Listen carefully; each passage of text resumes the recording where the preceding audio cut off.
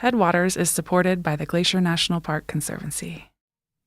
My parents met working at a camera store, so we always had a lot of camera gear around the house. But when I was 13, my parents gave me my very first DSLR with a big chunky frame and a zoom lens. I had a tiny point-and-shoot camera before that, but I was convinced something that could fit in my pocket would not be enough camera for our family vacation to Rocky Mountain National Park in Colorado. The Rockies were unlike anything I'd ever seen growing up in the Midwest. And armed with my new camera, I took pictures of everything.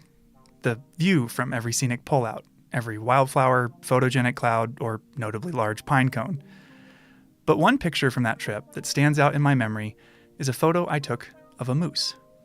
The first moose I'd ever seen, neck deep in a lake, holding its massive antlers above the water as it swam from one side to the other. It was gone within a few minutes, and my photo, looking back on it, wasn't all that impressive. But I think about that moose often as one of the first experiences I had with a wild animal, at least one bigger than a squirrel.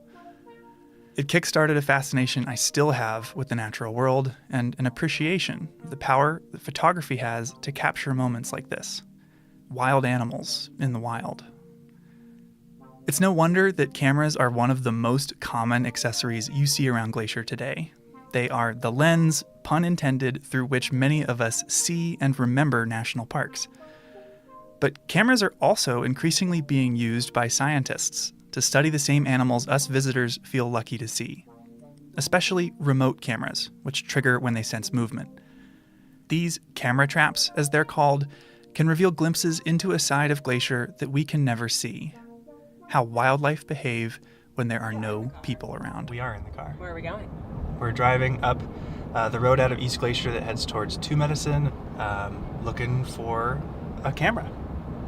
And what's the camera looking for? The camera is looking for moose. Largest member of the deer family, very charismatic, big noses. I feel like charismatic is debatable.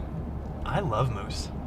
I think a lot of people love moose, and a lot of people think moose are one of the uglier creatures. What? How could you think moose are ugly? I'm not saying I think that, but I've heard people say that. Gangly? Yeah. Yes. Weird ugly? Little dewlap thing, dangling. It's charming. Some say charming. You're listening to Headwaters, a show about how Glacier National Park is connected to everything else. I'm Michael.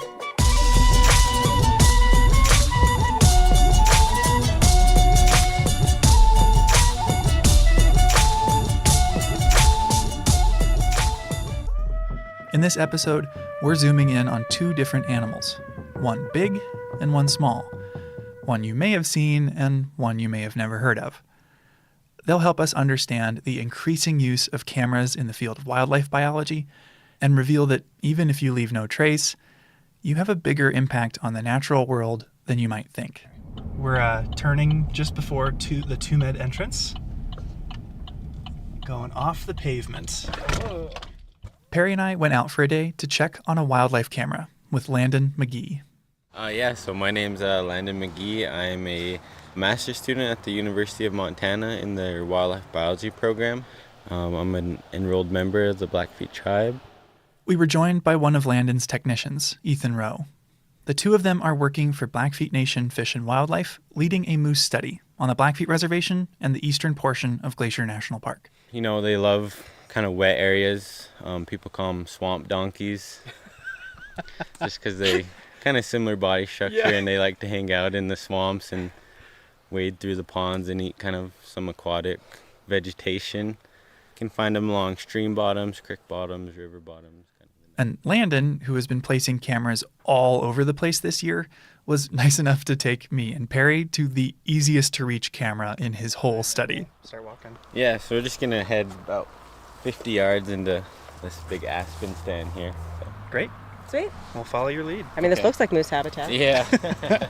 Now, I find moose to be really interesting, and not even slightly ugly. As the second largest mammals in North America, they're really strong. Bull moose's iconic antlers can grow up to 5 feet across, and they use those antlers to fight over female moose.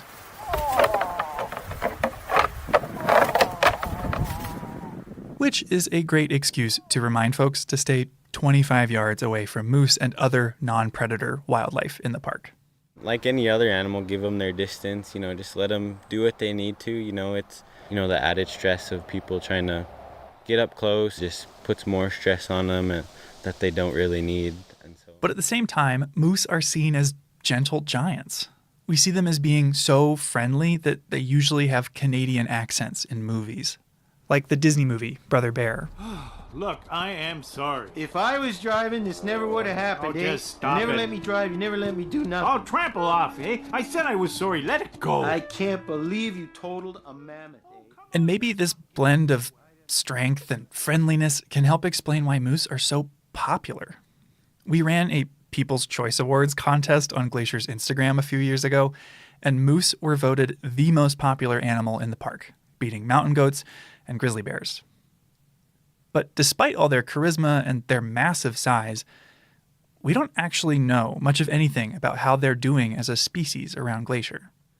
We really didn't know what their status of the moose population was on the reservation, and then the park hasn't done like any kind of moose study, I think somewhere close to 60 years.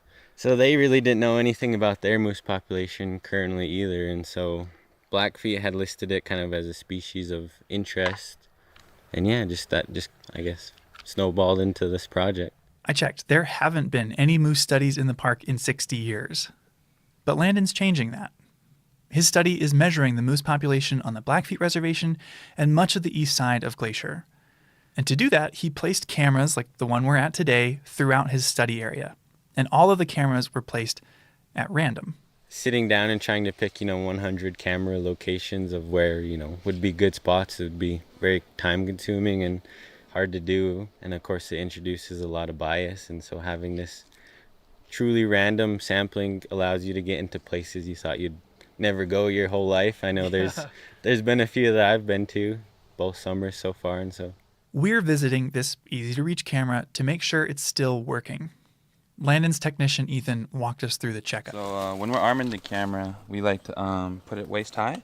So it would just sit like somewhere right here. Better view down knee-high there. on a moose. Yeah. So right now we're doing a revisit. So we're just checking up on the camera. Just if the camera was still functional, if we changed the memory card at all, and if we did, the idea of it. The downside of randomly distributing your cameras, though, is that while some are 50 yards off the road and easy to hike to while holding a microphone, others require miles of bushwhacking through areas with no trails.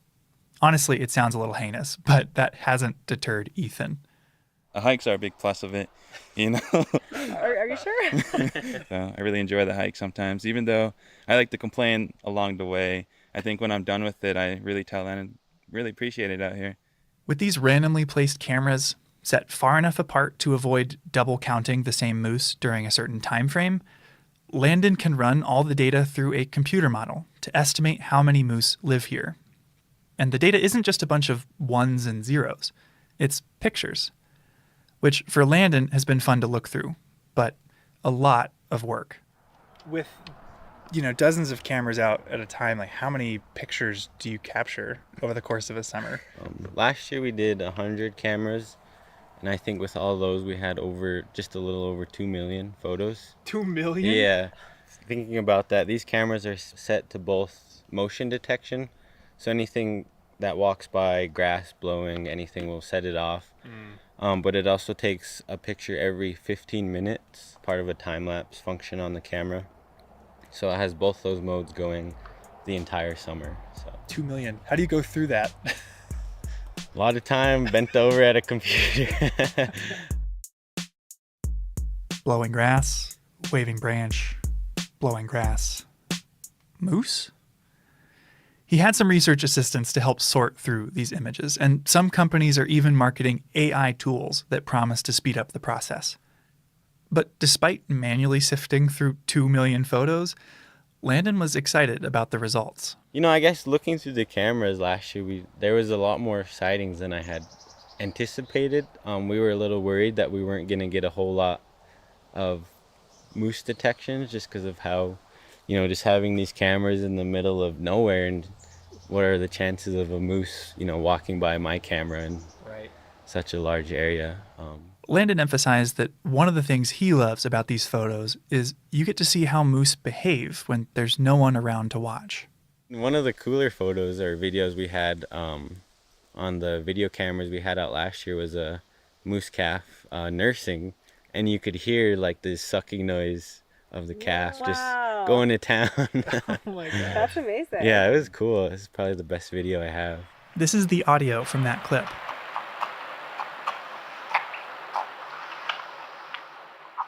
To paint the picture, the calf is mostly hidden by thimbleberry bushes as it reaches up to its mom.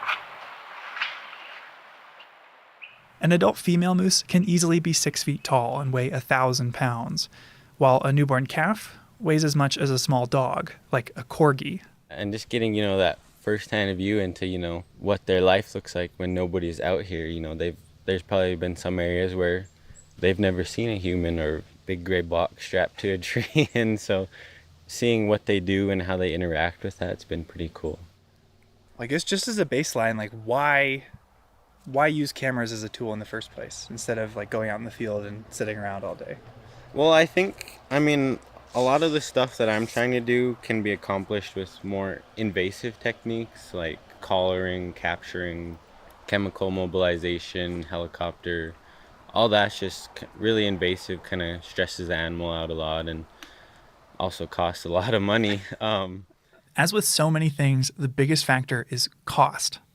There are a lot of species deserving of study and relatively little money to go around. So you have to have a good reason to get a wildlife study funded. For Landon's, it's the fact that moose hunting funds a lot of conservation work on the Blackfeet Reservation. Blackfeet Nation Fish and Game, along with Montana Fish, Wildlife and Parks, issue a small amount of moose tags every year. Permits to hunt a moose on tribal, state, or federal land, but to be clear, not in Glacier National Park. They do an auction system, and so they bid on the tag, and I think the starting bid for moose is like $14,000, and we usually get it up to like $35,000 for a moose tag. Yeah. So that's a huge source of revenue for the department. By better understanding the number of moose on the Blackfeet Reservation, Fish and Game can issue an appropriate number of tags without fear of harming moose populations as a whole. And on top of that, we'll also get insight into the moose in Glacier, which speaks to one of the appealing traits of camera traps. They're pretty cheap. High-quality cameras are getting less expensive every year, and the only expense beyond that is the time it takes to install and remove them. Landon, Ethan, and their small team can realistically study a huge area. Moose don't know political boundaries, so you're going to have moose that are going back and forth, and whether you're going to get them on the reservation during your time sampling is going to be difficult to predict, and so having cameras in the park kind of allows you to understand that transboundary movement. Yeah. Landon's work stands to help Glacier and the Blackfeet Nation manage moose. But his study is still underway, so there's no population estimate for him to report just yet. People always tell me that, how many moose are out there? Let me get back to you in a couple of years. Give me 2 years, I'll let you know. We'll have to stay tuned to see what Landon learns down the road. But you don't have to wait to see the results of a camera study. You just have to look to another animal.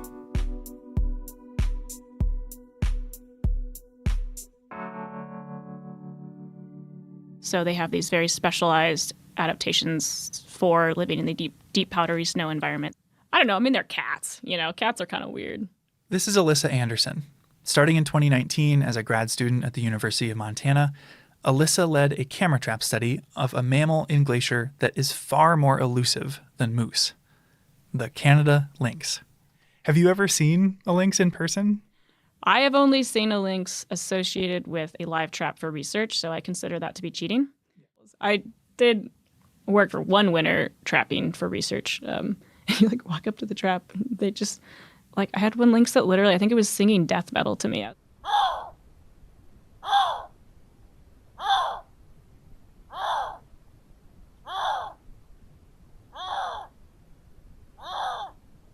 It's rare to see any wild cat in Glacier. This summer, after 10 years of working and living here, I finally saw my first mountain lion, and they're 4 times bigger than lynx are. It's funny, and then you get all these tourists who go to Glacier for one day and send you these videos, and they're like, hey, is this a lynx? And I'm like, oh my God, I've hiked that trail 10 million times. You have no idea how lucky you are. But while I'd guess few park visitors have even heard of Canada lynx, they're a really fascinating animal, and they're perfectly suited to live in Glacier. They are a specialized cat species that has evolved to live in what we call the boreal forest. So, mostly across Canada, Alaska, and then the boreal forest does reach down a little bit into the lower 48. Part of their specialization is that they specialize in eating snowshoe hare. It's the vast majority of their diet. Lynx and their favorite food, the snowshoe hare, both have huge feet relative to their body weight, which allows them to run on top of deep snow. I found a great example of this in a 1976 documentary called Day of the Lynx. In the clip, filmed in the winter, you see a coyote sneaking up on a snowshoe hare. A coyote has been diligently following the trail of a snowshoe hare. It flushes, running in the direction of the big lynx. Then you see the lynx. Tall tufts of black hair on their pointed ears, comically large feet, poised and waiting. It can run atop the snow, unlike the coyote, who breaks through the crust and travels slower. The coyote stays doggedly on the trail, but he's too late. The lynx has made the kill.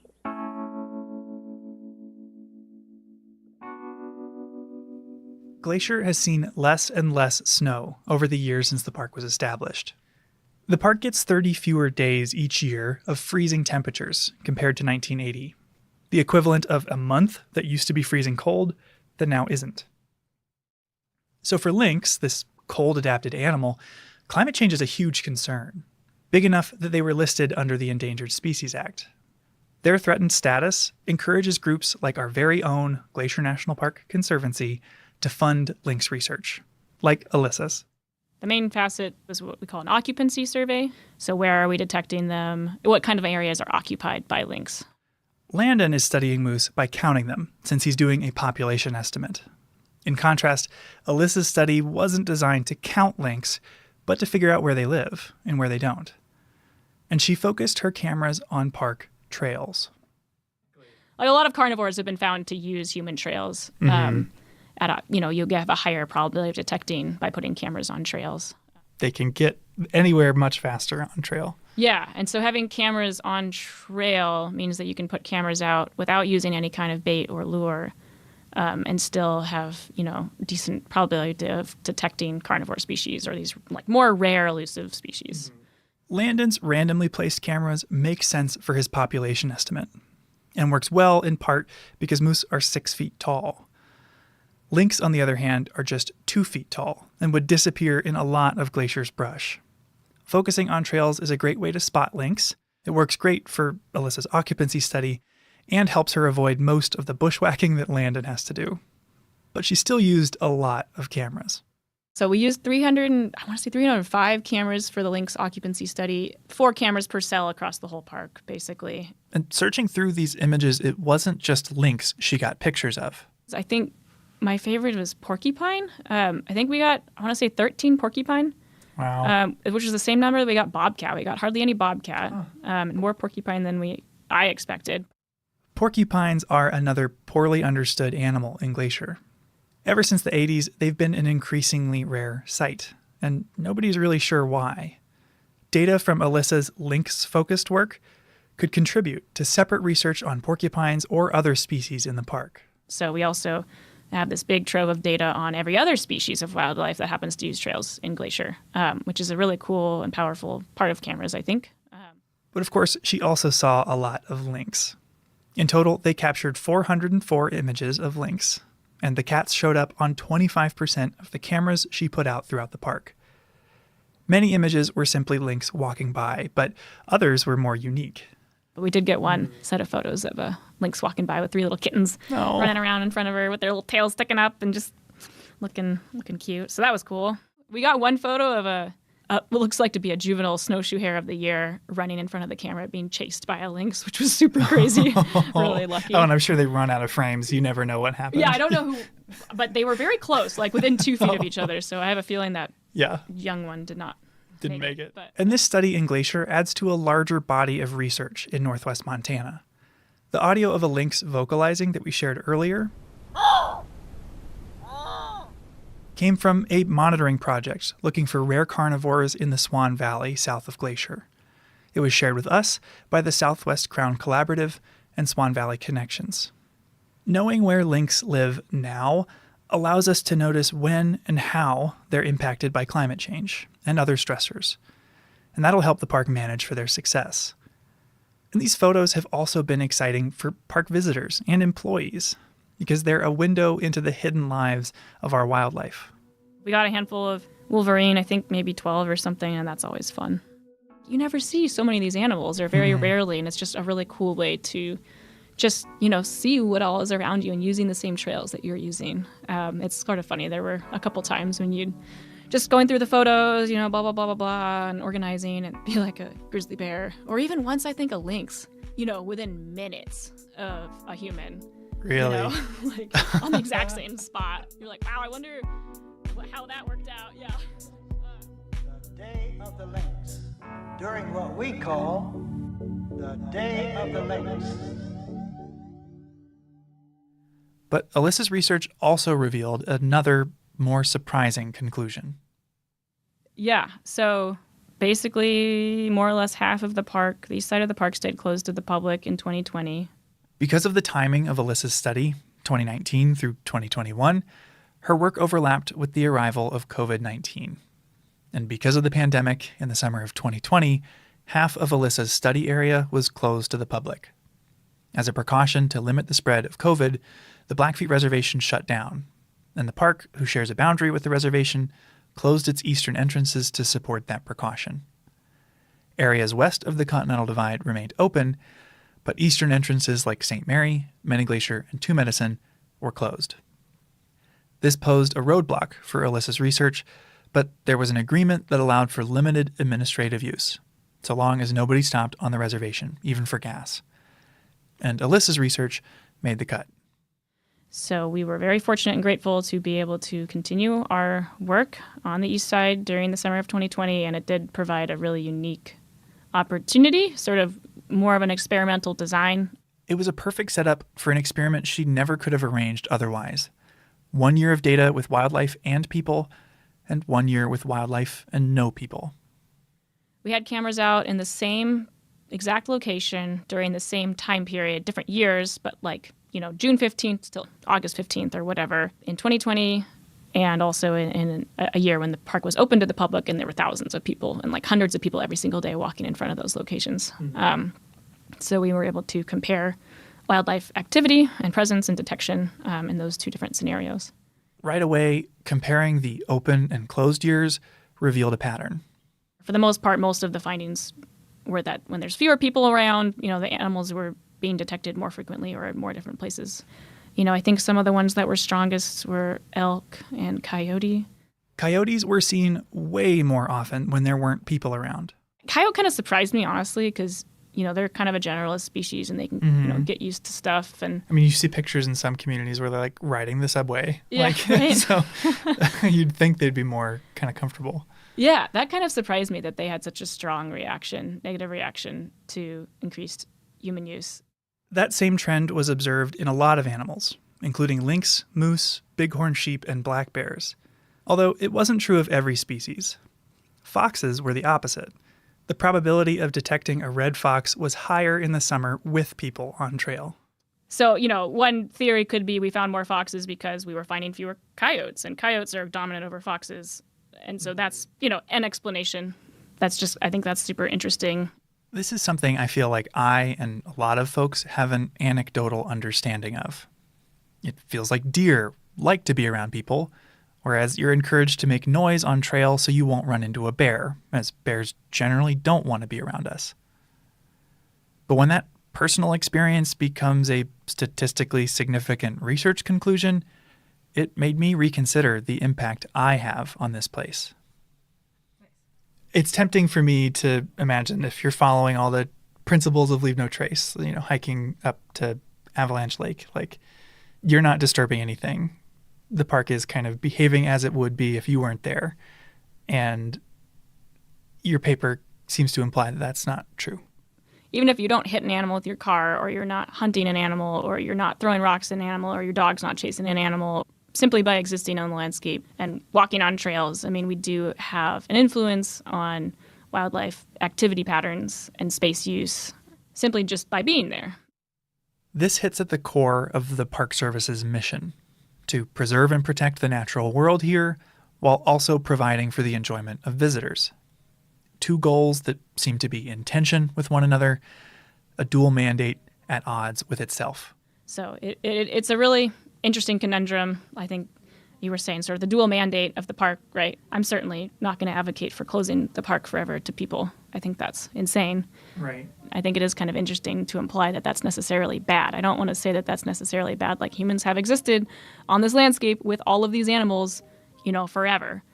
It's interesting, and it's something that I think, now we certainly need to think about and consider a little bit more carefully, because we have millions of people, hiking down some of these trails, over the course of just a 3-month period. I've talked for years with visitors and colleagues about this tension in the NPS mission, but I'd always pictured it applying to large-scale management decisions, like wanting to build a new parking lot. It felt like something I could avoid on a personal level by doing the right thing, which, in hindsight, feels a little naive. I like working here because I felt like my work can have a positive impact. But Alyssa's study left me wondering if the best thing I could do for lynx and moose is leave. But at the same time, the reason I care about wildlife is because of experiences I've had in nature. Experiences in national parks, like that mediocre photo I took of the first moose I'd ever seen. And it's unlikely so many people from around the world would care about this remote corner of northwest Montana if they'd never been here, if they'd never had the chance to connect with it on a personal level, to go hiking in the mountains, to see wildlife in the wild, forming memories that'll last a lifetime. Finally, the only way for Glacier to responsibly manage animals like moose and lynx is to understand them, which takes research. Sending passionate, curious people out into the park to learn more. Yeah, that was my first camera I did by myself, I guess it's just the bird leaving the nest. People like Ethan, the wildlife tech working with Landon on the moose study. After 2 summers with Landon, Ethan is pursuing a degree in wildlife biology this fall at the University of Montana. I always wanted to be out here and doing this type of work, and I think that's a big motivation for me is that, not a lot of people are out here, and that, as me and him just trying to make a new step in the history. Moose pioneers. I guess it's the idea of, do we only care about species for the viewing enjoyment of the public, or do we care about them for their intrinsic value on the landscape and also for their important ecological roles? And if you care about that, then you care about every species. Alyssa's research suggests that even treading lightly, we will have an impact on the natural world here. It's unavoidable. But if we can accept that, it encourages us to think about the kind of impact we would like to have.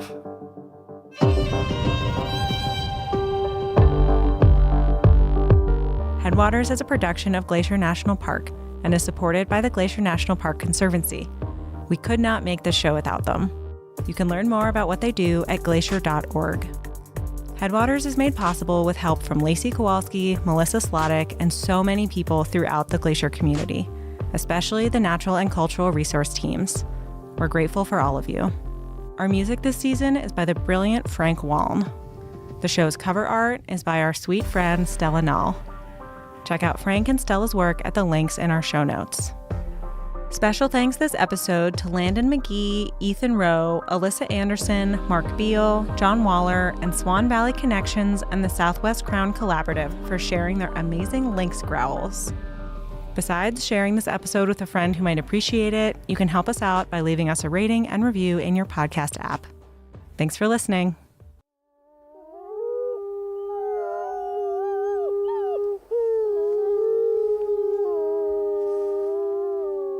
From Yellowstone National Park, this is What We Do. I'm Brett Rayburn. And I'm Jake Frank.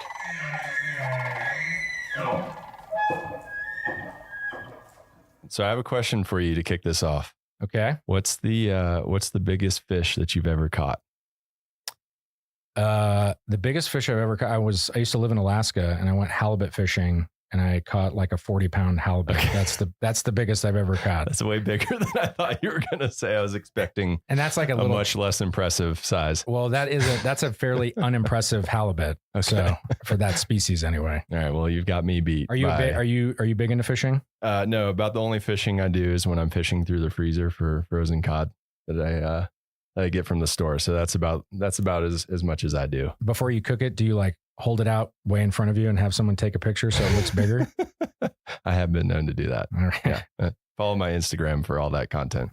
So you've caught some pretty impressive fish. It sounds like. Not really. If you turn over that paper in front of you, there's something on there that I would like you to try to pronounce. You have not seen this before, so this is.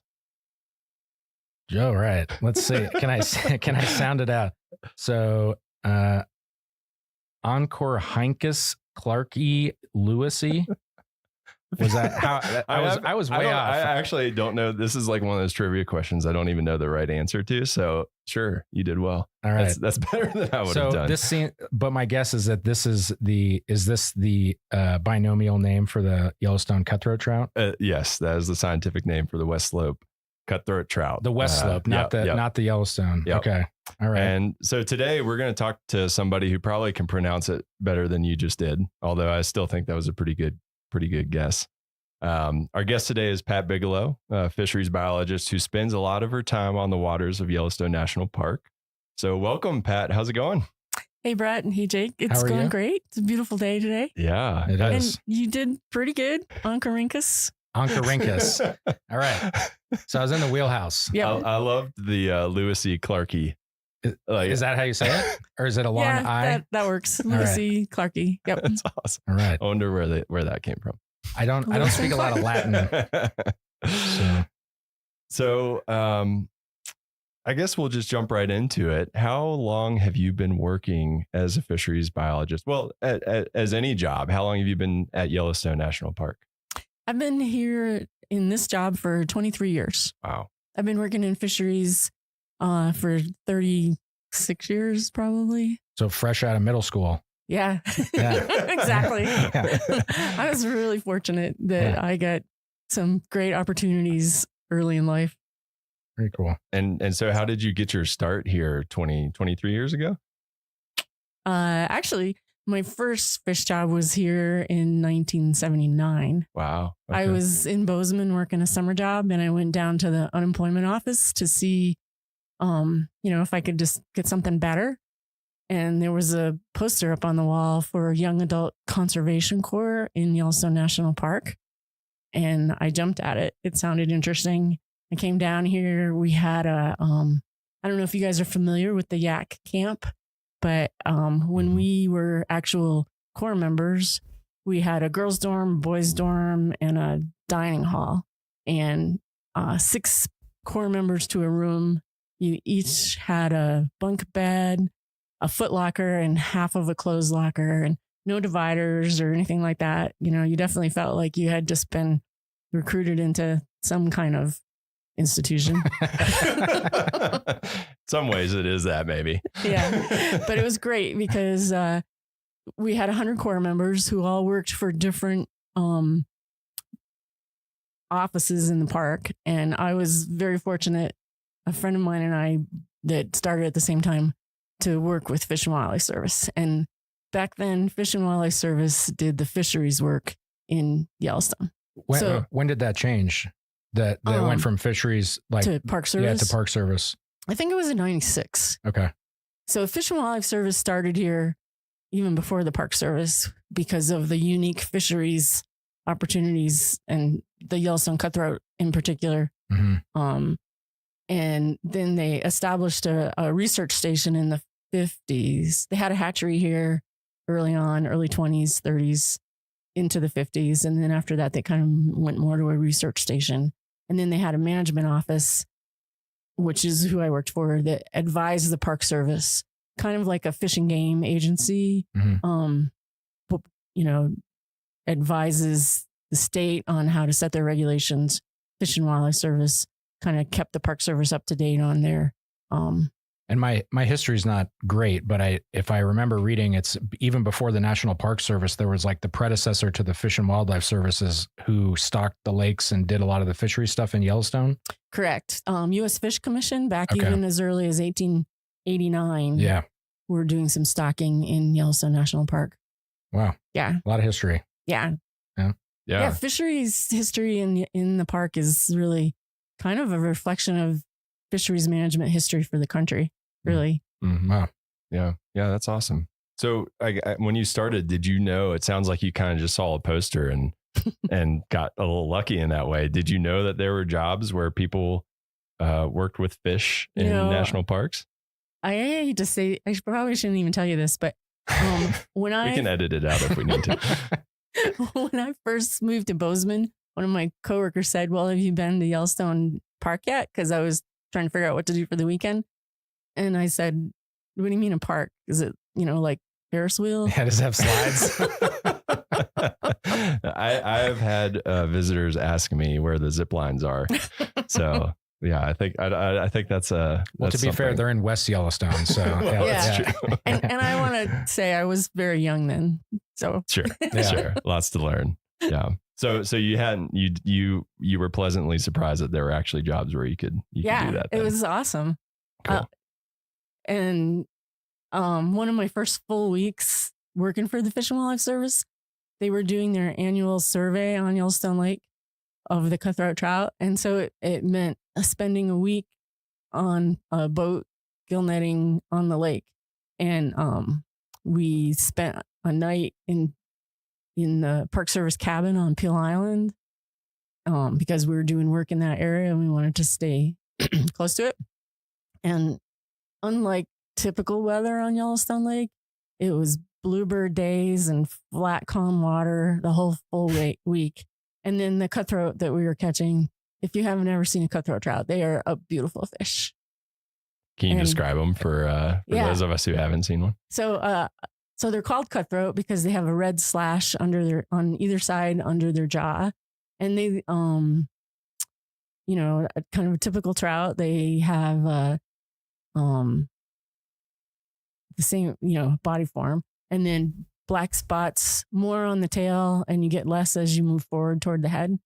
But they can get really brightly colored. They tend to be olive, yellowy, brown, and they can, especially during spawning season, they can get these brilliant red sides and opercular plates and stuff. They're just beautiful. That's cool.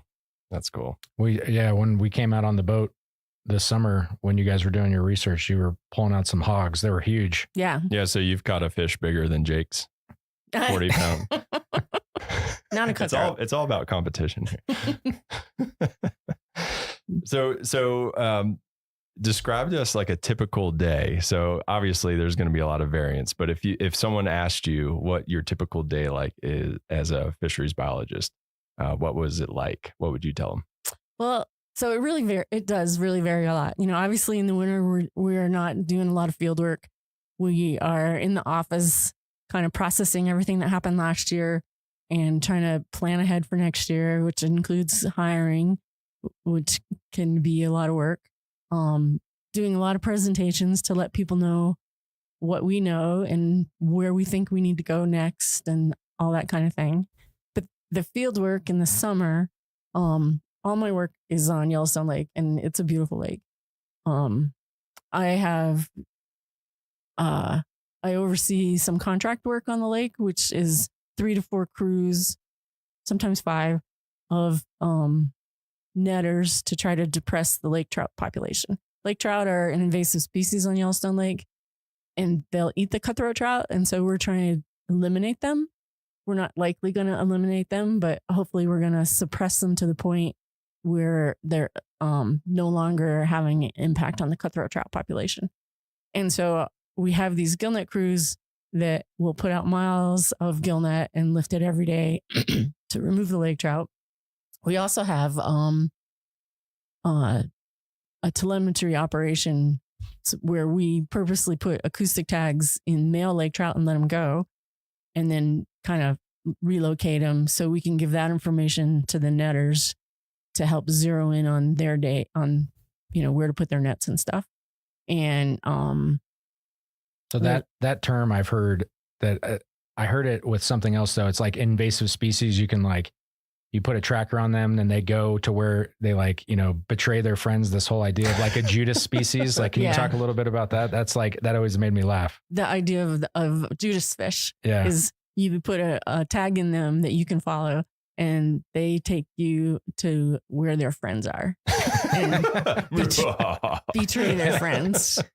And it's not, we pretty much know where all the lake trout habitat is, but they move around a lot, and depending on the time of year and the water temperatures, they'll be at different depths. So a lot of times the Judas fish helps you really zero in on the depths to be fishing at, which also helps you avoid the cutthroat trout if you know exactly what depths the lake trout are at.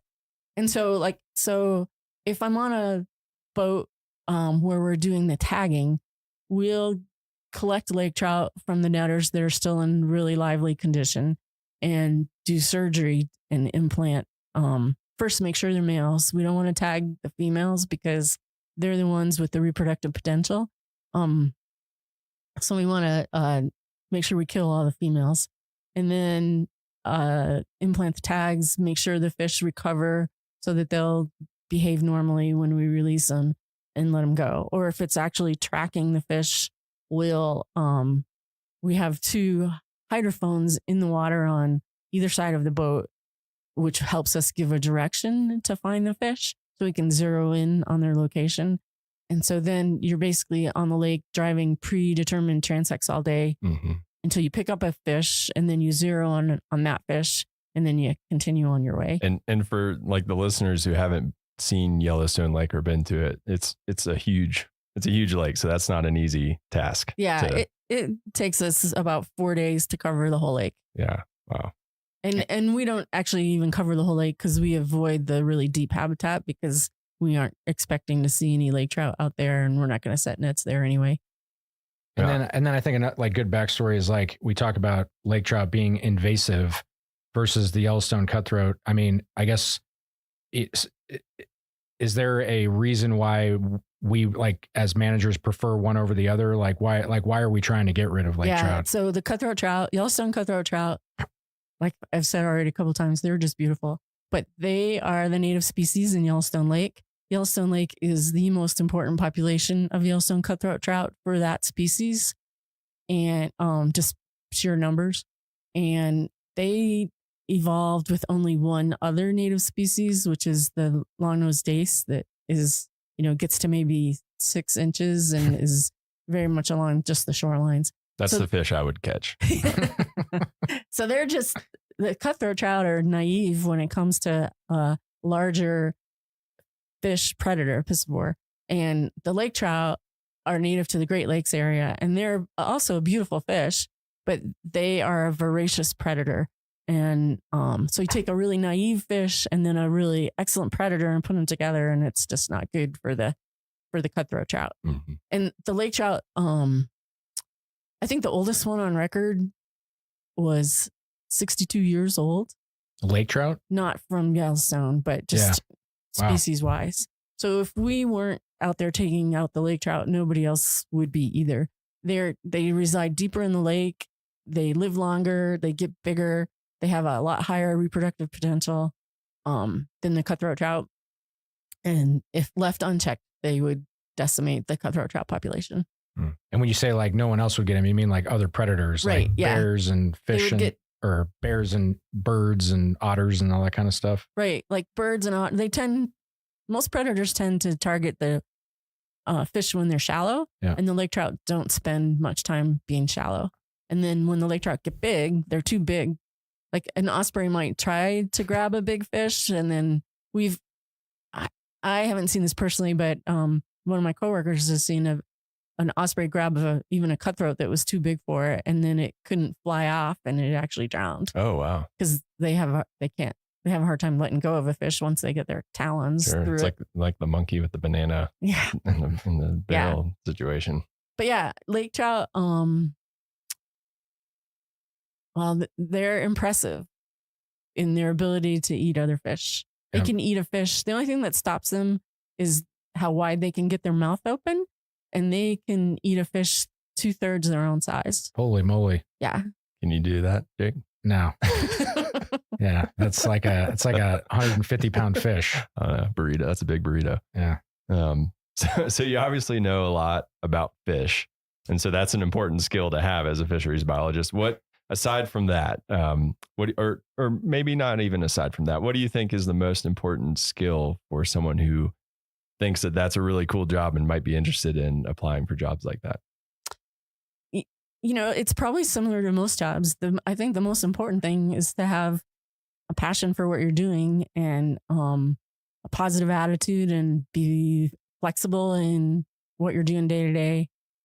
If you want to actually go into fisheries, a Bachelor of Science is an important aspect of your education. Typically, you're going to want to end up going back to school to specialize and get a master's degree. I would highly recommend for anybody thinking that way to get a lot of experience, or as much as you can between your masters, before your masters, and after your bachelor's. It helps you get a better idea of what's available, what kind of work you can be working in, and gives you really good skills. So then when you do go back to get your master's degree, you are a better candidate because you're not learning everything all at once. Oh, that's great advice. And you probably want to go out on a boat and make sure you don't get seasick, right? Because do people get seasick on the lake? They have, yeah. Yeah, I'd imagine it gets choppy. Yeah, and That'd be tough. We have had a few volunteers come out from different places, even other fisheries biologists that come out, and they're really excited to give you a hand and be helpful. And then they're looking for the horizon. Yeah, then they're a liability. I've been there before. Well, and a quick follow up with the masters.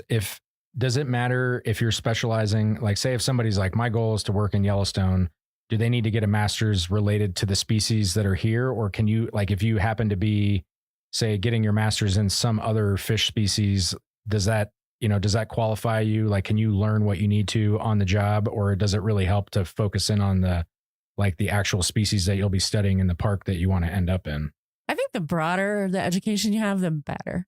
And you can focus in when you get to the particular job.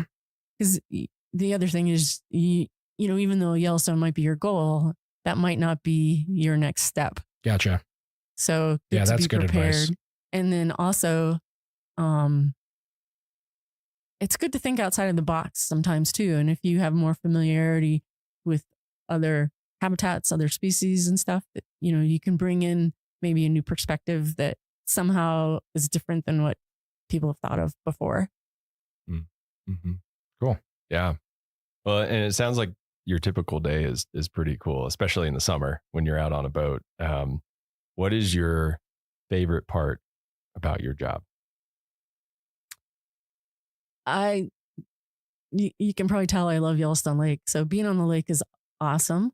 But I think the most rewarding, two things are most rewarding, but one is I work with amazing people, and being able to sit down with a coworker and talk about strategies and how things are going, what happened over here, how we can pull that together, how we can best use our crews, and to just keep making things move forward is super rewarding.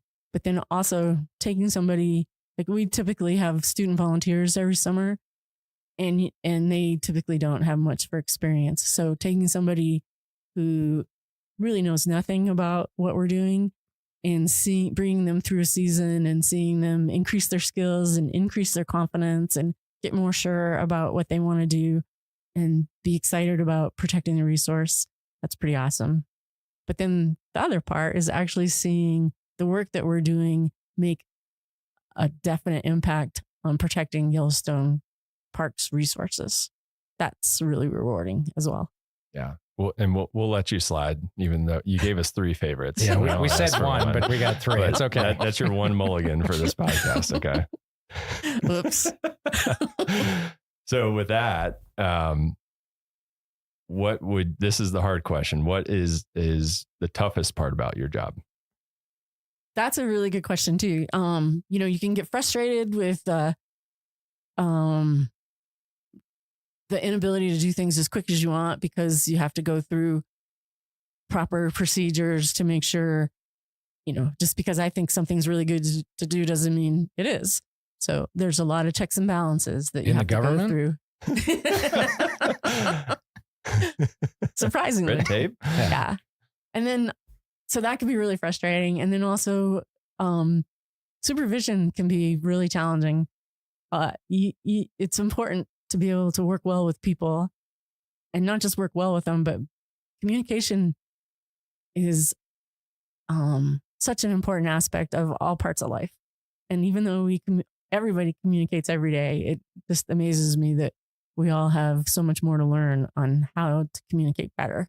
So if I have an employee, for instance, how to get the best, how to help them be their best and get the best out of them can be really challenging, especially if for some reason they shouldn't have taken the job and don't really want to be there.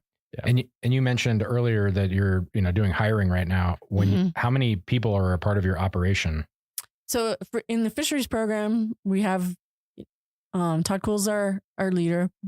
Brian Ertel and I are both full fish biologists that have been here quite a long time.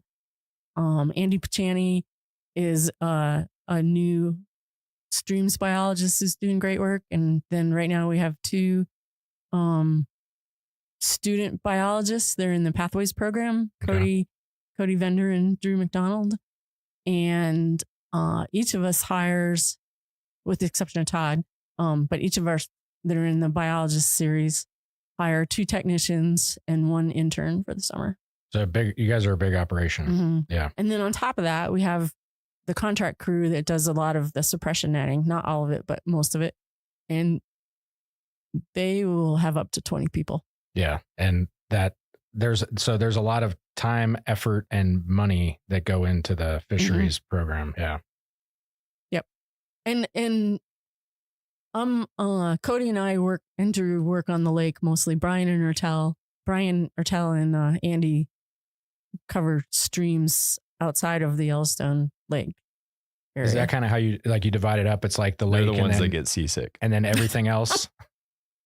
Is that how you divide your guys' work? Is the lake, and then everything that's not Yellowstone Lake? That's kind of the dividing line. Yeah. And Brian focuses more on Yellowstone cutthroat, where Andy focuses a little bit more on the West Slope cutthroat. But since they're both doing river stream work, they work together a lot. Gotcha. So you talked a little bit about kind of the tougher parts of the job. So what is it about the Park Service that keeps you here and brought you here and keeps you here, I guess? Well, just the protection of the natural resources, keeping the environment as intact as possible, and just the ecosystem function and all that. Those are all great buzzwords, but it's the beauty of everything working together that really draws you in, and it makes you really enjoy it. Yeah, and some of our listeners might not be super familiar with the National Park Service mission. We all had to get it tattooed on us when we took the jobs, and Jake's is on his lower back, I think, right? Is it still there? I can neither confirm nor deny. but essentially, the mission is preserving the natural and cultural resources, like you said, for the enjoyment, education, and inspiration of this and future generations. So, and you've touched on this, but how does your job contribute to this mission? It seems like a pretty direct and easy to see thing. Yeah, we're spending a lot of time and effort suppressing the lake trout population so that the cutthroat trout population in Yellowstone Lake can thrive. And because that's the major population for that species of fish, it helps that whole species thrive. And it's a beautiful fish. Did I say that already? Yeah. You can say that one twice. That's okay. And then what I've learned here, not being a big fisherman or person who fishes, I don't know what the non-gendered version of that is, but people love to fish. It's like crazy how many people are here in the summer. So it's and the whole idea of being the like the homeland of the Yellowstone cutthroat trout. I mean, it's like, this is like the world's largest population of that fish, right? Mhm. So Yeah. people come here to catch that, and it seems like, protecting it, and then people have that direct enjoyment. I mean, it seems like everybody appreciates being able to get out there and catch that big fish and put it on the gram. Yeah. And not only, I mean, think about going out on Yellowstone Lake. This is a huge lake. And there's, 3 buildings on the entire lake. I mean, maybe a couple more, depending on how far away from the water you want to measure, but it's just spectacular. Yeah. Yeah. You're out there. Mhm. You're out there.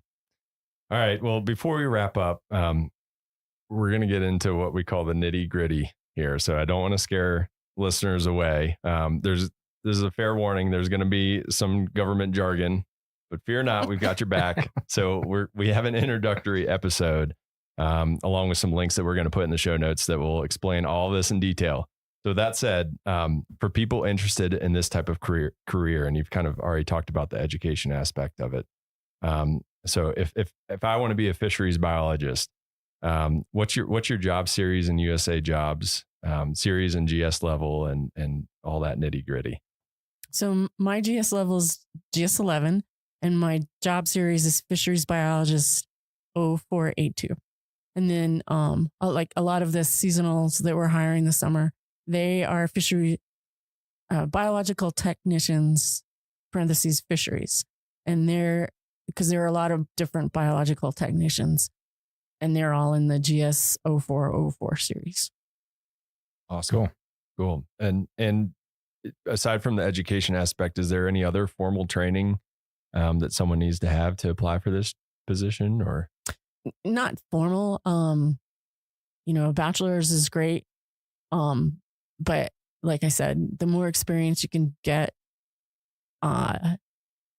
with different agencies, different areas, the better off you're going to be. Sure. Yeah, that makes sense. Do you have any other advice for people interested in that career path aside from what you've said already? It's a great career. It's really fun. I've worked, when I left here from my first 4 years that I was here with the Fish and Wildlife Service, I did some work with the state, Wyoming Game and Fish. I worked with Fish and Wildlife Service in California, Northern Idaho, Washington. Every job I've ever had has been really fun. Come work with Pat, is what she's saying. All right. Well, before we let you go, we like to ask everyone that comes on the podcast one final question. This one's my favorite. So what is your favorite story or memory in a national park? It doesn't have to be in Yellowstone, although you've been here a while. So there's a good chance it will be, but it doesn't have to be.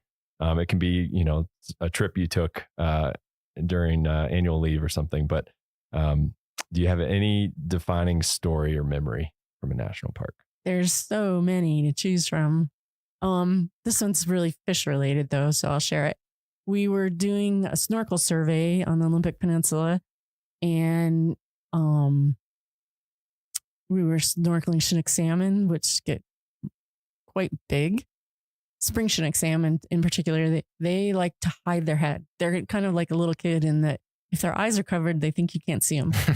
And so when you're snorkeling for them, you got to really look at the root wads and things, because they kind of stick their head in the root wad, and then you might miss them if you're not really looking closely. So I was coming down this stretch of stream that was actually pretty wide and flat and no cover. And this spring Chinook, I could see him. He was just in the mid-water column in front of me over this gravel bar. And he saw me, and he just sunk down and sat on the bottom. And I was getting closer because I was coming downstream. And as I got closer, he got as close to the bottom as he could. And then he actually rolled over and laid on his side.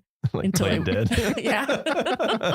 Until I went by. And then he just took off.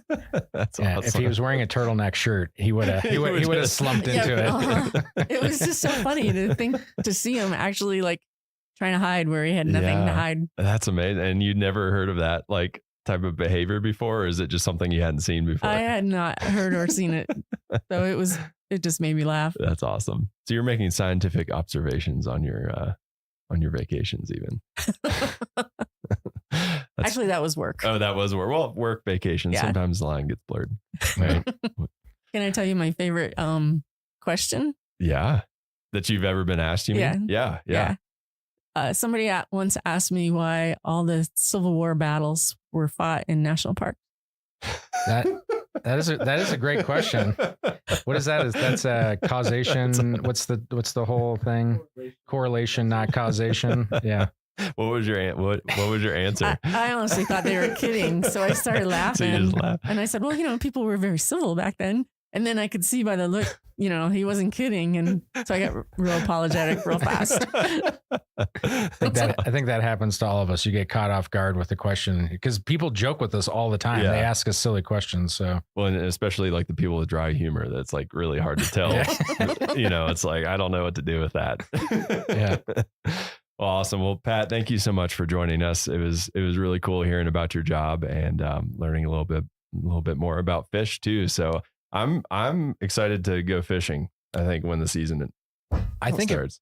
I think I am also excited to fish, but I have this weird, I like the touching of fish. I don't know how hard to grab them or not. I feel like I'm like strangling them. Yeah. And I don't want to like mess their slime up, but then they know when I'm not holding them tight enough and then they flop around and then I drop them. So I just what's the safe hand? Can we get an extra credit question here? What's the safe handling for someone who's fishing? What do you wear gloves? Do you not wear gloves? We wear gloves. Yeah. The water is really cold for no other reason, but it helps protect the fish and it helps give you a little bit milder grip, but you don't want to grip them tight. I feel like I'm going to squeeze the life out of them. Yeah. And if you're angling, don't grip it like a burrito. Right. Do it like if you're angling, if you baby. can keep them in the water while you're handling them, that keeps them calmer too. I've seen that hashtag, keep them wet. Yeah. Okay. And grip it like a burrito, not a baby. Yeah. Right. Which, anyways, we'll leave it there. Anyways, thanks for joining us. Yeah. Thanks it's been for having awesome. me. Yeah. It's great talking with you, Pat. Yeah. Thanks for joining. That's it for this week's episode of What We Do. Thanks again to our guest, Pat Bigelow. And if you like what we do, rate and review the show wherever you listen. Every positive review helps new people find the show, so we really appreciate it. If you have questions or you want to learn more about a particular job, contact us using the form at go.nps.gov/whatwedopodcast. Thanks for listening. Headwaters is supported by the Glacier National Park Conservancy. This summer, I came across the story of a bear nicknamed Growly. Growly was a grizzly bear who lived in Glacier National Park in the 1970s. And when he was young, he lived a normal bear life. His mom taught him how to pick huckleberries and dig up glacier lily bulbs. He swam across his first creek, caught his first animal, and after a couple years, struck out on his own, ready to take on the world. We also know that by age 7, Growly got into some trouble.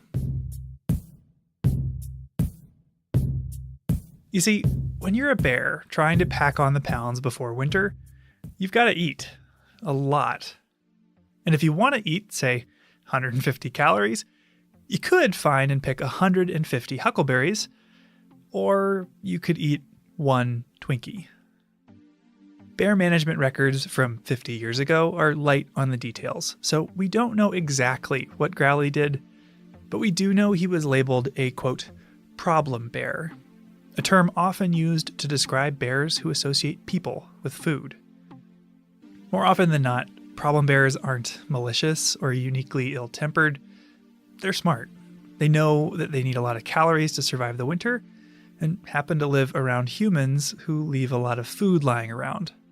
One account stated that Growly wandered through a busy campground searching for food. Another claimed that he followed his nose to an empty cabin, quote, vandalizing it to get food inside. He hadn't hurt anyone, but this habit suggested it was only a matter of time, and park managers decided to remove him. The next time Growly followed his nose, he followed it into a trap.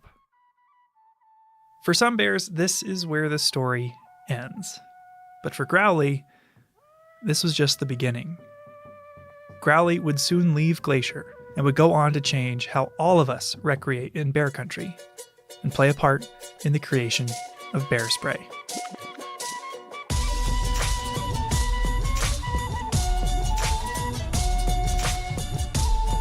So this is what helped save our lives. I'm gonna spray you.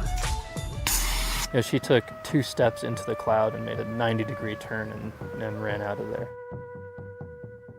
You're listening to Headwaters, a podcast about how Glacier National Park connects to everything else. And in this episode, we're talking about bear spray. I'm Michael. I'm Daniel. For people who might not be familiar, Daniel, what is bear spray? Bear spray it's basically a self-defense spray, like a pepper spray, a really strong pepper spray that you spray at a bear if you're being charged or attacked. Right, and it's become a central part of the visitor experience here in Glacier because we have one of the highest densities of grizzly bears anywhere in the lower 48 states. Yeah, so most people who come to the park, they're picking up bear spray at the airport on their way here or at basically any store around in the whole area. Gift shop, grocery store, all over. It's an essential item around here. And if you see a park ranger out and about, they will have a can with them. And if you go on a hike with one, they'll likely sing its praises, sometimes literally. I went on a hike with a ranger this year who wrote a whole song to let wildlife know we were in the area. Grizzlies, grizzlies in the way. Get off the trail, cause if you charge pepper, you'll get sprayed. Thanks, Ranger Frank. Oh, wow. Yeah, it was very good. I love it. But while bear spray is ubiquitous now, it hasn't been around forever. So in this episode, we're diving into the origins of bear spray and meeting some of the people behind the hottest life-saving accessory in bear country.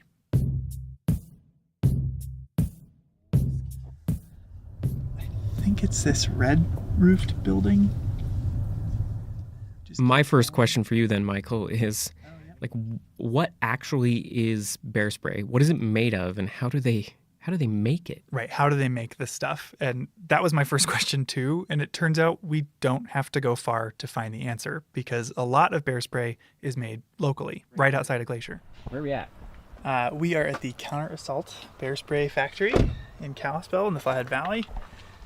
Hello, I'm Michael. I'm looking for Randy. It's me. Nice to meet you, Randy. Thanks for having us. Come on in. Luckily for us, Randy Hunt, head of operations with the brand Counter Assault, invited us for a tour. And you manufacture everything right Yes. here in-house? Yeah, everything. So we bring our pepper oil in from, it's brought from the other side of the United States, actually grown in India, and is brought here, and we mix the pepper oil here into different solvents so that it's If you're wondering how to use bear spray, you should check out our St. Mary episode from our first season. There will be a link in the show notes for this episode. But with Randy, I got to learn what goes in the can. And the central ingredient, unsurprisingly, is pepper oil. And you said the pepper oil, you get it from the East Coast or other side of the country, and it's grown in India. That's one thing I didn't really grasp, was you're getting it from actual, is it cayenne peppers? Or they're a heat chili. So if you think of your jalapenos, they've got heat content in them, Scoville heat units. They're about 3,000 to 4,000 Scoville heat units in a jalapeno. Your habaneros run 150 to 350,000. We're running 3.2 million. They get the oil from peppers or chilies in the genus capsicum, which includes everything from pepperoncinis to cayenne peppers. So they're like real peppers that go in food. And because it's all from real peppers, it's a food-grade oil, which on its own would be safe for consumption, technically. And our pepper oil. So you can use it. It's safe to eat. You could actually fry chicken wings in it or French fries. You probably won't want to eat them because it will clear everything out of you. But yeah. And this oil is in more than just pepper sprays. It's found in everything from hot sauces to pharmaceuticals, like arthritis cream. Okay, but that's not all that's in the can. There's something else besides peppers mushed up in there. Yeah, the pepper oil is actually only 2% of the ingredients because if it was just pepper oil, it would harden in the can and be useless. When you spray it, if you cook bacon, it will solidify when it cools down and turns white. Well, we got to keep the oil in a liquid form, so we put a solvent in there instead of shooting hard pieces of like bacon grease out of the bear. It keeps it in a liquid form in the air. So even though pepper oil is only 2% of the ingredients, bear spray is 3 times more potent than pepper spray for humans. And so the ingredients are the pepper oil, a solvent to keep that oil liquid, and a propellant to launch the spray. That's the pepper oil. Yep. Oleoresin capsicum, 3.2 MOS, 40 pounds. What would you say it looked like, Daniel? It looked just like hot sauce. Yeah. Like, it looked like hot sauce. Like a dark, thick hot sauce. It was, I mean, it smelled hot too. And so how much of this goes into each bottle of can, like the pepper oil? These 2 containers, 10 gallons, will make about 1,000. They were actively filling these cans when we were there. Randy was saying, like, these 2 10-gallon buckets of the pepper oil concoction will make over 1,500 cans of bear spray. So a little bit goes a long way. Goes a long ways, but it's still not as far as we would like it to go because that's some spendy food grade oil. I bet. So, while there are many brands of bear spray today, Counter Assault holds the distinction of being the first. Opening back in 1986, they helped pioneer this formula of pepper, propellant, and solvent that reputable brands widely use today. you know, across the board, all the bear sprays are using a really hot pepper oil. All of them are going to work, and the biggest thing is people are safe and the bears are safe. And that's what it's been refined down to, is using a product that's not going to hurt people, it's not going to hurt bears. Keeps everybody safe. Bear spray's non-lethality, the fact that bears that get sprayed with this will turn around but ultimately be unharmed, is not only a huge selling point, but it helps explain why bear spray exists at all. Ever since Glacier was established in 1910, grizzly bears were on the decline.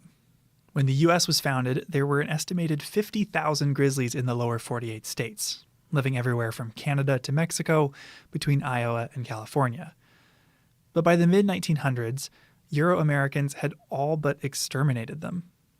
There were less than 1,000 grizzly bears left in the lower 48, largely isolated within large public lands in the West, like Glacier and Yellowstone, something that's still true today.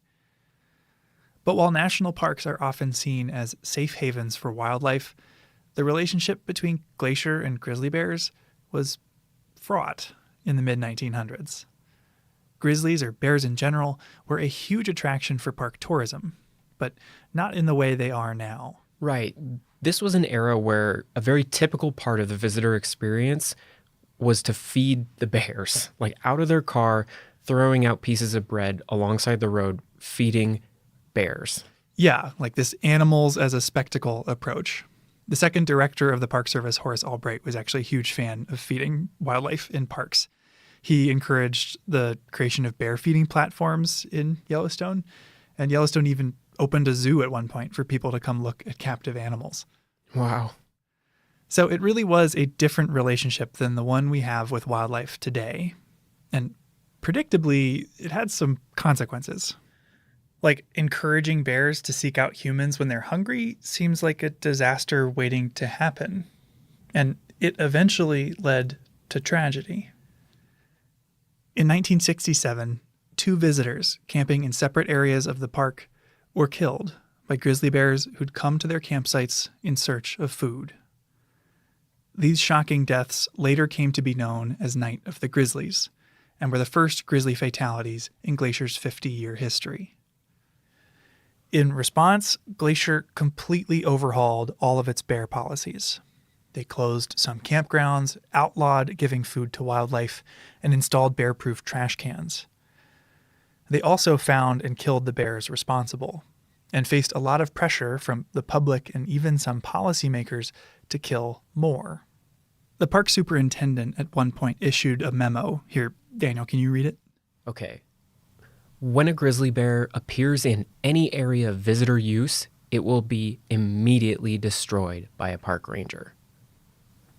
Wow, that is a pretty aggressive stance for a park to take against bears. Yeah, it was pretty intense. The park is taking a very aggressive stance to kill bears in order to keep people safe. Mm-hmm. But as a species, at this time, they're actually becoming very threatened in the 1960s and 70s. Right. As Glacier's dealing with these events, grizzlies are identified as an endangered species by the federal government, which demands a broad recovery effort. Scientists started studying how many bears were left, what their habitat needs were, insight that would help them recover and hopefully help our 2 species coexist. So they need to know more. Park managers are looking for more data about bears in general. But if we zoom in on the story we're looking at here, that is the history of bear spray, you can see this emerging need for a tool that allows people and bears to de-escalate conflicts in a non-lethal way at like an individual scale. Yeah, which brings us back to Growly, the bear who apparently didn't like grapefruit. I've told the story that the main thing Growly hated was grapefruit, but he liked oranges fine. He figured out how to slice an orange open. He had really long claws. After being captured in Glacier National Park in 1976, Growly was sent to Churchill, Manitoba, a town in northern Canada known for its polar bears. I was a research assistant. That voice is Janet Ellis. And I spent 4 months on the bear study with the bears in 1978. Janet is currently a Montana state senator, but she spent a few months helping zoology grad student Gary Miller conduct a study on bear behavior. The University of Montana had a bear lab up there, way far from town. There were 4 bears in this study. 2 grizzlies, Growly and Snarly, and 2 polar bears, nicknamed Magdalene and Gwen. Janet helped take care of them. So what does it look like to take care of a grizzly bear in a lab? So it was cleaning the area. It was feeding them every day and making sure they had water. The Hudson Bay store was the local grocery store in Churchill. And so we would get meat scraps and vegetable, whatever food that they were willing to give away. And that's what the bears lived on. Each bear was monitored dawn to dusk. Body temperature, heart rate, posture. Reading through the paper, I really liked these little drawings that showed bear body language. And it turns out Janet drew those. I did illustrate Gary Miller's master's thesis. Oh, you drew the bear outlines of their different postures? Yeah, I did all that stuff. Oh, those are so cute. Finally, one by one, they'd bring the bears into a 13-foot by 20-foot cell with a drinking well for water and a barred metal door. From outside the cell, an assistant would provoke the bear into charging, approaching the door and stomping if necessary. Wow. So that's all it took to get them to charge at the gate of the cage. Yeah, most of the time. Yeah, I mean, Janet said that every bear was different. The polar bears were pretty docile, and one of the grizzly bears, Snarly, was actually really easily provoked. She said that he'd charge whenever somebody just approached the door. So they approached the cage door and the bear could see them and would just charge at the door. Mm-hmm. Wow. And when a bear charged, they would deploy a deterrent to hopefully stop them in their tracks. They tried different sounds, like a handheld boat horn, a referee whistle. They played a recording of a bear growling.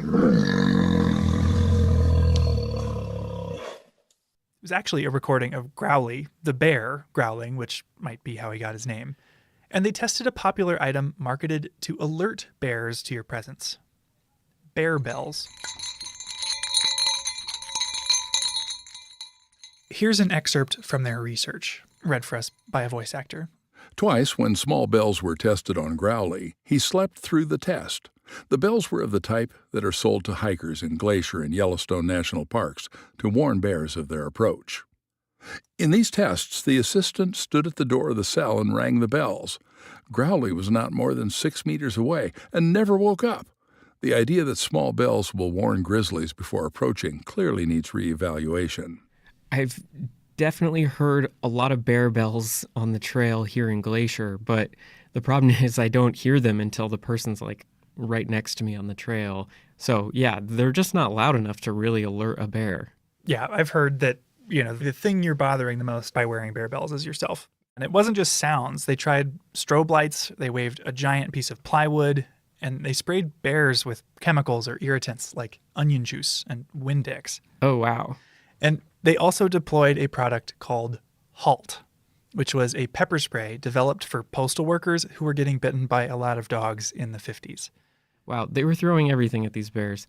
But before this, there really weren't that many choices. Yeah, I mean, it seems a little strange now that they'd be trying things like Windex, but there weren't non-lethal deterrents available at the time. So they were just seeing whatever would work. So after they try all this, what were the results? Well, sounds like the handheld boat horn worked pretty well, but only if they were extremely loud. And the boat horn also apparently didn't work in low temperatures. The bells and whistles didn't do much. The giant piece of plywood could stop a bear, but the effect didn't last very long. However, Halt, the postal worker pepper spray, worked really well. Each time it was tested, the bear charged until it was sprayed. The bear then turned and ran to the farthest corner of the cell, where it rubbed its eyes and blinked vigorously.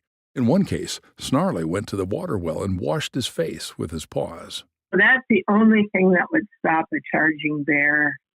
And that was true with grizzly bears and polar bears. I mean, they couldn't see, even if it was for a couple minutes, and they would just stop and it would freak them out. And so, yes, it was the only thing, because we had, like I mentioned, boat horns and the bells and all kinds of things. So it was a precursor. Thanks to Growly, Snarly, Magdalene, and Gwen, who endured around 20 tests each, the paper that came out of this study concluded with this line. The results of Halt dog repellent in the laboratory indicate that effective repellents can be developed.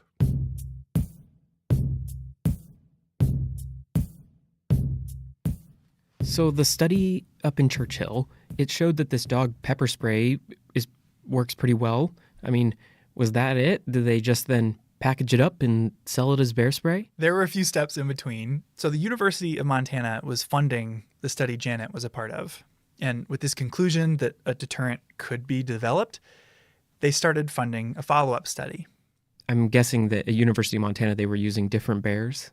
Yeah, this second study had a new set of bears, including one problem bear from Glacier that was labeled in the study as a roadside panhandler. Oh, wow. And these new bears were sent down to Fort Missoula.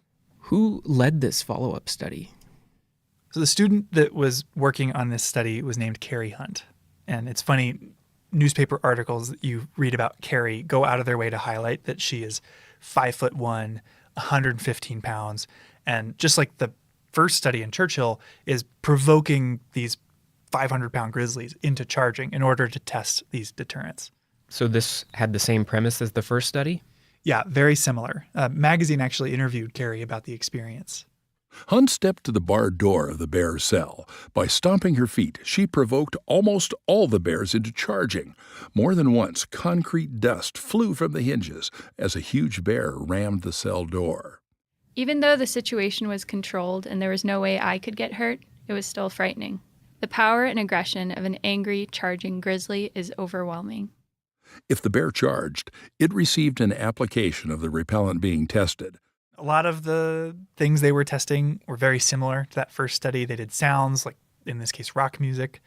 They did Halt, that same dog spray. Everything from tear gas to rock music was tested, but only a commercial dog repellent spray had any significant effect. The spray's active ingredient was capsaicin, a derivative of red peppers. Ironically, the study was actually funded by a competitor to what we now know as bear spray, called Skunker. Guess what Skunker is? I'm guessing it smelled really bad. Yeah, it was a synthetic skunk spray. And turned out Skunker didn't work, and it just kind of made the bears sad. But I'm not surprised. They didn't leave the area. But Halt, once again, did work. The only problem was that's not how people have bear encounters in the wild. Sure.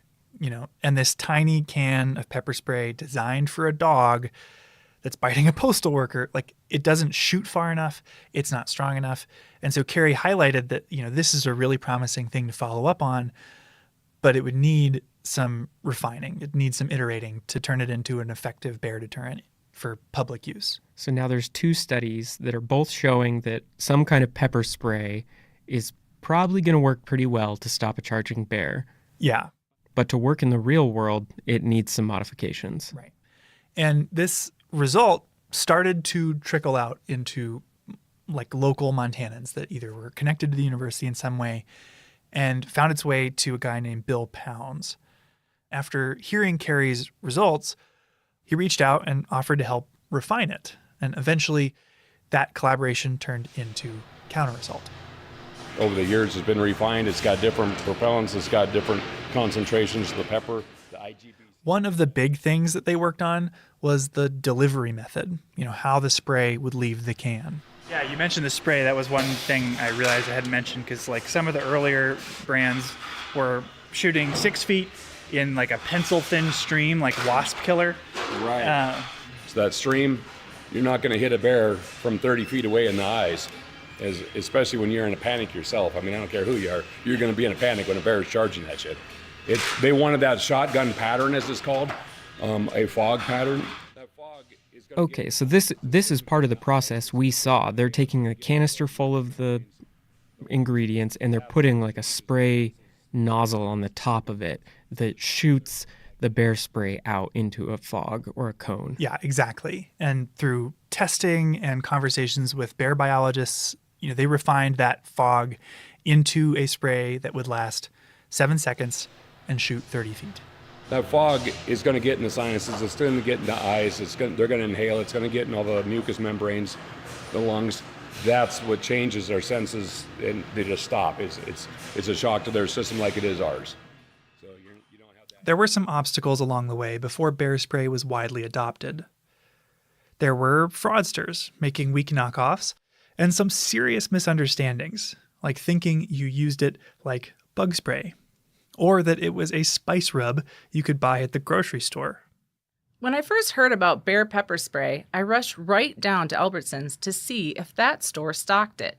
But alas, though I looked among the spices, the cooking oils, and even in the meat department, I found no bear pepper spray. That was from a newspaper article back in 1999. So it took a lot of education and messaging to get people to understand and carry bear spray. But what really got people on board was its track record. It was working. He and his family were in the sights of 3 bears recently, managed to get away. This is a newscast from Larry King where he's interviewing a guy who had to use bear spray here in Glacier. Sounds like Jack was lucky. What happened, Jack? What happened to you and the bears? Well, Saturday night, Larry, just Saturday night, my wife and I went to Grinnell Glacier in Glacier National Park. We lived here 20-something years. It's a favorite place to hike. So the story is about this group hiking the Grinnell Glacier Trail when a bear started following them. And after following them for a little while, started running at them. I waited to get about 30 feet and unloaded one blast. He kept coming. My wife stayed about 10 feet right in my face. I just went bam, right in his face and ran away again. Bear spray stopped it in its tracks. So this is what helped save our lives. And you know what the tragedy, this is a lot of stories like this come up when you Google bear spray, including this line. Thanks to God, a friend, and pepper spray, I'm still here. That quote comes from a bear attack survivor who would go on to found his own bear spray company called UDAP, which is based in Butte, Montana. Testimonials like these have slowly won people over, and even folks who doubted a pepper spray could work as well as a firearm. Like I said, I was retired military. I'm a gun guy. It's fine. But these guys are like, well, I need my gun. Okay, well, you're still trying to hit something if it's a charge that you've got a kill zone that's, maybe grapefruit sized that you have to try to get a bullet through. Well, you may not be able to do that. And I don't care. I carry weapons, but I carry bear spray when I go in the woods.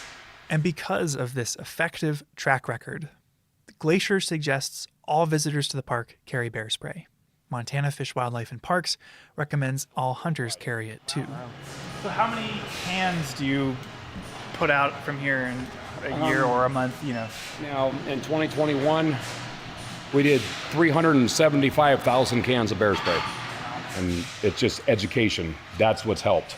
Back in the day, a few years ago, I was talking with Pride here. He says, I remember when we did 30,000 cans in a year. I said, I'm doing that in a month. So that's how much it's picked up from those first days back in the 80s and where the word has gotten out. Even still, bear spray is no substitute for common sense.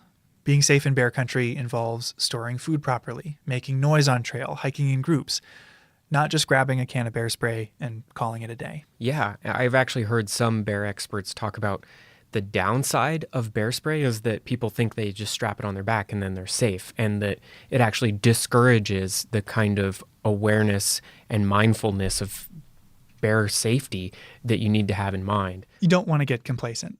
No, you can't just put it in the bottom of your backpack and think it's going to help with a bear attack. I mean, you can't put on your seatbelt and then drive off a cliff. Right. And it is also worth pointing out, like, I've carried bear spray on all the hikes I've done here in the last 10 years. I've never had to use it. Have you? No. My whole life I've been in bear country and I've never used bear spray. Right. I mean, I've taken it out a few times, but I've never had to spray it. The only times I've actually been around it going off was when people set it off on accident. The adoption of bear spray coincides with a shift in our relationship with bears. A shift from managing bears to managing people. That change, which we're all a part of, makes a huge difference for our wildlife. Compared to the 1960s, there are a lot more bears and humans in Glacier. Around 100 more grizzlies and literally millions more annual visitors. But that hasn't led to an equivalent rise in bear-human conflicts, or problem bears like Growly needing to be removed. Thanks to these tools that help us coexist, more bears get to live out their normal bear lives, even as more and more people like you and me come to visit. I think I just have one question left for you, Michael. Yeah? Whatever happened to Growly? Growly, you could say, was actually the first life that bear spray saved. Here's Janet Ellis again, talking about the end of that first study in Churchill. They were shutting down the bear lab after we left. And so we had 2 grizzly bears. The polar bears were released back into the wild, but the grizzly bears were going to be destroyed. It's not easy to release a food-conditioned bear back into the wild, so it's standard practice in cases like this for the bear to be euthanized. But after taking care of Growly for months, Janet had taken a liking to him. We could play tug-of-war with him where his forearms were gigantic and so couldn't fit through the bars really very far, just a little bit. But he put his hand out of the cage and you could grab his claws and he'd pull and you'd give up because he was going to win. And then she fed Growly, gave him water, got him exercise. Apparently, he really liked playing with these giant tires they had lying around. Just pounced on him and he could pick him up in his mouth and shake him like a rag. I mean, he was so strong.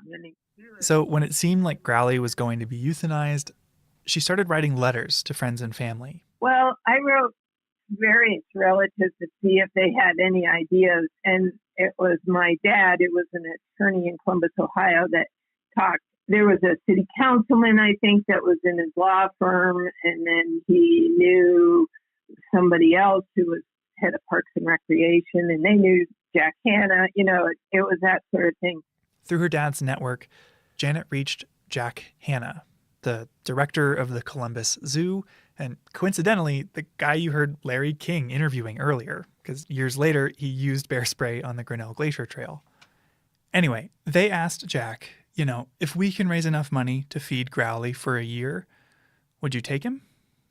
And he said yes. So they raised enough money, I know, for him to be fed for a year and then also to pay for the transport down.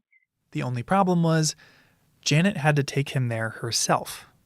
Growly wouldn't fit on a plane, and there wasn't even a road out of Churchill. So you have to get on a train. We had a big culvert trap. Have you seen? Well, you know it. Yeah, the giant metal cylinders. But this was for polar bears, so it was really big. And then we rented a 3/4 ton pickup and drove from there. After a 30-hour train ride, Janet loaded Growly's culvert trap, this big metal cylinder, into the bed of a pickup truck and drove another 25 hours to the Columbus Zoo. Apparently, Growly was pretty cooperative. He was in a culvert trap in the back. I could see him when I was driving. He was looking forward, and that's where the grate was, so he could watch. And he hadn't been outside in 2 years at least. So he was really interested in what was going on. But he didn't really rock the truck. Like anyone on a road trip, Growly needed food and water along the way. Janet could slip him food through the grate, but she had to get help with water. But when you stopped at a gas station, you did need to water him. When I had to water my bear, in the pickup to explain why you needed a hose at a gas station. That's the thing that's most entertaining. But ultimately, Growly was a great road trip companion, and the drive went off without a hitch. So after a few days of travel, Growly was introduced to his new home at the zoo.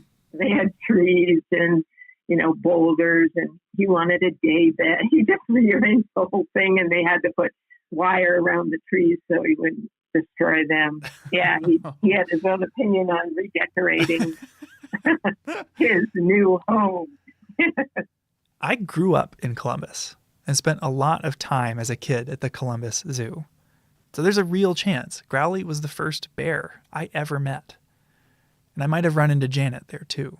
My son, he's 28 now, but he remembers Growly because we would go to every time we went to Columbus, we would go to the Columbus Zoo. Grizzly bears are formidable neighbors, not to be taken lightly.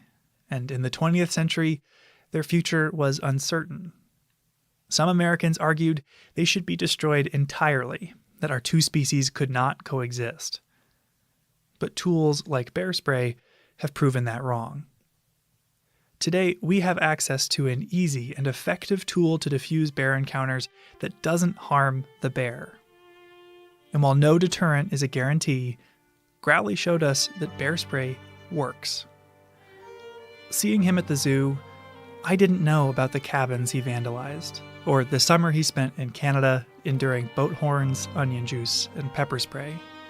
I doubt anyone there, other than Janet, knew the whole story. But I did know that it was special to see a grizzly bear. And thanks, in part, to Growly, you don't have to go to a zoo to do that.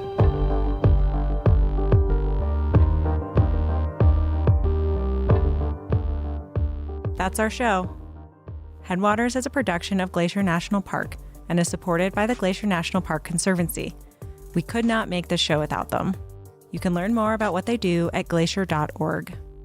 Headwaters is made possible with help from Lacey Kowalski, Melissa Slottick, and so many people throughout the Glacier community, especially the natural and cultural resource teams. We're grateful for all of you. Our music this season is by the brilliant Frank Waln. The show's cover art is by our sweet friend Stella Nall. Check out Frank and Stella's work at the links in our show notes. Special thanks this episode to Randy Hunt and everyone at Counterassault, Janet Ellis, Carrie Hunt, and Chuck Bartlebaugh for discussing this project with us, as well as Growly, Snarly, and all the other bears who contributed to the creation of bear spray. Besides sharing this episode with a friend who might appreciate it, you can help us out by leaving us a rating and review in your podcast app. Thanks for listening.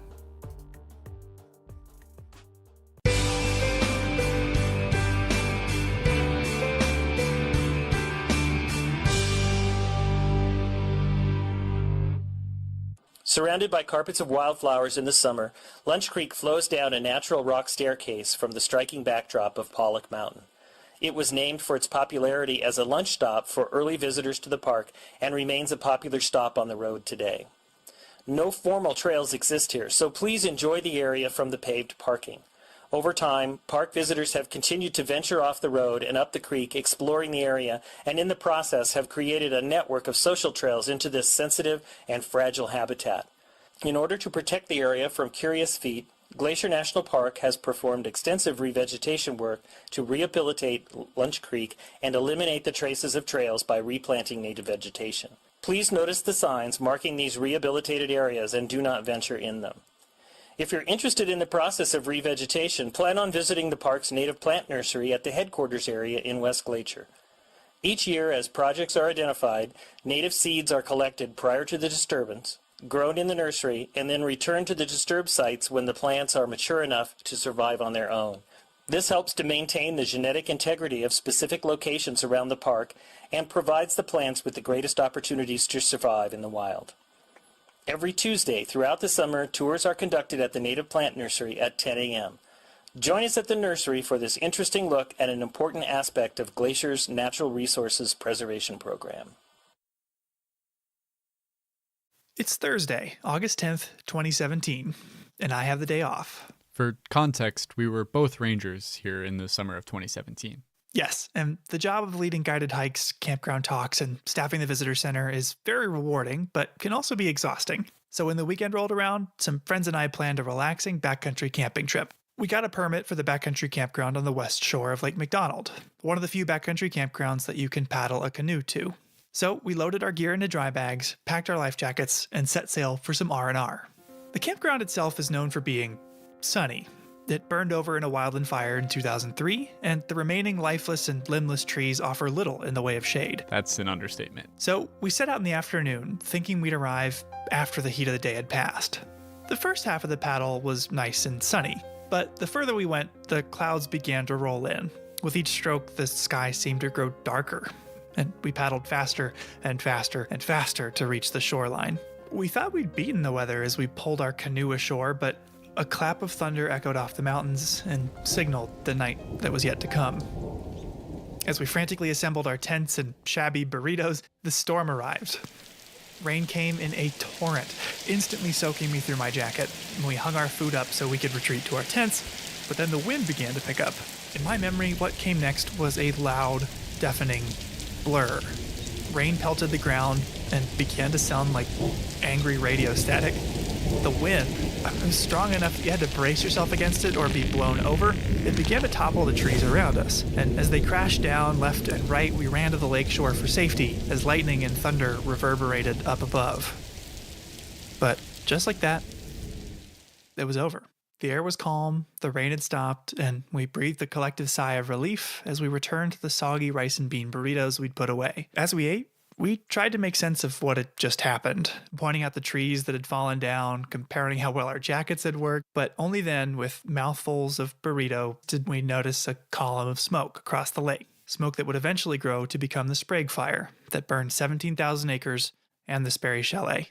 Wow, that's crazy that you sat through the storm that started it all. I was actually just straight across the lake from you at the same time at the Lake McDonald Lodge.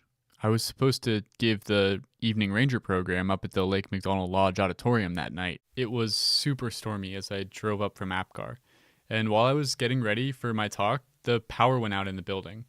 It was pitch black in the auditorium. I didn't think people would really be able to safely walk around the room, so I just decided to cancel the program.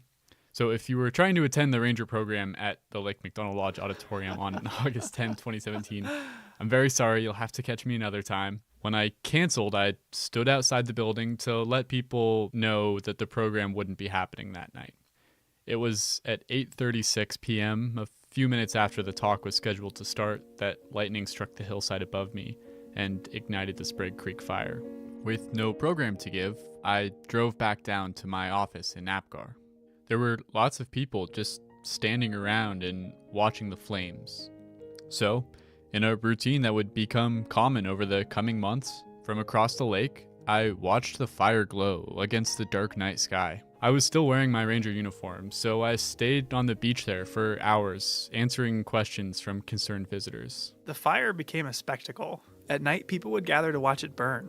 Slowly at first, then rapidly as one hot and dry week was followed by another. In all, the Sprague Fire burned for about 3 months on the east shore of Lake McDonald, until it was finally extinguished by autumn snow.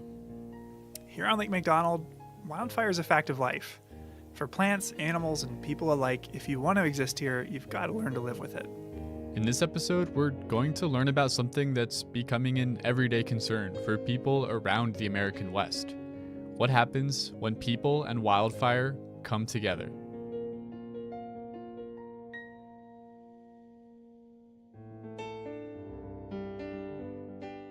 Welcome to Headwaters, a Glacier National Park podcast, brought to you by the Glacier National Park Conservancy and produced on the traditional lands of many Native American tribes, including the Blackfeet, Kootenai, Salish, and Gillespie people. We're calling this season The Confluence, as we look at the ways that nature, culture, the present, and the past all come together here. I'm Michael. I'm Andrew. And we're both rangers here. And today we're in the Lake McDonald Valley. Near the west entrance of the park, the Lake McDonald area is the most visited region of Glacier. Lake McDonald itself is one of the park's most cherished attractions. At 10 miles long and over a mile wide, it's also the largest lake in Glacier. This area gets hit with a ton of lightning, and that means that wildfires start with considerable frequency. What happens in a place dense with people and fire? And that's what we're going to explore in this episode.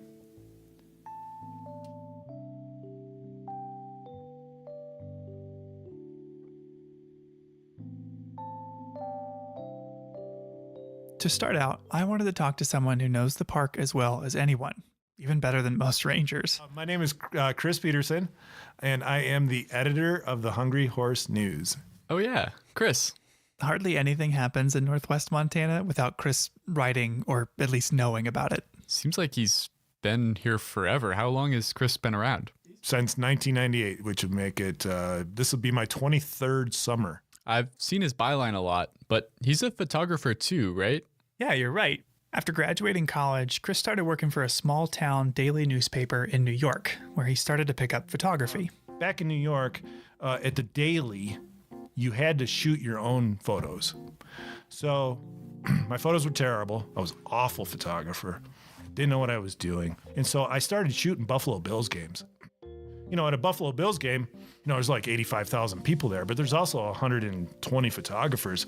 So you could learn a lot just by watching the other guys. And after he really developed his photography skills, boy. he landed a new job. So that kind of set up my portfolio. And then the Hungry Horse News had put out an ad for a photographer, and I applied and I got the job. And the rest is kind of history, I guess. That's a big switch to go from photographing Bills games to bald eagles. Yeah, it's a big adjustment, but he took to it. But part of covering news in the West is wildfire, something Chris didn't have any experience with from his time in New York. Oh, well, in New York, there aren't, big fires, yeah, but they were all houses or, tire dumps. But it didn't take him long to get experience. His second summer, he covered the West Flat Top Fire. 2 years after that, the Moose Fire, then the Anaconda Fire. So I'd cut my teeth. All of which led up to 2003. You had a couple seasons of experience then covering summer fires. What was the feeling going into the summer of 2003? In retrospect, we probably should have known that we were going to have a big fire year. But I can remember in June, people just having fun because it didn't rain. June typically is one of the wettest months, if not the wettest month in the park. It didn't rain. So everyone was having, everyone's camping and fishing and floating and, the park is just full of people. And the fire danger rating has been moved up and is now high. But by July, fires began to crop up. In fact, on July 17th, after a morning storm, 6 fires were spotted in the park. Wow, that's a lot. Yeah, more fires than the park sees in some whole years, just in one morning. The next day, Numa Ridge Lookout spotted the Wedge Canyon fire in the North Fork, which within 2 days had grown to 4,000 acres, and due to the number of homes in the area, was the #1 priority fire in the nation. Wow. So what was Chris doing at the time? We were out running around taking photos of them. Drove up and looked at Wedge Canyon, and man, it was ripping across the ridge one day. So we knew, unless it rained, that things were probably going to get worse, not better. I don't think we thought they'd get as bad as they did. At the same time the Wedge Canyon fire was burning in the North Fork, a fire was burning in the heart of the Upper McDonald Creek Valley, the Trapper Fire. The fire at the heart of our story was, at the time, so remote that it was seen as a low priority. Park employees like Chris Baker, the lookout stationed on Swift Current Mountain, described what it looked like. She wrote an article after the fire all about it. Here, can you read the first part? Okay. When I arrived back at Swift Current, Flat Top Mountain was puffing here and there, but the smokes just weren't that impressive. The lightning storm had planted its seeds, but nothing much was showing yet. So for a while, Trapper was underwhelming? Yeah, it was. But that obviously didn't last forever. No, it did not. July 23rd comes along. Changes everything. The forecast for the 23rd called for extreme winds, 30 miles an hour or more. Right, exactly. And so that's why we're at the loop on the 23rd. Now, if you've ever driven the Going to the Sun Road to Logan Pass from Lake McDonald, you may remember the loop as the single hairpin turn on the whole route.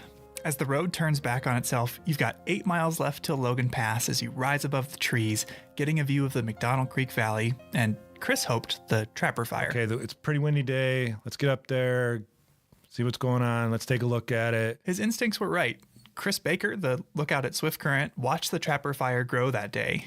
And rather than have you read everything, Andrew, I had a friend read the rest of her quotes for us. There was no mistaking it when Trapper decided to make its move. I was looking right at it when it did. That wimpy white column suddenly grew tall, turned to brown, then black. Then it was wider and moving. And you could see that fire probably, I'm guessing, 5 miles away. And it's just starting to look like a tornado. If you can imagine a really big tornado in the sense that it's like this big circular cloud of black, and it just starts spinning, and you can see it, and it's coming closer and closer and closer. Wow, that's nothing like what I expected. And Chris was far from the only person at the loop watching this unfold. I mean, more and more people showed up, and we're just watching it, and there were other people there. Everyone's taking pictures. So there were reporters like Chris there, visitors had stopped to take pictures. There's even a corporate marketing team there. And one of the more memorable things was there was this couple of women in their 20s with like tank tops on, and they had a Red Bull pickup truck. You know, Red Bull, that energy drink, but it had like a big fake can on the back of the pickup truck. As the fire was coming closer and closer and everyone was taking photos, the Red Bull staff was running around with free samples. Okay, I think watching a fire race towards you is a situation where you definitely would not need the extra boost from an energy drink. Yeah, I think you're right. But with or without the Red Bull, Chris described the atmosphere being charged with anticipation and excitement. So we're taking pictures of her with the smoke and the fire and smoke and stuff in the background, and they're taking pictures, and it just kind of got into like almost a party type of atmosphere in the sense that here it comes, and it came like right to the edge of the, you know, the canyon.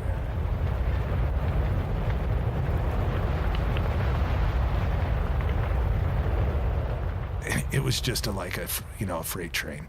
But he must have gotten out safely. He did. The fire gets to the loop, everyone he takes off because it's going to burn over the loop. It's obvious it's not going to stop. As it burned over the loop, it claimed anything in its path. Vehicles that were parked there, trailhead signs. Heck, for years there were stains on the pavement from where porta potties melted into the asphalt. That's kind of gross. What happened next? Well, the Trapper Fire continued to burn uphill straight towards the Granite Park Chalet. And, well, you'll have to wait and see. I talked to Mike Sanger, one of the employees that was at Granite Park Chalet that night, later in the episode. I see. But Chris's experience goes to show that even when it's coming towards you, even when it's endangering your own safety, you can't help but watch fire. As powerful and destructive as it is, it has a sort of magnetism.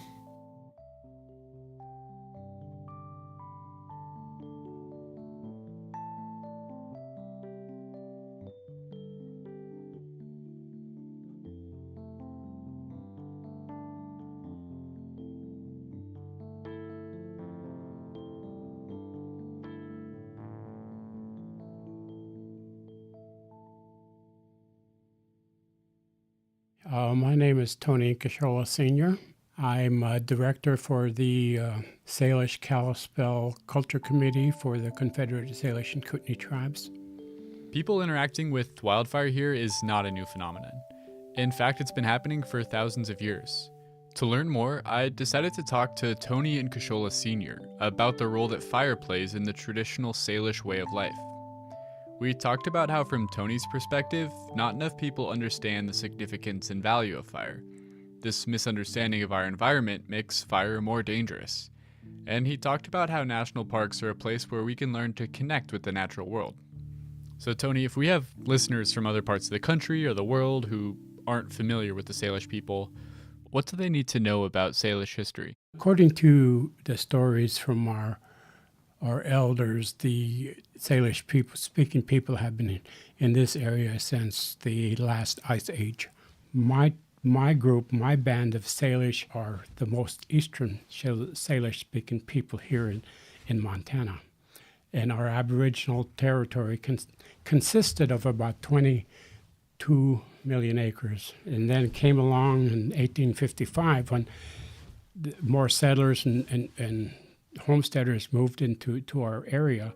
A treaty was negotiated, and it took several days before the leaders of the tribe agreed to be put on a reservation. And so that's why we are where we're at today on our 1.3 million acre reservation here. So that's kind of in a nutshell from the past where we started and how we got to where we're at as Salish-speaking people. So I wanted to have you in today to talk about fire. What role does fire have in the Salish tradition? The Salish people, they would set fires to their favorite hunting areas, their favorite spots. When the weather was predictable, they would set fires, knowing that the fire would be put out as soon as the snow got here. So there was no fear of that being a wildfire. When they did that, they could go back in the springtime, and where they had set fire, they could see all the new growth coming up, the green grass, clearing the underbrush for the berries and for all the other foods that were necessary, both food and medicinal plants. It would clear it out. It was like doing work in a garden. You know, as you go in a garden, you clean out all the weeds. That's what they used fire for. Were there other advantages to setting fires? The other thing they used, of course, before they had horses and before they had rifles, you know, getting buffalo, hunting buffalo sometimes was very difficult on foot. So sometimes they'd look at certain areas and they'd see these areas and they'd use fire to bring the herd to certain places. And then once they get to these certain jumps, that they'd build these running lanes, and they used these cliffs for these buffalo jumps to go over there. So that was another way of using the fire. That's really interesting, using fire to manage vegetation and to drive buffalo over cliffs to hunt efficiently. It's a pretty amazing technique. How did traditional people actually manage these fires? It's just like our professionals today. We have professional fisheries, water people in those areas. Well, back then they had these people that were dedicated and assigned to fires. And they were the ones that were only ones that would set the fire, because they've studied fire, they've understood fire, and so they're the ones that were allowed to set these fires. And how did they actually start the fires? Where did the embers come from? They used buffalo horns or different things to carry these embers of fire, because it was so hard, you know, to make fire. So they'd make a fire and then take these ambers and store them in these buffalo horns or something. Then they'd have these fire starters, what they call them, fire starters. They'd gallop to these different places and they'd set fire. And like I said, only those people were allowed to do that. Why do you think so many people have negative feelings about fire? One, I think, is misunderstanding exactly what fire is, what it means, and what it could do. The other thing is fear. Naturally, it's frightening. I mean, you look at California today, how dry, how brushy some of those go up like matchsticks. And I think that's what people are afraid of, that because they don't understand fire, not knowing how our environment works, how the trees, how the animals, how the rain, how the fire, everything has a role in our ecosystem. And the people today don't understand that. You know, they don't understand how our ecosystem works. They need to know that fire is necessary. Fire must happen so that we don't get what we're getting in California today. What's the reason for this poor understanding of ecosystems? I think because of the value system that we created and the values that we think are more important now today, that our lives are put first rather than together with other things.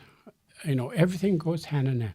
One of the things when I was growing up, my grandparents and my parents and all of my elders that have always taught me and always said, Every living thing is an equal. You treat it as an equal. You don't think you're better. You don't dominate, because you dominate, you destroy. And that's what we have as human beings. We've dominated certain things, we've changed certain things, and we've destroyed that. And so I think a lot of that is misunderstood. And national parks are kind of a stronghold of what used to be.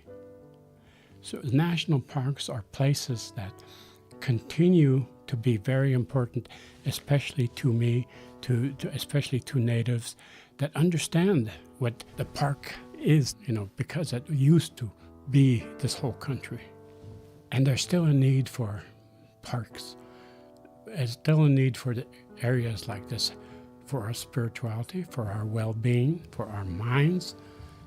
How many times have we, in our lives, have got so frustrated with our jobs, with the things that we do every day over and over, that we need these areas of solitude to go to, touch the ground again, to put your feet back on the ground and kind of soothe everything, that all that weight seems to lift and create something, a peace of mind that lets you move forward again.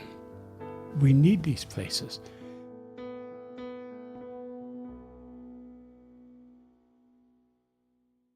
So, fire has a long history in this place. It can be a creative as well as a destructive force.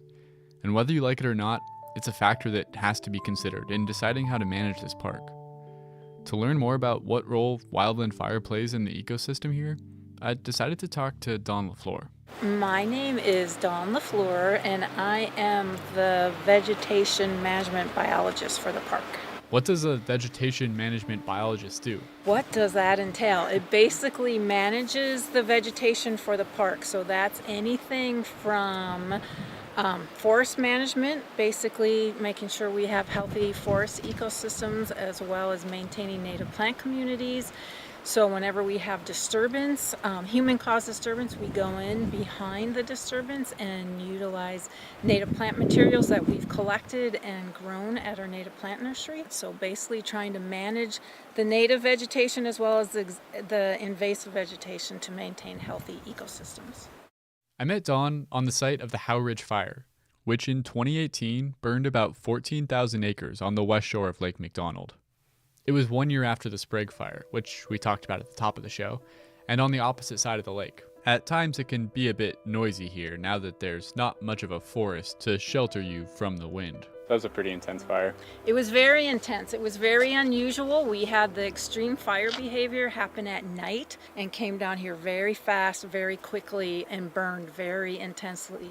About 2 weeks after this spot burned, Dawn was one of the first people to come back here and start to assess the impact. So what we were looking for were signs of vegetation, any potential signs of vegetation recovery already, as well as the impacts to our soil. The type of soil impacts Dawn is looking for are things like how burnt is this soil? Will things be able to grow in it? And she'll look at hillsides to see if any of them have potential for erosion now that root systems that were holding them together might be burnt out. Do you remember what your initial impressions were at the time? Oh my goodness. Oh my gosh. All we have left are toothpicks. Was my initial impressions. For a fire to burn up essentially every tree was unusual. Typically, when Dawn visits a recently burned area, the fire doesn't wipe everything out. It'll find a section of vegetation or trees, a pocket of trees to burn in and move around and kind of skip and create a mosaic or little islands of vegetation, which actually helps for rehabilitating the landscape afterwards. So why was this fire so intense? It was a combination of factors. For one, the summer of 2018 was extremely hot and dry. But fire suppression efforts in the early 1900s had also disrupted some of the natural cycles here. Fire has a huge role in this natural ecosystem. We have plants and tree species like lodgepole pine that are fire dependent. These are species that have evolved to rely on fire to succeed. Lodgepole pines, which need a lot of sunlight, have special cones that are tightly bound shut by resin. The seeds are trapped inside the cone until there's a wildfire. the type of event that would clear out the canopy and make it sunny enough for them to grow.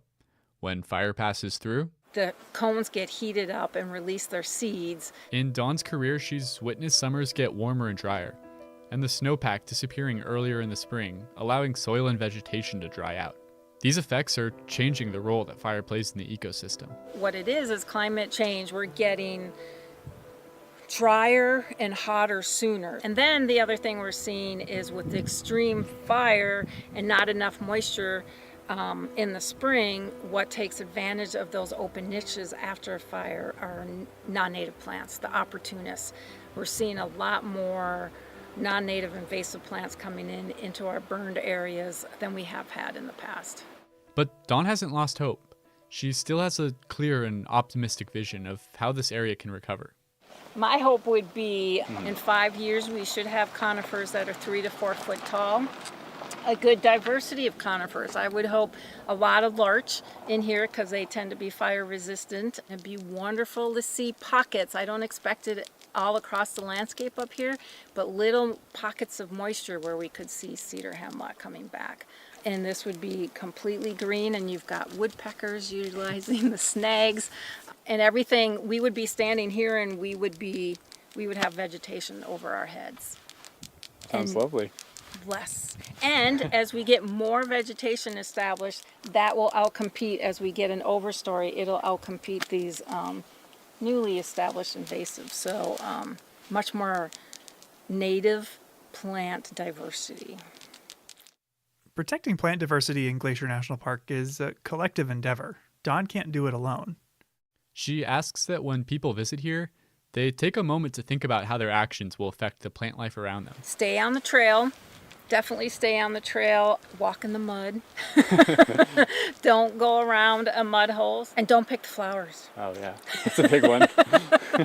Please don't pick the flowers. The reason to walk through the mud is that if you go around, you'll widen the trail and disturb the vegetation around it. And we leave flowers where they are so everyone can enjoy them, and because they're part of the ecosystem here. Yeah, minimize your impact by just being respectful of the vegetation. The plant life in Glacier National Park evolved in the presence of fire and is adapted to frequent burning. Fire can be a source of renewal and even catalyze the processes of growth and change that make Glacier home to an incredible diversity of plant life, over 1,100 species. As climate change affects the behavior of wildfire and fire ceases to behave in the way plants are adapted to, its destructive tendencies can start to outweigh its constructive ones. It's something that scientists in Glacier like Dawn will continue to monitor. When a wildfire changes the makeup of a forest and what kind of species grow there, the effects aren't limited to just plant life. These changes to the vegetation are going to have consequences that ripple down the whole food chain, affecting everything from the bushy-tailed wood rat up to the moose and grizzly bear. Mule deer in particular are browsers, and so they rely really heavily on shrubs and other kind of nutrient-dense species. So that's Tegan Hayes. She's a wildlife biologist. Her master's thesis was about ungulate forage in wildfire-dominated landscapes. In other words, how deer food is affected by fire. One of the study areas was not far from where we're standing right now. Tegan explained to me that wildfire allows for species to get the nutrients they need in their home range or in their population range. And so for my research, when I was looking at mule deer don't really change their home ranges very much geographically. And so change is especially important for a species like that, where if you never allow disturbances to happen, then they will not be able to find the food they need. So, and that's the same for a lot of species in the park. In other words, mule deer need fire. It promotes the growth of shrubs that are the bulk of their diet. And they aren't keen to move around to find these plants. They need the fire to happen right within their home range. A deer population, in turn, is necessary to support grizzlies, mountain lions, and wolves. A whole thriving ecosystem, dependent on regular wildfire. I took Tegan to the Forest and Fire Nature Trail. Near the Camas Creek entrance to the park, this trail is a great spot to get an introduction to the fire ecology of Glacier National Park. Burnt in the 2001 Moose Fire, it's now home to a thriving lodgepole pine and aspen forest. So we are now in a young aspen stand. Of course, you have the nice rustle of the leaves, which aspen are named after the quaking aspen. The vegetation, the shrubs in the understory are a bit taller. So there's a little more diversity here. Aspen is one of the habitat types that responds best after a fire. Aspens that burn down are able to resprout from underground roots. In no time, a recently burned stand of aspen will be a lush and suitable deer habitat. They tend to love aspen. Aspens provide a different kind of cover, and they provide a different suite of forage species, and they tend to stay kind of cooler and wetter for longer. So I think they offer that multitude of things where you have higher diversity of plants, you have longer blooming period often, or period where things are fresh and nutritious. They tend to provide pretty good security as well. As we move down the trail, Tegan pointed out a flower, which I was surprised to hear was a good food source. Oh, we've been seeing rose, which despite its prickles is also actually usually pretty sought after by ungulates too, so they'll nip just the ends off and avoid the worst of the prickles. Wildfire is kind of a contradictory thing here. On one hand, it's natural and totally necessary for many of the plants and animals. But on the other hand, climate change is making it much more common and severe. And regardless of whether it's good or bad, it's always tough to live with. Yeah, I mean, some of the most interesting and kind of disheartening research is when there's abnormally hot fires or more frequent fires than would normally be occurring in a forest, and they'll actually burn so hot that seedlings can't establish anymore, and so you can end up having what was once a forest become a grassland, or you'll see that the tree species that used to grow in an area are no longer suited to the climate or the climate that a disturbance has created. Still, she recognizes the importance of having natural fire on the landscape. Fire, because it's a hot and dry climate during some of the year, it's one of those natural disturbances that glacier and other mountainous places are adapted to, and so it's a necessity. Of course, what applies in a national park where there are no subdivisions full of houses will be different from a policy that makes sense in a more densely inhabited area. We can't always let fires burn due to all kinds of challenges, whether that's with human structures or infrastructure. So we're really right now just trying to find the balance between what the ideal situation is for fire and what the ideal situation is for living in this area. In places like Glacier National Park, where natural processes still dominate and where we try to minimize our intrusion into the web of life, fire will continue to play a part, and scientists like Dawn and Tegan will continue to try to understand it. In the Lake McDonald Valley, where humans and wildfire are both common, we need to learn to live with fire, to let it play its natural role, creating the rich, diverse, and thriving ecosystem that we come here to enjoy.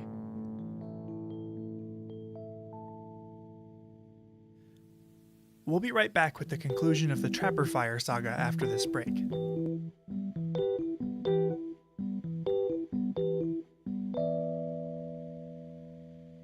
Each episode, we seem to cover at least one thing that, like this podcast, wouldn't be possible without the support of the Glacier National Park Conservancy.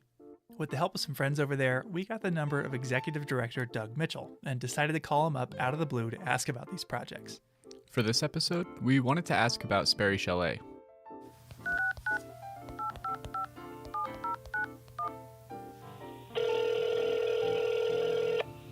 Glacier Conservancy, Doug Mitchell speaking. Hey Doug, it's Andrew and Michael. How you doing? Hey, good. How are my favorite podcasters today? Oh, we're doing well. Just enjoying the beauty out here. Got to go up and check out the new Sperry Chalet, and it was phenomenal. It looked just like before, even down to the stonework. Yeah, it's really incredible what they were able to accomplish. I'm glad you brought up the stonework. I was talking to Zach Anderson of Anderson Masonry, and you know, his family were the original stonemason family. So if it looks the same, there's a reason, and the care they took to make sure that it looked the same way it did when it was originally built in 1913 is really rather remarkable. Yeah, and it's a great thing for people to check out while they're visiting and go see all the attention to detail and craft that went into it. It really is a remarkable discovery. I was able to hike there this year with some people who had never been there, and we hiked through Gunsight, and to come over the top and see Sperry, it's almost like you just have to stop in your tracks, as they did, to see how is this possible. I've hiked 13.1 miles into the wilderness, and look at what is there. It really is something. Yeah, we wanted to talk to you about it because we know the Glacier National Park Conservancy, as the park's official nonprofit partner, played a huge role in helping restore the chalet. We were in the superintendent's office the very next morning at 10 a.m. after the fire burned Sperry, and by later that week we had taken our loan credit card down to the hardware store here and bought the pieces of wood that held Sperry up over the winter, and it really was a remarkable public-private partnership that really made the improbable happen. Thanks for taking some time to talk to us. It's always great to hear from you, Doug. Always great to talk to you guys, and thanks again for all you're doing. Absolutely. Thanks for funding it. We'll talk to you soon. All right, cheers. Bye.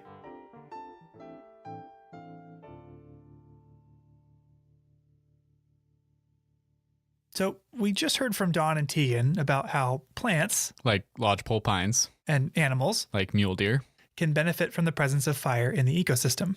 And from talking to Tony, we know that the Salish and other indigenous communities have a deep understanding of fire's role on the landscape and would use it, as he put it, almost like a gardening tool to invite new and healthy plant growth. Working here, a big part of our job has been sharing that knowledge with visitors, talking about the plants and animals that thrive in fire's aftermath. Yet knowing and understanding these things won't change how you respond to fire when you're faced with it, when the flames themselves are bearing down on you. So we met Chris Peterson earlier, who watched and photographed the 2003 Trapper Fire as it made a run over the loop. Yeah. But after it burned over the loop, it kept going, racing upwards towards the Granite Park Chalet, a historic compound of stone cabins high in the mountains that still provide rustic lodging and dining accommodations. To get there, you can either hike the Highline Trail from Logan Pass or start up from the loop on the Loop Trail. I hiked up to Granite Park this summer to talk with someone who's worked there since 2002 and was there on July 23rd, 2003. My name is Mike Sanger. I'm from Great Falls, Montana originally. I live in Belt, Montana now. I've worked for the Park Service. This will be my 19th year here at Granite Park. Mike keeps Granite running, managing the waste disposal system, addressing bear encounters, medical emergencies. When I caught up to him, he was fixing the sink in the chalet kitchen. And having grown up in Montana, Mike had been familiar with wildfire from afar. Seeing them in the distance, not quite as close as I did here. But in the unprecedented fire year of 2003, he came face to face with the Trapper Fire. From what I understand, you were hiking up here on July 23rd. Is that right? I was. My boss, Walter Tabb, had dropped me off the Loop Trailhead. The trail was already closed at that time, and it was smoky there at the parking lot. And I asked him, I said, well, the trail's closed. And he goes, well, you better get moving. You need to get up there. And on the way up, I passed a female ranger, and what they were doing at that time is sweeping the trails for people and trying to get them up here. And she asked me if I knew where the fire was, and I said I have no idea, but once we get to Granite, we'll probably be able to see better and know exactly what's going on.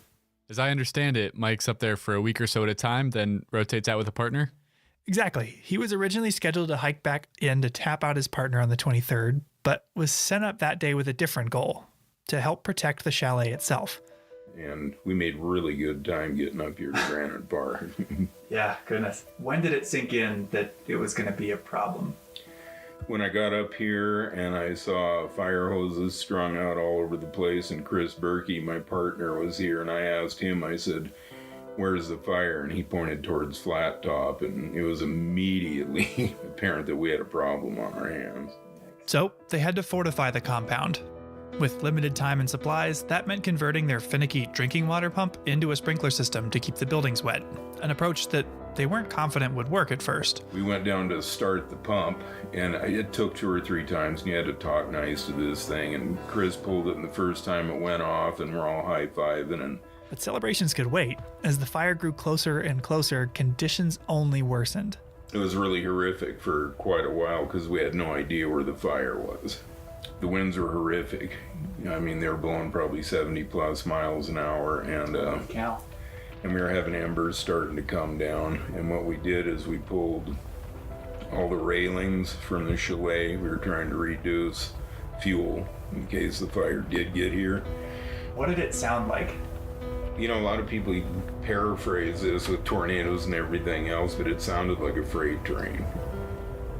And it was just unbelievably hot. I've always had a mustache, and after this was all over, it had curled and burnt, and I just ended up whacking it off. It's the first time I'd not had a mustache in many, many years, because it was just glowing orange this direction.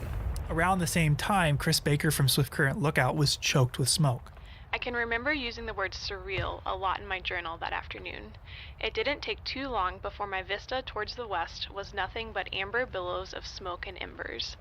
Visibility deteriorated to nothing, and I began coughing from the intense smoke, so I soaked a bandana in water and took to breathing through it to filter some of the soot.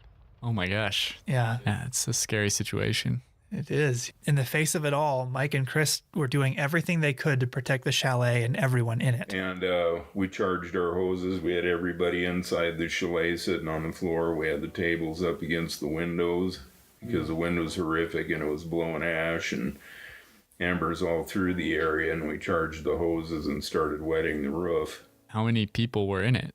Well, between the guests that had planned to stay there that night and hikers that were seeking refuge, there were quite a few. We had 39 people trapped up here. We thought the fire was actually going to come up and go over the top of us and down the other side.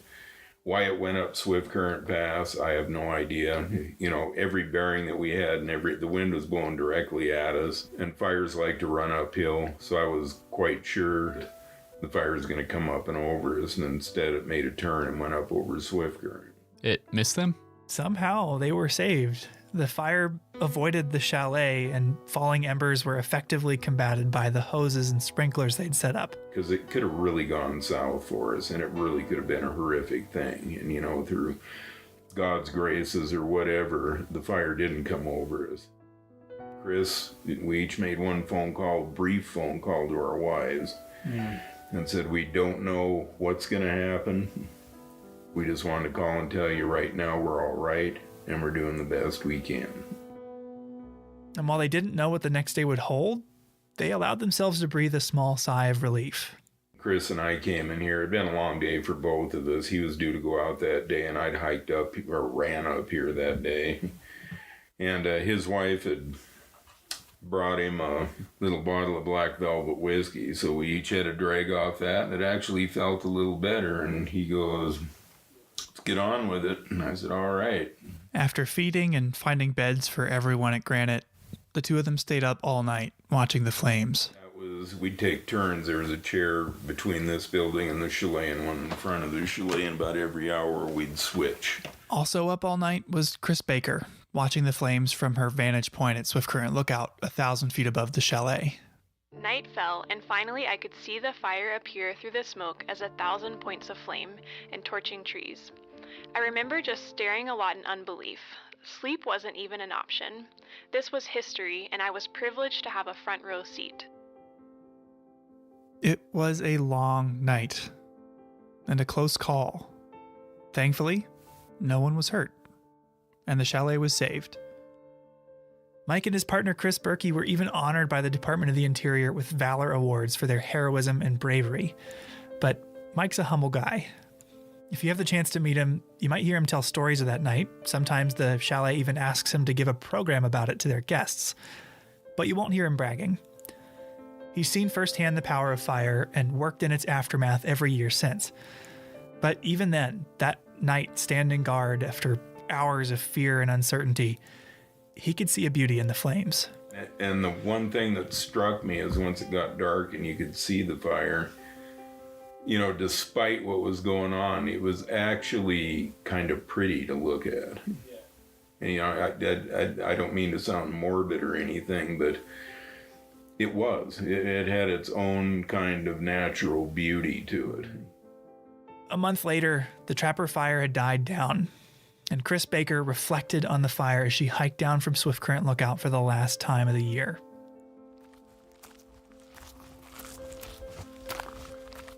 I regaled in the switchbacks down to the tree line, gazing out over the pristine beauty of the divide. But then I came to the trees. Those beautiful firs I have come to love. My friends and companions on my ascents and descents of Swiftcurrent Mountain. The ones that frame Heaven's Peak in all my photos and that my kids have learned to take for granted. They weren't there. Instead, I saw blackened ghost and charred ground cover. I hiked through a lunar landscape that I knew was both natural order and devastation. I thrilled and mourned all at once. I don't think I will ever feel that again.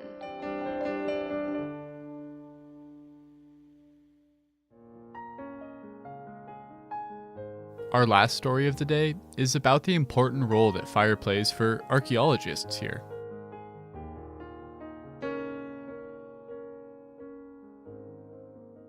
So were you up there on the night that Sperry Chalet burned down? No, I was actually on this trail when it burned down, and I actually heard it all go down on the radio. That's Glacier Park archaeologist Brent Rowley. Which was kind of a crazy experience. I was actually just back there, probably a few hundred yards, and I heard this radio transmission that was like calling the incident management team on the radio and being like, you know, I need to give you a satellite phone call because we need to have like a conversation right now. And it turns out that was the chalet catching on fire, like the dormitory building. Fire teaches us about the natural world, but it also teaches us about ourselves, and sometimes in unexpected ways. When the Sprague Fire burned down the main building of Sperry Chalet on August 31st, 2017, it felt like we had forever lost a piece of our history. But the fire had another effect as well. By clearing out the vegetation around the building, it unearthed a wealth of archaeological sites from lots of different eras. Out of the ashes, Brent found a whole world of history. In a place like Glacier, the vegetation is so thick that you can't see the surface of the ground to find artifacts. A fire that comes in and clears out the vegetation will often reveal major archaeological sites. After the Sprague Fire, Brent and his team found a series of dumps where all types of people, like construction crews, cooks, and chalet visitors, had thrown their garbage for decades, starting in the early 19-teens. Brent was intrigued. He told me that these types of sites hold a lot of information that you can't just read about. In the history books about a site like, say, Sperry Chalet, you only hear about the experiences of the people that are actually staying in the chalet. You don't hear the story of the people that worked at that chalet and that may have worked at a trail camp or a CCC camp that built a lot of the infrastructure in the park. And a lot of those dumps preserve the information of like what was daily life like for them, what were they eating. We might find game pieces or, you know, what were they doing in their spare time at their backcountry camp. As we hiked the 6 miles up to those archaeological sites, Brent told me all about his experiences that year. I got assigned to the fire as a resource advisor for cultural resources. So during that summer, I probably hiked this section of the Sperry Trail 40 times. And, you know, so I got to watch the fire come down this ridge and sort of change the forest gradually. Because in this cedar forest, the fire just kind of creeps along. It rarely ever, really gets up into the treetops. It kind of travels along the deadfall and through the root systems. When the fire in the chalet was finally extinguished, the stone exterior walls were still standing. The fire had only burned the interior and the roof of the building. A few days later, Brent was flown to the site in a helicopter to help the park determine if the still standing walls would survive the winter. It was really surreal, like all the bed frames had melted, kind of looked a little like a little bit of a wasteland inside. The stone walls were able to be salvaged, and over the next 2 summers, the chalet was reconstructed within them. Brent and I arrived just days before the grand reopening, when the chalet would welcome guests for the first time since the fire. It was also the first time that Brent had been in the new building, and he was a bit taken aback by the difference. The last time I was standing in this very spot, I was like 4 feet lower, and then, you know, there was debris everywhere, and, you know, it's pretty crazy to be standing in the same spot, but now in a constructed building. After the fire, Brent and his team were tasked with surveying the burned area and noting any archaeological sites that had been revealed. What they found was a vast assemblage of objects that painted a vivid portrait of early 1900s park life. What kind of objects are we talking about? Well, actually, one of the most common things they found were chamber pots. What do they look like? They're just bowl-shaped, but a little... Oh, right there is one. A really good one. Yeah, it looks like just a small bowl, but with kind of a big rim around it. Yeah, just big enough to do your business in, you know. But those things were all over the place, like down this hillside. It's kind of interesting. I just like to imagine someone walking out in the morning and getting ready to toss the contents of it over the hill and accidentally loses their grip, and there it lies. Because that one definitely is not broken. Okay, that did paint a vivid portrait. What else did you find? One thing that really caught my eye were these tubes of clear blue glass. Brent explained to me that those were insulators for a historic phone line. So in a phone line, you've got the wire that the message travels through vibrations. The insulators allow you to attach that wire to a telephone pole or a tree or whatnot, a solid object, without interfering with the signal. Oh. And so I'm guessing, considering there's a scatter of them here, that once they pulled down the phone line here, sometime probably in the 1940s, they just chucked it over the hill. So until the 1940s, there was phone service at Sperry Chalet? Yeah, I think maybe a lot of people imagine the early days of the park as a much wilder time. But in many ways, the visitor experience was much more managed than it is today. At least for some types of people.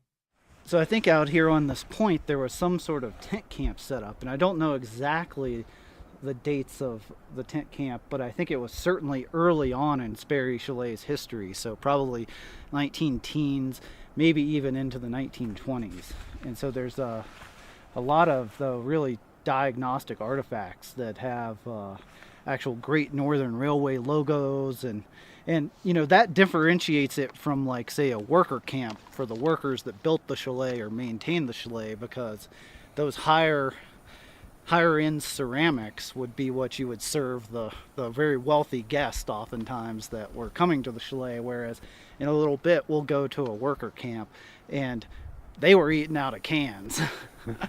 I pointed out a ceramic shard. It was about the size of my hand, to see how Brent could interpret it. So this is probably like a large serving platter dish that would have been about, that big. Yeah. So like a communal, indicating like a communal dinner setting, where sort of family style dining, I guess you would call it today. Mm-hmm.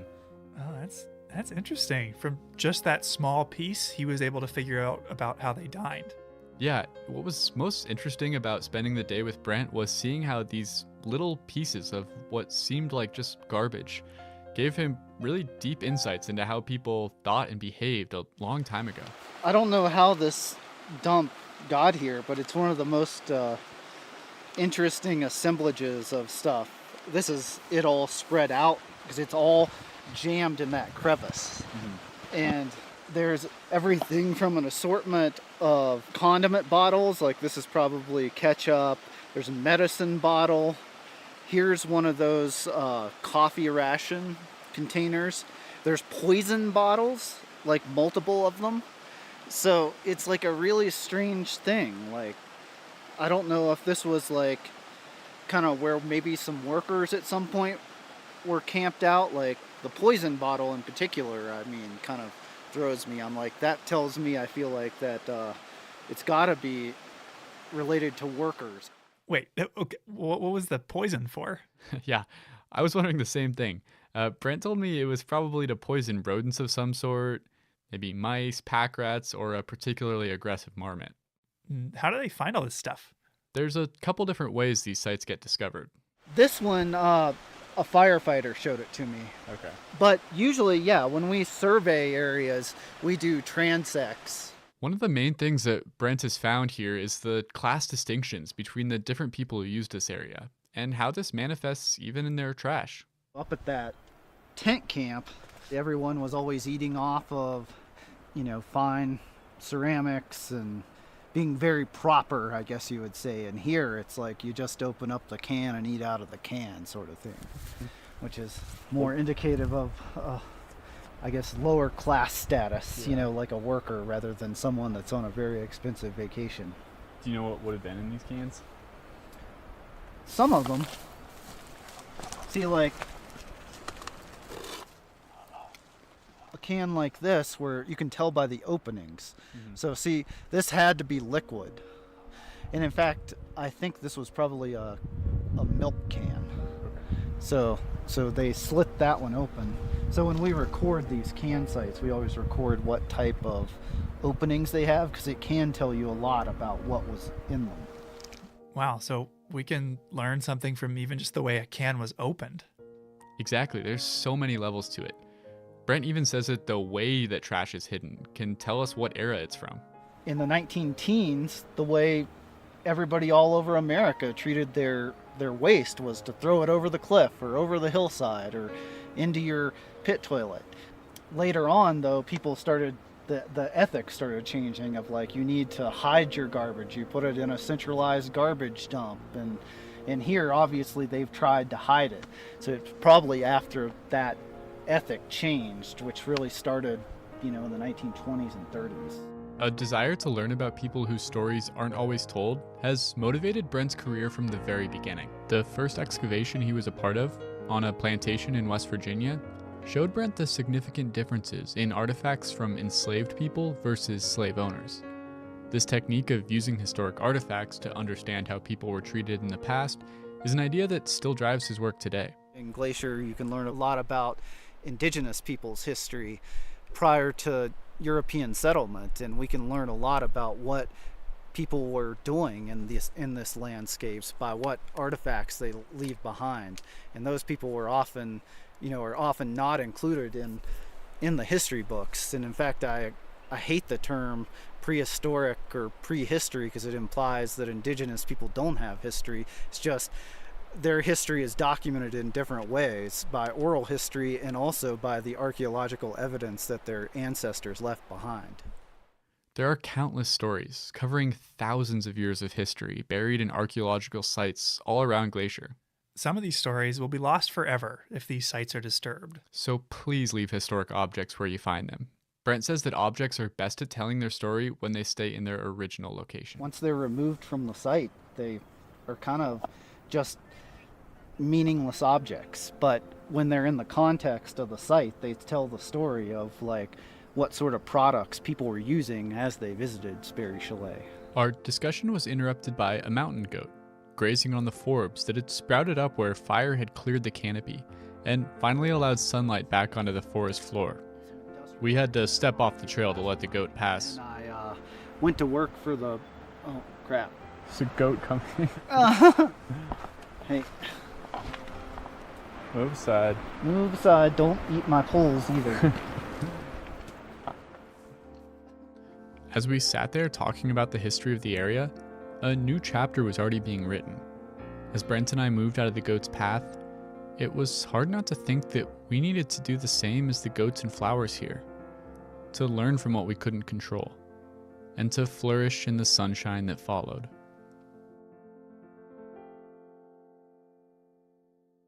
That's our show for today. If you're interested in learning more about the role and history of wildfire in Glacier, or about the Salish Kalispel Culture Committee, check out the links in our show notes. Thanks for listening. Headwaters is a production of Glacier National Park, with support from the Glacier National Park Conservancy. The show was written and recorded on traditional native lands. Andrew Smith and Michael Feist produced, edited, and hosted the show. Ben Cosgrove wrote and performed our music. Alex Stilson provided tech support. Quinn Feller designed our art. Renata Harrison researched the show. And narrated the credits.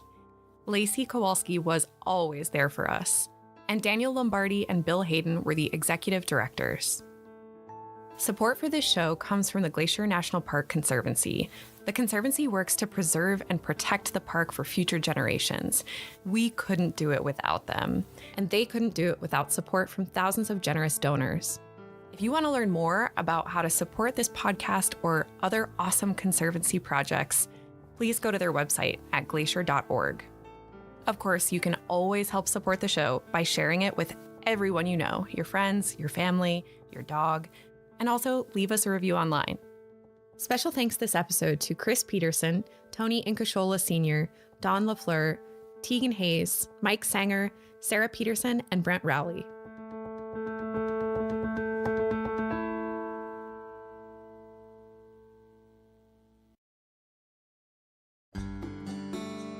In 1872, the United States, a country that had not yet seen its first centennial, established Yellowstone as the first national park in the world.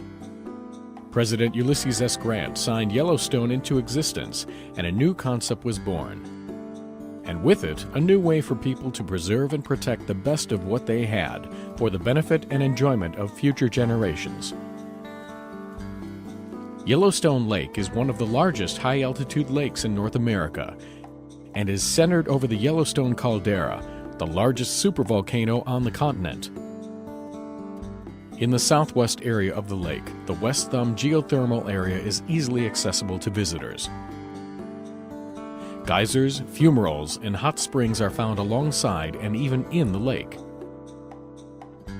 The federally funded Hayden Geological Survey of 1871 provided the most detailed and scientific descriptions of Lake Yellowstone in the pre-park era.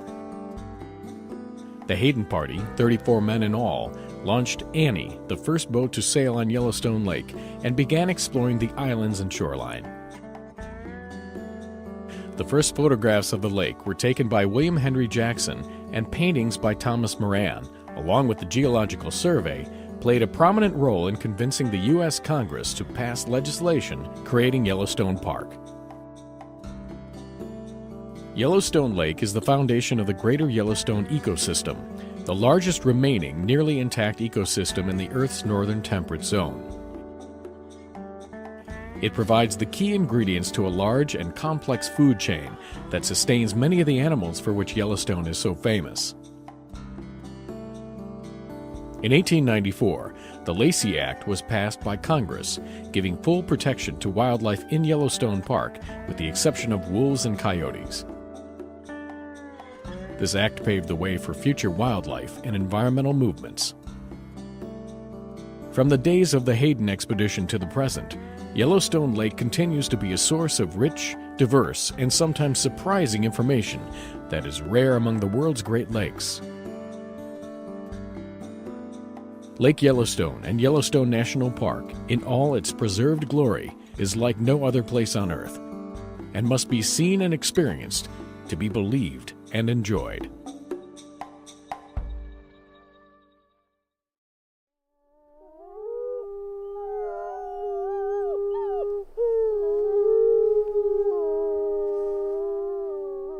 From Yellowstone National Park, this is what we do.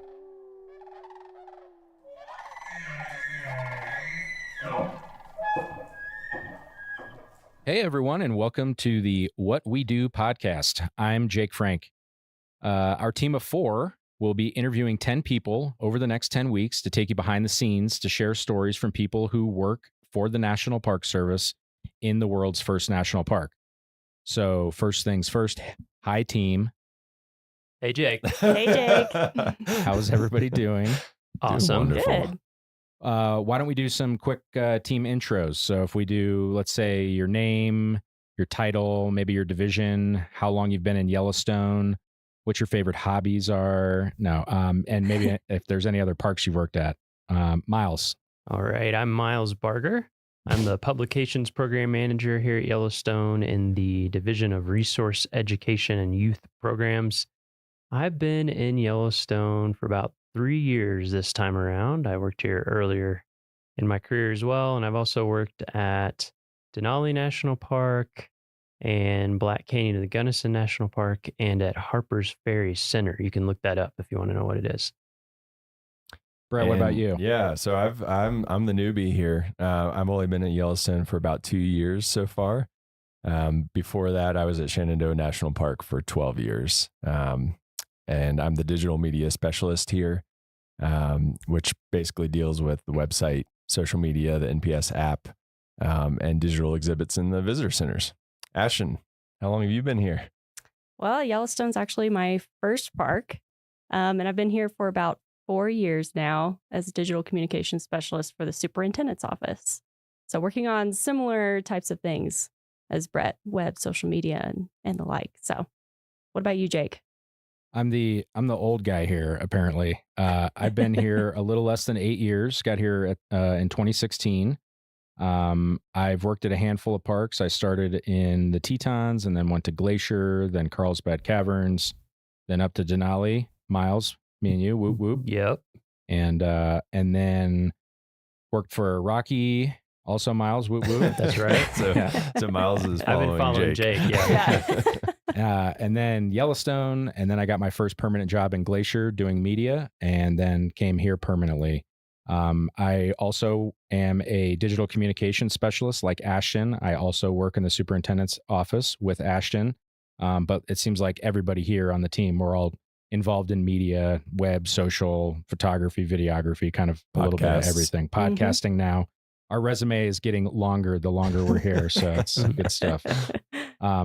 Yeah, so now that you know who we are, let's give you some of the highlights of the park. So as far as the employees and the money, Yellowstone has about 750 employees each year, and 350 of those are year-round permanent employees. And in addition to our paid staff, we also have about 450 volunteers that help with various things throughout the park. We have a federal appropriation, so the money that we get from Congress, when a budget's passed, is around $40 million. But it takes at least double that to operate the park each year. So I think last year it was around $81 or $82 million. And, if you're a budget person, you're like, how does it work, to run a park on 80 million if you only get 40 million? And basically we make up the difference through other revenue streams, like, when you come to the park and pay an entrance fee, or if you're a commercial tour operator in the park. And then we also have philanthropic donations. So people who donate to the park or our nonprofit, Yellowstone Forever. And all that money is not even including the major infrastructure project dollars, because some years with projects included, we spend upwards of like $125 million each year. Yeah. And let's talk about Yellowstone's resources. Yellowstone itself is a pretty big park. We're at 2.2 million acres.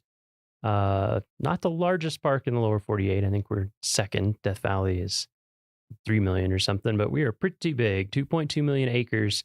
And even more than that, Yellowstone is at the heart of the surrounding area, which is known as the Greater Yellowstone Ecosystem, which is, if we didn't have these made up straight line boundaries of the park, it's where our wildlife migrate and where we share a lot of our processes and things like that. So it's a huge area.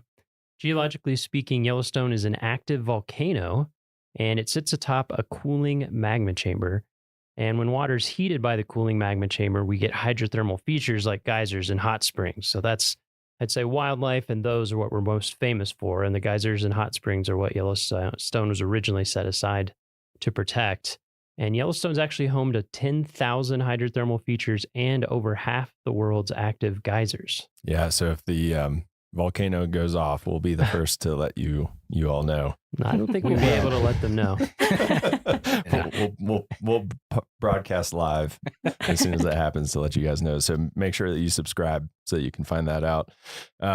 Yeah, so Miles talked about wildlife. Obviously, if you want to see wildlife and those predator-prey relationships, Yellowstone is one of the best places in the world to see some of those interactions play out. So, we got wolves, we got grizzly bears, we got cougars, we got bison, elk, bighorn sheep, even wolverines, which I haven't seen, but hopefully, fingers crossed, I will soon. All sorts of wildlife. But it's also, this is a super special place because of the history. So for over 10,000 years before Yellowstone became the first national park, which happened in 1872, it was a place where American Indians lived and hunted and fished and gathered plants and quarried obsidian and used the thermal waters. And even today, there are 27 tribes with historic and modern connections to the land and resources within the area that we now know as Yellowstone.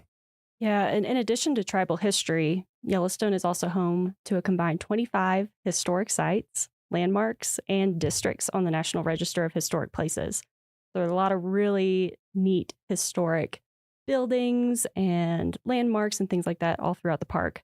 So we have a lot of cool natural and cultural resources, and that's what brings a lot of people to visit the park. On average, we receive about 4.5 million visits every year, and about 95% of that is in a 6-month period between May and October. So a lot of visitation in the summer, not so much in the winter, but I think that's the best time to visit, in my personal opinion. I concur. Yeah, winter is pretty awesome. Yeah. A report showed that tourism to Yellowstone contributes about 6,000 jobs in our gateway communities. So those are the communities that exist just outside the park at all our entrances, and about $600 million to the local economy in 2022. That's a lot. That is a lot of money. A lot of money and a lot of people. And so we, of course, have to have all the infrastructure that you need for all that huge amount of people. And because of that, we have tons of stuff in the park. Of course, we have over 400 miles of roads. We have lots of lodging, buildings, places to eat, bathrooms, of course, trails, all sorts of stuff. And our portfolio of all that stuff totals over $4 billion worth of infrastructure. Billion, roads, like with a B? Billion with a B. That's a lot. Roads, bridges. Then there's the things you don't even think about, like water and wastewater systems. Of course, campgrounds, hotels. Then there's all the employee housing and all the facilities needed for the employees. So we're basically our own little mini state up here. Since 2020, we have invested over $1.5 billion with a B dollars into improving Yellowstone's infrastructure for you and also for future generations of visitors. And there's even more projects in the pipeline. Yeah, so that is a lot going on, and obviously we can't manage all that alone. So we rely a lot on tribes, elected officials, nonprofit groups, local communities, states, other federal agencies. They all help us to take care of Yellowstone. And when you think of Yellowstone National Park, you think of the natural features, the cultural features, but there's also really important things like hotels, restaurants, gas stations, general stores, and our concession partners run all of those. And our nonprofit partner, Yellowstone Forever, offers educational programs and runs the park stores as well, the bookstores that you see at the visitor centers. So they also support the park through philanthropic dollars that are really important to us. Yeah, so as you can see, there's no shortage of things to talk about when it comes to Yellowstone. We could go on and on probably all day. There's a lot to talk about. And there's a lot of content about all this stuff and more on natural and cultural resources in the park. And you can find a lot of that information on our park's website, which is nps.gov/YELL.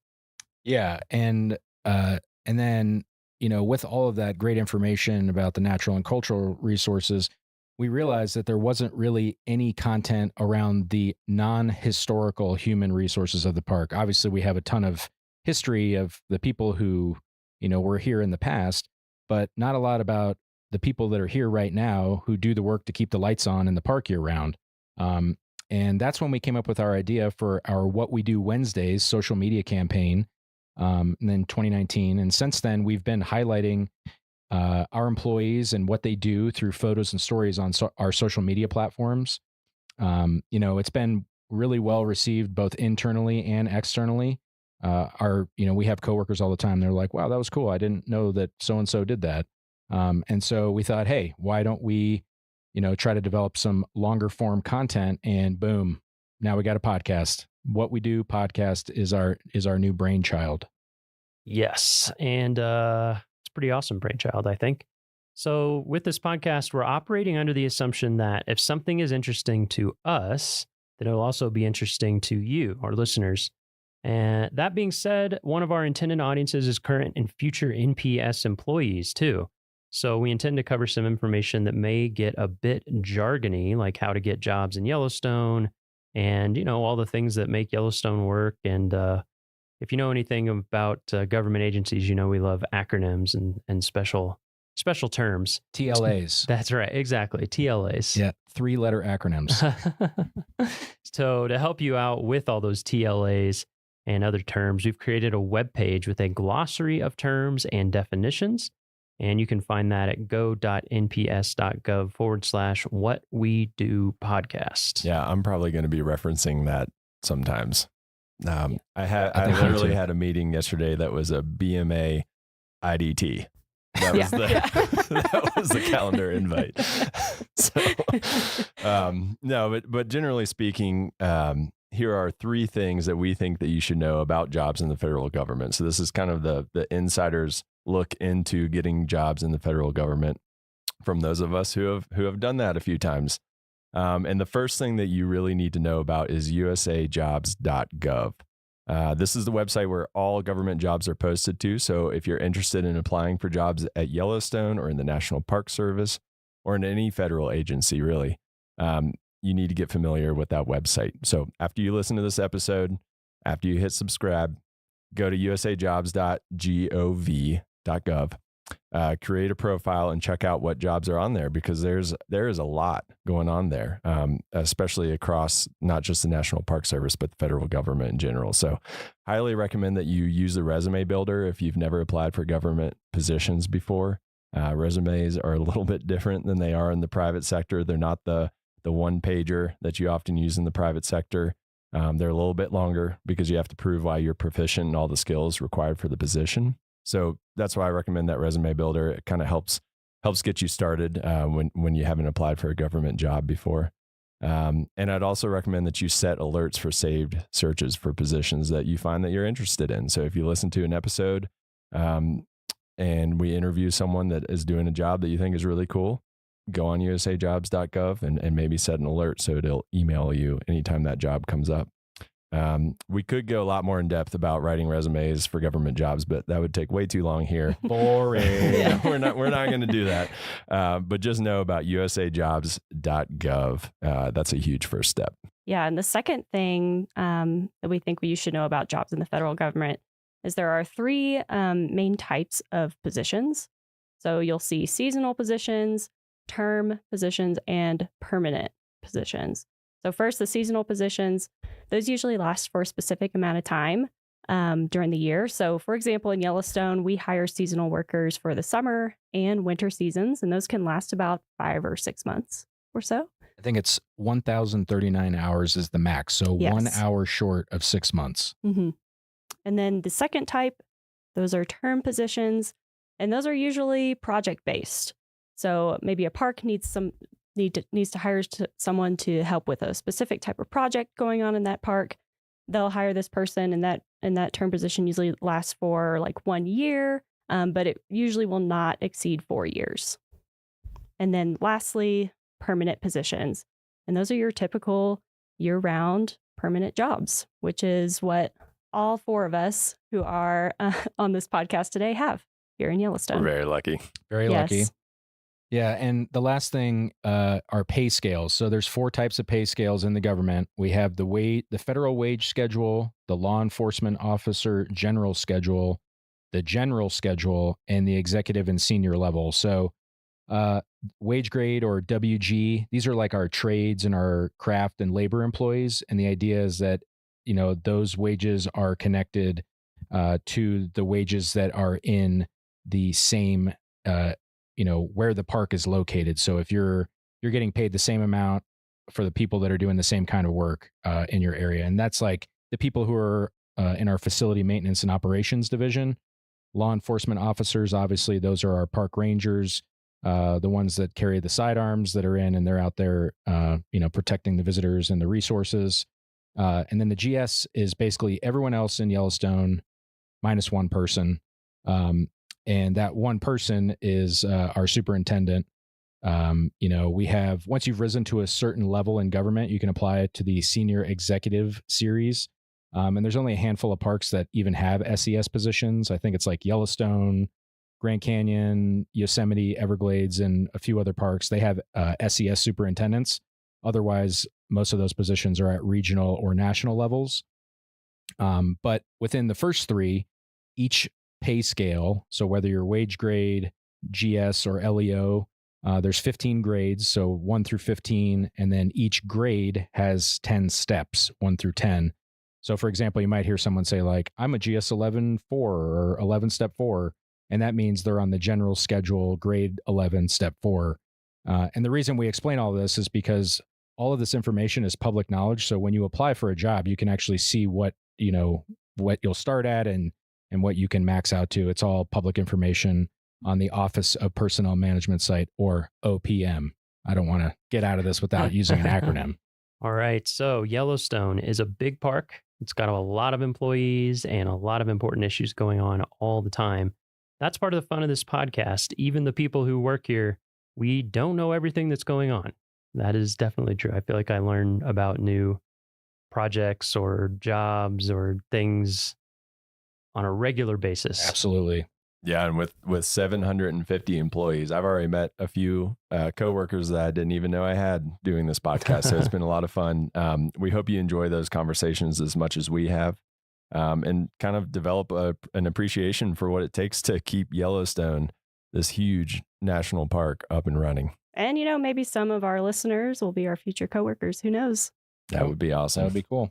Anything else, team? I don't think so. Nope. No. I think that does it. All right. Well, thank you for listening, and we hope you...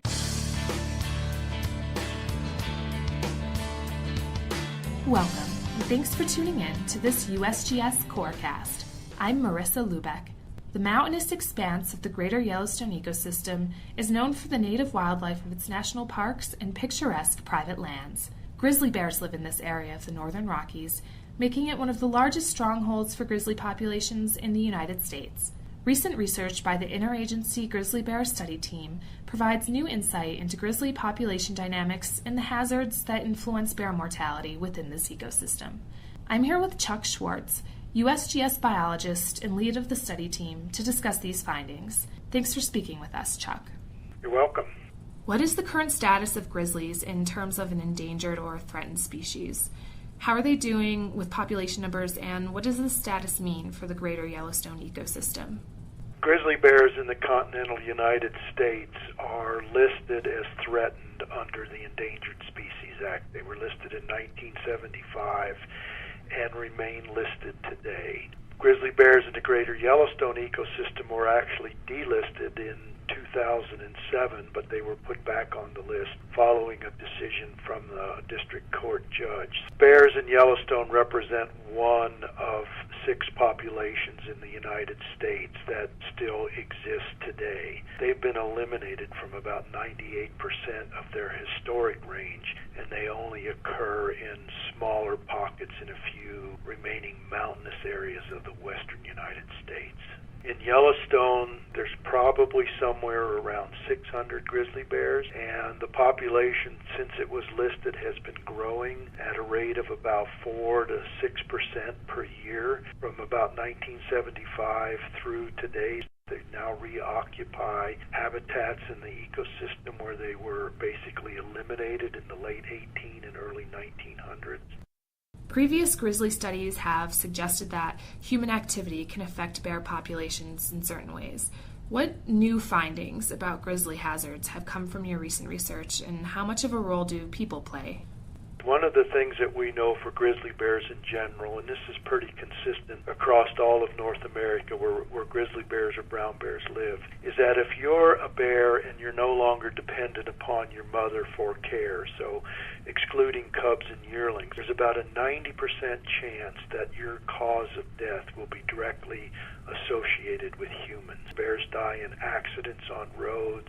They're killed in defense of life or property when they get into trouble with people. Agencies go in and remove them if they're in conflict for livestock killing or damaging property.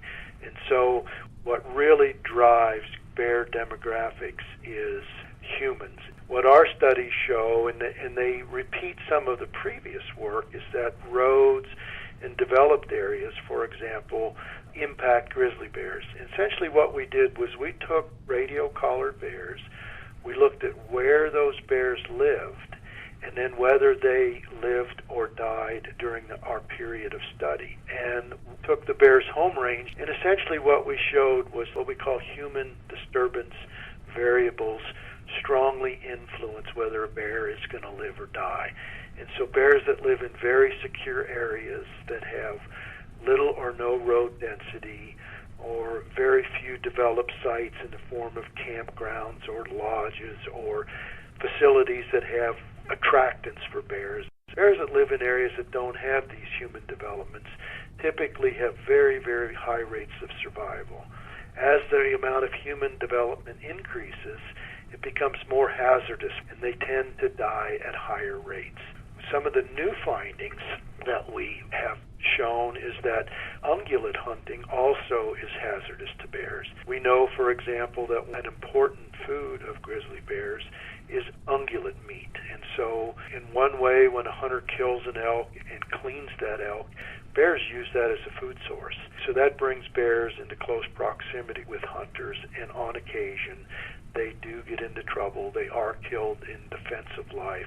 Rural development in the form of ex-urban or outside of urban areas also increases the hazards for bears.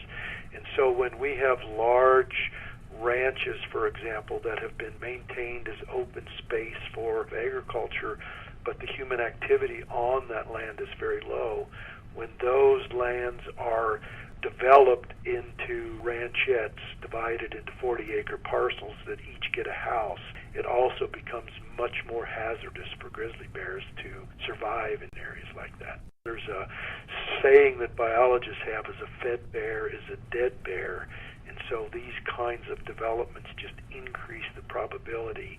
As far as natural hazards are concerned, is cubs and yearlings, which are dependent upon their mother for care, face a different suite of mortality agents. And what we typically see is if you're a young bear and you're going to die, you're more than likely going to die from natural causes. There's starvation or predation.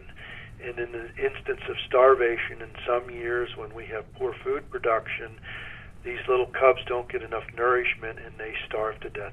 The other thing that we see is more predation. And in the world of bears, cubs and yearlings are vulnerable to being preyed upon by large adult males. You mentioned that you used years of bear tracking information from collared bears to come to your conclusions. Can you tell me more about how this information was acquired? The grizzly bear study team is responsible for monitoring the grizzly bear population in the greater Yellowstone ecosystem. And one of the ways that we do our monitoring is we capture and radio collar a sample of bears. So we trap every year and we try to catch a sample of random bears from the population. We then put radio collars on those individuals and we track them through time. That's what allows us to get a very clear understanding of how bears use the environment, what factors influence rates of reproduction and survival. So we can look at a female in the fall and determine whether she's weaned her offspring, and then determine the following year if she's produced a new litter of cubs, how large that litter might be. That's basically how we track the demographics of the Yellowstone bear. Can such bear mortality data from the past contribute to insight on future grizzly populations? Can it be used for predictions? We can't really predict, but we can project what the future might look like based on information from the past. And as long as systems don't change dramatically, those projections provide some insight and guidance to managers on what they might need to do or consider for maintaining a healthy bear population in the future. How do grizzly population dynamics in the somewhat remote greater Yellowstone ecosystem affect people and places on a national level? The Yellowstone ecosystem is one of the last remaining intact temperate systems in the continental U.S. And as such, it has a large amount of wild lands where we still have healthy populations of large carnivores, including grizzly bears, black bears, gray wolves, cougars. And one of the things that we know about bears is bears are very popular animals. There's millions of people that come to this system every year, and one of the reasons they come is with the hope of getting to see bears and wolves in a natural state. And so maintaining these large systems like that in an intact fashion, I think, is important to people in our country. Thanks for taking the time to speak with us today, Chuck. Thank you. This podcast is a product of the U.S. Geological Survey, Department of the Interior. I'm Marissa Lubeck. Thanks for tuning in.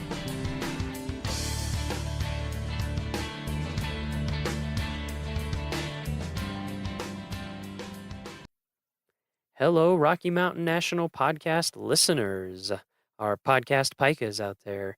Before we tell you about this week's episode, we have two special events coming up on Tuesday, July 18th that we want to make sure you know about. So Tuesday, July 18th, first, we are celebrating the 100th anniversary of the Holsworth Historic Site. And you're going to hear a lot about the Holsworth Historic Site in this week's podcast episode. So stick around, give it a listen. Maybe it'll entice you to come celebrate. The Holsworth Historic Site is located about 8 miles north of Grand Lake on Highway 34 on the west side of Rocky Mountain National Park. From 10:30 a.m. to 4:30 p.m., we will celebrate the history of the Holsworth family with special displays, programs, and games for children. And we'll also be giving guided tours of the site all day. Then starting at 5 p.m., join us for a special campfire program with actual Holsworth family members at the Holsworth Historic Site Campfire Ring. So a full day of celebrations for the 100th anniversary of the Holsworth Historic Site. We are also on Tuesday, July 18th, celebrating World Listening Day. From babbling brooks and thundering waterfalls to bugling elk and singing birds, the natural sounds in this park and all over the world create immersive experiences that are important for visitors, wildlife, and ecosystems. The unimpaired sounds of nature are fundamental natural resources worthy of protection. And this day celebrates that. So there will be activities, art projects, and interactive games at Fall River Visitor Center from 10 a.m. to 2 p.m. at Fall River Visitor Center again. Then you can meet in front of the Fall River Visitor Center at 6 p.m. to join Dr. Jacob Jobe, a scientist with the Sounds and Light Ecology team at Colorado State University. He is going to guide you on a 1.5-hour sound walk that will focus on listening to the sounds of Rocky and what they tell us about our surroundings. So again, for that walk, meet at 6 p.m. in front of the Fall River Visitor Center. One thing to note is that you do need a park pass of some kind because you will be going into the park. So either a day pass, week pass, annual pass, interagency pass, some kind of pass so that you can get entrance into the park. All right, so those are our news and announcements. We're going to lead straight into this week's episode, which is a very cool one. We traveled over Trail Ridge Road to the west side of the park and joined Macy McPherson and Michelle Simmons, our two year-round interpretive rangers on the west side of the park at the Holsworth Historic Site. So we sat out in front of Holsworth. We were at the picnic table and chatted all about not only Holsworth and why it's important and what you can do there, but also about Macy and Michelle's career, what it's like on the west side of the park versus the east side of the park and things to look for over there, about the town of Grand Lake. It was just a great conversation. We had a really good time, and we hope that this will help you learn about some of the lesser visited areas in Rocky Mountain National Park on the west side. So we hope you enjoy, and here we go. Here's Macy and Michelle.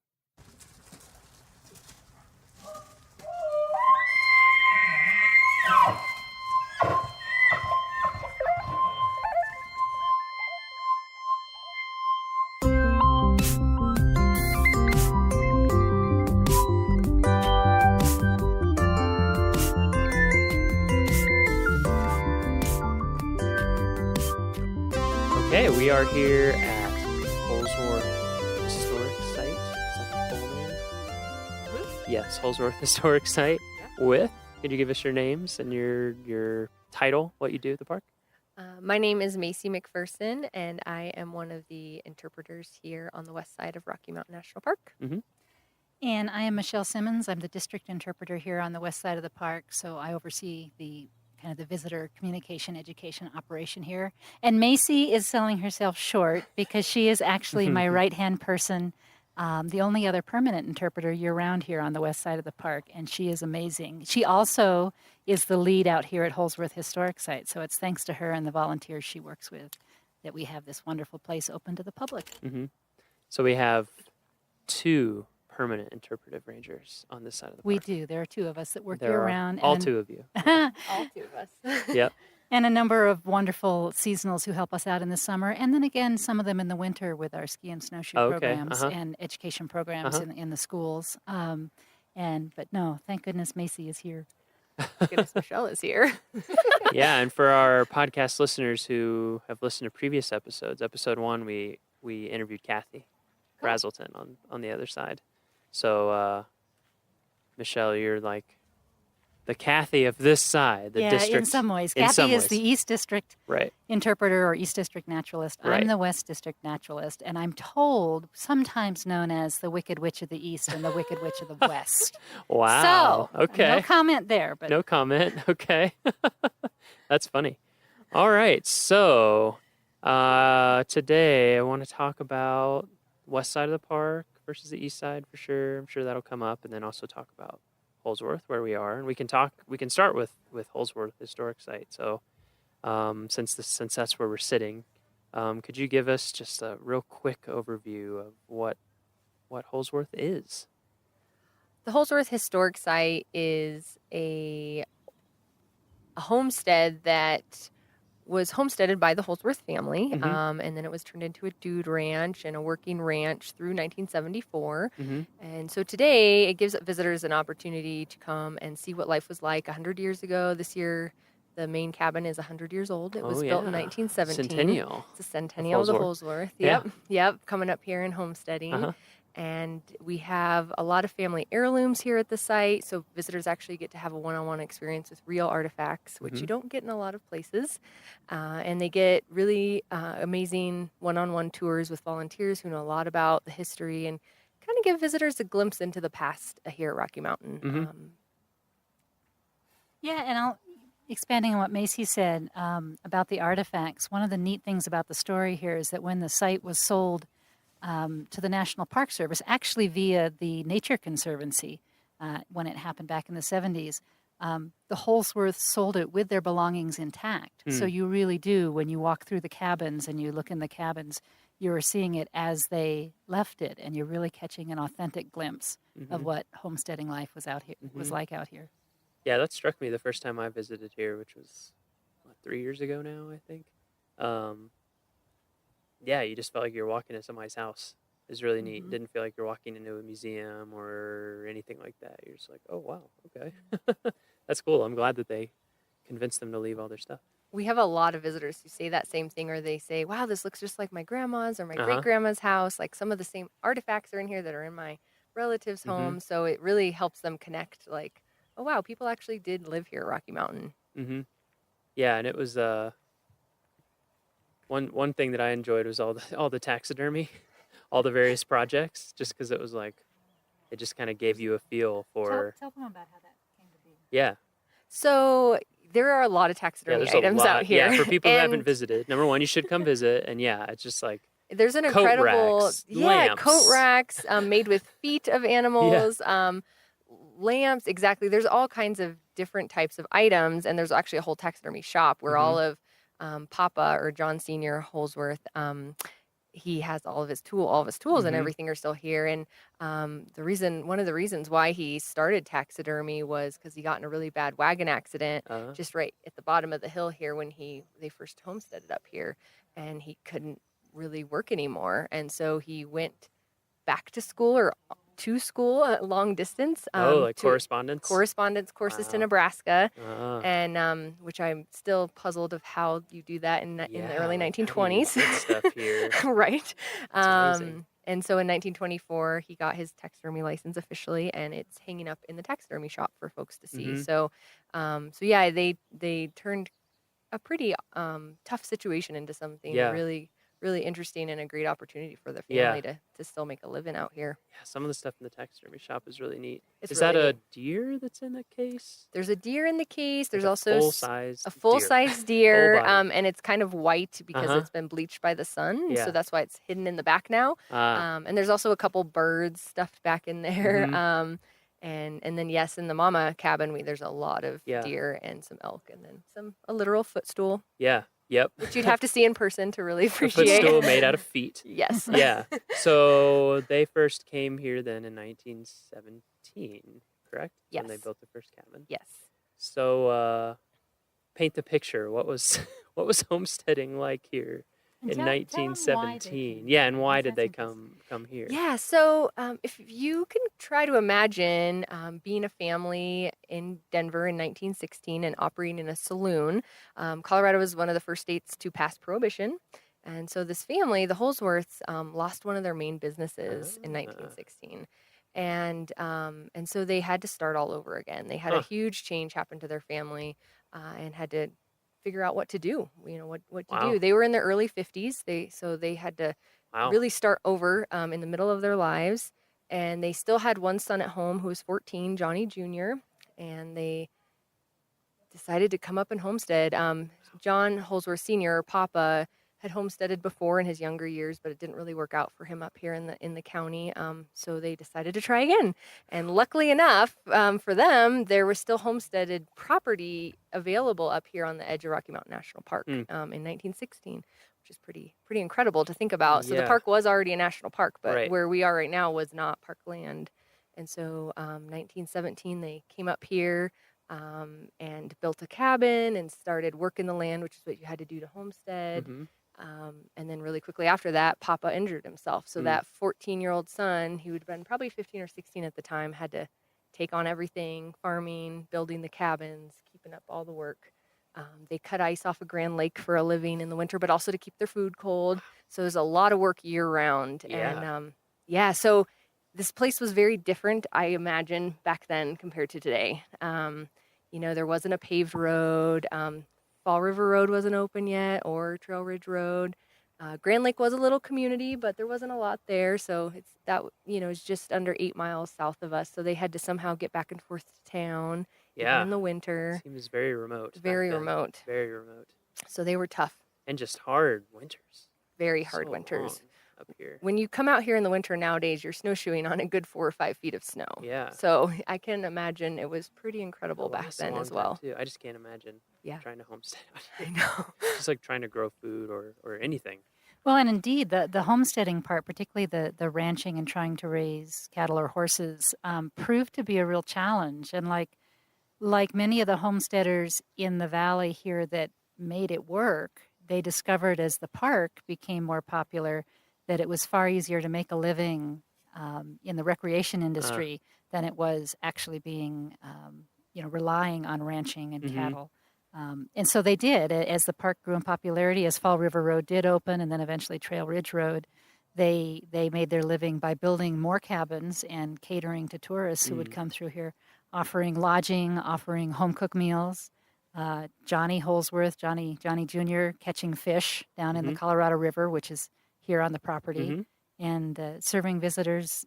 Now we don't do all of that today, but we're still in the business of serving visitors, and that's what's really kept up here in the Comanche Valley. Yeah, when did they start making that switch from homesteading to starting to do the It really tourism happened in the early 1920s. Okay, so they weren't homesteading too long before they were like, okay, we need to do something else here. Yeah, and they actually had a lot of Papa's friends coming up from Denver just to stay here. And Mama or Sophia Holsworth was kind of getting tired of taking care of them all without, getting anything. And Johnny was doing all the work. And so she said, I'm going to start charging people to stay here and cook for them and that sort of thing. And so they built one of the first guest cabins in 1921. And that one you can go in today. It's called Twin One and see kind of what it would have been like to stay here. Little log cabin.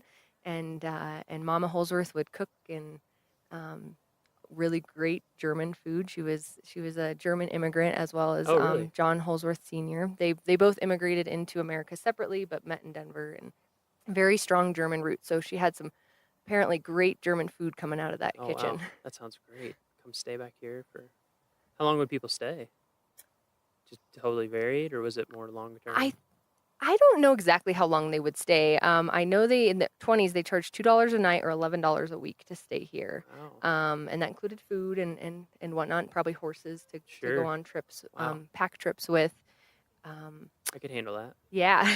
I would imagine for how long it probably took to get up here, it probably took, in those days, even in a Model T pickup truck or something like that, it would have taken a while to get up here from Denver over Berthoud Pass or over Fall River Road. You know, it would have taken forever. So I'd assume once you got up here, you'd probably stay for a while. Yeah. Which people still do today. A lot of visitors come up to the Grand Lake area, and they don't just come for one day. Usually they're here either camping here in the national park or outside, staying in a little cabin or whatnot for a good few days or a week at a time. Yeah. Or even for the whole summer. Actually, one of the fun things about how much time people spend, a lot of folks are driving through the valley here and see the sign for Holsworth Historic Site, don't really know anything about it, but stop in. The bulk of the buildings are about a half a mile across the valley and across the Colorado River from the parking area. But we have one historic cabin that's right by the parking area. And so during the times that we're open, which is about 10:30 to 4:30 daily here in the summer, you'll meet you'll meet a volunteer at that cabin who will tell people a little of the history and encourage them to take that half a mile level stroll across the valley to come see the main part of the historic site. And what often happens is people think, oh, well, we'll trot back there quickly and spend a few minutes and come back. And it is not uncommon to watch people spend 2 hours, 3 hours. They get out here and there's so much to see. And the volunteers who run the site are so knowledgeable and friendly. And there's a few activities for kids to do. We've just actually, thanks to one of our interns this summer, another amazing volunteer, Emily, have started up a little bingo game that you can play out here looking for some of the artifacts. Like, is the footstool on it? The footstool's on it. The toilet seat and twin one is on there. Which Oh, really? You have to come find. Don't tell them where it is. I won't. Okay. It's in there somewhere. So at any rate, if you're planning on coming, give yourself plenty of time because folks really do get hooked out here. Yeah, that happens. It's a great place to stay. Yeah, the first time that I came out here with a small group of people, we were like, oh, we'll just stop in and check it. And we stayed quite a while. The buffalo coat lured us in. Yeah, so we have an incredible buffalo coat that is a remake of the original buffalo coat, but it's still really incredible. And so heavy. It's so heavy, and it's just amazing. We just had it restitched a little because we have so many people try it on. It was actually falling apart, and that's how much people love this buffalo coat. They actually come here looking for it. Oh, yeah. And it's made out of 2 buffalo hides, and it weighs 22 pounds. So you definitely need to come check out the buffalo coat and put it on. I'd love to have it on when it's cold, just to see. Because every time I've put it on, it's been warm. Yeah, it's been hot. Okay, I'm hot immediately. Like, take it off. I'm done. Yeah, but it'd be interesting to see how it is when it's 10. I try to imagine wearing that heavy coat and walking around in the snow because it's down to the ground. Yeah. So, and with how much snow there is, even if you're in skis or snowshoes, you just be coated in snow and ice. Absolutely. Well, it's down to the ground for you, Macy. I'm not sure it would have been true for Johnny Holsworth. True. Maybe he was much taller than me. So while we're setting it up, when people pull up, you're driving on Trail Ridge Road, 34, whichever you want to call it. You'll see a sign, Holsworth Historic Site, one of those nice brown signs that you see in parks. And there's a parking area, and like you said, the cabin. There's someone there to talk to. Then you walk about half a mile, and it's a nice walk. It's a great walk. There's some signs that teach you about the area. You can kind of get out in the middle of the valley to get a little bit more of a feel. You walk over the Colorado River. There's often elk or moose that you see along the way. Elk or moose. And then you get over here, and how many cabins are there total? A lot. It's quite a site. We're counting. We're counting right now. Talk amongst yourselves. Yeah. There's a lot. There's 12 cabins out here, plus a few outhouses that are kind of scattered throughout. And then, so when you come to visit, how many of these can you look inside? You can look in the main cabin. You can look in the main cabin, the mama cabin, which we give tours of because that's where all that's where all the artifacts are. So we ask you to go in with one of the volunteers or one of the rangers out here. And that is really cool. Really we're audio only, so we can't show you. Yeah, but you need to come see it. It's really, really neat in there. And then there's one of the guest cabins, twin one, that you can go in that's self-guided, as well as the taxidermy shop. There's also an ice house where they kept blocks of ice that they cut off a Grand Lake in, and it has the original sod roof from the Holsworth family still growing on it. Oh, that is okay. That's actually the real grass. Yes. That's amazing. And then the little tent house that Johnny built himself because he got tired of sleeping in the one-room cabin with his parents. Wonder why. And those are the main public buildings, and then Uh-huh. the one down by the parking lot as well, Uh-huh. the Fleshy cabin, Uh-huh. which is a little older than the cabins up here. So people can look at those. They can get. They have to get a guided tour through Yep. Mama House. Yep, Mama House. And then there's bingo. There's bingo. There's a coat you can try There's on. a coat. There's also a washing machine where you can wash like a socks. hand wash There machine? is a hand wash machine with a crank. Yeah. And wring out the socks. You can also dress up like a pioneer or a cowboy. So we have Wow. clothes for you all to try on. And you can also rope a horse and sit on a saddle. Wow. So So there's- much to do. Well, explain the horse. It's not a live horse. Oh, okay. Yeah, Miles was getting really excited. No, we do. I We do wanna have be a on a little horse. saddle you can sit on, and Oh, I you can. see. You can. Is that a sawhorse? What would you even call that horse? It's certainly an original artifact. Log horse A or log something. horse. A horse made out of Sawhorse. Yeah. There is a log horse. Yes, There's a but lot to do. definitely you can try your Yeah. roping. And actually, if you come during the heart of the summer, during July, and I'm trying to remember, we might even go into the first week of August this year. On Friday mornings, there is a program that we offer, a ranger-led program called A Walk Backwards, which is geared towards kids, typically kids age about 6 to 12. And it's by reservation, so you can call the park ahead of time to sign up your kids. 970-627-3471 to make reservations for that. But they actually will dress the kids up in period costumes. That's led by one of our longtime rangers, Barb King, who's amazing with children. So they get to dress up in costume and pretend that they're part of a ranch family. They come back, they get a tour of the mama cabin, and then they get to engage in a bunch of different period-type chores, whether it's mixing some biscuit dough together, or cleaning fish, or milking a cow. Wow. Again, the cow may also be made of wood, but it's a I sense whole a lot. theme. It's a whole lot of fun. And what else? Well, sewing on buttons, or Wow. Yeah, making they make period dolls. Period dolls. They weave a little rug. They nail horseshoes. They saw wood. They do a lot of chores. Wow, how long they is have this? They do get to do a few games like sack races, but How long is it? The program is about 2.5 hours. Oh, wow. That's a lot. That's a lot of stuff. Yeah, and it's actually, when you look at our statistics, is one of our most popular programs here on the west side of I the bet. park. Sounds fun. Which is why we ask people to reserve in advance, so that it doesn't get too unwieldy in terms of the numbers. But that's Friday mornings. I'm sure it runs through July. I think it might run through August 4th. But if you access the website Yeah, you that can check Miles our takes online care of, calendar. you Yeah. can check the online calendar. Yeah, when you go to our website, if you look in the upper right-hand corner, there's a little icon, and it says calendar. Click on there. Search, put in the dates when you're going to be here, and it'll show you everything that's going on then. So you can confirm all the details. It's also in the park newspaper. When you come in the park and they hand you the newspaper, look in the middle of that, and it has all of our programming. Ooh, that's right. Yeah. Oh, another program. Yeah, another one of our Oh, yeah, really this one's special neat, too. programs Yeah. that happens out here. Happens on Friday evenings. So Fridays are a big day out at Holsworth Historic Site. But Friday evenings, another one of our rangers who's worked here more than 20 seasons, Harry Cannon, does a program called Old Ranch Campfire. I have to be careful not to say Old Ranger Campfire. Wouldn't want to offend anyone. No, but Come see an old it campfire wouldn't with an offend old Harry. ranger. But he does that in first-person character. Oh, so cool. when you arrive down at the parking lot down at Fleshet Cabin, he greets you as if he were a ranch hand working for Johnny Holsworth at the time that this was an operating dude ranch. And so he will lead you across that path across the valley, telling you tall tales and stories, which are very much in the style of what Johnny Holsworth was famous for. When they had folks staying out here at the ranch, they would have evening campfires, and he was known for his tall tales. So Harry tells those, and they come back here to the site. We have a campfire ring here at Holsworth Historic Site. They gather around, and it's just an old-timey, old-fashioned good time. They sing a lot of songs, campfire songs.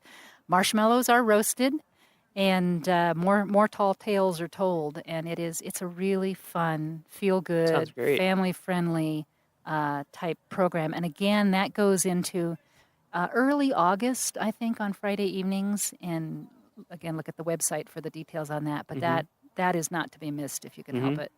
Wow. A lot of stuff going on over here at Holsworth. I didn't even realize. I mean, I did, but I didn't next think of it all week, at once. On the 18th, Tuesday, July 18th, Yeah, that's a big we're one. celebrating the 100 years of the Holsworth family Yeah. homesteading here. So we're going to have throughout the day, we're going to, do our normal tours and have everything accessible. And then we will have some special booths set up and some kids games from Barb's Walk Backwards program.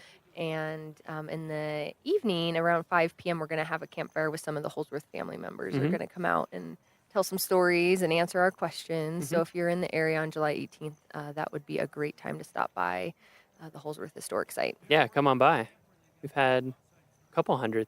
There's that for here, the 100th anniversary of Holsworth. And then not too long ago, we had a centennial celebration here for the whole park.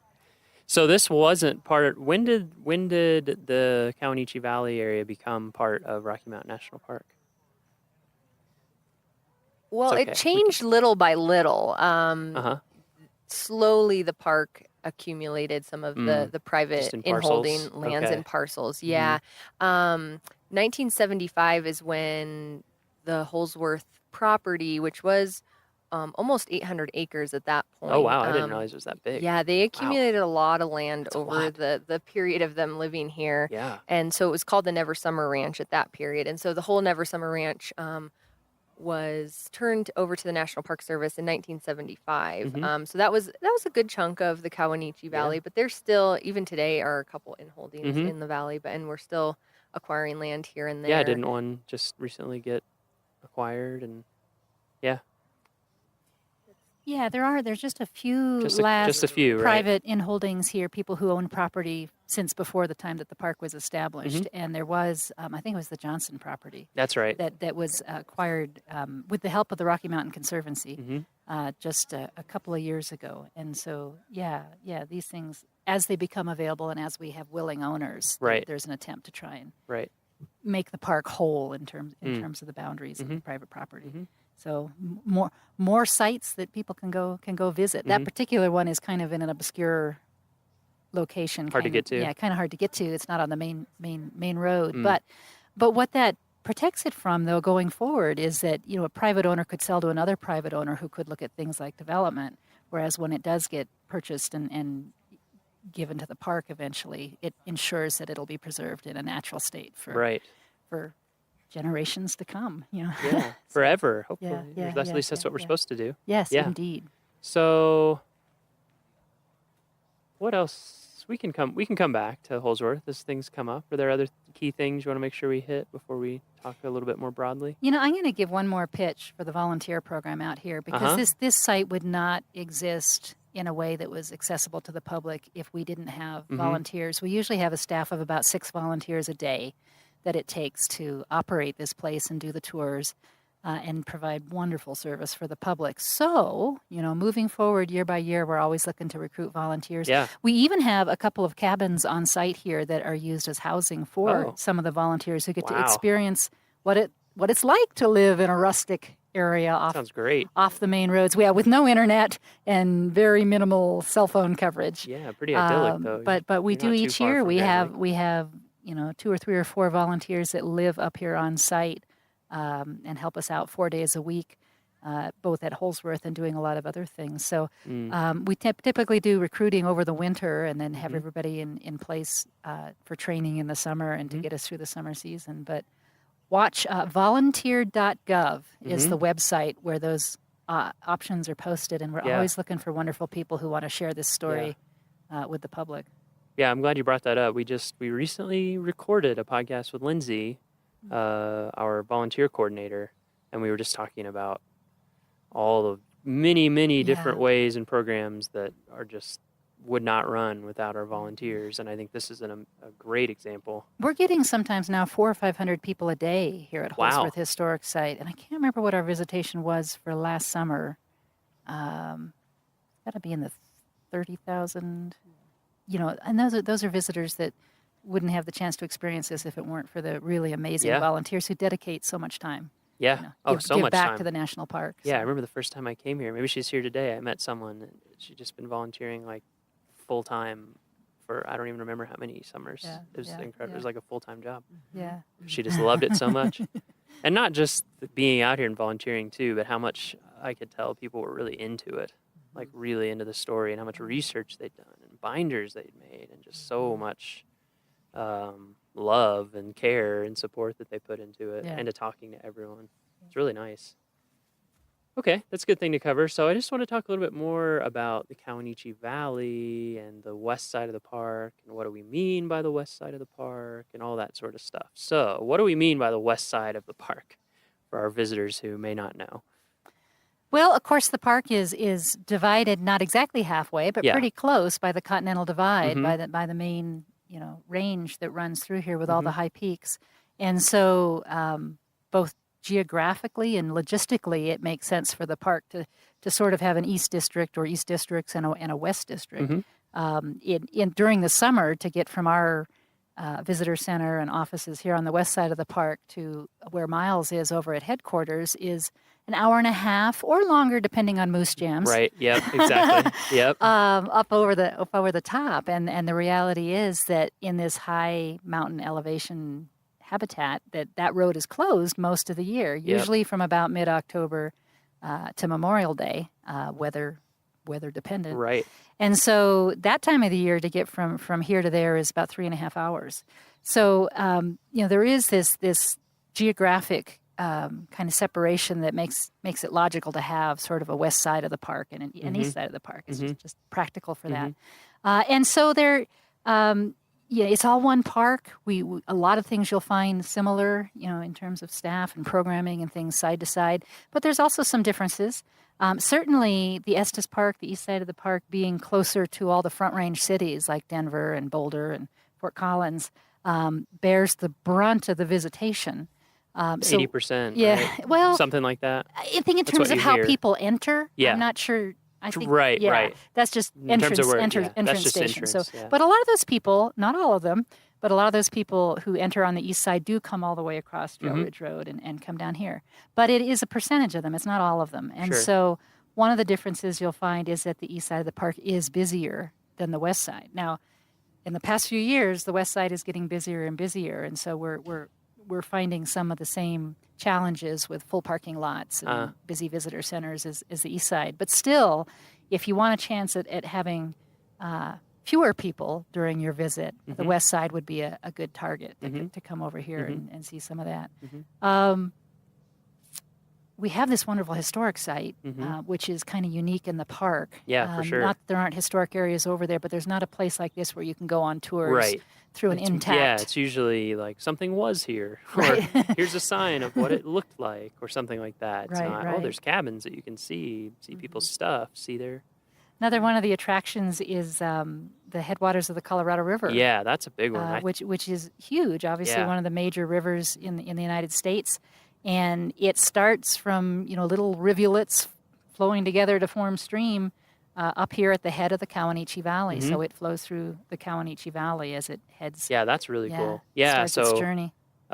People, if they come to the park, should learn about it. It's in our brochure and everything. But the Continental Divide, like Michelle was saying, runs right through the middle of the park. And so water that falls on one side of the divide ends up eventually in the Atlantic Ocean, and on the other side ends up in the Pacific. And it's interesting how it takes that big jag here, kind of a big U-turn. Oh, yeah. One of the fun things to do is to have people, when they visit Holsworth Historic Site, be standing out in the valley with these amazing views of the mountains around and say, okay, point to the Continental Divide. And the correct answer is to point in 3 different directions because, the Continental Divide does, following the topography, kind of head up the north side of the Kawanichi Valley, cross over at Laputer Pass, and then come south along the crest of the Never Summer Mountains. And so it's kind of funky to be up here at the head of this valley and be almost surrounded by the Continental Divide. Yeah, it makes a pretty weird turn. Yeah. It's amazing. That's one of my favorite things about here, actually. It's just because if you've been in the West and been to lots of other parts of the Colorado where it's this huge, muddy, raging thing, and you're like, oh, it almost looks like a little creek. It's really neat. Yeah. It's really neat to see where it starts. I haven't hiked all the way up. I should. Yeah. All the way up to the headwaters. One of my favorite little hikes over here that sometimes people overlook because it's a simple little hike is the Coyote Valley River Walk, which is kind of halfway down the valley. It's also an accessible trail, so the trail is designed so that wheelchairs can go on it. But it's maybe a half a mile one way. Yeah, that sounds right. But it's right on the river. You got the river on one side, the valley on another side, some scattered trees. And it's often a really good place for wildlife. Plus, there's a real pretty picnic area right there. So I If like you're that looking walk a for lot. something short, especially in the evening, right at sunset, it's Mhm. just beautiful out Mhm. there. Yeah, what are some other kind of, not all day hikes, but just short things people can do if they're coming through? The East Inlet Trail is definitely the most popular trailhead on the west side of the park, mostly because it has awesome views of the mountains and you're along a creek the whole way. But it also is really close to the town of Grand Lake. It's just on the outskirts of Grand Lake. So it's if you're coming up to Grand Lake, that's a great little intro. But it definitely can be busy in the middle of the day. So that's Mhm. also a good morning or afternoon Mhm. stroll. One of definitely talking about the Colorado River, one of the great trails is the Colorado River Trail, Mhm. and you can just stroll on that one as well. It's not a very hard hike. You kind of meander in and out of the woods and the meadows, and then sometimes you're along the river. And if you want to go for a longer hike, about 3.5 miles from the trailhead is the site of Lulu City, which was an old mining town. Mhm. There's not a lot left, but there are some logs and some foundations. But it's a really pretty site, and you can really kind of picture people living up there. But also it's really remote, so it kind of is puzzling of how they lived up there and how Yeah. they got back and forth to different places. People did some real wild things to try to mine. They did. And it didn't work out too well here in the valley because there really wasn't any gold or silver, but they did try. They tried. And that is definitely one of the beautiful trails here in the valley. It has some nice older trees on it, and not a super steep rocky hike. It's beautiful along the river. Mhm. And then there's the visitor center, of course. Yep, the Kawanichi Visitor Center, which is right before the Grand Lake entrance, just about a mile from the town of Grand Lake. Mhm. And we're open during the summer from 8 a.m. to 6 p.m. Mhm. And we are open year-round. The hours do shorten in the fall, winter, and spring, Right. but we're open every day except for Thanksgiving and Christmas Day. Mhm. Mhm. Actually, that's a really good point. The west side of the park is a great place to visit in the winter. Even though the road over the top is not open, the road here in the Kawanichi Valley is plowed to about 12 miles from the entrance. So the valley itself, you can access the valley. Beautiful place for snowshoeing or cross-country skiing. Yeah, I've heard the cross-country skiing is really Oh good yeah, over well here. I still part of haven't it is gotten because over here to do that. it's a nice valley, so you have Right. the option of having fairly level, options for skiing. Uh-huh. And we do in the winter, again in the heart of the winter, usually from about the very end of December through February to the very beginning of March, we've offered ski and snowshoe programs. Ski programs mostly in January, and the snowshoe programs throughout that whole time on the weekends. Again by reservation, same phone number. But the ranger that leads those makes a point of tracking routes that don't follow summer trails. Ah. So you specifically have the opportunity to get out and Oh, that's see great. parts of the valley, see Yeah. parts of the park that are different from what you can easily access in Right. the summer. Right. Because once it's blanketed with snow, you can go just about anywhere. Right. Yeah. And the snow's pretty consistent over here through the Oh, winter too. we get lots right? of snow. Yeah, which that's something that's definitely different. Snow from, is a reality. Snow, Yeah, snow is a definitely different from certainty. the east side of the park. We yeah, get- what's weather and conditions on we this side usually get compared an to the other side? average of about 150 inches of snow Okay. a winter. So and much more than us. Oh yeah. With the way the storms come from the west Yeah. and bump up It against all the hits on this Continental side. Divide, it drops. We're sometimes known as the better, wetter side. And so, pretty typically throughout most of the winter, you'll have 2 or 3 or more feet of snow on the ground. Mhm. Yeah, That's great. usually by the time you get to late December, early January, Yeah. the skiing and snowshoeing is really good for the next few months. Yeah, because I'm a pretty novice cross country skier in terms of like steepness skill Yeah. set, and so a lot of times on the east side of the park, I'm kind of like, whoa, man, I don't know, this is kind of beyond me. Yeah, So yeah, yeah. No, this is a good place for beginners. Yeah. And it's also, again, even quieter in the winter because without the road open, we don't get the folks that are Sure. coming through the park. And so you'll have a lot of peace and probably a fair amount of solitude if you come in the winter. What about the wind over here compared to the east side? Not so much. Not so much. Not so much. No, Calmer? no. We don't get the winds the way you do. Not that you can't have a windy day Sure, here but- and there, but they're not a regular feature and of the climate. and cooler on this side as well, correct? Yes, that's true. Including in summer too. to some degree. Yeah, do be prepared in the winter for really Yeah, but the nighttime temperatures are typically below zero. Yeah. 20 below is not uncommon. Yeah. The lowest I've seen it in the 12 years I've been here was minus 44. A little chilly. Yeah, little bit. yeah. That's not when I would recommend skiing and snowshoeing. No. But the good news is it's usually sunny. I mean, Right. we obviously get storms, we get the snow, but there's usually beautiful sunny days in between. And when you have sun and it isn't windy and the temperature is 10 or 15 or Yeah, 20 or feels warm. 25, it's really Especially if you're comfortable. skiing or It's snowshoeing, it's amazingly really comfortable. That's one of my favorite things about Colorado is just you get that nice crisp. I worked at Black Canyon the Gunnison for a while, and so I lived, in the winter and lived up on the rim. Yeah. And I would just, like you said, it'd be 10, 15, and you get out and you hardly need, just like a long sleeve shirt, some pants with long johns, and oftentimes almost too hot. even if it's uncomfortably cold overnight, it'll warm up into something that's very nice for recreation during the day. So winter recreation, West Side, don't forget. Don't forget us. Come see us. And then I'm trying to think of what else feels different on this side to me. I mean, you have the whole valley set up, which I feel like is and it looks like a valley. I mean, on the Estes side, it's a valley sort of. It's like this circular sort of basin almost, whereas here you really have that feel of... This Kawanichi Valley, going back to, we talked about the headwaters of the Colorado River, but back in the last ice age, this was carved by a glacier, the Colorado River Glacier, which extended from the head of the valley, 20 miles? Wow. Maybe more than 20 miles down beyond where the park boundary is now. But that's part of the reason it feels so valley-like, and also part of the reason that it's wide.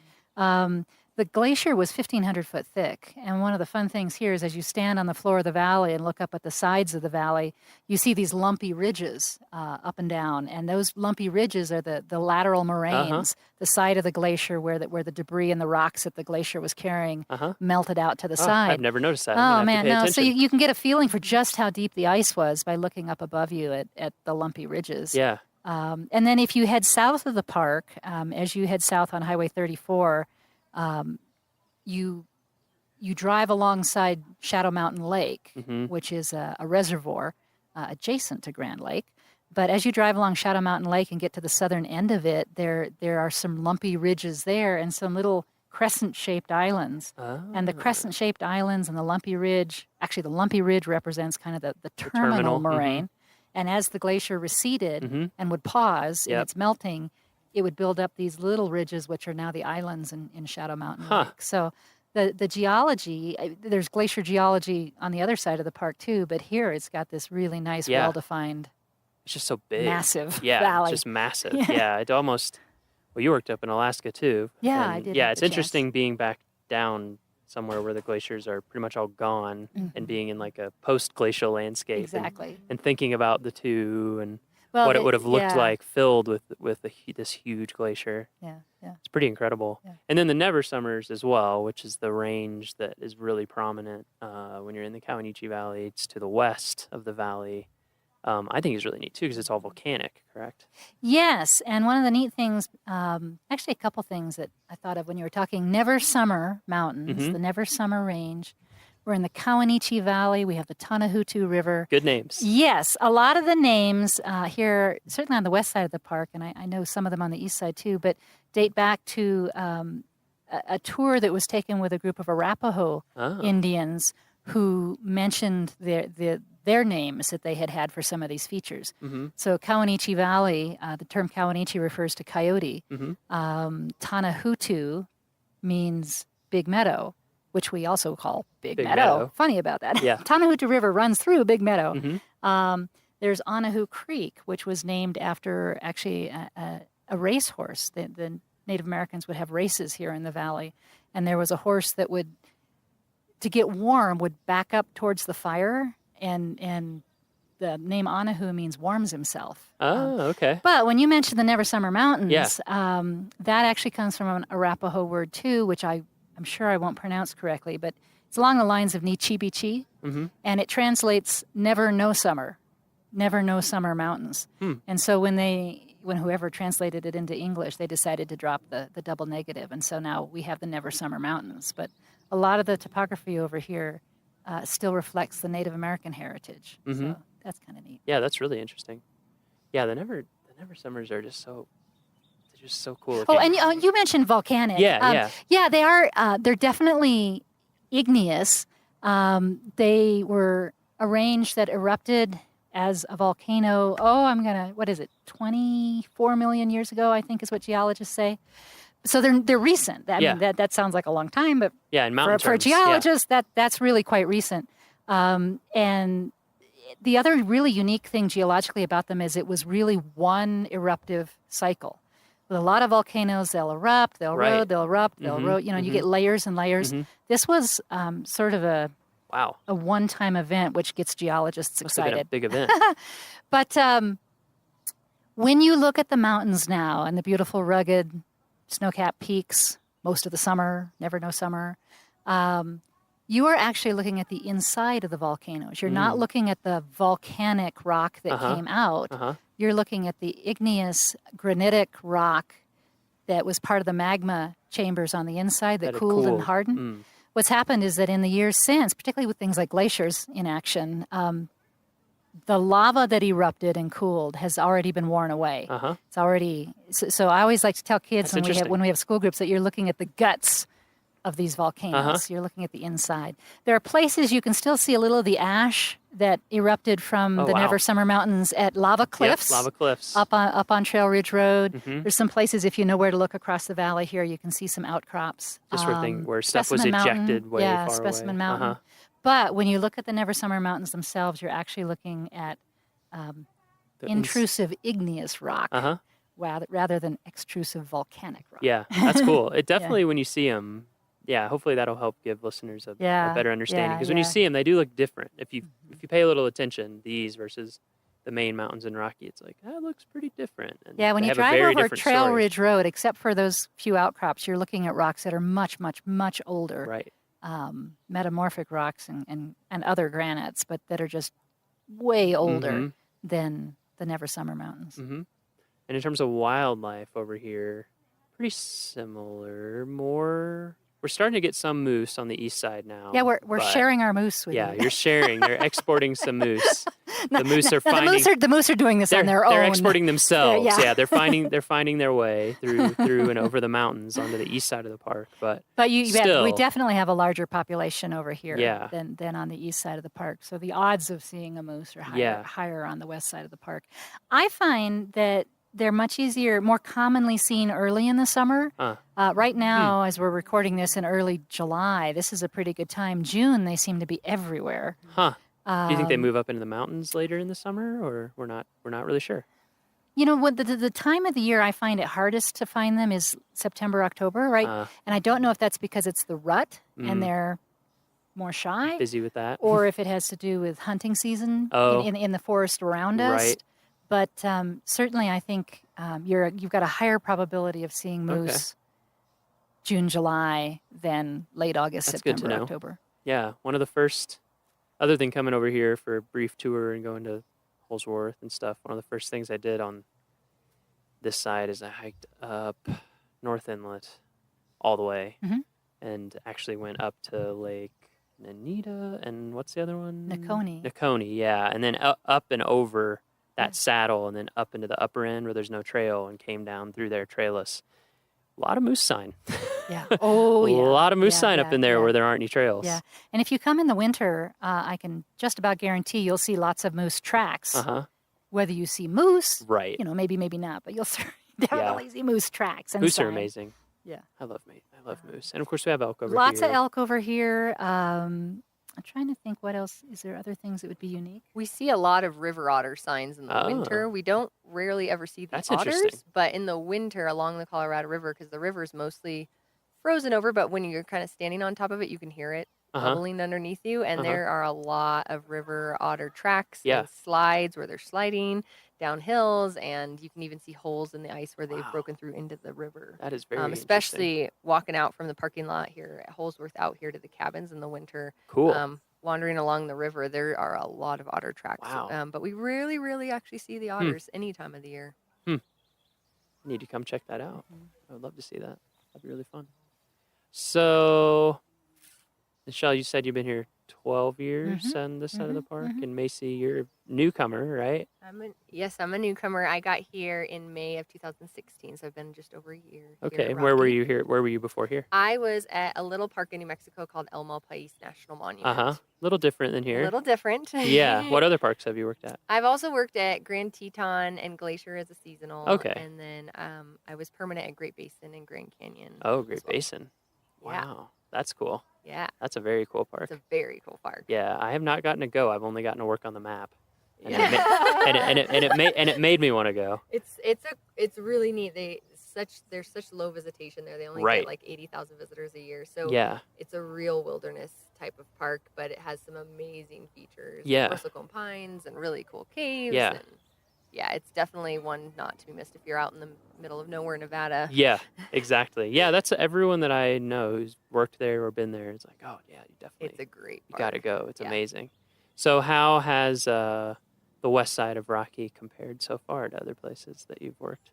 Well, I've wanted to work on the west side of Rocky for many, many years. Really? This has been a dream spot for me. What was the dream? Why did you want to be over here? Well, first time I came to Rocky, I was 16 with my family. We were doing a cross-country road trip, and I just remember being up in the Alpine. I think we were up at the Alpine Visitor Center, maybe Farview, and I remember looking down in the valley and just thinking it was just, wow, that's a really beautiful place. And for some reason, as my career went on, I just always wanted to come back to Rocky. Of your head, Yep.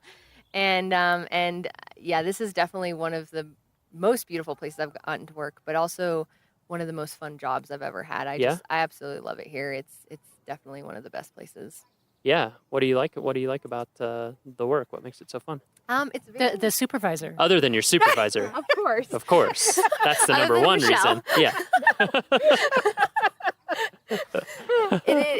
Seriously though, like Michelle makes this such a fun place to work, and I think the diversity of the work is what makes it so fun. The seasons are awesome, so you have a really busy summer season, and then the fall and spring are really busy with school programs, like not as many daily visitors, but yep, we get to do a lot of school programs in the classrooms, but also they do field trips out here. And then the winter is quiet, but also I feel like I was really active this winter with all of our ski and snowshoe programs and just getting ready for summer and, playing in all the snow. It's just such a diverse park in that way. And the job is so diverse. So every day it's something different. And then seasonally I do different work. And, like right now in the summer, I'm out here at Holsworth a lot of the time. So it's just such a neat position because of the diversity of different jobs I get to do. And how do you like living in Grand Lake? Oh, I love it. Yeah? It seems like a great place. I love it, yeah. What's the year-round population of Grand Lake? Do we? Not many, I would say. I think at Grand Lake year-round maybe 500, but of course that's a lot more in the summer. Sure. There are a lot of second homes, a lot of vacation homes, summer homes up in this area. But year-round, 500, wow. That's even less than I realized, yeah. And we have the local communities, too, of Granby and Winter Park and stuff, right, and Kremlin. So there are some communities in the county here, so you don't feel too isolated in the winter. And plus, people come up to go downhill skiing up in the mountains, too. So you run into those folks visiting the park as well. Yeah, and actually, while residents may be, in the hundreds, that Grand Lake, like the park, operates on recreation. And so there are lots of visitors still in the wintertime. Oh, okay. Yeah, I was wondering about that. In the forest around us is one of the most amazing snowmobile trail systems. And so that's one of the highlights for folks who come to Grand Lake is a lot of snowmobiling. Of course, there's the activities in the park, the skiing, the snowshoeing. But there are also 3 ski areas. No, more than that. We've got 3 Nordic ski areas. There's one in Grand Lake, one down in Granby, and then one outside of Fraser, plus a couple of downhill ski resorts, one in Winter Park and one in Granby. And so, yeah, a lot of winter recreation. Huh. So it still keeps businesses quiet, are but it open, still restaurants keeps it. are open. Yeah, there's still things to see and do, even though the actual year-round live-in population drops quite a bit in the winter. Yeah. Does it become a snowmobile town mostly, or is it mostly still cars?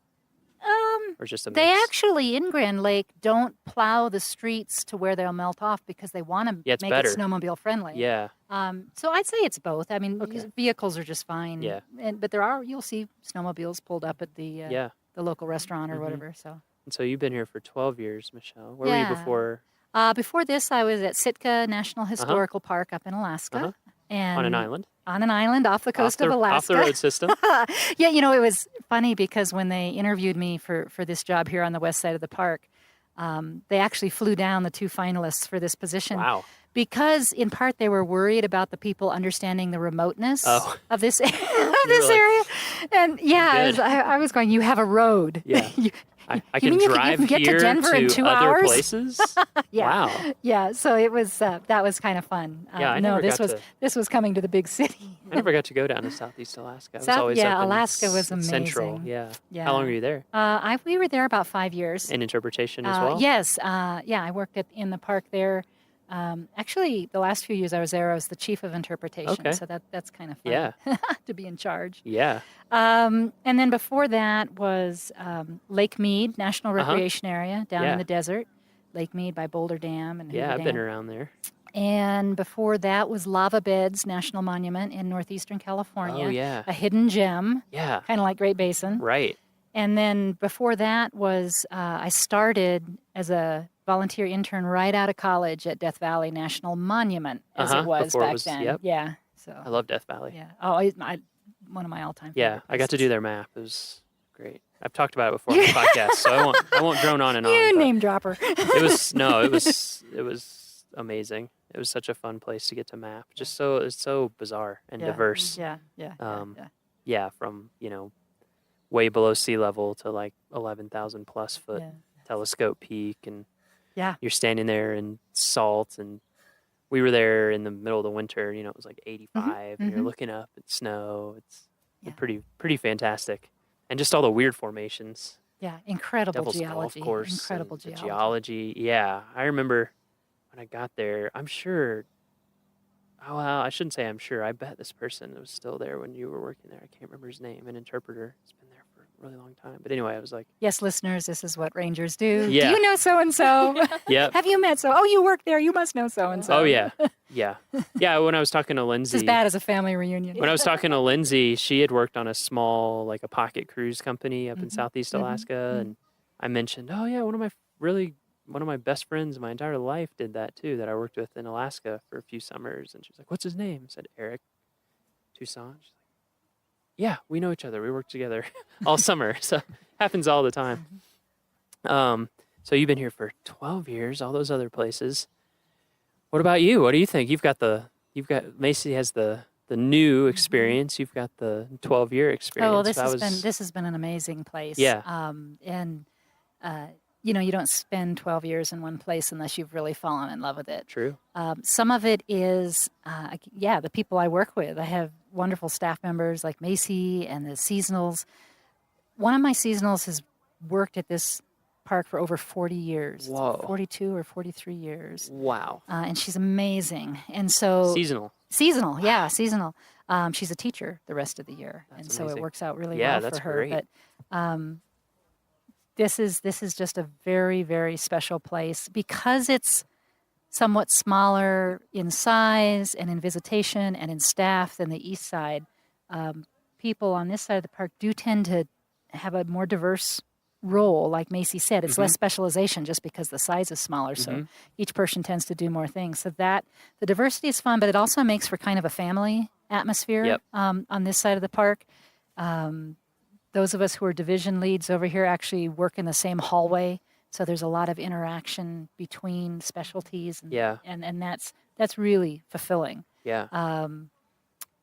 The communities, are amazing, and it's my son is now 13. Oh wow! So he's kind of grown up here, and it's been an amazing place to raise a kid and have him have the experience both inside the park and in this community in this area. So yeah, happy times.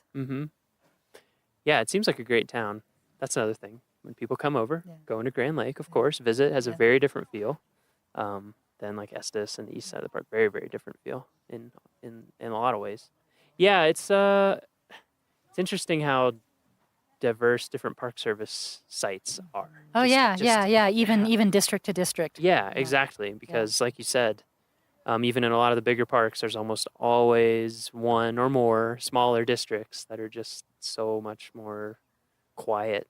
I remember one summer I worked in Yellowstone. I worked at Tower Roosevelt Junction right there. and it's just, it's like a little ranger station and a few people, and that's pretty much it. And yeah, exactly like you said, it becomes very, very tight knit. The culture, it's almost like one big family. Definitely a different feel on the east side of the park. It's just there's just way more people. You got to see them both. There's just so much going on. Yeah, you have to experience both. Haven't experienced Rocky Mountain National Park till you've seen both sides of the park. I agree. In multiple seasons. Yeah. Yeah. See, I haven't come over in the middle of real winter here. I really need to do that. I mean, autumn is spectacular. We haven't talked about autumn, but when the colors usually peak around the third week of September. And generally you've got the elk doing the elk rut and bugling at the same time. And again, things can be sometimes gridlock over on the east side of the park. And over here, it's a much more, less crowded viewing experience for those kind of things. So. Yeah, I remember we came over last year to film and take some pictures of some of the fall colors, and it was beautiful. Yeah. And significantly earlier, too, than our side of the park, at least last year. I mean, I'm sure every year it varies somewhat. I think that's true. We're a little higher. Yep. And we're a little higher elevation. Things start faster. Winter comes sooner. Quite a bit Spring sooner. comes later. Yeah, definitely. Do you get, when do you usually get your first snowfalls? Early? Usually around Halloween. It can happen earlier. I mean, it can happen any time of the year. But the first ones somewhere of significance, usually around Halloween. Yep. This is one of those communities where you design your Halloween costumes around being able to be worn over a big coat. My fiance and I joke about that because she grew up in Wyoming, in Douglas, and for a while when I was growing up, I lived in Iowa, in southwest Iowa, and we actually, believe it or not, we would have snow. It'd be pretty cold in end of October, and yeah, we were just like designing your costume around. Exactly, or a huge coat. We would often do like a huge coat with a trash bag over the top and a mask or something, so you didn't freeze. So we'll start getting snow consistently, usually around then. We don't typically have enough to be really good skiing snow until mid to late December. Yeah. But we certainly kind of typical pattern around here. Takes a little bit into the winter. Get the base built up a little bit. Great. So we've covered Holsworth. Talked about what you can do out here. Talked about the Centennial event that you should be at, which is next week. Fridays, big days, County Valley. There's also one thing we didn't mention. I mean, it kind of goes without saying in Rocky. Tons of hiking.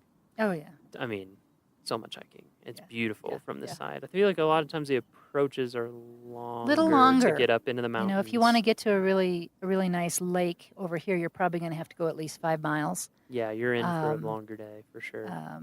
But there's some waterfall. Well, the Adams Falls you talked about already is real close. But there's other things that are, in between 3.5 miles and 5 miles. There are some really nice destinations on most of the trails. So great hiking.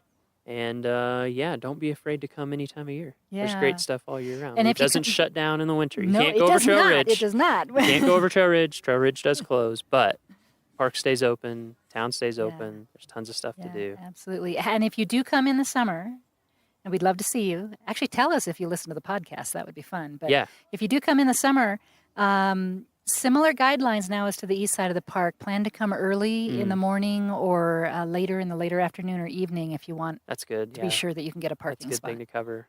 Yep, it's getting busy everywhere. Early or late. Okay, so our final question. Uh-oh. Here, Macy. We've been asking everybody this. Your answer doesn't have to be profound or whatever, but we've been asking everyone. Good. It's a very general question, so you can take it wherever you want to go. What does Rocky mean to you? People have given us a gamut of answers, in terms of professionally and personally. So I would say, honestly, that Rocky means to me home. This is one of the national parks that I feel at most home in. And there's always something exciting going on, and it makes it a really fun home to have. Did you grow up around here? Or were you I did not. You came on trips? I just love the Rocky Mountains, and I came on trips. And out of all the national parks I've lived at, this one feels most like home.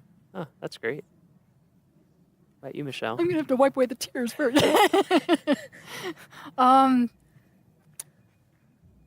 I think I'm actually going to steal something I learned from Barry Sweet, who is our wilderness office, wilderness backcountry system coordinator, but he talks about Rocky Mountain National Park as being a place where people can come and remember how to be their best selves.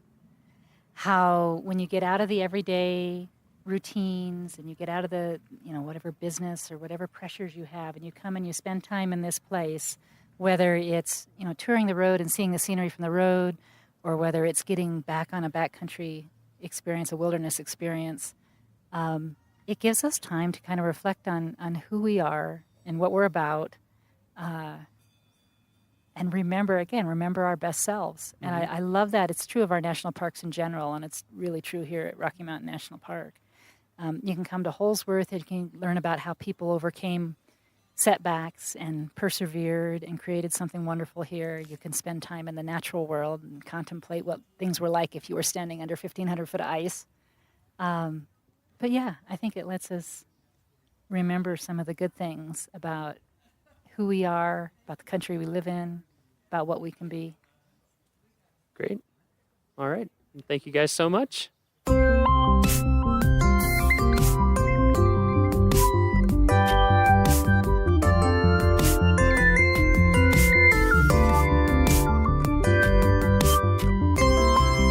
And that's our show. Thank you so much for joining us for yet another episode of the Rocky Mountain National Podcast. Our next episode is going to be released in 2 weeks on Friday, July 28th. So make sure to tune in then. We really appreciate any comments that you want to leave for us on our homepage. And we also appreciate any reviews that you may want to give us in iTunes. Those reviews help other people find us. They get us onto recommended lists. They make us easier to find when people search.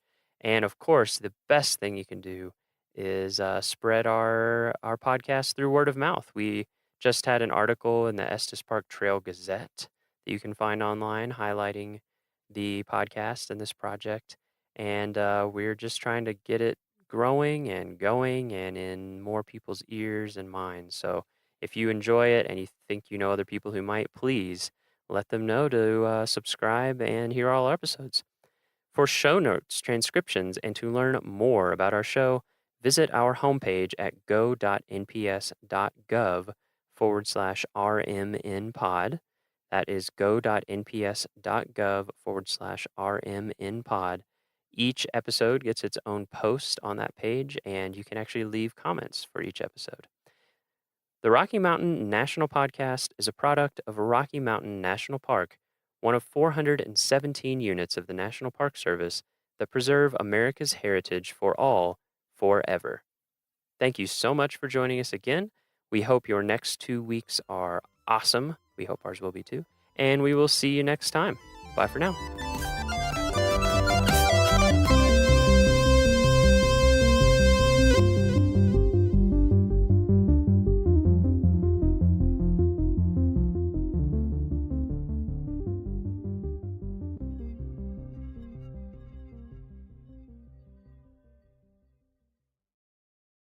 All right, Andrew. My first season working for Glacier, I was a receptionist at park headquarters. Okay. Lowest paid position in the park, mind you, answering questions people had via phone, email, and letter. Gotcha. Occasionally, we had people in person come to the front desk with a question. And one of the most challenging questions we ever got was, where is your World Heritage Site plaque? Our what? We are a World Heritage Site, recognized by the United Nations for protecting natural and cultural resources that are important to the whole world. And every World Heritage Site gets a plaque to commemorate this designation. Okay, I don't think I've ever noticed this before. Where was it? Well, that's the thing.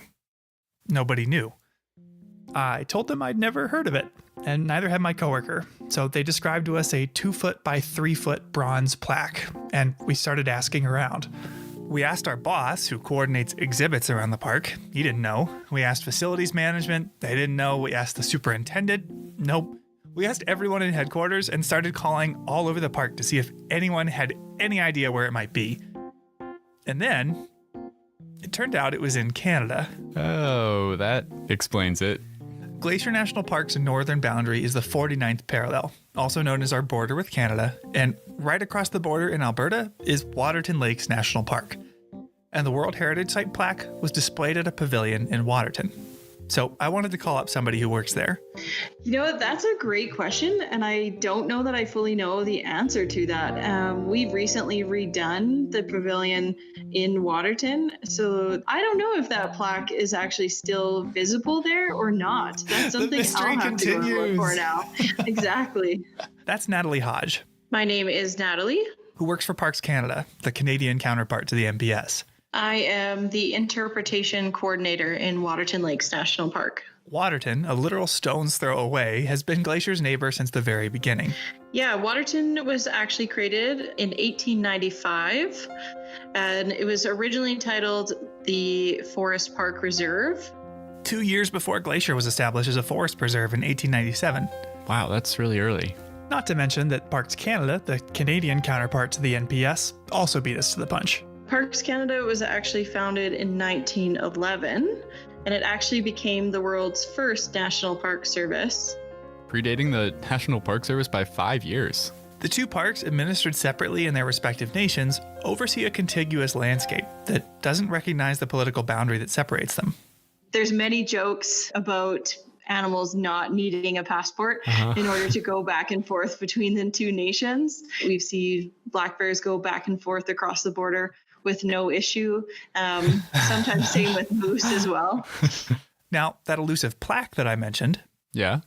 If you manage to find it, wherever it is, it wouldn't say Glacier National Park on it. So we refer to our park, each of our parks, as kind of abbreviated names. Glacier National Park, Waterton Lakes National Park. But what is the full name of our parks together? The full name of our parks together would be Waterton Glacier International Peace Park.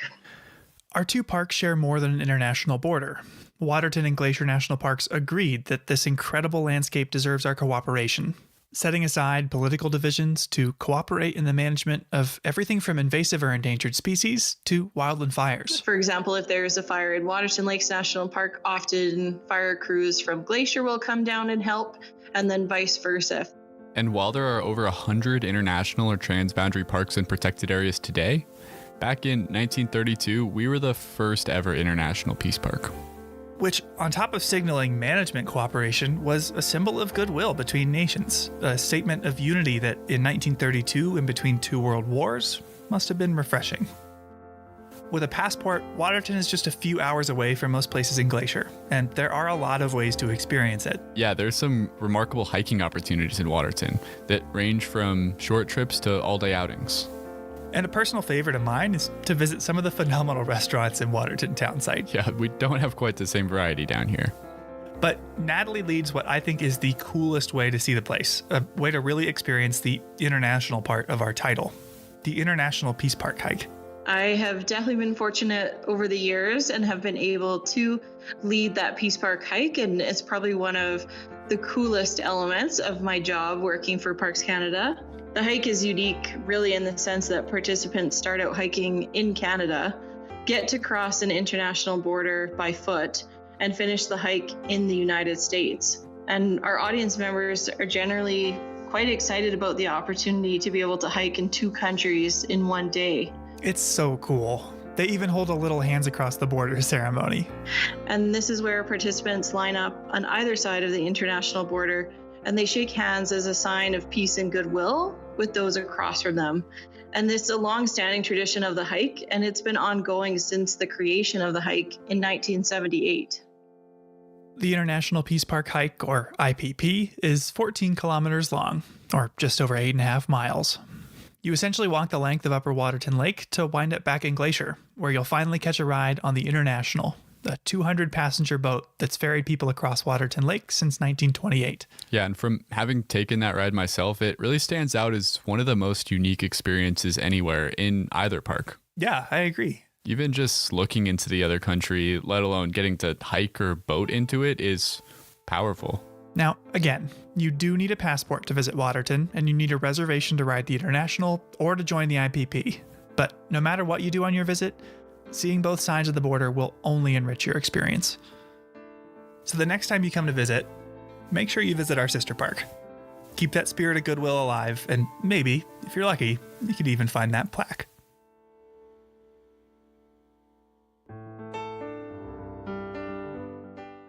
Welcome to Headwaters, a Glacier National Park podcast, brought to you by the Glacier National Park Conservancy and produced on the traditional lands of many Native American tribes, including the Blackfeet, Kootenai, Salish, and Gillespie people. We're calling this season The Confluence, as we look at the ways that nature, culture, the present, and the past all come together here. I'm Michael. I'm Andrew. And we're both rangers here. Now, we've mentioned so far that Glacier has a lot of titles. National Park, World Heritage Site. But today we're going to focus on just one of them, International Peace Park, an agreement between the NPS and Parks Canada to cooperatively manage our shared resources.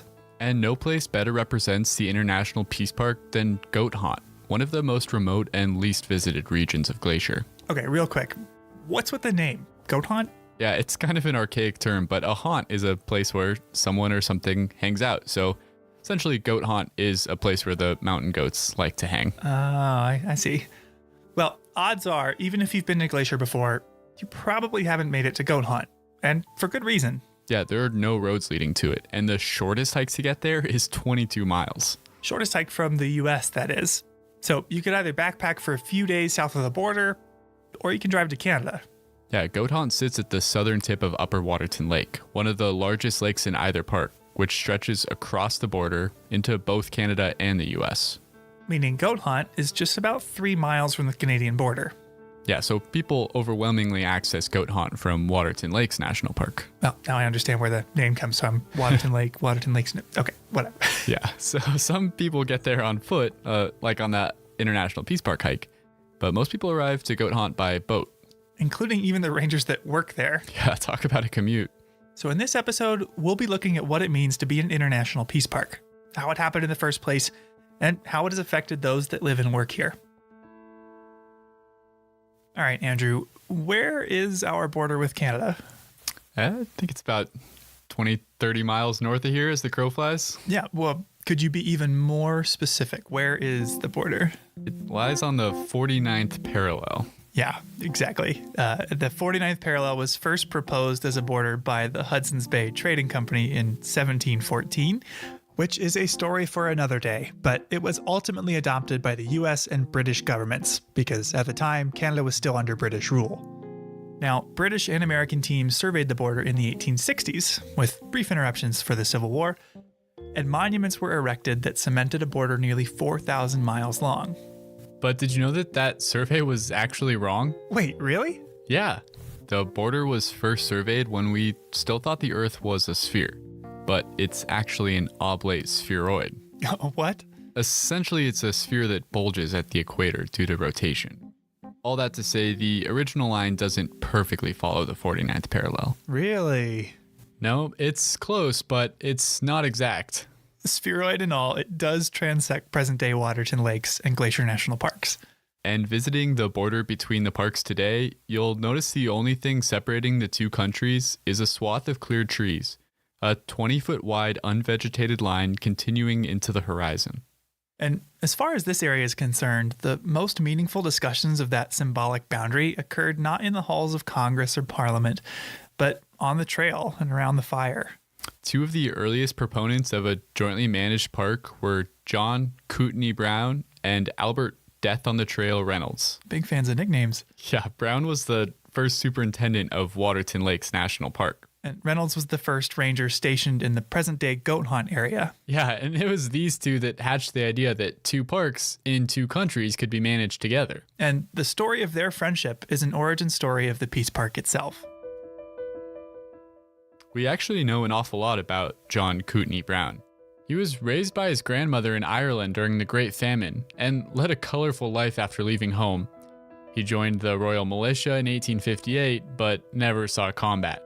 In search of excitement, he chased a fortune in the goldfields of British Columbia, working as a prospector, constable, trapper, guide, mail carrier, swamper. Swamper? What the heck is that? Yeah, it's someone who steers canal boats.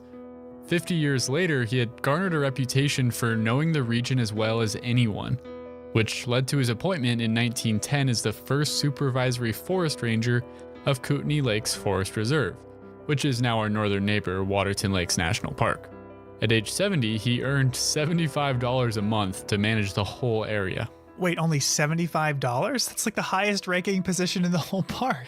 Yeah, it's about $2,000 in today's money. Oh, all right. Now, much less is known about Albert Death on the Trail Reynolds. Born in Wisconsin in 1847, he and his wife moved to Montana's Flathead Valley in 1871 so he could work at a lumber mill. And to escape the nervous strain of work, 30 years later, he retired from being the supervisor at the lumber mill to become a ranger at the then Flathead Forest Preserve. When that preserve was converted to Glacier National Park in 1910, he was stationed on the southern end of Upper Waterton Lake. And while there have been biographies written of Brown, most of what we know about Reynolds we learned from his diary. Take this entry from 1912 where he's looking for poachers. Found where some hunters had camped and hauled down a sheep or deer from the mountains. But it was in Canada, about 6 miles from the boundary line. Which had been brought to life here by the voice talent of Ranger Bob Adams. Reynolds lived in one of the most undeveloped and least visited areas of the park, often with only wildlife as company. Friday, October 25, 1912. When I arrived at camp, a bear had been there last night, and he raised hell. All around camp he went, looking into all 3 windows. Took a bath in the wash tub and stood in front of the looking glass and combed his hair with his scrubbing brush. His nickname Death on the Trail was self-ascribed, and his disdain for horses led him to walk everywhere. He regularly walked 17 miles south to get his mail. Wow. I walked just about 1 mile to get my mail, and I thought that was rough. But Reynolds would also walk north to visit Waterton, where he befriended Brown. Yeah, he walked the full 12-mile length of Upper Waterton Lake, which starts in Montana at Goat Hunt and ends in Waterton Town Site in Alberta. Walking that whole way to visit his friend Kootenai Brown, unless he could catch a boat ride. Sunday, October 20, 1912. Left at camp 7 a.m. in one of Mr. Hazard's boats. Went as far as Weeks Landing, where I walked to the post office, got some mail, then went to Mr. Brown's. His duties as a backcountry ranger included looking out for poachers, forest fires, and other, quote, threats to the park. Okay, so what constituted a threat to the park? Well, in the early years, the Park Service was guided by a fundamentally different understanding of ecology than it is today. And Reynolds' writing illustrates this really well. Early park managers were especially eager to protect ungulates, like deer. He would actually follow deer in order to chase them towards better foraging habitat. Left camp as soon as I could. Went up the trail that the deer took up the mountains. I located them up on a high bench, almost to the top of that mountain. I managed to get above them. There were about 40 of them. I got above them after a hard struggle. The snow was deep. He thought he could get them to go somewhere where they'd be happier and safer if he could only jump out and surprise them. Some went one way, while others took my trail and went down. Last of them that I saw was about 2 miles and still going. They're safe. I think if I did that in a uniform today, people would think I was totally crazy. And on top of chasing deer around, he would actively hunt and kill anything that could harm them. To kill coyotes, he even enlisted the help of his friend Brown, the superintendent of Waterton. I went to one of Mr. Brown's baits for coyotes, and I found that a coyote had been there this morning and had taken a meal out of it. I followed his tracks for nearly 2 miles, and he did not show any signs of the poison, so I left. Canadian poison is no good. In the years since, we've come to understand that predators like coyotes, wolves, and mountain lions play essential roles in the ecosystem. The practice of poisoning them has long since been abandoned. It's not part of our job anymore. No, it's nice that attitudes have changed in that respect and decided that all animals have a right to be here, and not just the ungulates. That's Tracy Weiss. Yeah, my name is Tracy Weiss. I've been working here at Belly River for the last 16 summers. The Belly River Ranger Station where she works is one of the northernmost in the park. In fact, to hike in to meet her, I parked at the Canadian border, spitting distance from the customs office. And while Tracy and her husband Bruce work here in the summer, Reynolds worked and lived near Goat Hunt year-round with only a wood-burning stove for warmth. It was 12 below freezing this morning, and now 6:30, it's 10 below. Even on holidays. I made a bread pudding for dinner and took a cup of cold water. That was my Christmas. I honestly cannot imagine the rangers that spent winters out here in that kind of cold and that kind of wind. Yeah. It must have just been phenomenal.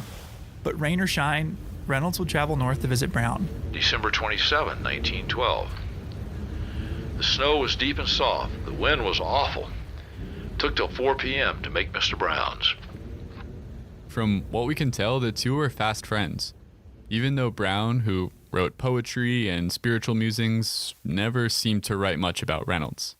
Yeah, and Reynolds, in the journals of his that we have, he doesn't write about his friendship with Brown either. His journals are really utilitarian, the simple summary of what he did that day, often signing off with the number of miles he had traveled.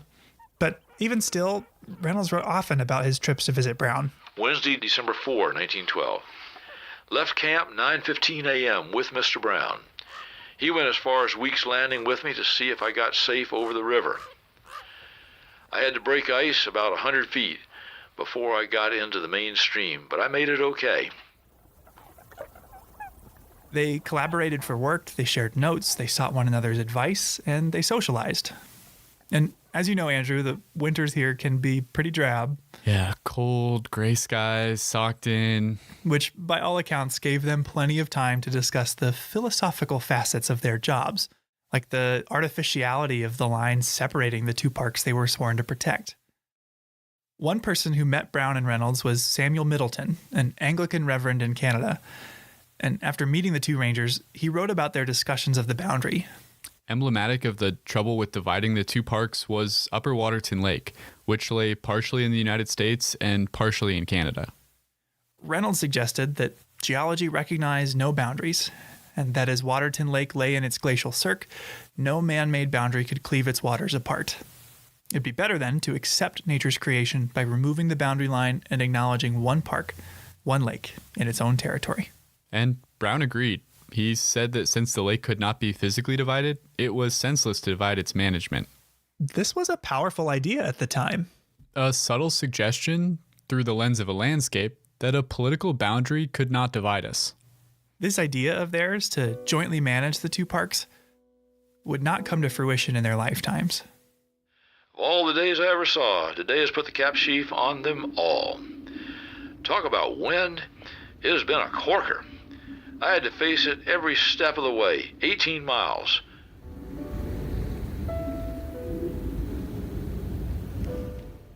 "9 p.m., fearful storm raging. Don't know where from and can't open the door to look out. Snow drifts all through the house."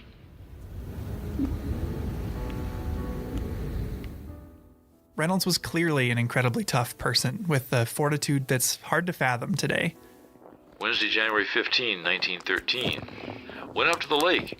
Had to use my snowshoes. It has snowed hard all day. It was so soft, I sunk in above my knees on snowshoes. I reached home camp, found 6 feet of snow on the roof. I had to go up and shovel away from the stovepipe before I could build a fire. It took over 3 hours. Did not get it nearly all off. We'll finish in the morning. It was 10 below zero all day and snowing hard. Distance 6 miles and 1 frozen toe. But as tough as Reynolds was, the winter of 1913 began to catch up to him, and he caught a cold he couldn't shake. In one last journey, he ventured north to visit Brown, who mentioned Reynolds in his own journal for the first and final time. 4 February 1913. Mr. Reynolds. Here. 32 below zero. Rode and snowshoed west side of park to pass. Miles 20. Reynolds very sick. Up all night with him. 4 days later, Reynolds died. And 3 years after that, Brown passed away as well. Over the course of the next 20 years, the parks remained under separate management. A new Waterton superintendent was appointed to replace Brown, as was a backcountry ranger to replace Reynolds. Visitors came, people enjoyed the parks, and life continued. But Reynolds and Brown's idea of an international park lived on, because in July of 1931, the local Canadian Rotary Club called a get-together of Montana and Alberta Rotarians to discuss, for the first time, the creation of an international peace park. And while Reynolds and Brown had entertained the notion, it had never before gained traction. In fact, this would be the first international peace park in the whole world. Yeah, and this new idea was drafted in a resolution by the newly inaugurated president of the local Rotary Club, Samuel H. Middleton. who just so happens to be the same guy we quoted earlier, who had interviewed Reynolds and Brown about their thoughts on the border. The very same. Now, it's worth noting that Middleton first came to Waterton in search of a summer camp for St. Paul's Indian School, of which he was the principal. One of many schools of its kind that sought to suppress native culture, taking kids from reservations away from their families to boarding schools where they were taught, more or less, how to be white. This policy was called at the time, "Kill the Indian, Save the Man." Yeah. But acknowledging his racist efforts towards indigenous people, he was an important advocate for the establishment of a peace park. A bill establishing the peace park passed the U.S. Congress in December, and it was echoed by the Canadian government the following year. The details of this new designation were not clear-cut, leaving park managers to decide how they would jointly oversee the two parks. Parks that have evolved a great deal in the years since. In his day as a backcountry ranger, Reynolds hardly ever saw anyone. But Tracy, the modern backcountry ranger working along the border, she says her main job is to work with people. I really see the main part of our job as educating people in the backcountry. Today, more people visit Waterton Glacier on an average summer day than the parks used to see in a whole year during Brown and Reynolds' time. But that hasn't changed why they're protected or why they're important. People that do come here, and they're more all the time, they're looking for something real. To go backpacking, to reconnect with nature. That's what these parks are all about. And I think every day that goes by, they're more important than they've been in the past. But throughout the last century, with all the changes it's brought, the two parks have strived to work together. So whenever our two parks share wildland firefighting resources, whenever we lead cross-boundary hikes or boat trips, you know who to thank. A couple tough old curmudgeons with an idea. Sunday, December 29, 1912. Oh heavens, how it does snow and blow. A person can't see 200 feet, and it is coming harder and harder. I wish I was back in Helena.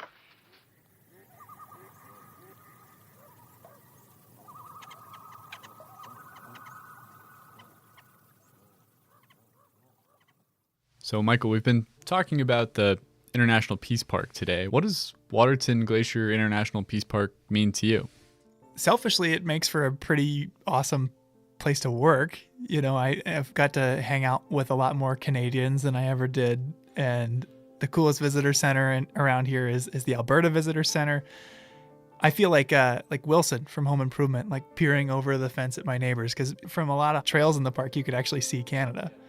So I think it's pretty unique to be part of that symbol of cooperation as an employee and as a visitor. I totally agree. It's pretty cool when you think about, you know, the ecosystem here, the plants, the animals, you know, even the rivers and lakes. They don't know where the border is. They don't care where the border is. They're just interacting with each other in the way they always have. And to think that we can overcome the challenges of the border to manage this place jointly and to take care of this ecosystem as a whole instead of as two separate parts that are divided, you know, just by a line on a map is a pretty special thing, I think. Yeah, two countries, two parks kind of choosing to work around or to work through a political boundary for the joint management of a place like this is neat. Yeah. And on that note, I think we should move into our next story about how scientists from two different countries came together across the border to study some important animals that spend time on both sides of the international boundary. Yeah, but always look back Look in back there. in there. Yeah. And you're good at recognizing ducks. So It's 7 a.m., and Lisa Bate is thinking about ducks. And every year, the weather channelizes things differently. But usually this is really deep on me, the path, like go through. Are they talking about walking through that water? Yeah, duck science, as it turns out, involves a lot of water. So I don't think you're going to be able to do that for safety reasons. So then you just exit and come out. Today we're doing a brood survey, where we'll review the river to see if any of the female harlequin ducks there have new chicks with them. And Becca, since you're going to have to wait for a while, what you could do is just walk up the boardwalk and look for ducks on Avalanche Creek, and then when you're finished, come back down here. Lisa Bate is a wildlife biologist here in Glacier National Park, and one of her projects is to study the park's harlequin ducks. Observing these birds takes a lot of eyes, So Lisa enlists a ton of volunteers to help her collect that data. It's a pretty fun project to be involved with. And as it so happened, all of us in the podcast somewhat independently got involved with it. This year, Michael and I and producers Daniel and Alex have all gone out with Lisa to study the ducks. Michael even ended up pretty wet from his experience. Yeah. If you want to hear that story, you got to go to the Mini Glacier episode. Before we get into the study I did that morning, there's a few things you need to know about harlequin ducks. First, the name. Harlequin ducks are named for the male's breeding plumage, which resembles the makeup of a harlequin, a jester-like character popular in early modern European theater. And harlequin ducks are migratory birds, but unlike most migratory birds, They don't migrate north-south when the breeding season arrives. Instead, because they're sea ducks, they actually migrate east-west. but just because these birds migrate east-west doesn't mean they're not international. How so? I know a bird that migrates north-south like a robin will spend time in Canada, the US, and Mexico, but if you migrate straight west of here, you'll just hit ocean, not Canada. Yeah, it turns out the migration path isn't quite straight west. Check out this map of one duck Lisa tracked. Oh, wow. Spent part of the year in Washington, part in British Columbia, part in Glacier, and part in Waterton Lakes National Park. The next thing you need to know is that these birds love whitewater. They feel right at home in crashing surf and fast-running creeks, and that's part of the reason why they're so hard to study. And the last thing you need to know is that harlequin ducks are very loyal. Extremely loyal. As far as we know, the females only nest on the streams where they were born, their natal streams. Though we've banded nearly 300 harlequins in Montana thus far, we have yet to document a breeding female dispersing to a stream other than her natal stream to reproduce. Well, what if something happens to the natal stream? Yeah, that's kind of what makes them such a sensitive species. They seem to not be able to just find a new home. I think this is one of the leading reasons that harlequins are a species of concern. Their range has shrunk. We used to have harlequins in Colorado and many streams in Idaho and Montana, and we no longer have for a variety of reasons. And right now, I think it's highly unlikely that those streams would ever be repopulated unless we can document that females will disperse to other streams. It's not just streams they're loyal to. I asked Lisa if the ducks are loyal to a particular mate as well. If you asked me that question at the beginning of this study, I would say very loyal. The first 3 years of this study, we just saw incredible, I think 100% mate fidelity.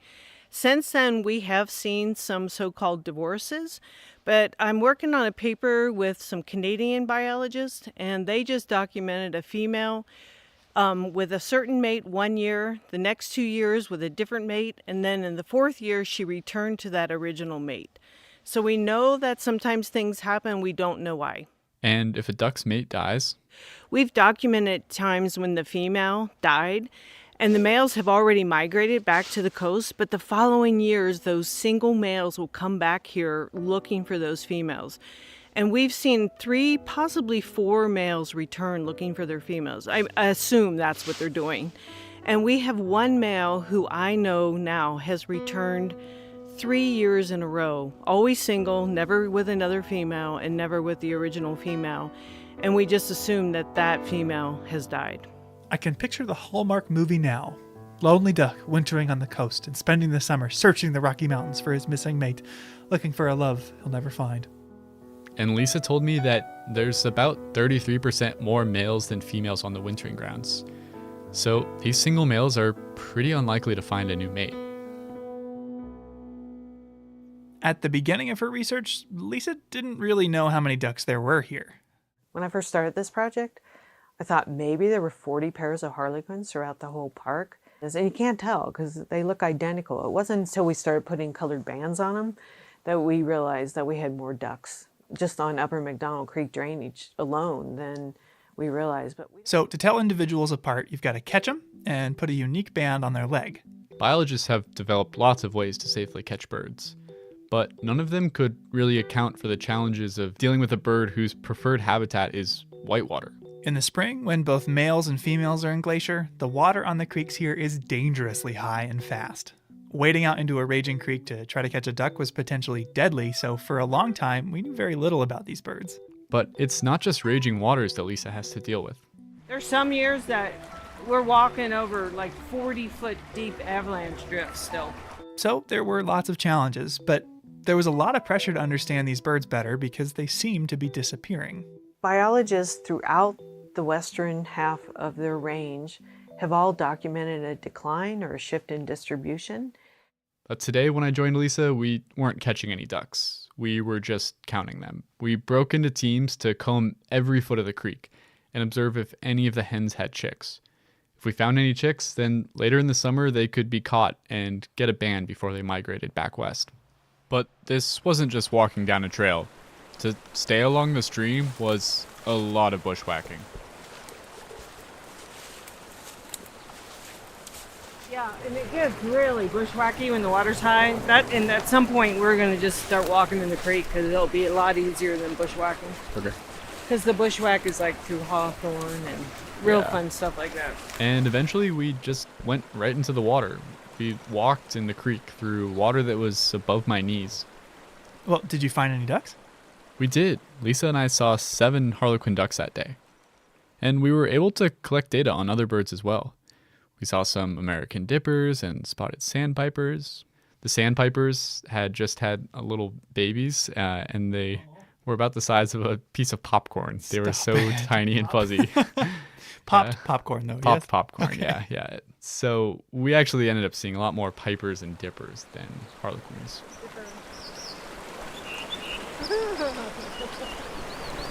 What is that? Yeah. That's great. The dipper just flew downstream singing. Hear it? Yeah, that sound. Yeah, it's unusual to hear them this time of year. They're more like February, March, and April when they're really singing up a storm. Flying and singing. Andrew just saw a spotted sandpiper. As far as harlequin ducks, we had seen 5 single females so far. Is that a lot? I don't know. It sort of depends on what they get down low. Yeah. Like I said, like a high count norm would be 12, so we still have a long ways to go. So how did this research get started in the first place? At first, Lisa just wanted to figure out if the ducks were even successfully breeding here. And I was like, okay, well, to do that, we'd need to find the nest and monitor them.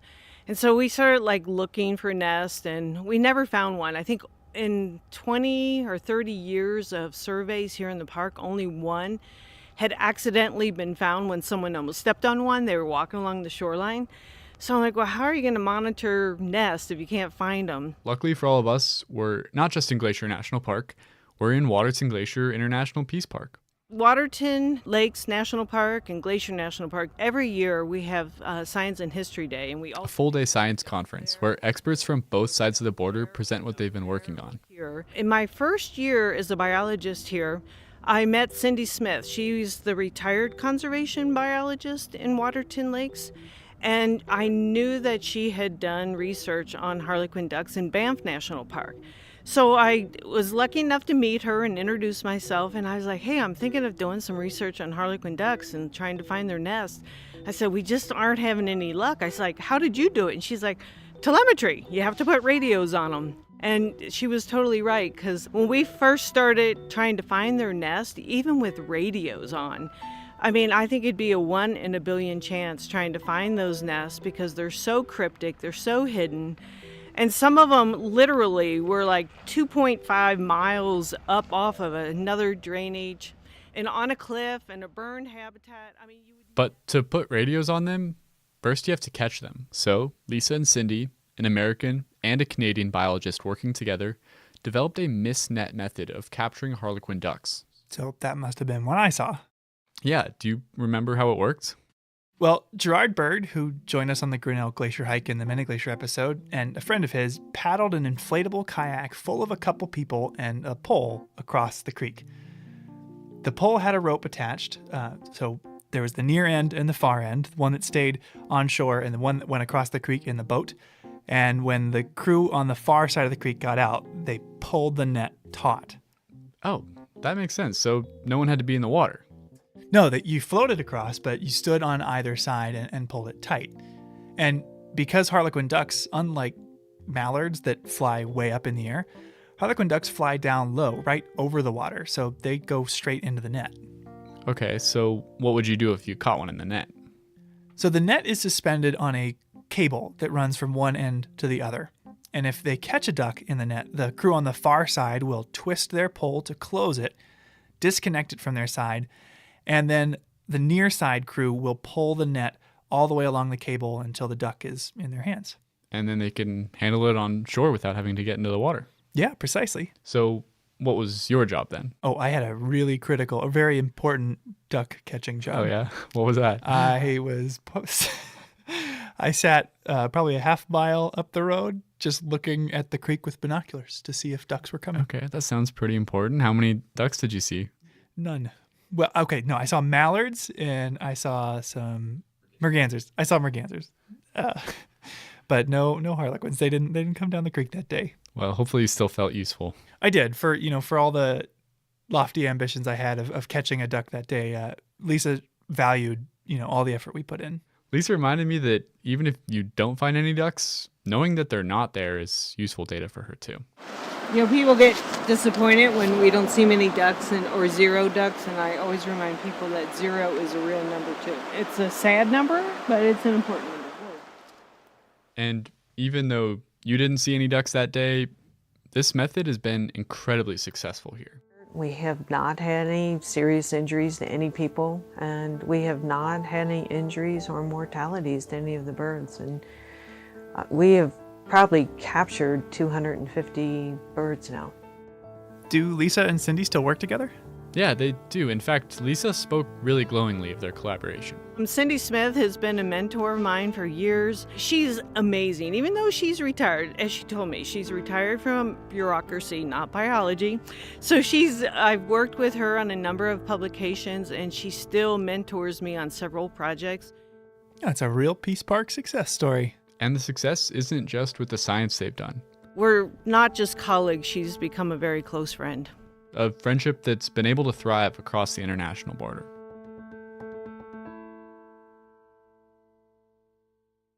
Each episode, we seem to cover at least one thing that, like this podcast, wouldn't be possible without the support of the Glacier National Park Conservancy. With the help of some friends over there, we got the number of Executive Director Doug Mitchell and decided to call him up out of the blue to ask about these projects. For this episode, we wanted to ask him about a very special bird.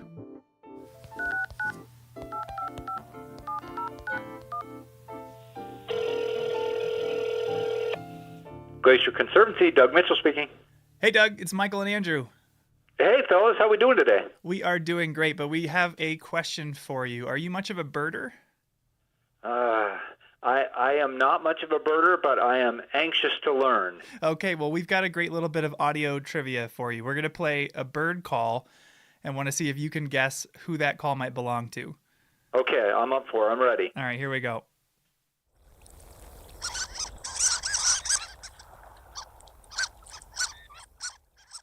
Does that ring any bells for you?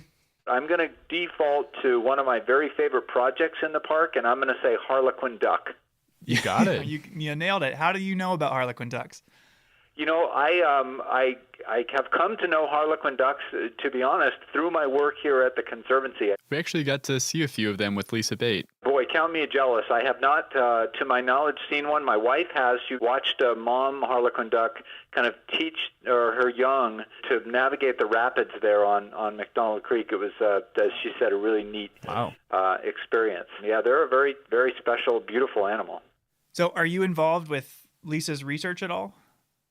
We've been very fortunate here at the Conservancy to be able to support Lisa's research in a number of areas, including with these Harlequin duck studies, and also trying to do some work repairing some of the trails. There are some social trails that can be disruptive on the McDonald Creek area. So we've been very, very fortunate to be able to be part of that process as it's been ongoing. That's pretty cool. It sounds like it might allow some more people to have an experience like your wife did when they visit the park. Yeah, I think that would be great, right? That's what we're all about at the Conservancy, is preserving the park for future generations to enjoy, and to be able to think about being able to protect this species and have people later on be able to enjoy that is really a special thing to be able to think about, right? That's work worth doing. Absolutely. Awesome. Well, thank you for taking some time out of your day, Doug. We'll talk to you later. All right. Thanks, guys. Take care.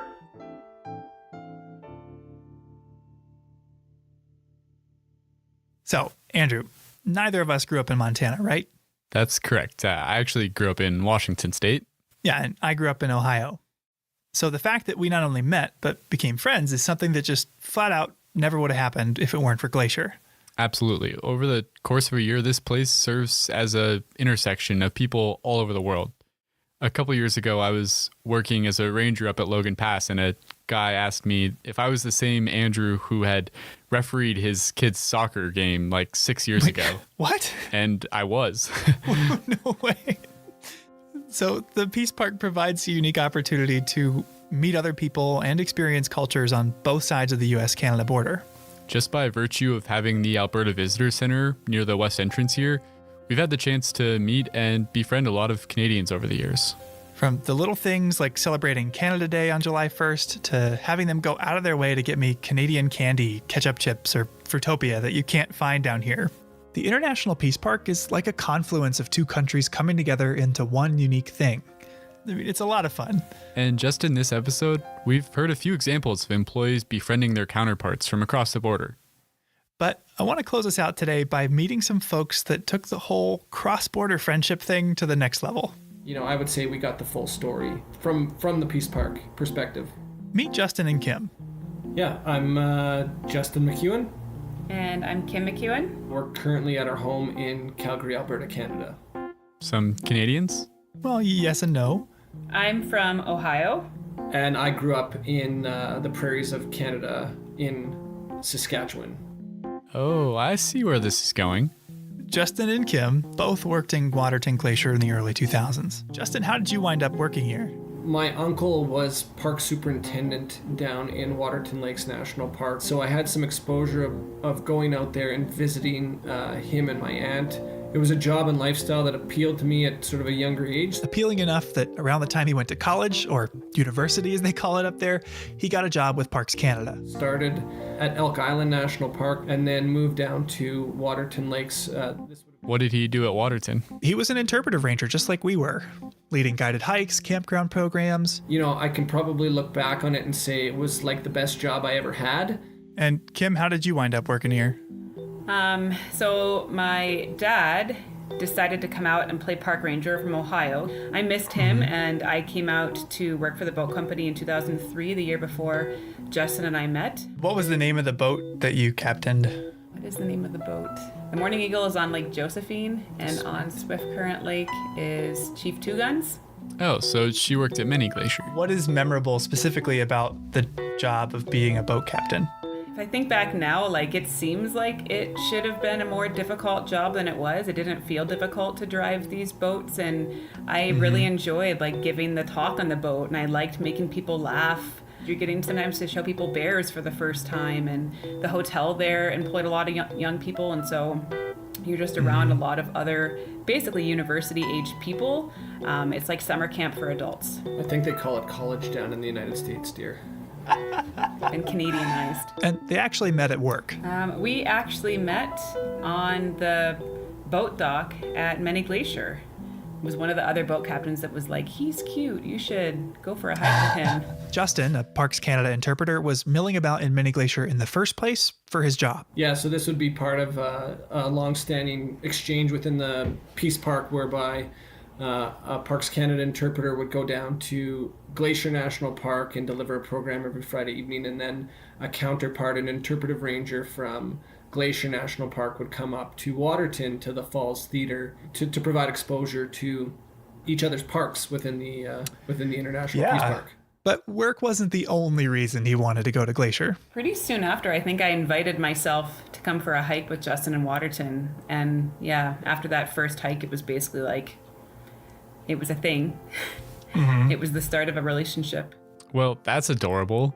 And not your typical workplace romance. The two parks brought them together, but they're from two different countries. Long distance is hard enough without a border in between you. How did that even work? Well, as you can imagine, it did make it tough, but they were able to find a way. So how long did you do the distance thing? We dated cross-border for 7 years. Kim worked as a teacher on the Blackfeet Reservation living in East Glacier, and Justin could find year-round, off and on work in Waterton. Okay, that's only a few hours apart. So relatively close, but they still crossed the border a lot, to the point where Customs and Border Patrol got to know them by name. I'm wondering, when you started seeing each other, how normal in your brain was the idea of dating somebody from another country? It became quite normal. I mean, it definitely took a while, like figuring out the differences between the two countries in the early stages of dating. I remember at one point making Justin a little paper dictionary, translating Canada speak into America speak. And then Justin made me like his edition. So I think I had put things on there like, it's a beanie, but you call it a toque for a winter hat. And I don't remember that, to be honest, but I know yeah, you've so mentioned there were this like before. lots of things like that. And eventually it just kind of melded into like, this is normal. Like my Ohio accent kind of became a Canadian accent, although in Canada for a long time, they still thought I talked like an American, but my American family would like make fun of me when I came home because I was speaking like a Canadian. Yeah. So they made it work for years. But as time wore on, crossing the border to see one another grew more and more cumbersome. We sort of recognized the fact that we were dealing with an international border, and it was really cramping our relationship style. Yeah. And one way to remedy that would be to put a ring on it. And plans were afoot. You know, I realized like I wanted to ask this girl to marry me. Somebody was kind of getting impatient at some point in time. They're not thinking it was actually going to happen. So we went out on a hike some evening, sort of on the shoulder of Galway Mountain in Waterton. So it's up the Red Rock Road, and sort of found this little offshoot. Had a great view of the valley. You know, asked Kim to marry me, and obviously she said yes. So they found a local justice of the peace that liked hiking, and they hiked up Avian Ridge in Waterton with a few friends and got married. We have that date. That's our proper wedding anniversary, and we have that date stamped on the inside of our rings. And yeah. The following year, they had a full-blown ceremony in Waterton with family coming from all over. Although it was September in Alberta, so the weather was a bit of an adjustment for some. My grandmother actually came from Florida, and the wedding was in the fall, and she like moved to Florida because she does not like the cold, and my uncle as well, so he kind of had brought her. And I know that he had to go to the drugstore in Pincher Creek that morning and buy her long johns that she could wear under her dress clothes because she was too cold in Canada. It was like 50 or 60 degrees. It was a nice day as far as we're concerned, right? And I, for one, learned a thing or two about Canadian weddings. Yeah? Like what? So they ask a family member or close friend to preside over the event instead of a DJ or MC. And they have something called midnight lunch, essentially a full-blown late-night snack. People eat at the reception, then they get up for dancing and drinks, and then a little while later, bam, poutine. Okay, that sounds really good. Yeah, but what Kim and Justin did the best, I think, was the dessert. We didn't have cake at our wedding, we had pie. We had like a variety of pies, but our wedding pie that we cut into was apple, Saskatoon, huckleberry, and it was apples to signify Ohio, and Saskatoon berries to signify Saskatchewan, and huckleberries to signify the Peace Park. And so that was the kind of pie that we cut into as like our ceremonial cake cutting. Oh, that's something else. Today, 16 years after they met at the boat dock in Many Glacier, Kim and Justin are raising a family together in Calgary. So not too far away. Right, close enough to visit. Now, we have spent a lot of time talking today about how the International Peace Park recognizes that the landscape we share knows no boundaries. But as this story shows, neither does love, friendship, or camaraderie. Waterton Glacier International Peace Park is an invitation to see ourselves in one another, a much-needed reminder to see not our differences, but the things that we share. Justin and Kim lived this firsthand in a way more dramatic than most of us ever will. So I was curious, what does the designation International Peace Park mean to both of you? I think it is a place that you can sort of leave jurisdictions and politics behind to some degree or another and focus on this sort of contiguous landscape. I don't know, to me it means family, you know? If it wasn't for the International Peace Park, we wouldn't be a family. To see what the International Peace Park means to you? Well, you'll just have to come find out.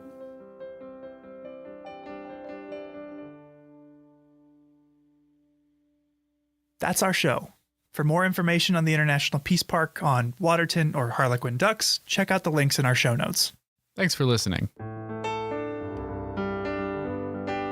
Headwaters is a production of Glacier National Park, with support from the Glacier National Park Conservancy. The show was written and recorded on traditional native lands. Andrew Smith and Michael Feist produced, edited, and hosted the show. Ben Cosgrove wrote and performed our music. Alex Stilson provided tech support. Quinn Feller designed our art. Renata Harrison researched the show. And narrated the credits. Lacey Kowalski was always there for us. And Daniel Lombardi and Bill Hayden were the executive directors. Support for this show comes from the Glacier National Park Conservancy. The Conservancy works to preserve and protect the park for future generations. We couldn't do it without them, and they couldn't do it without support from thousands of generous donors. If you want to learn more about how to support this podcast or other awesome Conservancy projects, please go to their website at glacier.org. Of course, you can always help support the show by sharing it with everyone you know, your friends, your family, your dog, and also leave us a review online. Special thanks this episode to Natalie Hodge and our friends at Waterton Lakes National Park, Tracy Weiss, Bob Adams, Lisa Bate, Diane Sine, and Kim and Justin McEwen.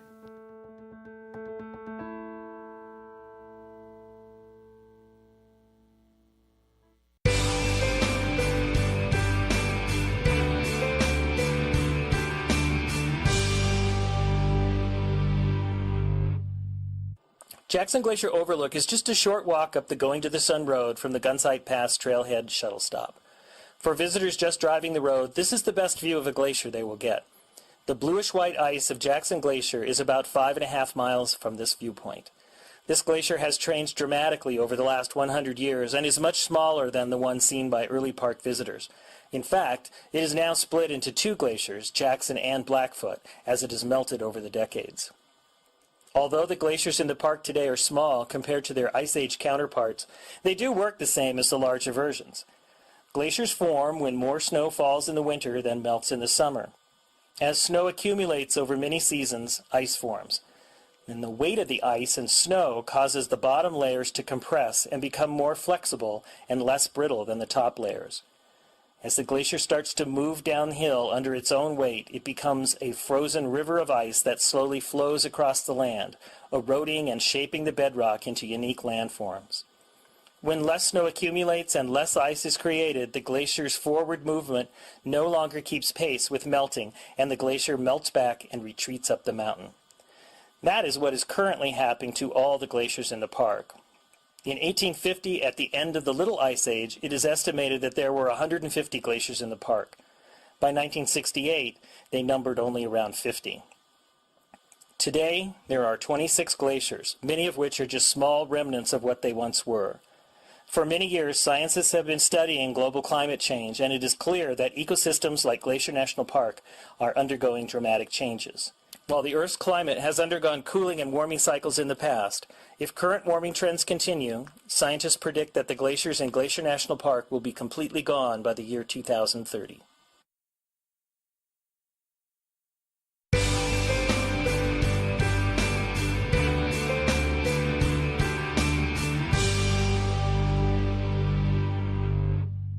This series of waterfalls delights early season visitors to the park as they drive right by, and for westbound travelers, sometimes right through its spray. More than one savvy driver has driven just a tad closer to the cliff edge by this spot, surprising passengers in the back seat with a hefty dose of clear, cold mountain water as it splashes through the open windows. By August, the gushing torrent dries up to a mere trickle and looks more like a weeping wall than the impressive cascades seen when the road first opens in early summer.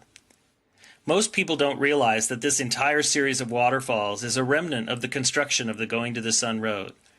As engineers carved through the rock here, they created a cliff which water from springs and melting snows above pour over and onto the road surface below. Special drains were designed into the road to allow the bulk of water to pass below the pavement, but on days of especially heavy flow, a small stream of water covers both lanes of traffic for a short distance. Yellowstone is famous for huge explosive volcanic eruptions. There's really nothing brewing right now. The magma chamber is mostly solid, but there have been quite a few hydrothermal eruptions and small explosions in both Biscuit Basin and Norris Geyser Basin as water in the hydrothermal system flashes to steam. Curious new blue water pool formed in Norris Geyser Basin in late 2024 to early 2025 via a series of small explosions that threw out rock and excavated a small crater. This sort of activity is nothing new, as thermal features are commonly activating and going quiet across Yellowstone National Park. But it's a great reminder about how dynamic the system is and also how important it is to have monitoring instruments in place. During the month of February 2026, the University of Utah Seismograph Stations, which monitors and operates the Yellowstone seismic network, located 74 earthquakes. The largest was a magnitude 2.4. Deformation measurements indicate a pause in uplift along the North Caldera Rim. Steamboat Geyser had one water eruption on February 27th, and nearby Aquinas Geyser, quiet since 2020, erupted about 40 times during the month. Yellowstone volcanoes remains at normal background levels of activity.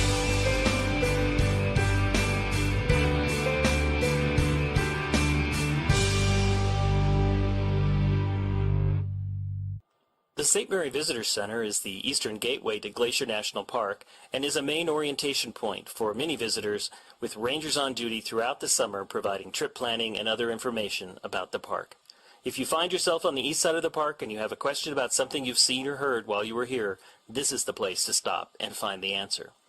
This is also the place for backpackers to obtain their backcountry permits for exploring into the depths of the wilds of Glacier National Park. Exhibits in the building explain the park's cultural and natural history, and a 15-minute film plays every half hour. Rangers present evening programs throughout the summer in the auditorium.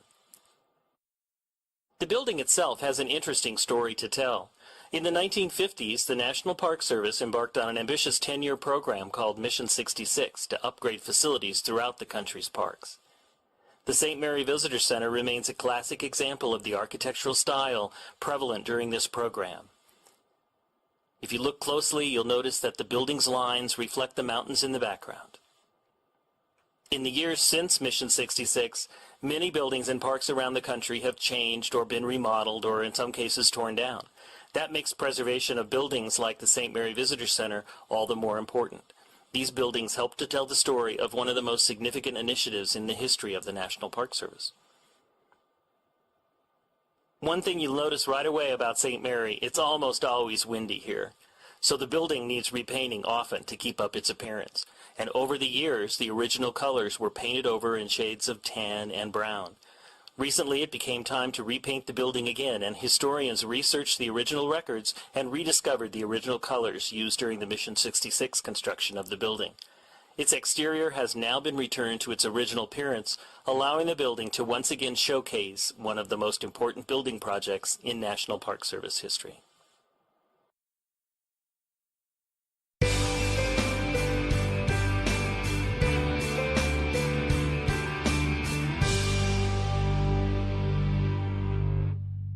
Switchbacks are a common design feature of many mountain roads. Generally, the only way to get up and over a pass is to switch back and forth several times to gain the elevation needed. If the Going to the Sun Road had been built following one design plan, it would have had 15 switchbacks climbing up the head of Logan Creek directly below Logan Pass.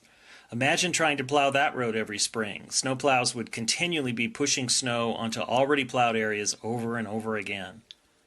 Well, in 1924, Frank Kittredge of the Bureau of Public Roads directed a survey of potential routes over Logan Pass. His team started in September and was able to map out 21 miles before winter closed in. The work was difficult, and men often had to climb 3,000 feet each morning to get to the survey sites. The crews walked along narrow ledges and hung over cliffs by rope to make many of the measurements. The work was extremely challenging and resulted in a 300% turnover in labor in just 3 months. But the survey work did pay off, and in late 1924, National Park Service Director Stephen Mather approved Kittredge's alternate route. It contained only one switchback and followed McDonald Creek where it turned north before looping back on itself and continuing up the garden wall in one long, continuous path.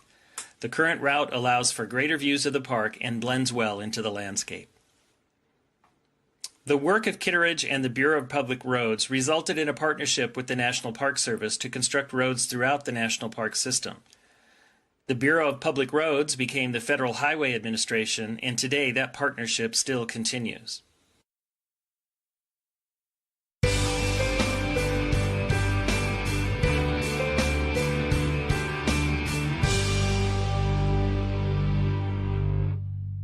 From this spot, visitors often confuse the series of cascades on Haystack Creek directly in front of them for Birdwoman Falls. But Birdwoman Falls is actually the 492-foot drop across the valley between Mount Oberlin on the left and Mount Cannon on the right. Notice the broad U-shaped bowl above the waterfall, and then look down to the valley to the right and notice the same broad U shape. Both features are the results of glaciers. Ice Age glaciers that flowed down the valleys here ground and carved the landscape. The Lake McDonald Valley shows the familiar rounded bottom of a valley that was created by a glacier. Ice up to 3,000 feet thick filled this area as recently as 12,000 years ago. Smaller glaciers tucked high into the mountains ground away and created bowl-like depressions called cirques and hanging valleys like you see immediately above Birdwoman Falls. A hanging valley is created when one of the smaller glaciers meets one of the larger valley glaciers. It can't carve as quickly as its massive cousin and so creates a smaller hanging valley up on the mountain. Look for these features throughout the park. Often, since they generally end in a cliff, hanging valleys have impressive waterfalls pouring out of them. Birdwoman Falls was once fed by an active glacier in the cirque above, but today there is merely a snowfield to feed the waterfall. In especially dry years, Birdwoman Falls dries up by fall.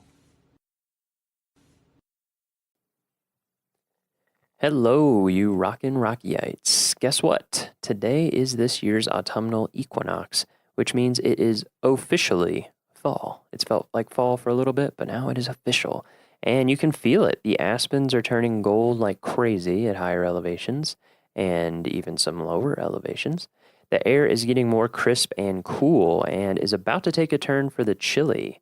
This weekend looks to be rainy and in the 50s in Estes Park and potentially snowy. Did I say snowy? Yes, snowy. And significantly colder above 9,000 feet. So if you are coming to visit us this weekend, plan accordingly.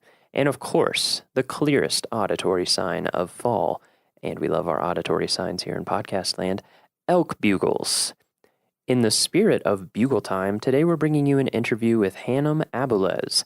Hannum is a landscape ecologist, don't worry, we will explain what the heck that means, and spends much of her time studying Rockies elk and the complex ways they interact with and shape park ecosystems. So when we want to learn about elk, Hannum is the person to talk to. We hope you enjoy this deep dive on elk, on landscape ecology, on the history of different areas in the park, especially Moraine Park, and so much more. Let's rock.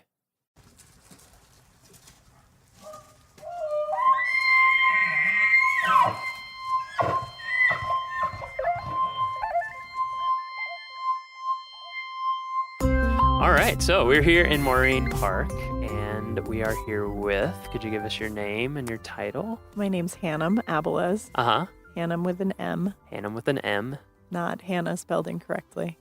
And my title is landscape ecologist. Landscape ecologist. I work on big things. Big things. All right, I like that. Lots of things that kind of transcend the boundary of the park, if you will. Oh, nice. That's a good way to think about it. So I thought what we'd do today is we'll just kind of walk through different aspects of what you're doing here at your job, and then that'll probably flash us backwards or forwards in time into other stuff that might be going on here in the future, and also how you got into what you do here at the park and what you do for a living and all that kind of stuff. So, landscape ecologist, what's the broad overview of what that means at Rocky in terms of like your projects, day-to-day work? So the idea, most of the time, if you're in a park, you're Mhm. going to hear people say, I'm a botanist, or I'm a wildlife biologist, and what we've come to realize, which seems very intuitive now, but maybe wasn't so intuitive 50 or 80 years ago, is that everything is a lot more interconnected than one might at first think. So There's a lot of fields that have popped up in ecology over the last 50 years. One of them is landscape ecology, where we're looking at patterns over space and time and how do those things connect. A great example of that is kind of our regional elk management initiative. So we're working with Colorado Parks and Wildlife. We're working with the Forest Service. We're working with a variety of partners, academic, et cetera, to try and get a handle on reestablishing the natural balance on the landscape between elk and all the space that they like to use. Yeah. And that's been challenging Oh, I because we bet. have a pretty disrupted system here. Yeah, why don't we get into that? Because one of the reasons why I wanted to do this interview with you this time of year is so that we could get something out there for folks coming up to the park to look at elk, among other things, and the rut. And so I think it would be cool to give people some of the background on elk and other wildlife, but we'll start with elk in the park. So you said that very disrupted system in the park. I would guess a lot of our visitors would have no idea of that because they come here and they don't normally see elk, and they see elk, and so they think, oh, it's a national park, it's normal, it's natural. Right. Yeah, so could you kind of just go into the history of that a little bit? Yeah, absolutely. So I use this kind of comparison a lot. Just because something looks beautiful does not mean it's healthy. Great point. I think that, so we're sitting here in Moraine Park, and it's absolutely stunning, right? We're looking up the Fern Lake drainage. And if you've never been here before, or you don't know what a Western riparian river system should look like, you would look at this and say, it's absolutely incredible. And it is, but I would say it's also a little ill.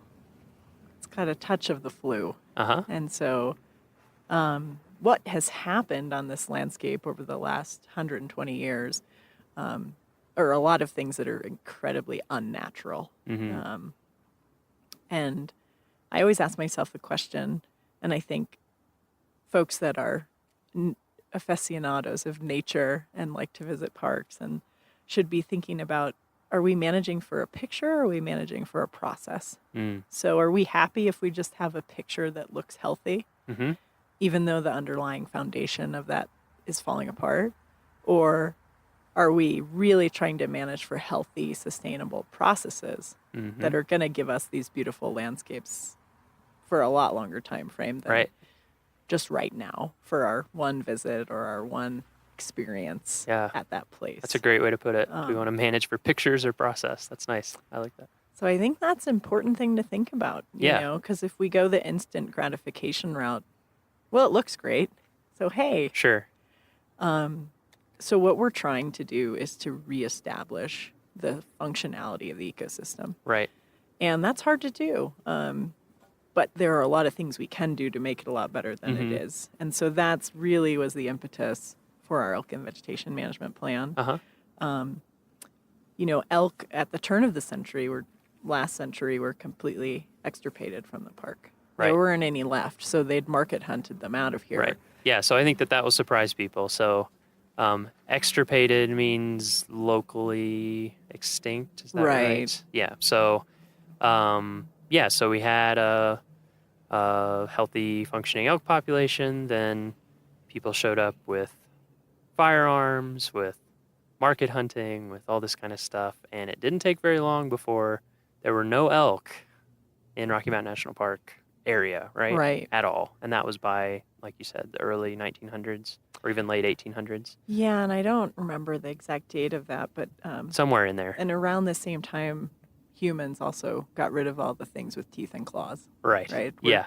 We like to do that as well. So wolves, and grizzly bears, which again, our listeners might not know were here, just like they are in some other parks that you might go, like Yellowstone or something like that, where people think of those animals. They were here too. So those had all been gotten rid of. The elk had been gotten rid of. Moose. So moose weren't here. Oh, moose weren't here. That's right. We're going to get into that. Moose are a whole different story. We're going to get into that later because I think that is also going to be fascinating to people, and that's something I want to educate people on. We can clarify. Yeah, that'll be weren't great. Here, we'll clarify here for me parts. too. Yeah, what was here and wasn't here. So what was here at that time? We had elk, grizzly bears, black bears, wolves, Coyotes, probably, Bison. or bison. Most people don't know. That's a big one. Also, were quite prevalent. Uh-huh. So you had a complete system, right? You had a system that functioned somewhat in balance with itself. Sure. And you have peaks and troughs in that system, but it's what we would call self-regulating, right? Where the human doesn't need to come in and manage actively because it's managing itself. And we are just a part of that system. Right. When And there had been hunting, of course, before that, but it was just on such a different scale in terms of what was being killed and taken and things, right? That it was resilient enough to put up with the hunting that was done before Anglos showed up, basically. Right. Yeah. And so, when you start to get into this model of we're going to harvest all the animals in one area and use them to feed humans in places far away, like Denver. Right. And that's pretty much what happened. Gotcha. So you totally utilized all of the hoof stock here basically to feed folks far away, which is an unnatural thing in itself, right? All these things we think of as normal are not normal at all. And they have pretty wide-ranging impacts. And that's actually where the North American model of wildlife conservation comes from, is that wildlife is a public trust. Folks who hunt that visit the park are probably quite aware that when you do harvest animals, not in the park, but that you're not allowed to sell those animals. And that's where this all came from, is that when you use wildlife as a commodity, it typically doesn't go very well. So wildlife was being used as a commodity, hunted to local extinction, extirpated. So we have elk now. When were elk reintroduced? How did that work in the park? So they brought elk down from Yellowstone. From Yellowstone, okay. In the 2 years before the park was created, actually. Okay, So in 13 and 14. Okay. And they reestablished a population here. But didn't reestablish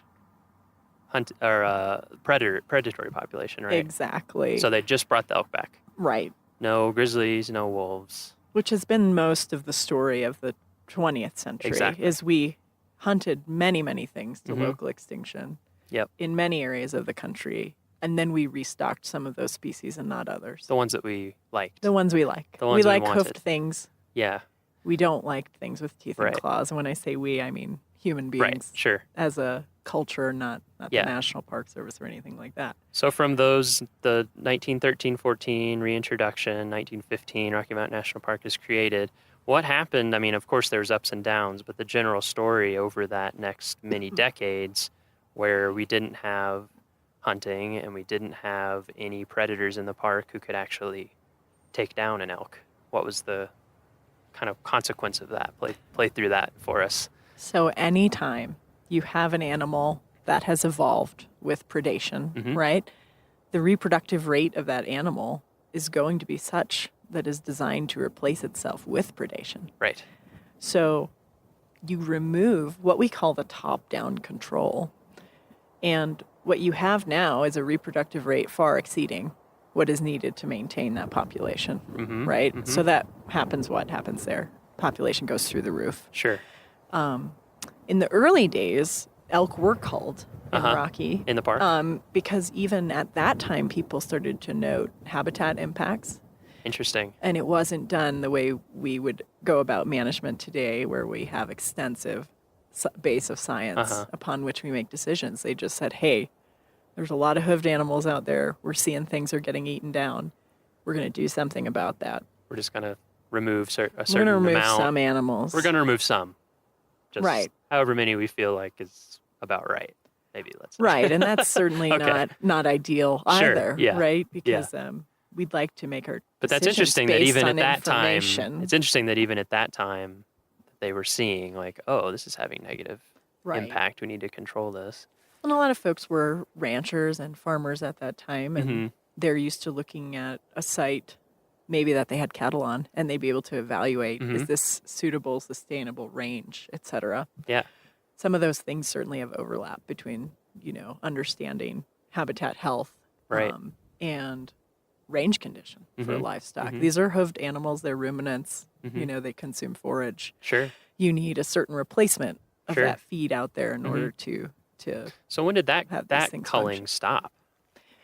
So Or was it that's just kind of of scattershot? fuzzy. Okay. I don't know the full history of exactly how many times they Sure. did it or when they stopped doing it. But what I do know is that as we moved into the 1960s, and this was a nationwide movement through the National Park Service, Right. we entered this period of what we called natural regulation. Mhm. And if you read Park Service policy, you'll see it all throughout there through the 60s, 70s, 80s, even early 90s. And I think that's a noble goal. And so what is natural regulation? How would you define that? So the idea there is that these populations would self-regulate. So we right? just leave them alone and it'll all come out in the end. They'll Right. take care of themselves. Humans have mucked with nature so much. If Mhm. we just leave her alone, she's going to bounce right back. Mother Mhm. Nature's going to do what Mhm. Mother Nature does. And it makes sense that that management policy would come in because that's the same time that we're getting things like the Wilderness Act and Mhm. that kind of idea that let's just leave it Hands alone, off. hands off, it'll take care of itself. Okay. Right. We've So that was the caused idea. enough damage. Gotcha. And there's a lot of validity to that Sure. comment. There's also issues with it in Mhm. practice. Mhm. And the issues, I always like to tell the story, if I came to your house and I totally wrecked your car sitting out in your driveway, Mhm. I've dismantled it, I've done bizarre things to the engine, I've taken away some tires, etc. And then I say, hey, Miles, why don't you fix that car? But I also took your toolbox and I took all of the most important tools out of your toolbox and I have thrown them around the town of Estes Park. Good luck. Right. You're going to self-regulate now, right? You're going to fix. That car's going to come back to life. Uh-huh. Well, you need the tools, right? You need Yeah. the parts, you need the equipment. With Mother Nature, when you take away predation, which Mhm. is a critical tool in a system, when you take away habitat availability, right? These animals now are pushed into a much smaller area than they would have had access to, right? Mm. If we look at the larger landscape of how disturbed the area is around Rocky Mountain National Park, Mhm. you don't have habitat connectivity. It's Mhm. harder for animals to move around. You don't have the habitat quality that you had. Mhm. So you don't have your predators. And then another big thing is that we don't have beaver on the landscape. So at one point there were hundreds and hundreds of beaver here in Moraine Park alone. Just here in Moraine Park. In Moraine Park. Wow. That's amazing. Engineering the system, Mhm. repairing it, Mhm. packing every little hole in their dam with mud. Yep. What's the aggregate of all that effort? It's a wetland, Right. a complete functioning, regenerating wetland system Mhm. on this river. Yeah. And when you take that keystone species away, so you Yeah. took away all Mother Nature's critical tools, and then you said, hey, fix it. And what Right. we found was that didn't work very well. That's really interesting. Yeah, the beaver thing. I remember when not too long after I came to this park, and I don't know why I hadn't thought of it, but I hadn't. And someone mentioned that, like just in Moraine Park alone, probably hundreds of beaver. And then I thought about like when I was working up in Alaska and Denali, and tons of beaver. I don't know, impacted isn't the right word, but they're there, and they're doing their work. Right. And it's so different looking. Just the amount of, like you said. Hopefully our speakers caught that. That was a little bugle in the background. So different, just from the shape of the stream to, there I noticed it a lot because there's really no trails, and so you're bushwhacking through everything. Yeah. And the vegetation that you're bushwhacking through is so different and difficult to bushwhack through. Yeah. And the kind of game and wildlife trails and things that you see is so different. Okay, so that's really interesting. So we have all these tools removed. We thought, even without these tools, we're just going to let it sit and recover.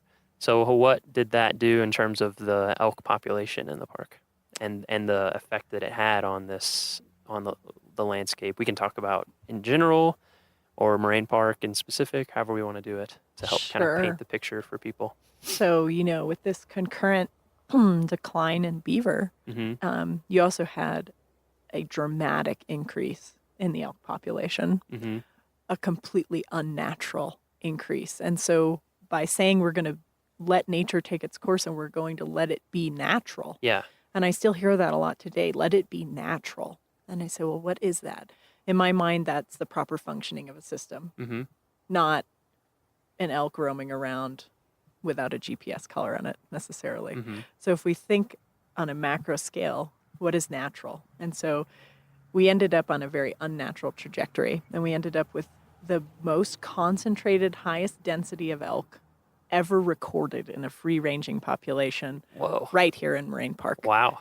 And so it looked like a feedlot out there. Population numbers, do we know at that There were, time? at different points, there were over 3,000 elk between the Winter Range in Rocky Mountain National Park and the town of Estes Park. Wow. That's a lot. That's a lot. Yeah. And the habitat could not sustain that. So the combination of not having beaver on the landscape, constantly planting willow, constantly digging side channels and maintaining dams and ponds. When that landscape dries out, and we did things to help that along. When I say we, I mean humans. Yeah. Right. We ditched and drained Moraine Park. It was a golf course at one point. Most people don't know its history. And do we think that that's what contributed to that rapid decline in beaver population, or was it because they were actually being trapped and specifically removed from Moraine Park? So they were being trapped and specifically removed both prior to the creation of the park and after. Okay. And that was prior, the fur trade, and then after. Just a lot of folks thought of them as a nuisance species, and they can be, certainly. Oh, sure. Yeah, depending. Yeah, exactly. When they're doing their industrious things where we want them to be doing them, they're fabulous. When they're doing them and flooding your roads and your house, not so great. Yeah. So, and that's our job too, as wildlife ecologists, to understand that balance. Sure. Right. Humans are in the landscape, and we need to work with that. But so we ended up with these incredible densities of elk, and the way that Moraine Park looked at that time, I mean, it was transitioning to a dry upland grassland, and you can make that decision. You can say, hey, we're going to let this go. But what are the costs of that? And the costs of that are dramatically decreased biodiversity. When I talk about biodiversity, I'm talking about all the other plants, animals, fish, things that contribute not only to the function of the ecosystem, but to your experience when you come here to Rocky Mountain National Park. Do you only want to see one charismatic megafauna, or would you like to see that charismatic megafauna in its natural environment with all the other plants and animals that would normally accompany it? I hope the latter potentially is what we're going for. Yeah, exactly. So that's what we were seeing out there, and that's what triggered. So between the human process.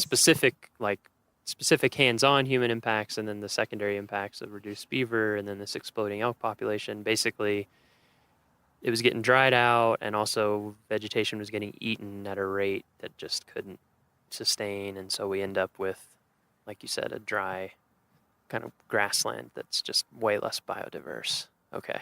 And much more susceptible to weeds, to invasive exotic plants. That's a good point. Yeah. Wetlands are great at preventing those plants from coming in. So wetlands, they make up only 4% of Rocky Mountain National Park's total area, but they provide a disproportionate amount of what we'd call ecosystem services, like drought mitigation, water filtration, and they provide a lot of other services. So they're weed mitigation, right? A lot of people, they think about weeds as you go and pull weeds.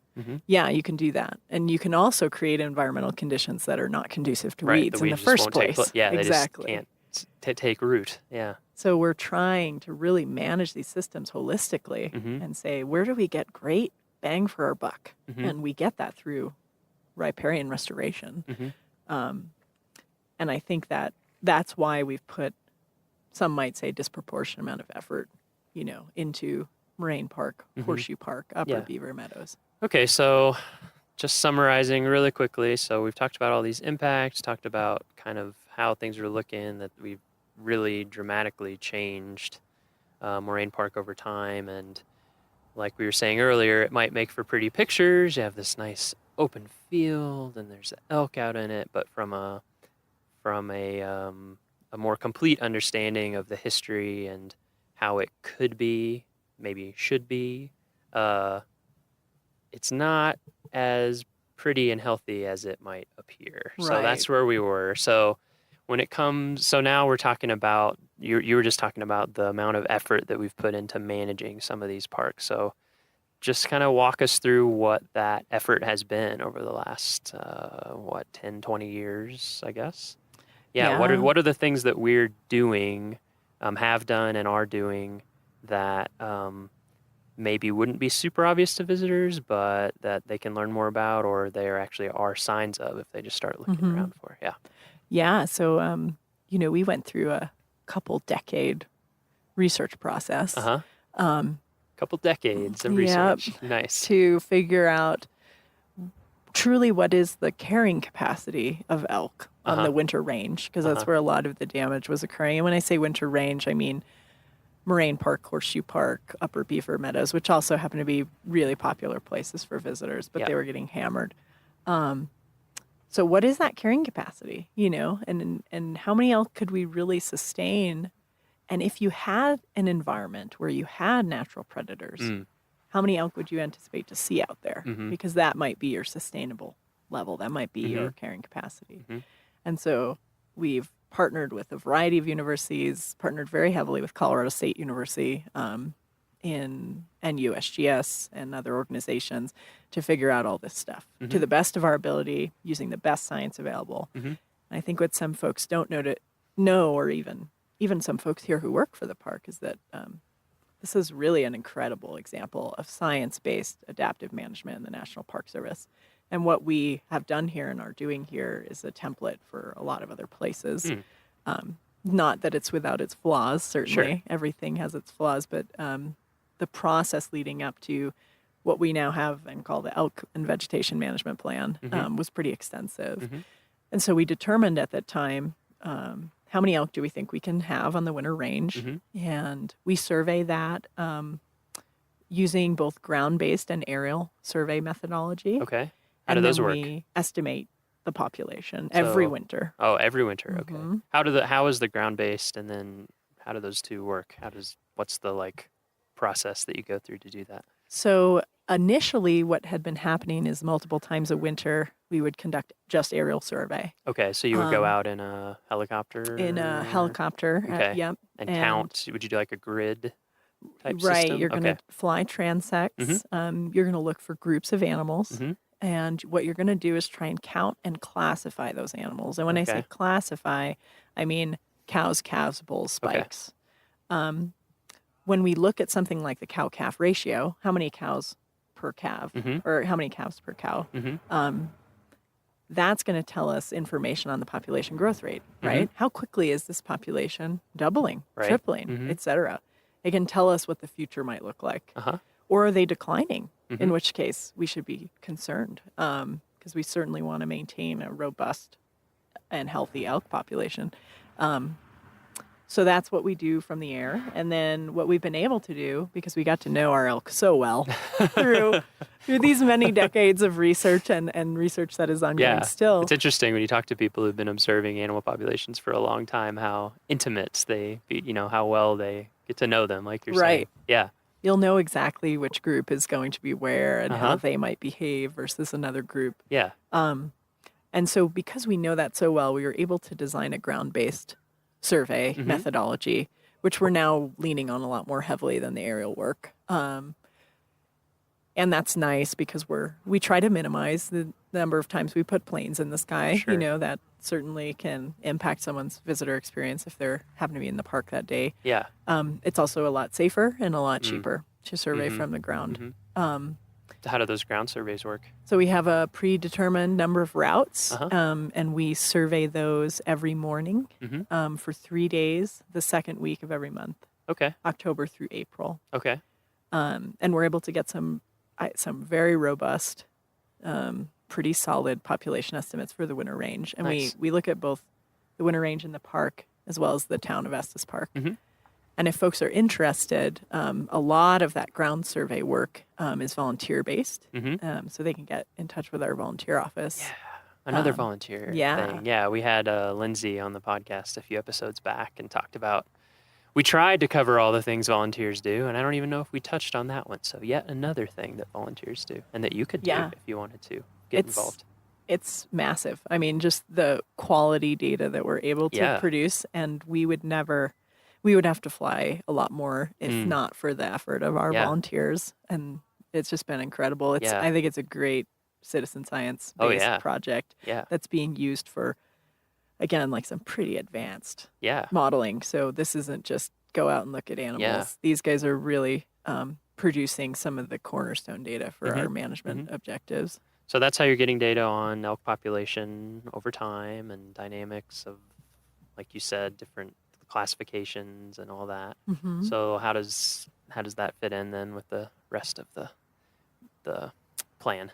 So the rest of the plan, anytime you're talking about a hoofed critter, you've got to talk about plants, Uh-huh. right? Yep. So again, coupled with this pretty extensive elk monitoring and census, we're also monitoring our vegetation.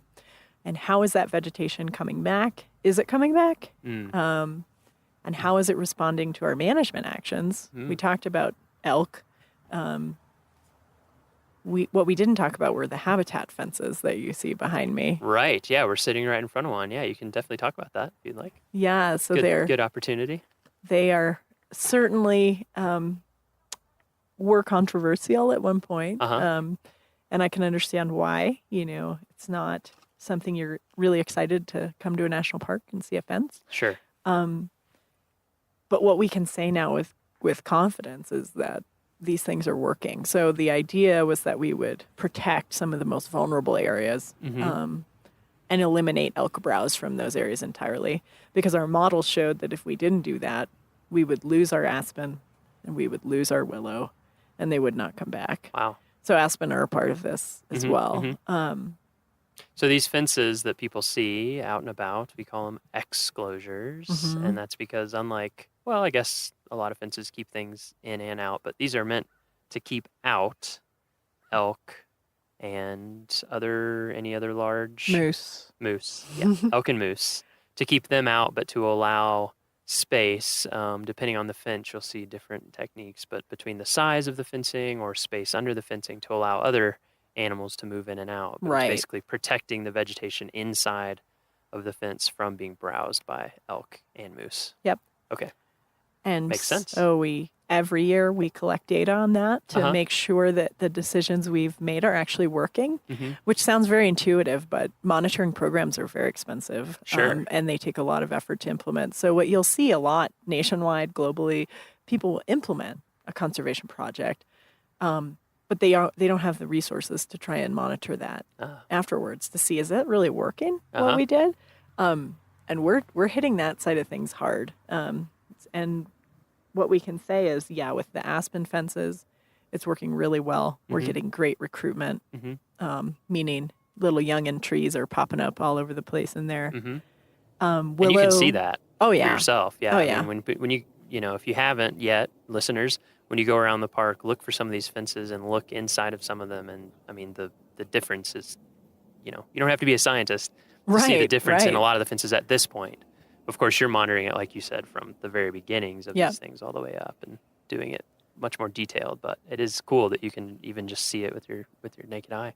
Yeah, I think, if you go up above Horseshoe Park and look down at Horseshoe Park, I mean, it's just incredible. Yeah. The different meadows are in different states we're in different states of decay and decline when we went in and put some of these exclosures in. So in Moraine Park, we've had a little more struggled response. And so one of the things you'll see out there if you walk around in Moraine Park, and we've certainly had a response in the fences, but you'll see that if you look at the Big Thompson, it's extremely incised. So cut into one narrow channel. Right, cut down into one narrow channel. Whereas before with beaver and everything, it would have been just all over Yep. Moraine Park, just meandering side streams, Right. wet areas, almost standing ponds, all sorts of stuff. Okay, so cut down Yeah. into one channel. Yep, and Yep. so you've got maybe 3-4 foot of bank that river Yeah. needs to overflow. I mean, again, a very unnatural situation that was created, over 100 years of decay. And I've heard one of the frequently asked questions I get is, when are the fences coming down? And I say, when the habitat can sustain itself. Well, when's that? I think us as humans, we naturally want to operate on these very concrete, very short timelines. Yep. But I say, we didn't create this problem in 10 years or 20 years. We're not going to fix it in 10 years or 20 years. Mm-hmm. What we're trying to do is reset the trajectory, right? Go from a negative to a positive, Mm-hmm. and we're absolutely doing that. But one of the things that in a place like Moraine Park is challenging is the water. You know, it's channeling, it's running right through the system. It's not spreading out across the landscape the way we'd like to see. So excluding browse through fencing is one tool. But that doesn't necessarily spread water back on the landscape quickly. And so those are some things we're talking about now. Yeah, is that's really challenging. how do we get beaver back in these sites to do the engineering that we need them to do. And that's That's kind of a hot TBD? topic at the moment. Yeah. TBD? Okay. I won't press you on the details, but we'll have another podcast in the future when we talk about the Beaver Repatriation Act of something. Figure out how we can affect that stream channelization. That's a great point. And again, I think something that if you didn't know it, you never think about it. You look out and you're just like, oh yeah, there's this nice river and I see it and everything, but you don't realize if you had been here 150 years ago, how completely different. You'd be able to have lunch in the shade. So try Imagine and do that now in Moraine Park. Yeah, exactly. It's great for your fisheries as well. You know, trout like cold, cool streams. They like stream bank vegetation. So I've heard great comments from a lot of our fishermen who are, I think, some of the first folks to notice the positive impact of our exposures. Interesting, yeah. They were like, wow, the fish are back in there. I'm like, yeah, because the plants are Yeah. growing and it's shading the stream. Right. Oh, that's very cool. And we saw in 2015, I was actually giving a talk to some of our new law enforcement folks by the Exclosure, talking about all of this. And up comes a sandhill crane. And it was the first time we had seen one of those in here in a very, very long time. So animals will respond, you know, and if we help it along a little bit, the hope is that, again, we can get that trajectory going and it gains enough momentum where it does start to self-sustain. And we can take the fences down. Right. Okay. But it's going to take some time. Sure. You know, it's hurting. Yeah. Yeah. Well, like you said, Humans did a job. You know, it took a long know. time to get it where it is, and it'll take a while for it to recover back and be healthy. Right. At least on the human time scale. You know, that's the other thing that's hard to remember Exactly. in terms of landscape ecology and just anything to do with the natural world is that it makes sense. We're humans. We think on the scale of human lifetimes, but human lifetimes are very, very short compared to these ecosystems and these processes at these scales. So, yeah, that makes total sense. And it's kind of like, well, we'll see when it gets healthy. It gets healthy. So, yeah, that's pretty amazing. I hope that helps people understand a little bit more with the fences and what they're seeing. And I also have heard, you know, from people who have been coming to Rocky for decades, you know, they have lived long enough to see some of the changes in elk population and the effects, and definitely have questions about that. So,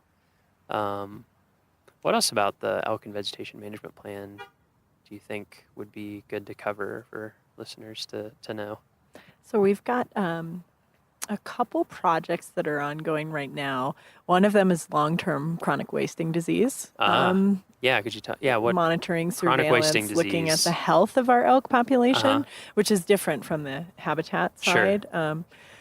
And so we've historically had a fairly high prevalence of chronic wasting disease in Rocky Mountain National Park. And what is, for folks who don't know about chronic wasting disease, what are some of the, like, what effect does that have on the animals? So it's a prion disease that affects the nervous system. Okay. And it leads to death. So in another those affected prion animals. disease that people have probably heard of would be mad cow. That's another type of prion disease. Or And prions are Creutzfeldt-Jakob in really humans. weird. We can't really go into that, but yeah, very, that's a very, whole other talk. Very, very weird, but it is a prion based. Okay. Yep. So it's nothing like anything we had really seen before. Yeah. Either in wildlife disease or any other disease areas. And it's not a virus, it's not a bacteria, it's a protein. And so that's bizarre. But what it does is it chews through the brain, essentially. And so if you see an animal with chronic wasting disease, or CWD, as you'll hear us call it most often, that animal is going to get thin. They might be drooling. Their head's going to be low. Their cognition is not very good. They're having nervous system impacts. And so those animals aren't going to last too much longer if you see an animal in that condition. And we've been an epicenter for research on this because we are the first place that we had this disease occur in a wild population. Really?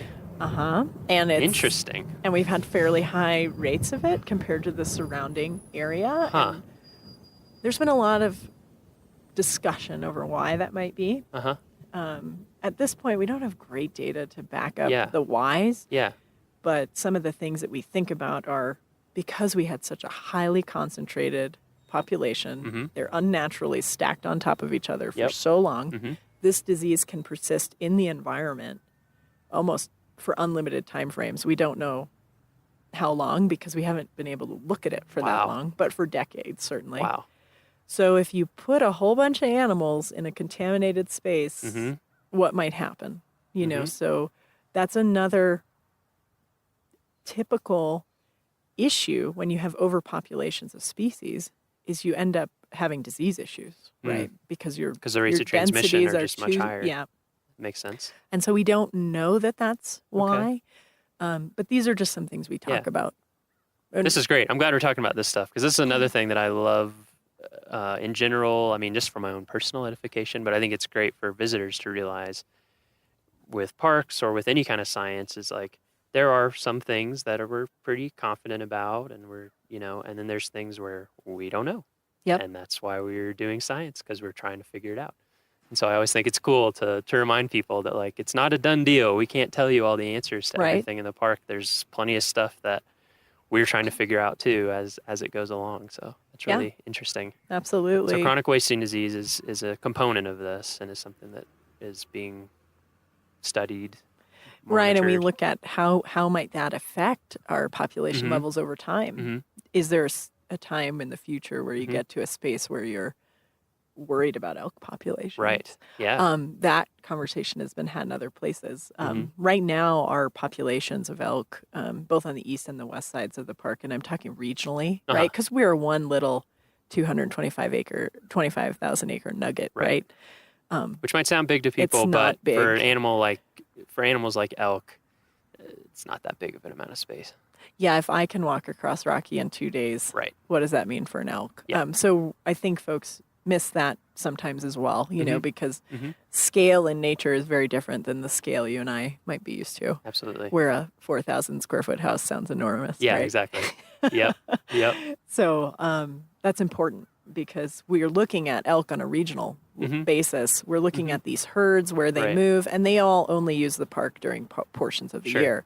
So on that regional basis, those populations look good, right?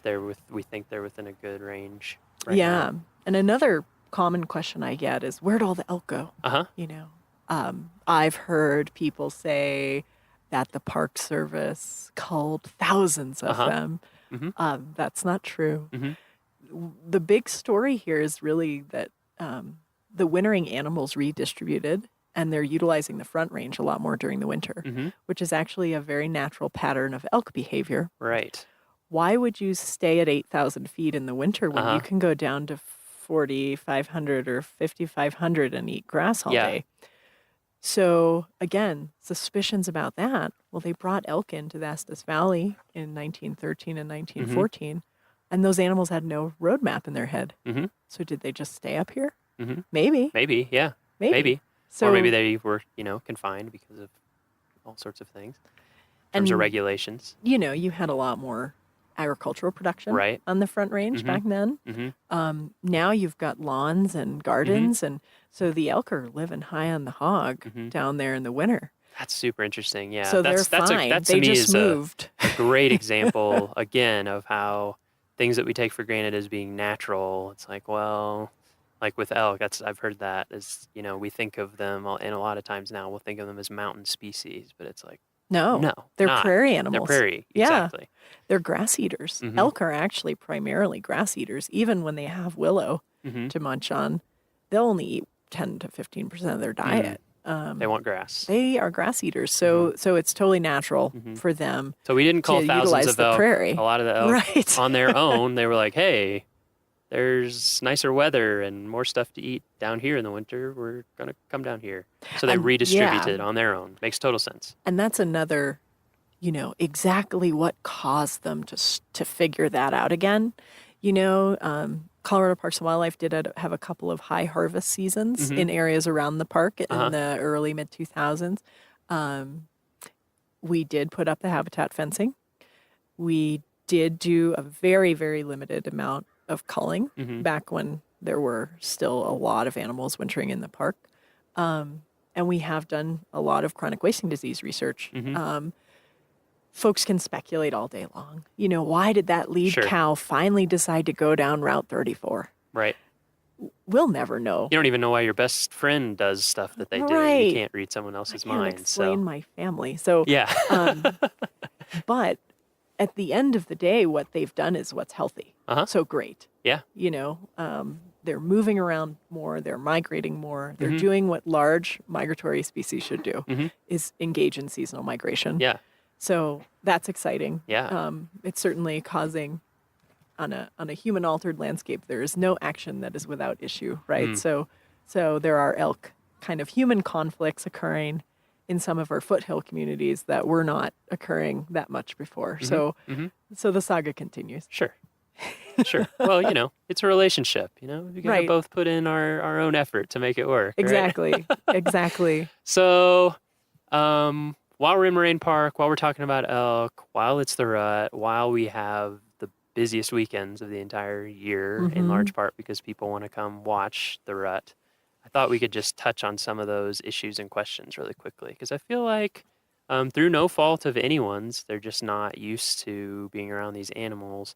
There's a lot of, I just hear people ask questions or just things that people think that are really surprising to me. Right. So maybe we can quickly dispel some of those. So I think the biggest thing that I see, and I'll see if you concur, I think a lot of people experience wildlife, animals in zoos and in animal parks. And they come here, and I think a lot of the questions that I hear relate to that experience. So it's like, well, why did you let the moose leave this area? Or the moose, elk, moose. Why am I not seeing these animals? Why are you, this one looks sick. Why aren't you taking care of it? So, right. I guess the first thing would be, could we just talk about what it is that the interactions that we have with elk? Like, obviously we are doing stuff to monitor them and to try to keep the population healthy, but how far does that go in terms of how much are they just doing their thing and living their own life? They are very largely doing their thing. Yeah. So the only time we handle animals is for research purposes. And I always try to figure out what's the least number of animals that I need to handle in order to get at the study objective, in order to answer the question. Yeah. Because if you can't get enough to answer the question, then you shouldn't be doing it at all. But we do try to take that into consideration when we're collaring, when we're handling. We have a lot of that down really well. We've been doing this for a long time. So typically our animals are doing fantastic post those adventures that we put them through. So even when we're specifically doing studies and trying to learn stuff, we're still trying to interact with and impact the animals as little as possible. Absolutely. And so that should key people in that these animals are not pets or trained in any way. Right. In fact, they're quite the opposite. And one thing I like to remind people is that when you're here watching them, it is awesome when you can watch them. It is beautiful. It can be inspiring. It can be entertaining. But that is not why they're here. They're actually trying to live life outdoors 24/7. Yep. No matter how hard the weather is, no matter how good or bad the food, the browses in that year, the grazing, no matter what, they're just out there trying to live. And like the rut is a very serious thing for them. Oh, yeah. That, it's not an entertainment spectacle. And I think the reason that we try to emphasize that to people is not to spoil their fun or anything, but to keep the elk healthy and safe and let them do what they're going to do, and to keep people healthy and safe, because these are like big animals. They're extremely big animals. And when you think that, a big bull can have 40 puncture wounds in his hide after the rut, I mean, I don't want to be one of those puncture wounds. Yeah. We actually, a lot of times I try to avoid, if there's any reason for handling bulls, we try to avoid doing that during the rut. It's a stressful time for these guys.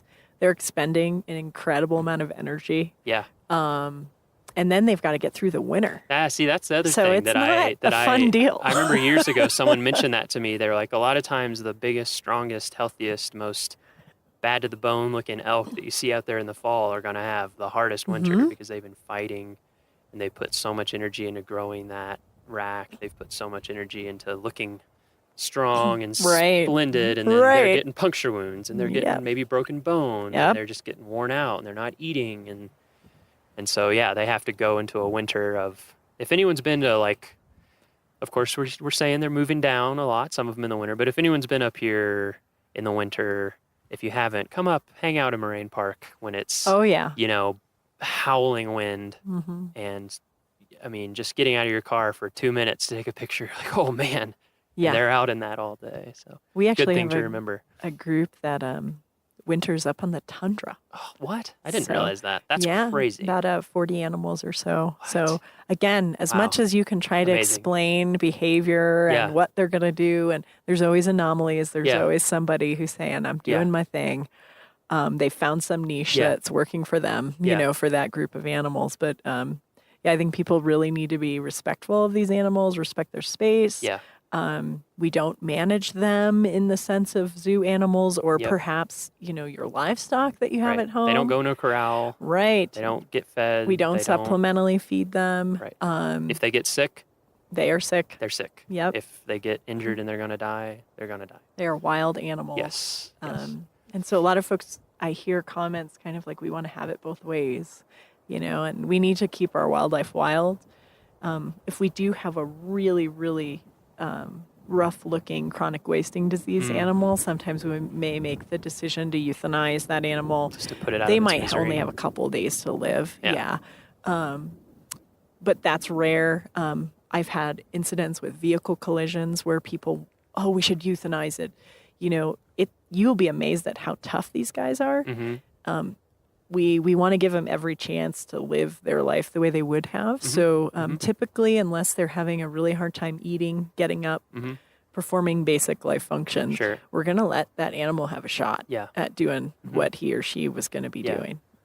So what are the other things? So I mean, the biggest thing that we tell people is to keep a safe distance. It's hard to give an exact number. We actually do have a legal minimum number now in the compendium just this year, which is 25 yards.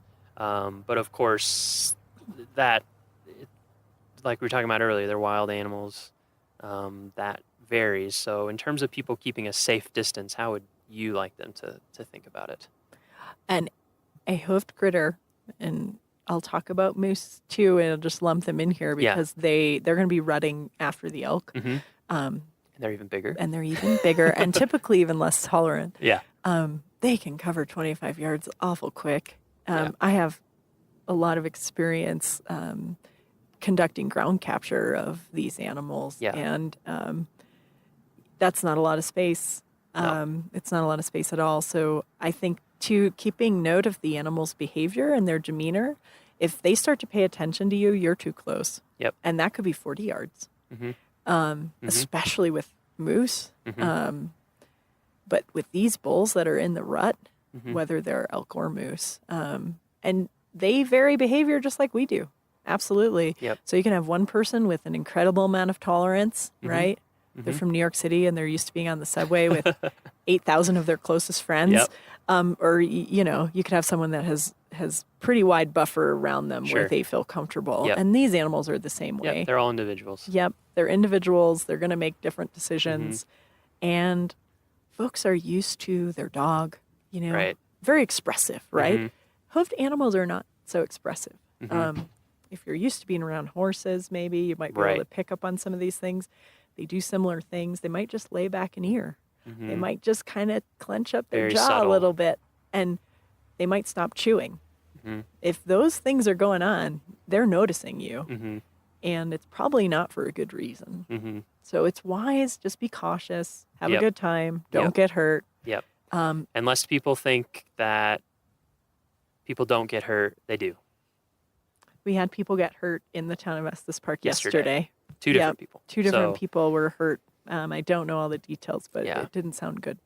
Yeah, I think that they were treated and released, but I think they weren't feeling too great. So people can get hurt. People do get hurt. We don't want you to get hurt, and we don't want to negatively affect and mess up this incredibly important time. Like, this is the time when breeding happens for the year. Right. So extremely crucial, and it's right before heading into winter. So that to me, yeah, that's the greatest thing for people to remember, is that we have these numbers that we set and try to use just literally as like a bare minimum, but really it's exactly what you said. If you're affecting the animal's behavior, you're too close. Yep. So just back off.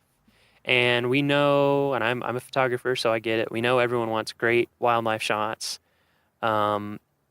If you want great wildlife shots, you need to get a camera with a nice big zoom lens. Exactly. It's the only way to do it. Even the professional shots that you're seeing, people aren't getting super close. They're having huge lenses. So unfortunately that's the way it is. You're not going to get great close-ups of wildlife with the smartphone camera. So if you really want those close-ups, it just takes some investment in technique, and we actually have a page now on our website. So if you go to our website and you look under Plan Your Visit, under Safety, there's a page now about wildlife safety, and then that links to a page that gives you tips for photography, wildlife Right. photography, including how you can get shots that aren't close-ups, that are from a safe distance, but that still look good. So Yeah. go on there for that. Anything else we want to cover there? I mean, we have other specific rules. We have meadow closures every Right. evening. And that is, I assume, to give them some space to live life. And, Yep. yeah. They're very active, what we call crepuscular, right? Uh-huh. At dawn and dusk. Uh-huh. And then often overnight during the rut. Mm-hmm. So you certainly don't want to be walking through Moraine Park in the dark Yeah. and come across a big Yep. 6x7 bull who's Yes. pretty supercharged. Yeah. And those closures are in the newspaper, and they're on the website, and we have signs out too. So Yep. if you're ever wondering or trying to remember, there's things around to remind you. Right. Yep. Right. And there's plenty of amazing viewing areas, right, where you absolutely. can watch these animals at a safe distance and Absolutely. have your experience and let them do Mhm. what they're going to do. Mhm. The other thing folks don't realize, is sometimes animals have to be euthanized because folks got too close and provoked an attack, and now that needs to be dealt with accordingly. So let's keep them safe, keep ourselves safe, and we can all enjoy the rut and have a great time. Nice. All right. So hopefully that will. I hope that gives all our listeners a way better understanding of elk in the park, a little bit of the history of it, and how we're actively monitoring and trying to just create a healthier ecosystem overall, and then also how they can enjoy the rut more safely. So earlier I mistakenly mentioned moose being around 100 years ago, and they were not, as you informed me, which you'd informed me before, but it takes a few times. So I wanted to talk about that really quickly. So 100 years ago, no moose in this area that we know of. Is that right? So 100 years ago, maybe the casual passerby moose. Okay. But no established population? Yeah, so folks will, argue back and forth the point of what does were they here mean? Right? So Yep. what I would offer Over is what that, time scale, maybe? we didn't have, as far as every piece of information we've been able to review, everything from historical accounts to the fossil record, we did not have established breeding populations of moose. And as anyone knows today, that's very, very different. We have very established populations of moose. Most of the female moose I've seen have calves, if not twin calves. Yeah. So definitely established, definitely breeding. Yeah. And they're a beautiful, fantastic, charismatic animal. But they were introduced to the west side of the park, west of the park in the North Park area by Colorado Parks and Wildlife in the late 70s. Okay, I didn't realize that. Mm-hmm. So they were introduced from Wyoming and Utah. Okay. And so then there were several other introductions at different points in the state. And but what we've got now is, a very robust, rapidly expanding moose population. Yeah. And again, kind of regardless of if they were here or not, because folks can get really hung up on that conversation. Sure. We still don't have predators on the landscape. Yep. And we have a very damaged wetland system. Mm-hmm.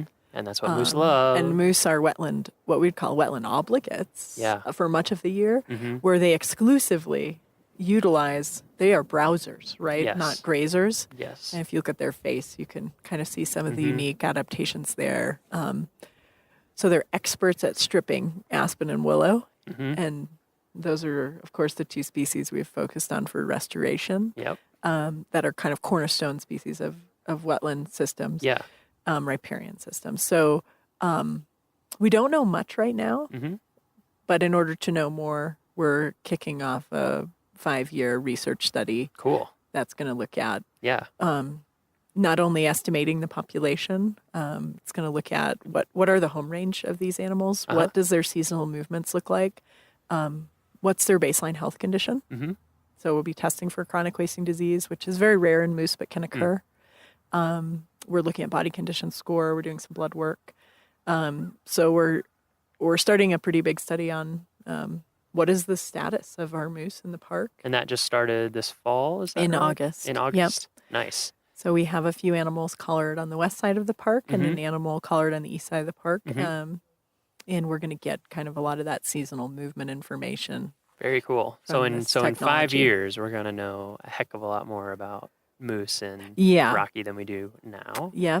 And we actually talked before the podcast. We're thinking about ideas for future seasons of the podcast. And so we think one really cool thing might be to do a kind of a mini series inside of the series about the moose study next year, where we can really get into detail and even go out in the field and get a lot more info for that. So if people will bear with us, we're going to not go into super detail on that now, but we just wanted to let you know that obviously whether or not they were here in the past, they're certainly here now. Right. And exactly. we have tons of questions about the moose population in Rocky that are unanswered. And Hannum is leading up the effort to try to answer those questions, and it's going to be super interesting.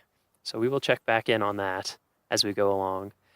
Another thing that I think we'll wait on for that is some of your background, because it is very interesting, I think, in terms of other jobs that you've had and how you got into this field. So I think that we'll be able to cover that then, if you're okay with that. Sure. Sounds like a plan. So we'll keep this one elk specific for the most part, but I want to wrap up with bigger picture stuff. That's what we usually like to do. We go big picture at the end for at least a couple questions. So this is probably a tough one to answer, maybe, but as a landscape ecologist, what is maybe the one or two biggest things that you wish you could go around and tell visitors all the time, but you're busy doing research and work and in the office and can't tell them? Like, what's the kind of big one or more big ideas from your field that you think would really inform people's visit when they're here in the park and they're seeing all the amazing things that they're seeing? I think we have to constantly remind ourselves how interconnected everything is, because we don't operate that way. Humans do not operate that way. We have a really hard time thinking on a 50-year, 100-year, 200-year time frame. We have a really hard time thinking on a multi-state spatial scale, a continental spatial scale. But that's how nature works. So we can either start to try and think that way a little bit more, because these efforts, I can spend 14 hours a day working on this stuff, but I can't do this by myself. Sure. Maintaining healthy landscapes, restoring unhealthy ecosystems, maintaining healthy wildlife populations, which are really a very rich heritage in this country, that requires all of us, and it requires cultural shifts, and it requires people working together across state boundaries, across land ownership lines.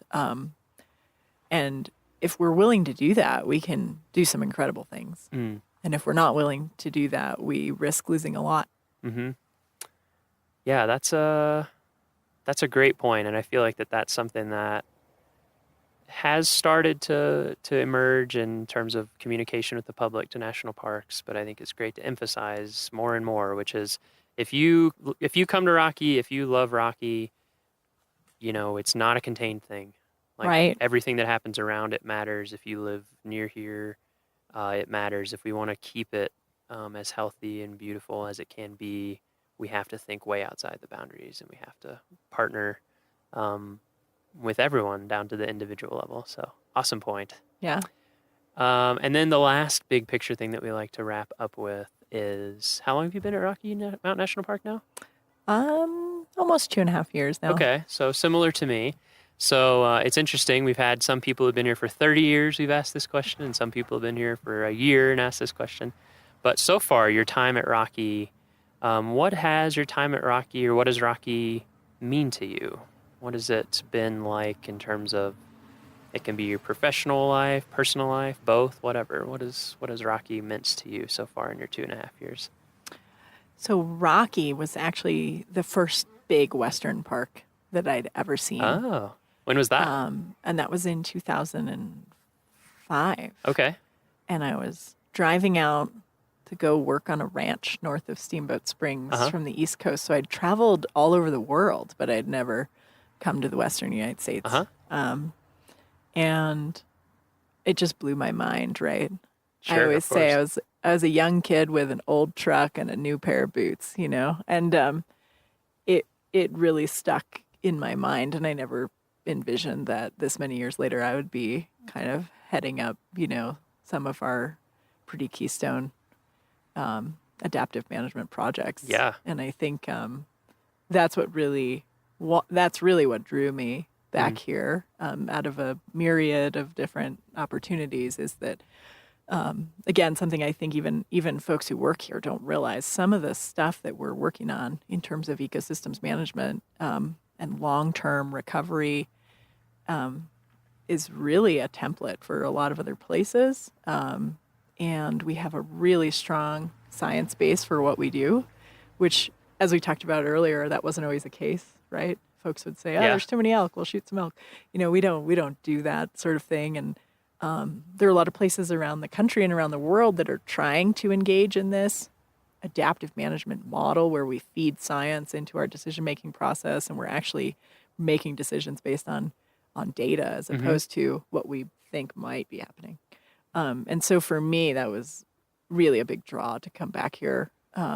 So both the sentimental piece and the great professional opportunity. Yeah. And I work with just some incredible people who are highly motivated both here and at our partnership organizations. So that's really energizing. That's awesome. Well, that's pretty amazing that it was able to come full circle like that that you're, the first place that kind of blew your mind, introduced to the West, is where you find yourself doing your professional work. That's pretty awesome. Right. So we will check back in with you soon. Listeners will get to learn a lot more about these innovative studies that we're doing, and about various staff that you work with, and about the whole program in the future. So look forward to that.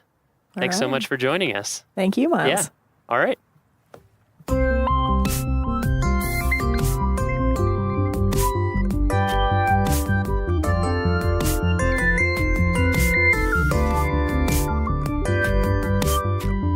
Our next episode will be released on Friday, October 6th. For show notes, transcriptions, and to learn more about our show, visit our homepage at go.nps.gov/RMNpod. That's go.nps.gov/RMNpod. The Rocky Mountain National Podcast is a product of Rocky Mountain National Park, one of 417 units of the National Park Service that preserve America's heritage for all, forever. Stay classy, Rocky Rangers.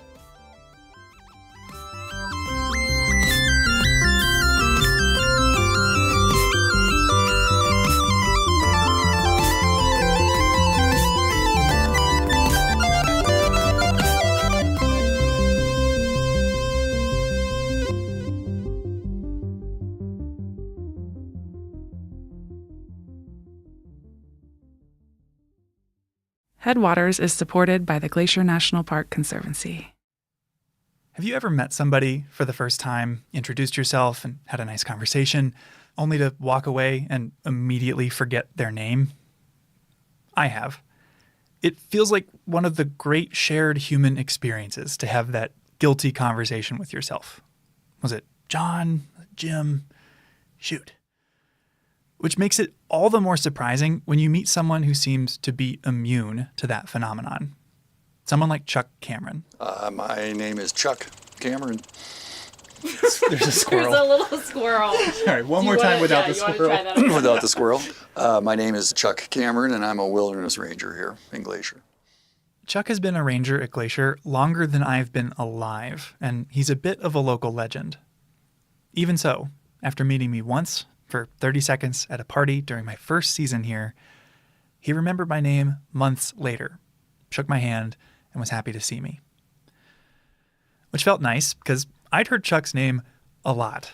He's the sort of person that everyone you meet knows and loves, and the incredible stories you hear about them don't seem to line up with the calm and mild-mannered person you've met. But while Chuck has led a long and storied career here in Glacier, the most surprising part of that career is that the park terminates him every fall. Well, kind of. A common question we get from visitors is, what does it take to be a park ranger? And while there is no one answer to that question, as there's no one type of park ranger, a good answer is, you've got to be willing to move every 6 months. 95% of Glacier's visitors come between May and October, so it makes sense that the park doesn't really need most of its staff in the wintertime. So to find a career in the NPS, a lot of people move across the country every 6 months, bouncing between summer and winter jobs. My friend just told me last week he's moved 48 times. And for most, the ultimate goal is to land one of the few competitive, permanent positions in the Park Service. I've always seen that as the path to an NPS career. But it wasn't Chuck's. And how long have you worked here in Glacier? This is my 42nd season. 42nd? Yeah. Whoa. It's a lot of seasons. That's what I'm on season 2. Well, you only have 40 to go, and we'll be the same. Chuck's been a seasonal his whole career. One of the few people I've met in Glacier who can say that. I wanted to sit down with him because I think his unusual path says a lot about the unusual job that is working for the National Park Service. Equal parts delightful and stressful, noble, yet often bizarre. But I also think that few people could have had the career that Chuck has. And I want to know how he did it.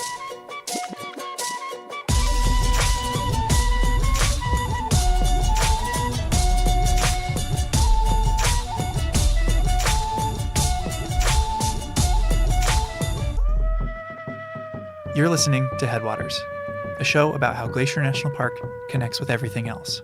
I'm Michael, and today I invited lifelong Glacier Ranger Chuck Cameron over for dinner. Yeah, let's go to the porch. Yeah.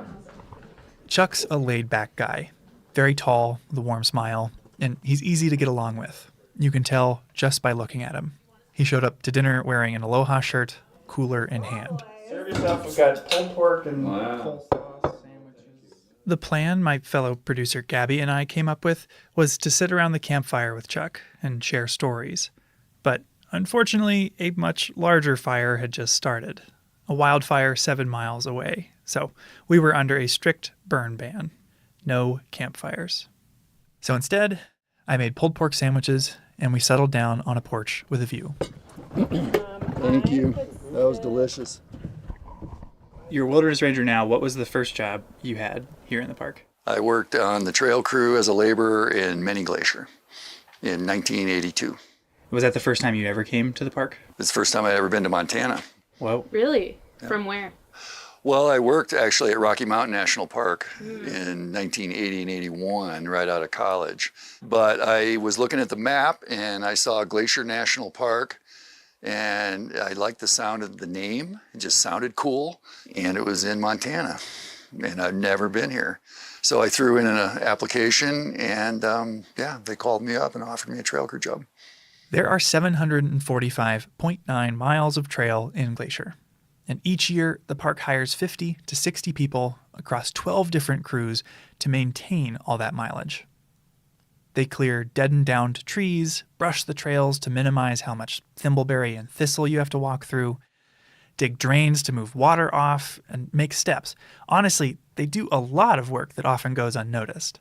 I liked being out for 10 days at a time with the same people, and you build this sort of bond with this crew you're on, because you're working, cooking, eating, sleeping in all kinds of weather for 10 straight days, and you learn to rely on each other a bunch. It's just a really unique work situation, I think. You know, I never really thought like everybody working at JCPenney like hung out after work and went home and cooked dinner together. Shared the same room. Or slept in the same tent. During his time on Trail Crew, Chuck worked on a lot of trails, but he highlighted one especially odd project. I think the most craziest season I had on Trail Crew, we cut the international boundary swath in 1987, and I was a crew leader on the east side, and it hadn't been dealt with in 20 years. Glacier's northern boundary is the U.S.-Canada border. And since the 1860s, there has been a swath, a gap through the trees to mark where it is. It marks the international boundary, and has monuments, steel obelisk monuments spaced out the entire 5,000-mile international boundary. To keep trees and brush from filling in the swath, it's needed periodic maintenance in the 150 years it's been here. And it's a 20-foot wide swath cleared of all vegetation. So you can see from monument to monument, basically. Yeah, we spent 80 days, 10-day hitches at a time, doing nothing but clearing the boundary. Jeez. Wow. Chuck and his crew were cutting it out by hand in the late 80s. But I'd heard a rumor that in the 60s, someone decided to use Agent Orange to clear the swath, the infamous ingredient used in napalm. That at one point, they used Agent Orange to clear the boundary swath. They did. That's what they had done the time before we cut it by hand. They had defoliated it from the air, which wasn't very accurate. And so the boundary swath was this like snaking thing and so our job was to straighten it out. And so we surveyed it as we went from monument to monument. You're redrawing the line. Redrawing the line, yeah. That's a lot of responsibility. Wow. Well, it was, and it was kind of nutty because sometimes the swath was just going through the forest. There was no like cut. It was just point A to point B. We just up the side of one mountain and down the side of the other, when we went around beaver ponds, we handed tools up cliff bands, 5-gallon cans of gas up through these cliffs, to get to the next bench and keep going. Because normally trail crew working on trails requires a lot more thought and care into where the trail is placed than many people realize. And so the boundary swath is kind of atypical. It's like, yep, straight ahead. Across. Yep. Yeah. Our slogan, and we made a t-shirt, was total destruction is the only solution. Which is, it's a line from a Bob Marley song about nuclear war, and that's kind of how we felt about it. But like all seasonal jobs, Chuck's season on Trail Crew came to an end. Every fall, you've got to find something else to do. This is when a lot of folks crisscross the country to work in warmer southern parks. But those jobs are few and far between and pretty competitive. It's not really a sustainable solution for most people. But what do you spend your winters doing? How did you string together the other 6 months of the year? That worked out. I was really lucky in that regard because I got a job on Big Mountain and I worked on the ski patrol there for 26 years. Big Mountain is home to Whitefish Ski Resort, less than an hour from Glacier. Ski season and this season fit together like extremely well. And about the time I'd get sick of ski patrolling in April, they'd lay me off and I'd get to come here and do something completely different. And then about late September, I get sick of working here and they'd lay me off here and I'd have a couple months off in the fall to go do whatever and then I'd go back skiing again. Ski patrol in the winter, Trail Crew in the summer. And Chuck's season cutting the border swath highlights that a lot of work in Glacier is extremely physical. So was this your Was this your hardest hitch? Yeah, that was I felt invincible at the end of that summer. I thought, if I can do this, I can do anything. Yeah. So then I quit trails and got a ranger job. Basically. That's a cool way to go out from trail crew. Yeah. Yeah. After his summer on the border swath, Chuck got a job as a law enforcement ranger. He went to law enforcement academy with one of his trail crew friends, and after that got a job in the Belly River, a remote part of the northeast corner of Glacier. And I worked for a guy named Dave Shea, who was an incredible wealth of knowledge, a scientist, just, knows everything about everything. And yeah, great guy to work for. My first year in there, so that was awesome. He started here in 67, I think, or something. Was that intimidating to have your first ranger job kind of? No, it was great. He's so humble and just so knowledgeable and not afraid to share knowledge, he would just take me out and show me all these things in Belly River, the old wagon roads, the old cabin sites, the tracking and birds, and just, yeah, he's amazing. He just took me under his wing, and I spent the whole summer with him. This is the sort of job I feel like most people picture when they imagine being a park ranger. We patrolled every day because that's why you're there. We were up one valley or the other, into the campgrounds, talking to all the visitors, checking permits, digging out fire rings, cleaning pit toilets, just making sure everything's still working. If you want to learn more about life as the Belly River Ranger, we interviewed Laura Funk, who has that job now, in our last episode. We'll have a link in the show notes. Laura learned from Chuck, and Chuck picked up the tools of the trade from his mentor that first summer. It was great. And then, unfortunately, at the end of that summer in 1988, we're sitting around behind the ranger station having dinner, and he said, I just want to tell everybody this is Vivi and my last summer here. I'm just like, what? I just got here. You can't leave. This is my first year. I want to keep working. I was going to plan on working with him for a long time. It was good for me. I got the lead ranger job in there, and spent the next 9 years in there. But it was hard for me to adjust from being trail crew, the kind of the renegades of the Park Service, right? You're kind of out there out of uniform doing whatever, digging in the dirt and then to a law enforcement ranger. Yeah. Wearing a uniform. In the uniform, in the campgrounds. People come to the ranger station when they're in trouble or need something. And so the typical day can be very atypical very quickly if somebody shows up at 8 o'clock at night. To hear Chuck tell it, there was a bit of a learning curve to becoming this new type of ranger. I was hiking back down from Helen Lake, I think, and I got to the foot of Elizabeth, and there was a beargrass flower in the trail, the whole stalk and the flower. Right. And I thought, that's kind of weird. And I just walked by it, and then there was another one, and then another one, and another one, and I'm like, this is not natural. So I started picking them up, and I had this huge bouquet of beargrass flower stalks in my arms. I don't know that I could have carried 150 of them, but I had 100 of them, I'll bet, in my arms. Following the trail of beargrass flowers, Chuck found a Boy Scout troop at the nearby campground. You've had the entire trail time to just get angrier and everyone I picked up. A lot of work on trail crew is physical, but working with the public, keeping people in the park safe, can require a lot of empathy and patience. Chuck's known for his people skills today, but all skills take practice. So I walked in there, and I'm holding these things, and I didn't handle it very well because I was taking it personally, which is a huge mistake when you're a law enforcement ranger. You cannot, I learned that. This was a good lesson for me then. Don't take it personally. It's not about you. It's about, education, and, I've learned that. But then I'm like, does anybody know what these are? And this kid looks at me and he goes, yeah, that's beargrass. I said, yeah, and it used to be alive till all you guys killed it all.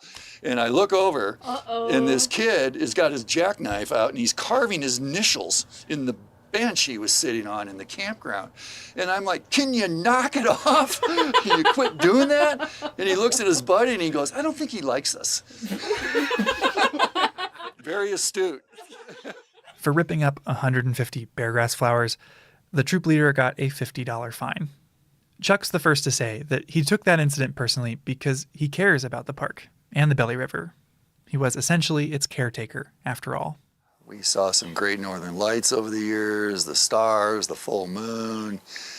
It's magical sometimes. It really is. Yeah. Never got tired of it. It feels like kind of like romantic.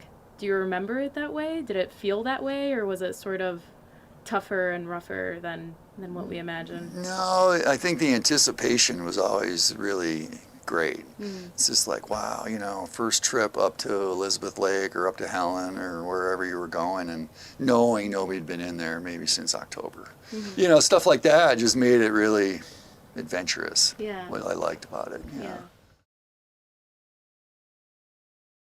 But despite all the things that kept Chuck there for 9 summers, he couldn't stay in the belly forever.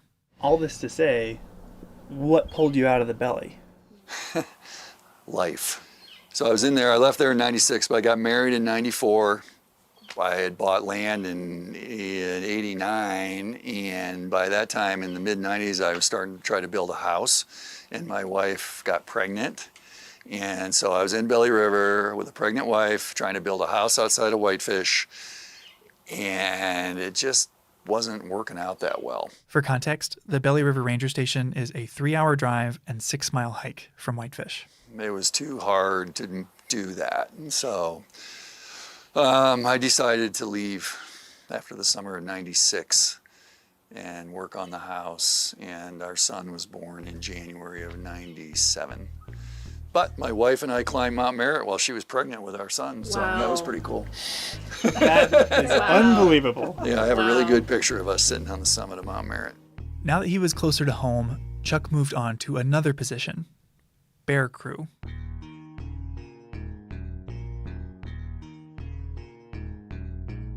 What was the bear team? Our job was to default to wildlife calls in the McDonald district. And there are no shortage of these types of calls. Each year, there are hundreds, some years nearly 1,000 bear-related incidents in the park. That's everything from bears causing traffic jams on roads to more serious incidents, like getting into improperly stored food. The bears get all the press, but we did all kinds of wildlife stuff, goats and sheep and marmots and skunks and bats and, anything that anybody was having an issue with wildlife, the bear team would get to go deal with it. Do you have any memorable, specific wildlife encounters from that time? Yeah, lots. Well, one of the funniest ones, if you want to hear a funny one, was the auto shop called one day and said, we have a marmot in our auto shop over here. If you don't know, marmots are big squirrels, Montana's version of the groundhog. And this marmot had crawled up into the engine well of one of the road crew trucks and ridden all the way down from Logan Pass and ended up in the auto shop. Oh, wow. And I'm like, okay, I'm on the bear team. We'll go get this marmot. So it was in their break room over there. They had it trapped in the break room, and it was behind the refrigerator. Well, so I had a live trap. And I thought, okay, we'll pull the fridge out and put the trap down. The marmot will step in it like they should, and it'll all be done. Well, the marmot had no interest in leaving the back of the refrigerator. So we pulled the refrigerator out, and I was on kind of leaning up on top of it, sort of poking down there with a stick, trying to get this marmot out of there. But he had gone in under the compressor of the refrigerator, like there was no back on it down by the floor, and he'd gone way up in there, he or she. Gave the trap to this guy, and I put on leather gloves, and I reached in there, and I grabbed this marmot by the hind legs, and I started to pull him out from under the refrigerator, but this marmot grabbed the refrigerator with his front feet, and he would not let go. And he's squealing like crazy, making some god-awful noise. And so I'm yanking this marmot out, and finally he lets go, and I just stuffed him in this live trap and slammed the door. And oh my God. Did you drive it back to Logan Pass? We let him go at Packer's Roost. It's like, I'm not going all the way up there. You're just going to climb in another engine. Unbelievable. Marmots are strong. I don't know if you know that, but marmots are really strong. So far, Chuck's career has focused on, among other things, physical work and people skills. Bear crew required getting to know the park's wildlife up close and personal. So was it in college or in law enforcement academy when you learned how to wrestle a skunk or talk down an aggressive bear? How do you learn how to do this? Trial and error. Never going to do that again.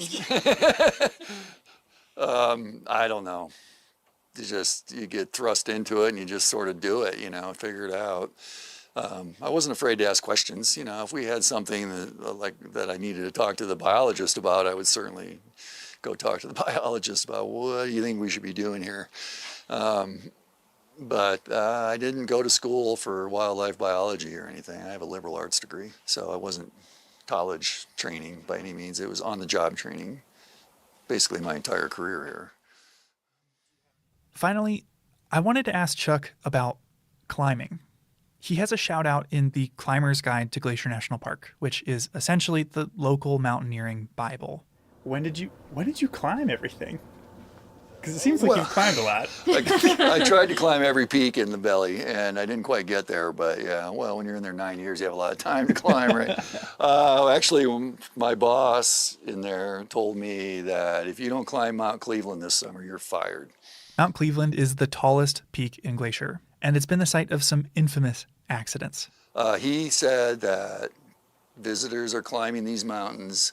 They're going to get hurt or disappear. You need to know the routes. You need to know where they're going. So you need to get out there and start climbing all these peaks. I said, great, I'll do that. Chuck has a lot of funny stories from his time in the park, but there were a lot of serious days too. Thanks to his knowledge of climbing routes and the park landscape, Chuck started helping with search and rescues, and he was good at it. Good enough that the park asked him to get certified as a helicopter manager. And he's been helping with search and rescues on the ground and in the air ever since.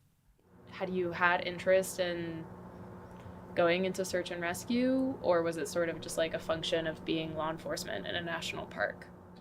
No, I like it. It's a really interesting part of my job. I enjoy it. And so I was more than willing. Unfortunately, search and rescues happen every year here in Glacier. In the last 3 years, there have been over 200. And they're not just climbing accidents. Folks get lost on trail and are reported missing by friends and family. Others wind up in trouble from exposure to heat or the cold. When you worked search and rescue, what were the outcomes that you expected? Especially when there's like those low percentages of finding. It's based people on in certain areas. time, right? How long has this person been out there? And what was their plan, if we even knew what their plan was? Searches often include huge teams of people covering all the places that person might have been. People can survive for pretty extended periods of time based on the weather, how kind of shape they're in, if they have any food with them.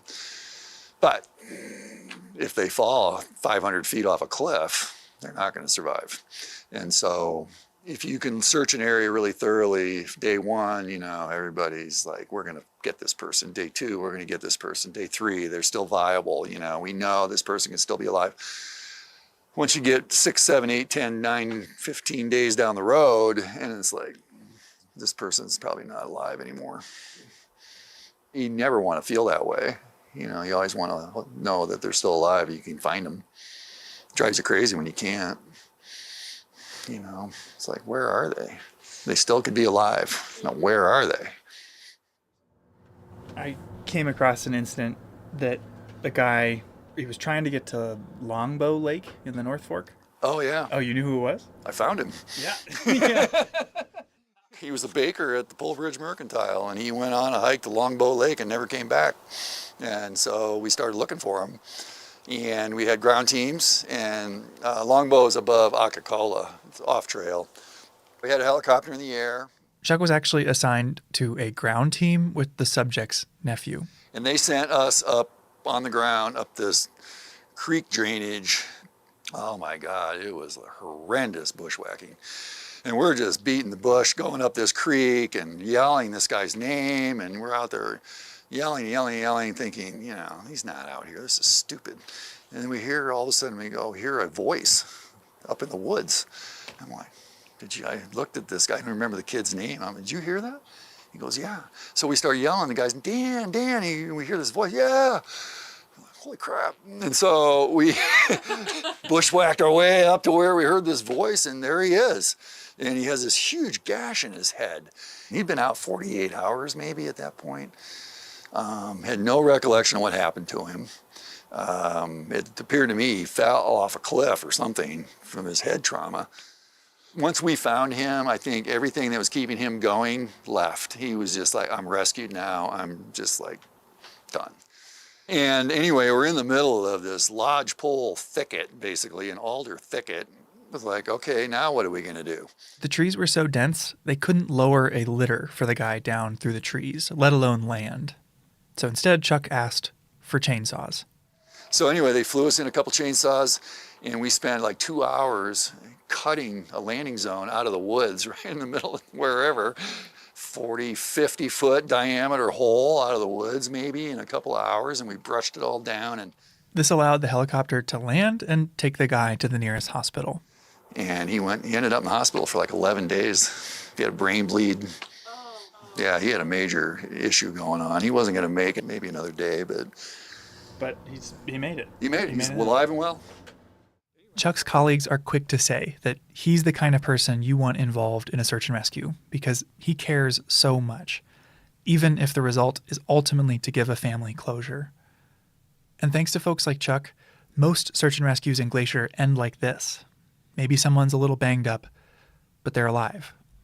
Out of the over 200 that have happened here in the last 3 years, 96% of the people have survived.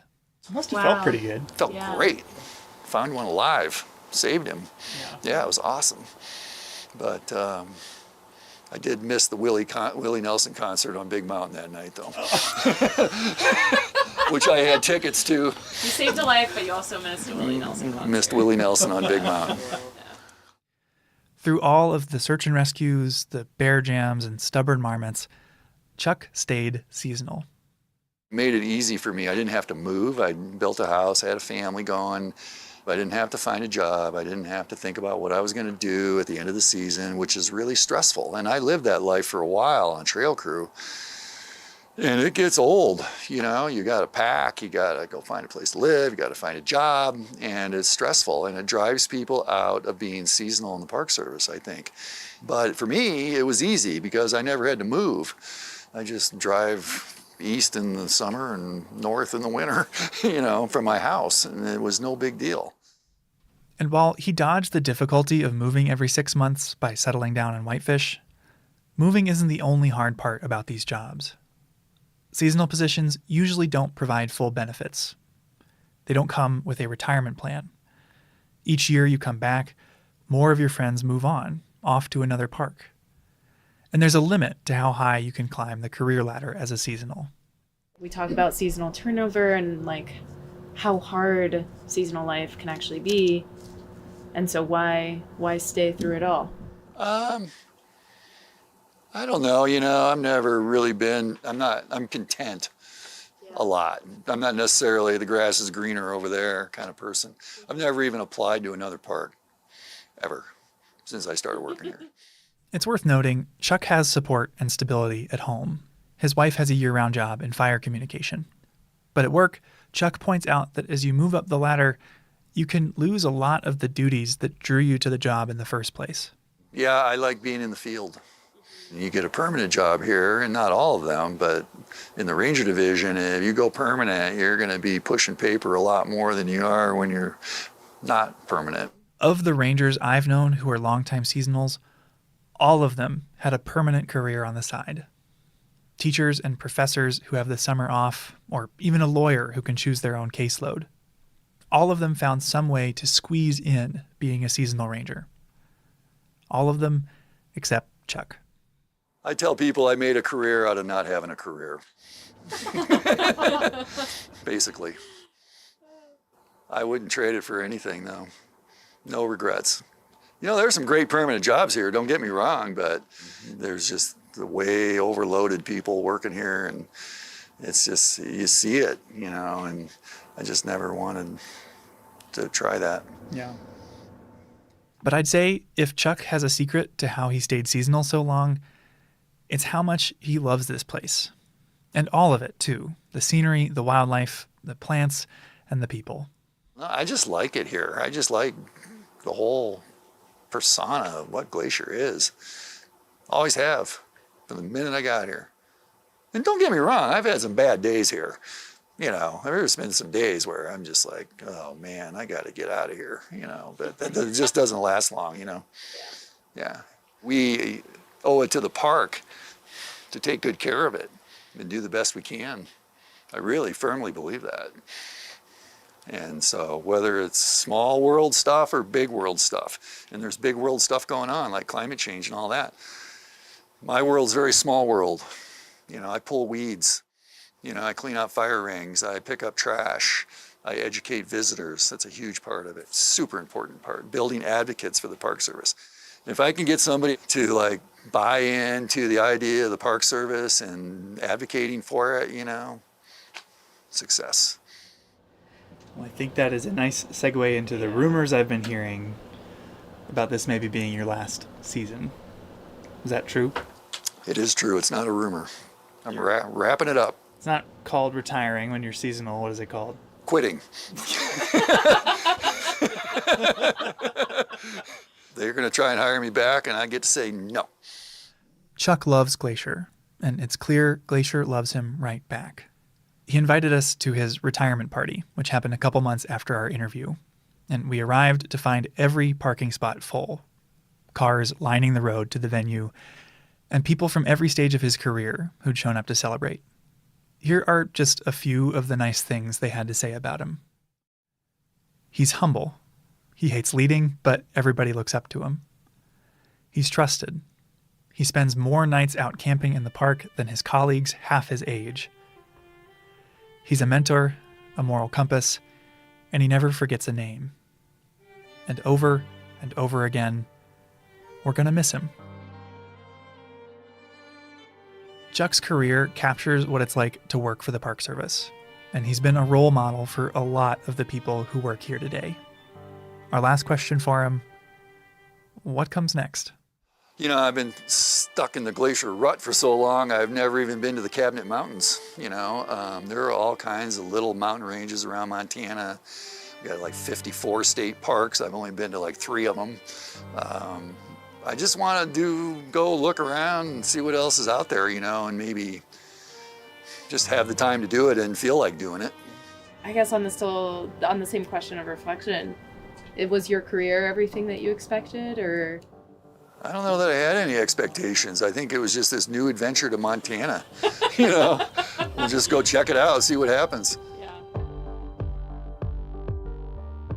Headwaters is a production of Glacier National Park and is supported by the Glacier National Park Conservancy. We could not make this show without them. You can learn more about what they do at glacier.org.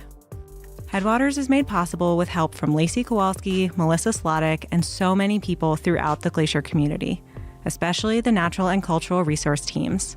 We're grateful for all of you. Our music this season is by the brilliant Frank Waln. The show's cover art is by our sweet friend Stella Nall. Check out Frank and Stella's work at the links in our show notes. Special thanks to Chuck Cameron and everyone who shared memories or stories of Chuck at his very fun retirement party. Besides sharing this episode with a friend who might appreciate it, you can help us out by leaving us a rating and review in your podcast app. Thanks for listening.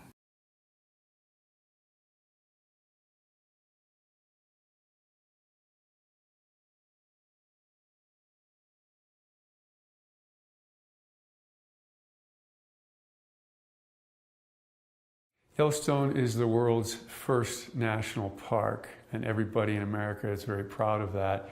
But there's been a struggle to figure out what a national park should be like. And probably one of our founding philosophies is it should be natural. It should be a natural system that functions the way the Earth did before humans altered it. And so it was written into our policy that we're going to restore and protect natural systems.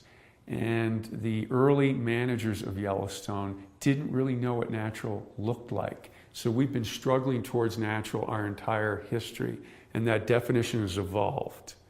And that definition, the modern one, now includes you need to have natural predators.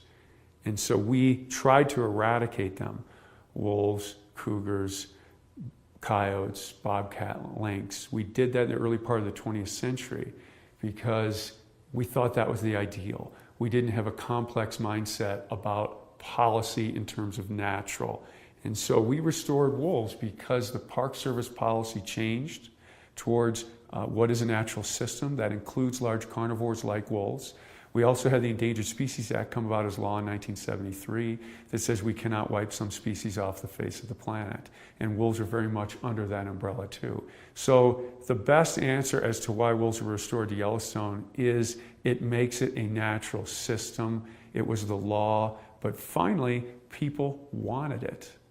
The public's view of nature has changed and evolved. So creatures that were previously considered bad, scapegoats, have now had an image alteration, and a lot of the public demanded that we bring some of these animals back.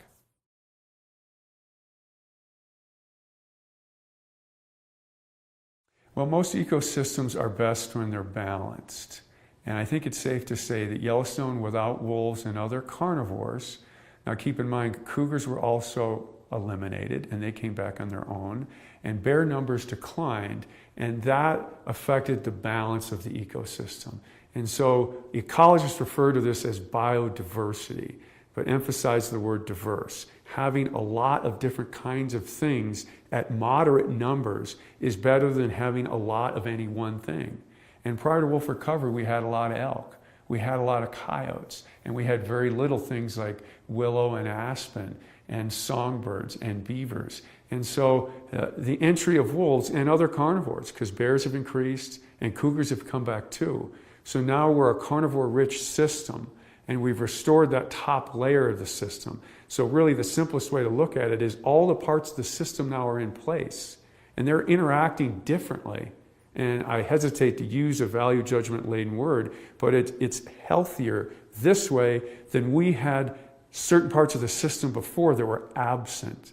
So all those things functioning together has made nature look like it used to before we started managing it.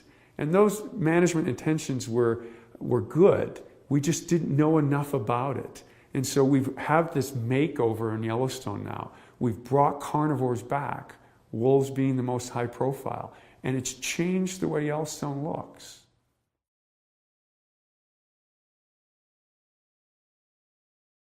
Elk are perhaps the most controversial and talked about aspect of wolf recovery. And that's odd because elk are a species unto themselves, but many people equate Yellowstone with elk.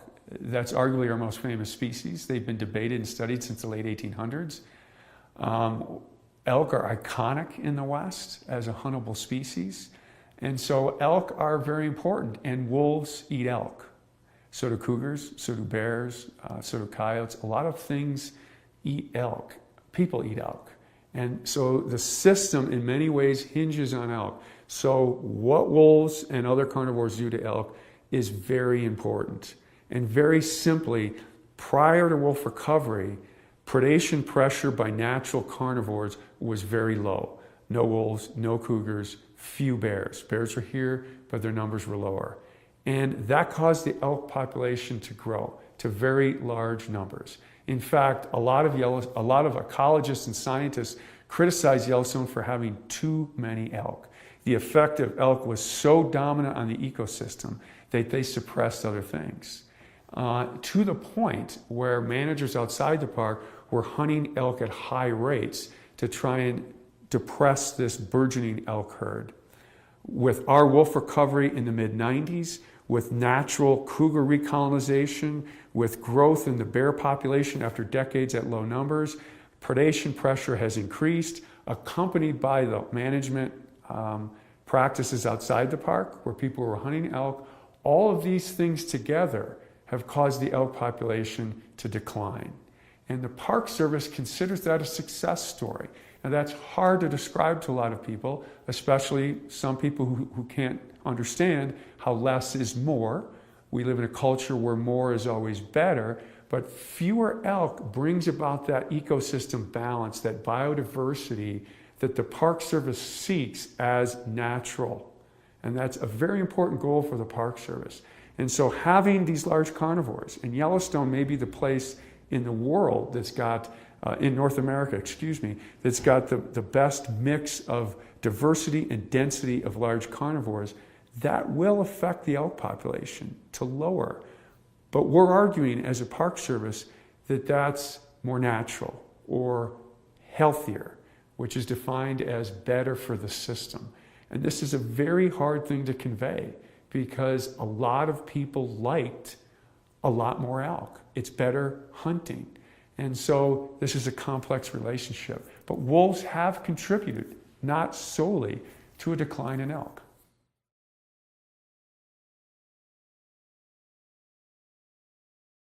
Perhaps the most commonly asked question about wolf recovery is that, did we reintroduce the wrong wolf? And this is a long answer, so I'll try and make it as short as possible. Our naming of nature is an artificial system developed by Carl Linnaeus, a Swedish monk in the 1700s. And I don't want to criticize Linnaeus, and he did a great job. But essentially, it's an artificial system putting names in parts of nature that might not be actually different things. But there are different things in nature. You have plants and animals, and they're different, and we can call them that, and it works. And his system really works very well until you get down to the very finest levels of naming, of distinction. That's the subspecies level. You have species, and then below species you have subspecies. And wolves are the worst example of the subspecies concept. The leading wolf biologist in the world does not believe that subspecies even apply to wolves. And why is that? You get different subspecies, and originally there were 24 different subspecies of wolves. Now there are 5. It's constantly being reduced. And of course, this prominent wolf biologist thinks there should be none. But how do you get different kinds of things in nature? Different populations become isolated so they no longer interbreed. When they don't interbreed anymore, the genetics become different. When the genetics become different enough, they become different things. First subspecies and then species. Wolves always get around, and it's very hard to isolate 2 populations of wolves. Very hard. Nothing stops a wolf. Not a mountain range, not a river, sometimes not even oceans. The wolves here immigrated to Asia and back. They're very good at getting around, so you don't get much isolation.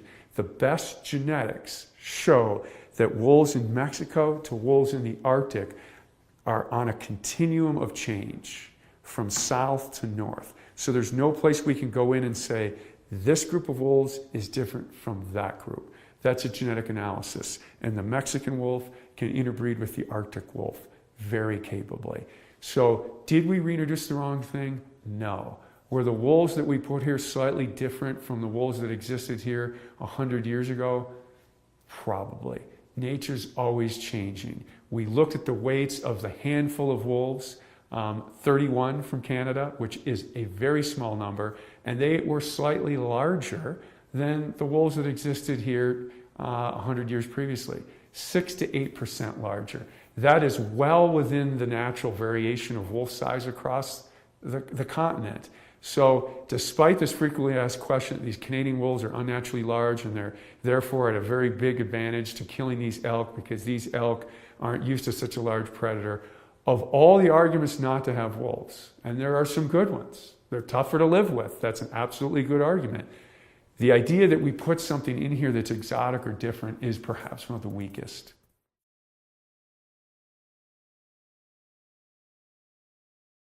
Wolves do not kill for sport. That is a fact. Why? The average wolf weight, if we threw all the wolves together, males, females, subadults, adults, pups, is about 100 pounds. The average cow elk's 500 pounds, the average bull elk's 750. They risk injury or death. When you attack something 5 to 7 times as large as you, that ain't a fair fight. So they risk tremendous injury or death trying to take something on bigger than them. So they prey on things in a risk-averse fashion.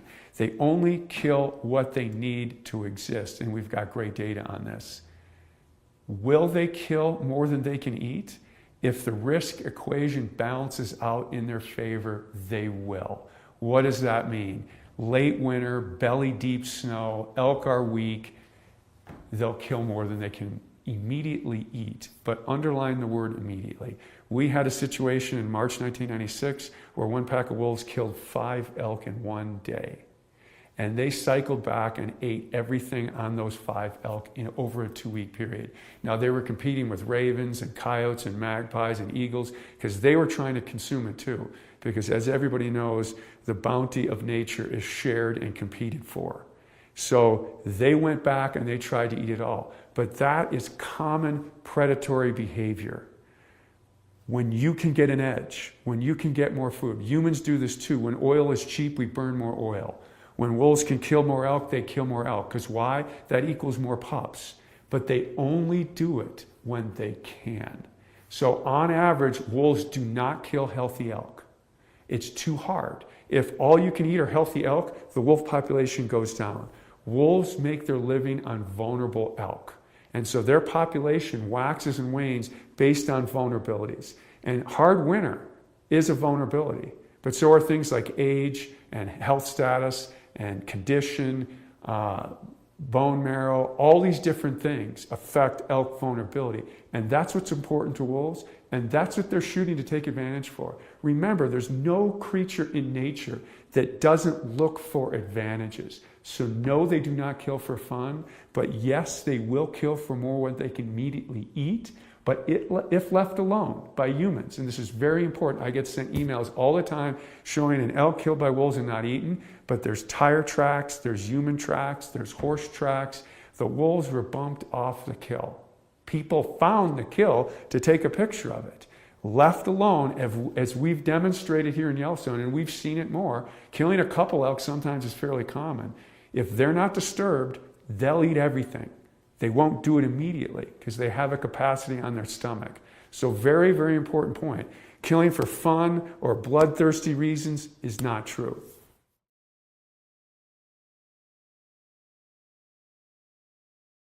People should not be afraid of wolves. There are 3 primary reasons that people are against having wolves on a shared human landscape.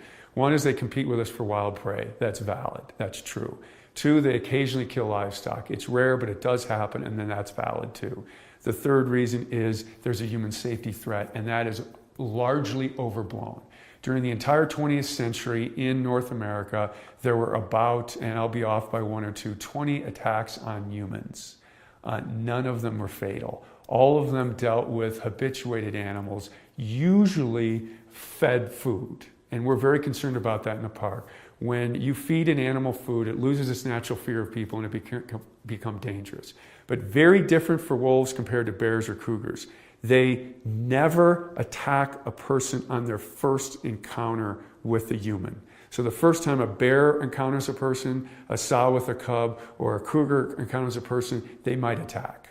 And bear fatalities and cougar fatalities are much greater than wolves. Wolves always have to overcome their natural fear. I don't know where it comes from, but they have a natural fear of humans. They've got to overcome that.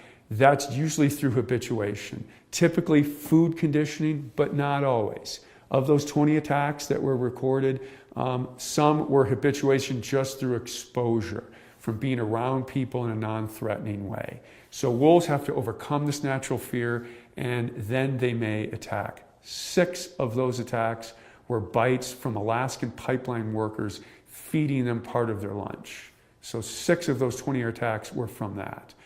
Since that paper was published, there have been 2 fatalities, and both of those wolves probably were food conditioned. Some were dump wolves, and others lived around a logging camp. And so those animals, those are examples of wolf fatalities. So it can happen, but it's extremely rare and less likely for other carnivores.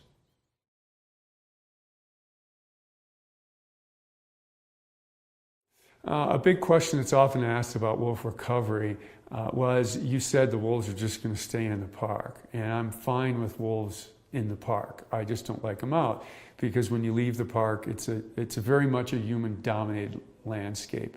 That's another misconception of wolf recovery. The plan written to restore wolves to this region never said the wolves would stay in the park. And it's different outside the park because wolves are managed by the states, and so they have different policies and objectives than the park does. The park generally stated management philosophy is preservation, which means no use. That's not a pure definition because we do manage other species. The state's objectives are largely conservation. That means wise use. Both of those objectives are fine, and they're determined by people, and neither one is better than the other. They're just different. And so naturally they clash a little bit because there's no wolf hunting inside Yellowstone, and there is wolf hunting outside of it. Wolves have to live with people outside of Yellowstone, and that does create conflict. It is true to say that life is easier without wolves than with them, for the reasons I stated previously. They can compete with us for elk and deer, and they do occasionally kill dogs and livestock. And so they need to be managed outside the park, and that's okay. That's part of it. And there's some data, although other researchers are questioning this, that if species are hunted or if species that cause a problem can be immediately dealt with, social tolerance increases.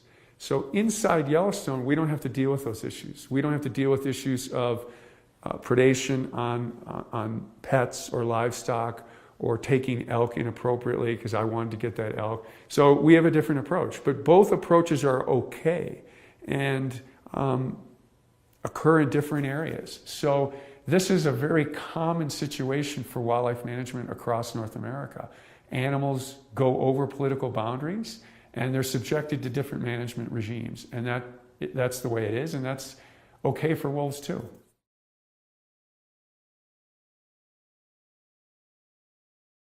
Yes, wolves that live primarily in Yellowstone have been killed outside the park. This probably has not affected the population much numerically. One year we lost 12% of our population in 2012. This year we lost only 4 wolves. Last year we lost none. So the number of wolves taken is highly variable and generally below 3%, except that year 2012 where it reached 12%. And it probably didn't, even at that level, affect our population numerically. But what's important, and the reason my answer to that question was yes, is the Park Service mission is to manage for a natural population. Wolves are very social animals, so they have a social network that's important to how they function as a pack or a family. And we don't have as much information on that social functioning as we do about their population numbers. And we know that there is a harvestable surplus in terms of numbers, and that has not been exceeded so far for Yellowstone. But there are some questions if you remove a key wolf in the pack, a high-ranking individual, so to speak. What's the impact on that pack? Or a second-ranking individual. What does that do to pack dynamics? In one case, it caused the pack to split apart. Was that because that high-ranking individual was removed, or would that pack have split up naturally? Those are important questions for the Park Service to wrestle with, because even though that doesn't affect the numbers of wolves, it affects how wolves live on the landscape and function to themselves.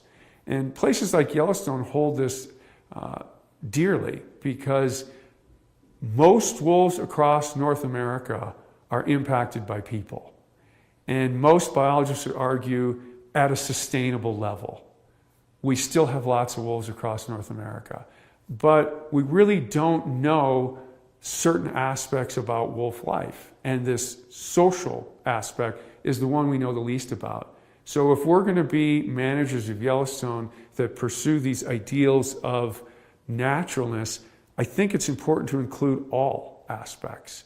And so which wolves get removed and how that impacts the pack and the population, and importantly, the pack's relationship to each other, because they're always competing against each other. And if one pack loses some key individuals, we know that the individual makeup of packs affects how they compete with each other. It also affects how they prey on elk. We know big males are important to helping take down elk. So those are questions we're wrestling with. So to say removing wolf has no impact on the wolf population, you have to qualify what you mean. Are you talking numeric or are you talking social? And we're still looking for those issues, for those answers.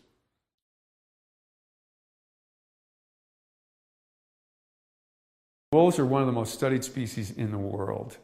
Beginning in the late 1950s, they weren't. And because of the problems that are associated living with wolves, a lot of studies were kicked off in the 50s and 60s. And now they're one of the most studied animals on the planet. And so it's hard to advance your knowledge in that kind of arena. But Yellowstone has. There was a book published in 2003, which was a review of all the science done on wolves up to that point. And in the introduction of that book, the author said, we've tried to include as much knowledge as Yellowstone has learned in the first few years, but Yellowstone holds the most promise to unlocking some of the wolves' secrets that are so far unknown. And I think Yellowstone has done that. And that's because, and this is somewhat controversial, we've had a good radio collaring record, so we're able to follow individuals and packs.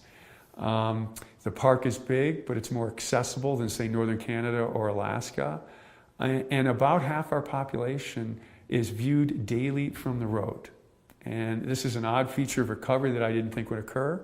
I thought wolves would be more secretive and shy, but we're getting information about pack dynamics, about individuals, about predation, about interactions with other species on a daily basis. And there's no other study in the world that's doing that. And then we do the traditional things, radio tracking, airplanes, genetics, drawing blood, looking at disease exposure, that all the other studies do. So you combine the traditional scientific methods with citizen science and daily observation and a public that loves to come here and see wild nature. And again, I can't overemphasize how important wolf recovery has been just to public enjoyment. Yellowstone is the best place in the world to view wolves, and people come here to do it, and that's immeasurably important to the park's goals and policies, that people see intact nature. So yeah, Yellowstone has changed the world's view of wolves. And we're in the news all the time.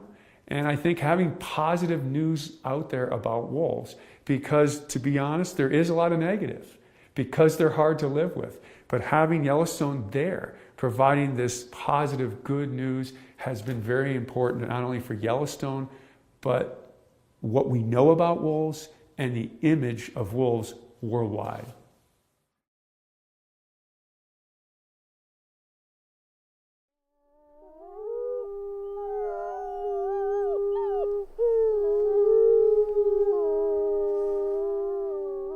From Yellowstone National Park, this is What We Do. I'm Ashton Hooker. And I'm Miles Barger.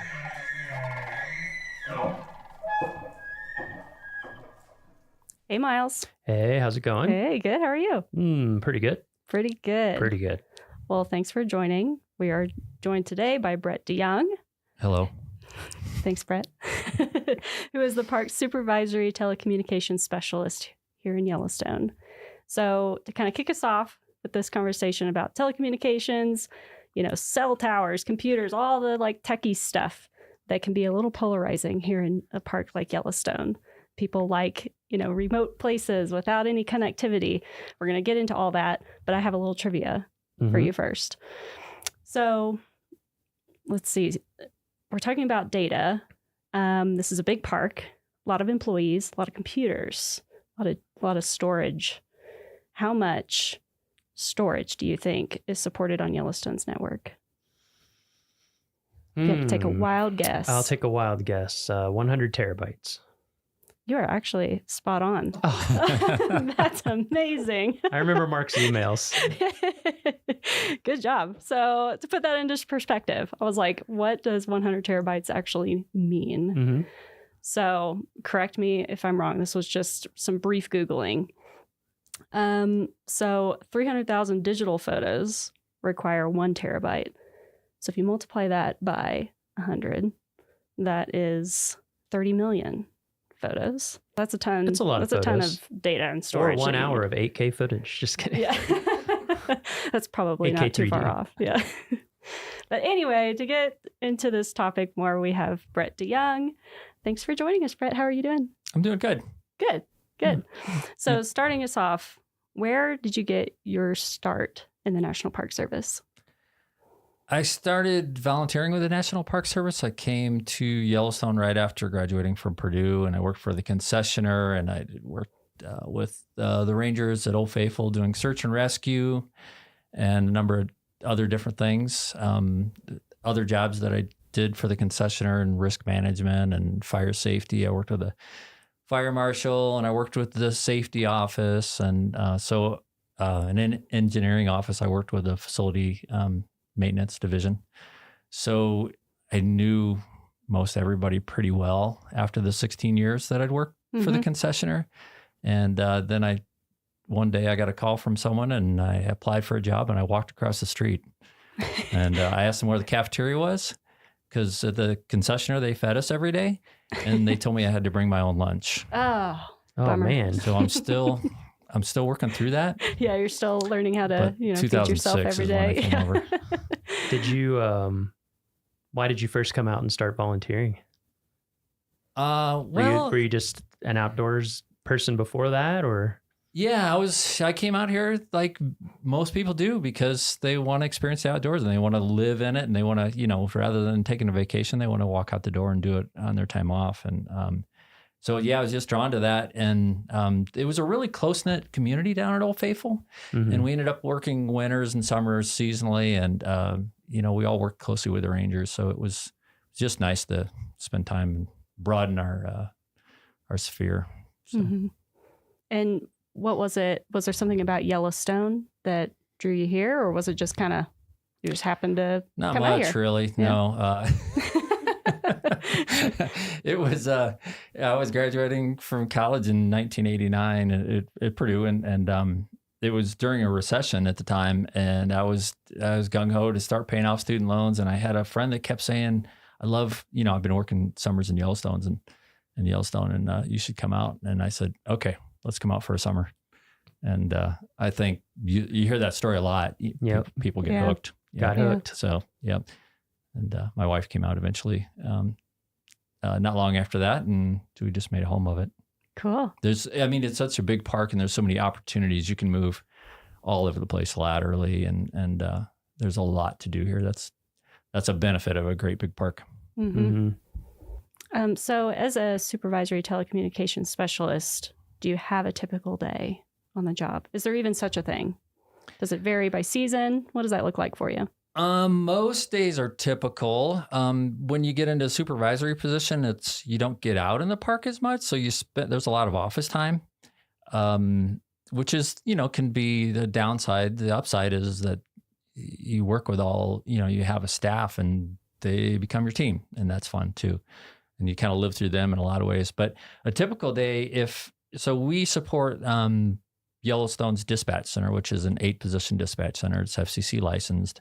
And it's an alarm monitoring center. It's a very busy center, as you all know. And it also supports the communities of Gardner and Corwin Springs and Silvergate and Cook City.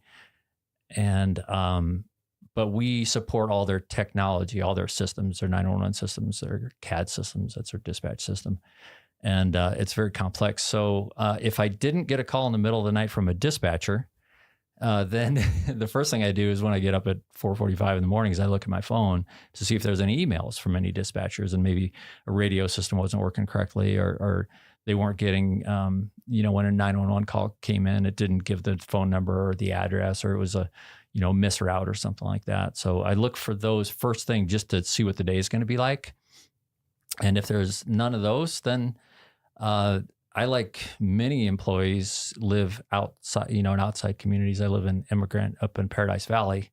If anybody's watched the Yellowstone TV show, it's not like that, but it's very pretty. But I live, so it's an hour commute for me. And we have a rideshare program that we've been doing since 1991, where employees all ride together, and it's a great thing. So, and I've been the program manager of that since 2016, but so sometimes I'll drive the van and drive a bunch of my employees to work. And anyway, so typical day. Then we get here at 7. A lot of us work 10-hour shifts and get in at 7. And I go around, I work with all my staff. I see what the telephone people are up to, what the IT people are up to, what kind of challenges they have, what's on the agenda for the day, what the alarm shop's doing, what the radio shop's doing. And after I've caught up with all of them, then it's like a lot of other jobs. It's emails and contracts and phone calls and meetings. Gotcha. And so that day that you said you walked across the street to start working for the Park Service, obviously you didn't start out as like a supervisory telecommunications specialist. So can you tell us kind of your path from there to where you are now? Like, did you have other jobs in the meantime, or? Yeah, that that was pretty linear. I came across the Dual Fire Alarm Systems project. I was working in the engineering department with Xanterra, and we had tackled some big fire alarm system deficits. We took care of big buildings with Xanterra, the concessionaire. We did the Old Faithful Inn, the Lake Hotel. Really important overnight occupancies where you can't have, you can't empty the building in the middle of the night because of a nuisance alarm. We did that sometimes.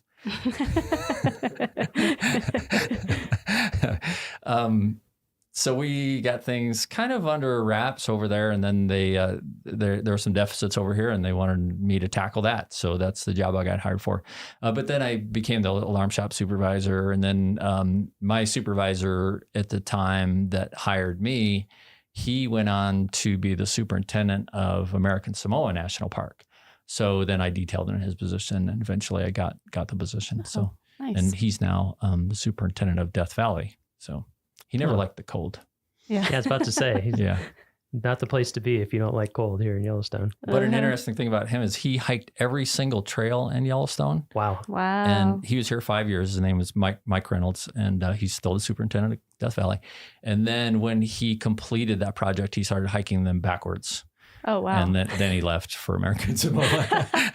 Wow. So, yeah, I haven't. That is an accomplishment. I'd like to do that, but it hasn't happened yet. So you kind of ran through all of them, but I'm just curious if you could restate all of the different systems that fall under telecommunications in the park, because I think people, I sometimes I forget, I'm like, I think I'm covering all of them, and I forget fire alarms or something like that. I forget sometimes too. Yeah, there's a lot. There's a lot. And then we're reminded. So the radio systems is a really important one, the land mobile radio system. We've got a big complex system, and that's what the rangers use to talk. And we send out pages. We still do pages for our advanced life support crews and EMTs. Law enforcement. There's resource protection people that are doing bear jams and animal jams and things like that. And it's just safety too for people working in the backcountry so they can communicate. So radio is a really important thing. We have telephones. We've got about 500 landlines and 180, 190 cell phone lines. So we manage all those contracts and all that hardware for that and the network that it takes to push it out there. The IT department, we've got a very complex network to get it out there. As you know, the chief information officer came out here one time from the Department of the Interior. He said the last mile is Mammoth. So everything we do to get that from Mammoth to the rest of the park is magic. It takes a lot of effort and a lot of different methods. So then we do internet services. We do all the right-of-way permits for the cell companies. There's a few of those in the park, 5 towers that we try to hide. There's what else? Telephone systems. Alarm systems, you were saying? Alarm systems, fire alarm systems, security alarm systems, video security. And then all the dispatch, which is, like you said, dispatch support, very complex and very important. Yeah. And I hope I didn't leave anything off so any of my staff is disappointed. But yeah, we do all that, and we try to keep it behind the scenes. So the visitors come and they see the resource and the animals and everything, and this goes unseen, but it's critical to keep them safe. And right.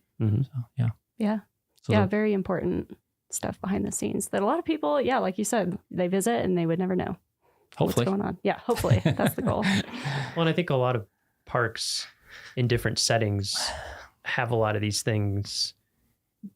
They don't have to manage them themselves. We're such a big place. It's like, there's cell phone towers outside of smaller units, or telecommunication stuff kind of comes right up to the edge. Not that they don't have things that they need to do, but I always tell people Yellowstone, it's like a mini state in a lot of ways.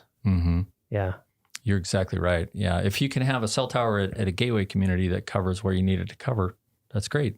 We don't have to put it on federal land, but we don't that doesn't work here. It just doesn't reach far enough. Right. Yeah. So what would you say is the most important skill for your job?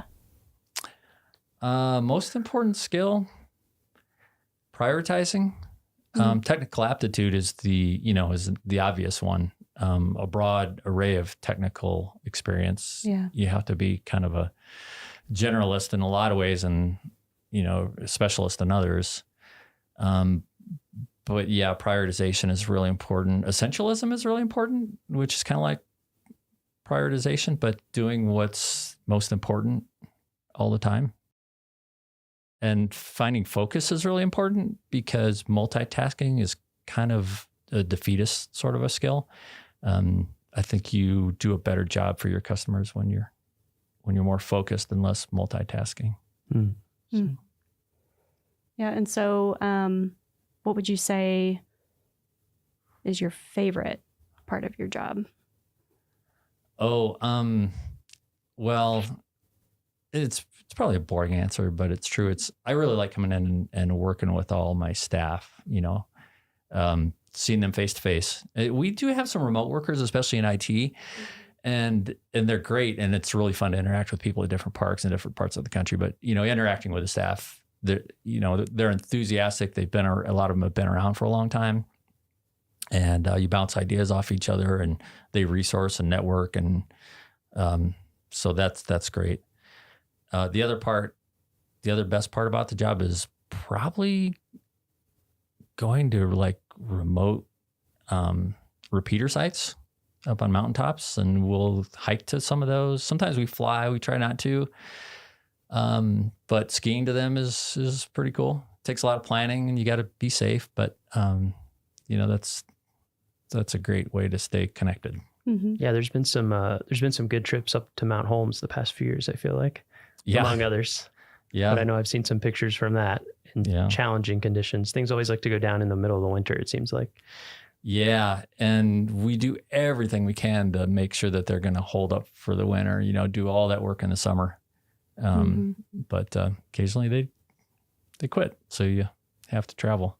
Yeah, we get some less than ideal weather in Yellowstone sometimes. Just we do. Sometimes. We certainly do. Sometimes you can't fly, so you have to take other methods to get there. And sometimes you just have to wait. And where are those located? We have 8 mountaintop repeaters. We have one on Druid Peak in the Lamar that you can't see. We have one on Henderson Mountain just outside of the park. We have one on Top Notch, which is in the park. We have one on Mount Washburn, which you can drive to for about 4 months of the year. That's quite a luxury. We have one just outside of the park on Survey Peak, in right on the edge of Grand Teton National Park in the Jebediah Smith Wilderness area, which is funny. You have to land the helicopter right on the park side because that's recommended wilderness, and Jebediah is actual wilderness, so no helicopters. So it's like an invisible line right on the peak. And then there's also Sheridan has one with a 1926 New Deal era fire lookout up there. Wow. That's really cool. And Mount Holmes, there's one on there. There's one on Purple Mountain. And the Mount Holmes one was inside a 1926 fire lookout, but it got struck by lightning and went down in a blaze. So let's see, did I miss any? Oh, Bunsen Peak also, which is just outside of Mammoth. Which people can hike up to if they want. They can. Yeah. And see that one. The Holmes one made me sad. That was the first one I'd ever hiked up to of the fire lookouts. I Yeah. was sad when that burned down. Yeah. Such a cool location. Sure was. And so you mentioned your favorite parts of the job. On the other side of that, what are some of the toughest things that you encounter in your position? The toughest things is when things crash. That's a real challenge. Those middle of the night calls, you have to wake up and be lucid and understand what the problem is and who your resources are, and get to the root of the problem pretty quickly. It always amazes me how quickly we can restore something that seems catastrophic.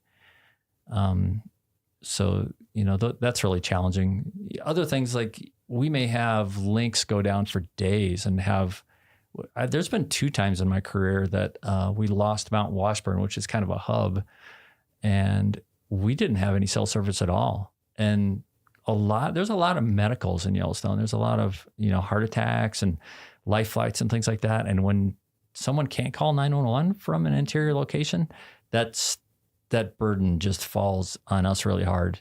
And if you're in the middle of something else and that call comes in, you're just, there's really no backup for you. So you just have to be fully engaged.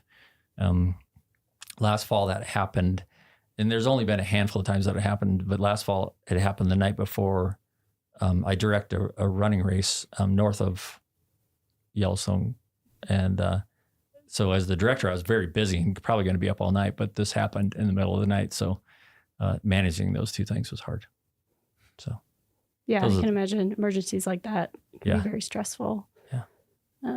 But exciting. Yeah, exciting and thankful that you're there to assist. But then it's good there's always an upside to a challenge, an opportunity with a challenge, but just having a phone full of resources and knowing that I can get a hold of, a power company representative in the middle of the night, a cell tower company representative in the middle of the night, and I can get these things back up with their help. Everywhere in America, the linemen are always out in the worst times, and they're kind of heroes when it comes to that sort of stuff. So that's the role we have to fill. Yeah. So even with those types of difficulties or challenges that you might encounter, what keeps you here? What keeps you working for the National Park Service? Why do you stick around? Oh, gosh, all kinds of things. I mean, just the whole mission of it.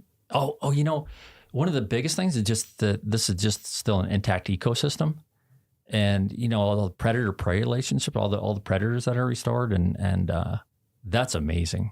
And I've been here 30 years, and you don't get over that. So that's a thing, and then the people, and I don't know, I could go on and on. Yeah. Skiing's pretty good. Yeah. Maybe not this winter. I try not to talk about skiing too much because you guys only have so much time. We'll have to hear some ski stories another time. But do you have in all your years being here in Yellowstone, working for the National Park Service, do you have a defining moment? Is there a moment that sticks out to you that you're like, yes, like that's why I work here, and it was super rewarding? Okay, here comes a ski story. Okay, perfect. We had Mountain Homes, and Miles, you reference this, but in 2011, Mountain Homes, the repeater antenna went down in December, and there was a big storm coming in. And the Mountain Homes repeater is also used by Montana State Patrol for Highway 191 outside of the park, where there's a lot of accidents. It's a dangerous road. It's a pretty important one. So, but we couldn't get a helicopter in because the storm front was coming in fast. So we decided we were going to ski it. So it was a team of three. It was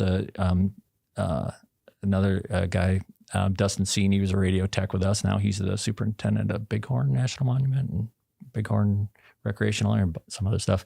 And Doug Krause, who's our hel tech foreman. We put together that trip in December, which there isn't much daylight. And we thought we'd stay in the winter creek cabin on the way in. We opened up the door, and it was about a half-inch deep in mouse poop. Ooh. So we said, nope. We're not going to do that. We thought we can push to the summit. So it was a real big effort. We got to the summit, and I got the cabin opened, and the storm was starting to pick up. And this is a 10,300 foot peak. It's a big effort. It took hours, and it's a long ski in too, right? I mean, it is a long ski. Yeah, it's 10 miles. Yeah, one way, it's right? eight hard miles. Yeah. Yeah.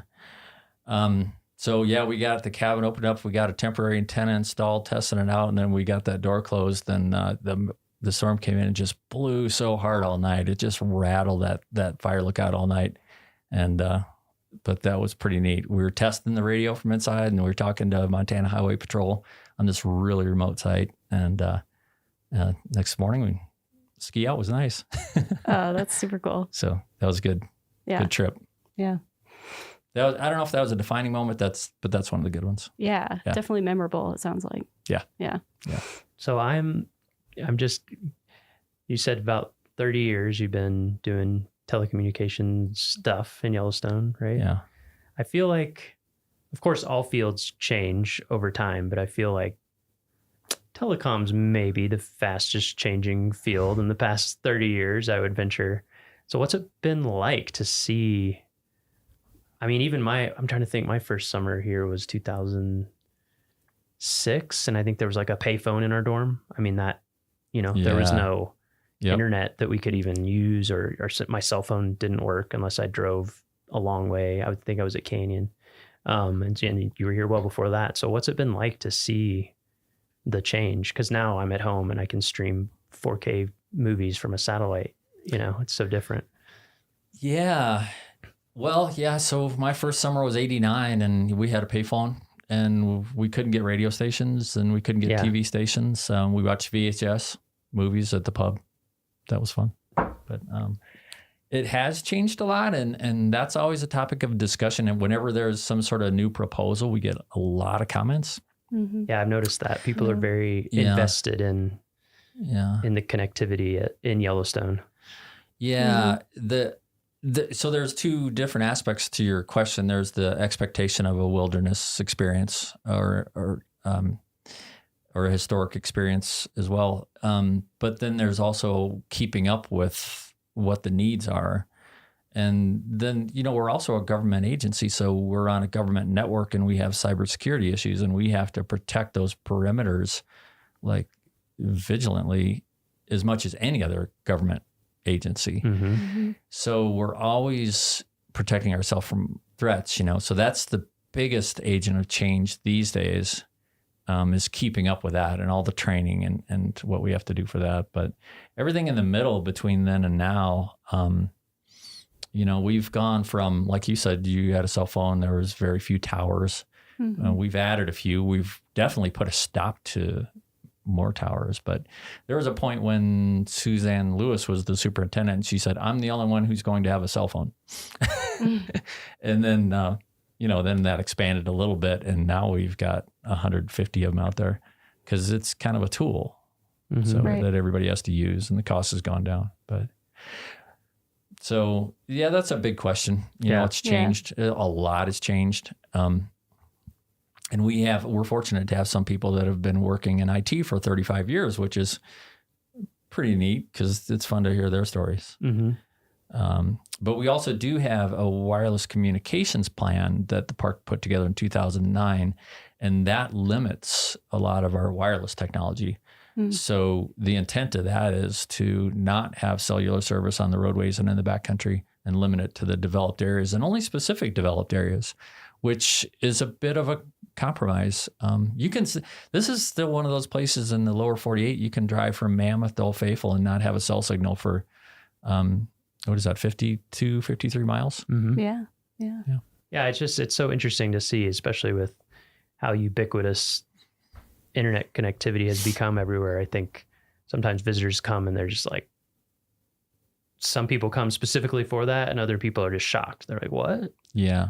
What do you mean my Google Maps doesn't tell me where to go? Or like, where can I get Wi-Fi here? Yep. And there's one place, it's 3 hours away. Yeah.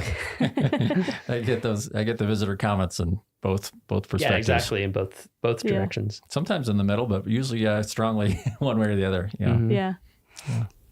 So we're getting into the nitty gritty here. If somebody were to go on USA Jobs and want to apply, to work in telecommunications, what series would they be looking for? Well, the telecommunications series is the 0391. Electronics technician, which is our radio technicians and alarm technicians, are 0856. And the IT specialists are 2210 or 2210. And that's a really fast growing series because everything is connected by networks now. So radio's connected, telephone's connected by networks. So that's a good one to look for. And there's a lot of recruiting going on in the IT world. So you could, in my branch, you could be any one of those threes. Okay. And so are the opportunities available from like entry level all the way up? What does that look like? Yeah. 7, 9, 11, okay, 13. Okay. Mm-hmm. And so what types of training or anything like that would people need to get into that type of work? You just fake it till you make it. Yeah. Yeah. No, I'm kidding. A variety of stuff. Radio technicians, we hire a lot from the military because they get really good training. Oh, yeah. Setting up antennas and repeaters and base stations and microwave network extenders and things like that. But anyone who's worked with radio frequency technology, IT, there's all kinds of, you can be Cisco certifications, you can be, graduate in computer science. We've hired those. A lot of people just gain a lot of knowledge and experience from jobs. And so as a hiring official myself, I look for all of those things. Myself, I have a bachelor's in the School of Technology with a specialty in organizational leadership. So I'm a lot of, leading a group as much as the technical. So it varies. There's no straight track. Yeah. Mm-hmm. Yeah, you'll kind of find that in the Park Service as well. People kind of come from all kinds of backgrounds as well. So yeah. I think knowledge and experience counts for more on a resume for this line of work than a degree does. But yeah, I don't know. We've hired some recent graduates too. So do you have any advice if people were interested in applying or, getting that experience? What advice would you give for them? Yellowstone, we feel like we're really specialists. A lot of small parks have one technology person and everything's thrown at them. But we're really, as far as the industry goes, we're generalists. Mm-hmm. So if you're in IT, if you're doing like system administration, also learn about networking and also learn about cybersecurity and learn about maybe coding, so branch out a little bit. And if you're, if you're into radios, also learn about networking so you can do radio over IP. So I would say that those are important things to do. If you want to work for us doing fire alarm systems, get like a NICET certification, National Institute for Certification in Engineering Technologies. And that tells me that you really know the codes, the fire codes in and out, and you're not going to build a system that's not going to work. So cool. Those are a few tips. Yeah, that's great. And so finally, the last question we like to ask everybody is just about your personal experience, any memorable experience you've had. It could be either in Yellowstone or any other national park, work or personal time. Do you have a moment that sticks out to you? Yeah, the 5 years I worked in the Bear Den ski shop at Snow Lodge. Yeah. That was the peak of my career, not of my pay, but it's often how it works. Yeah. But it's been going up and down ever since. So yeah, that was great. We worked there the last year that it was open. It was the Snow Lodge then was nothing more than really, it looked like a roadside motel. It was cheap. Anybody could afford to stay there. The people that came to visit, they were all interesting. And the Bear Den ski shop was a log cabin with a wood stove right next to it. And that was great. They built a new hotel, the Snow Lodge Hotel, and the ski shop's in the gift shop now, and it's all still good. But those are good days back then. There was quite a community back then too. They were really strong skiers and outdoors people, and just a lot of fun. That sounds awesome. And many rangers worked in that ski shop too over the years before they moved over to the Park Service. Cool. Yeah. Well, I think that wraps it up. Yeah, that was great. Yeah. Thank you so much for joining us, Brett. Thanks for having me. Yeah. It was fun. Well, that's it for this week's episode of What We Do. Thanks again to our guest, Brett DeYoung. If you like what we do, rate and review the show wherever you listen. Every positive review helps new listeners find the show. If you have questions or want to learn more about a particular job, contact us using the form at go.nps.gov/whatwedopodcast. Thanks for listening. Hey, you rockin' Rockyites. Finally, our theme song matches reality. We have started hearing the first elk bugles around Rocky, which means the bulls are back in town and the rut is on. A few things to keep in mind if you're visiting us this fall. Fall weekends are super busy, like our busiest weekends of the year. Surprising, I know, but true. If you can come during the week in the fall, I highly suggest that you do that. It is noticeably less busy. But if the weekend is your only chance, which totally makes sense because you work, I'm the same way, then try to arrive before 10 a.m. or after 3 p.m. Those times are less busy. And also consider using our park shuttle service. Until October 31st, our popular meadow areas are closed to entry from 5 p.m. to 7 a.m. That means you cannot be off of designated roads or trails between those times. This is for the betterment of the elk during the rut, to give them the space that they need to live their lives. They're not being taken care of. They're being protected, but they have to live out in the wild and do their thing. So that's to help give them time to have a successful rut. This closure includes Moraine Park, Horseshoe Park, Upper Beaver Meadows, Harbison Meadow, and Holsworth Meadow. There are signs posted out there, and we appreciate you for following those signs and helping our elk live the best lives that they can. And finally, do not approach elk or any other wildlife. This goes all the time. We like to emphasize it in the fall. They are big animals. They are especially hyped during the fall rut. They're looking for a fight and they're feeling amped up, and they can hurt you. They're very big. The minimum legal distance is 25 yards. That's about 2 school bus lengths, so you need to stay at least that far away. But any distance that causes an animal to change its behavior is too close. So if an animal starts moving when it wasn't, or because of your movement, or starts staring at you, or just starts acting differently because of how close you are too close. So thank you for keeping those things in mind. It will help keep you safe, and it will help keep our elk safe. And now let's go on to today's episode. For today's episode, I hiked to Sand Beach Lake with Mary Johnston, Historic Structures Technician for Rocky Mountain National Park, to talk about what the heck a historic structures technician does, the kinds of historic structures we have in Rocky, and the importance of preserving our past. Let's rock.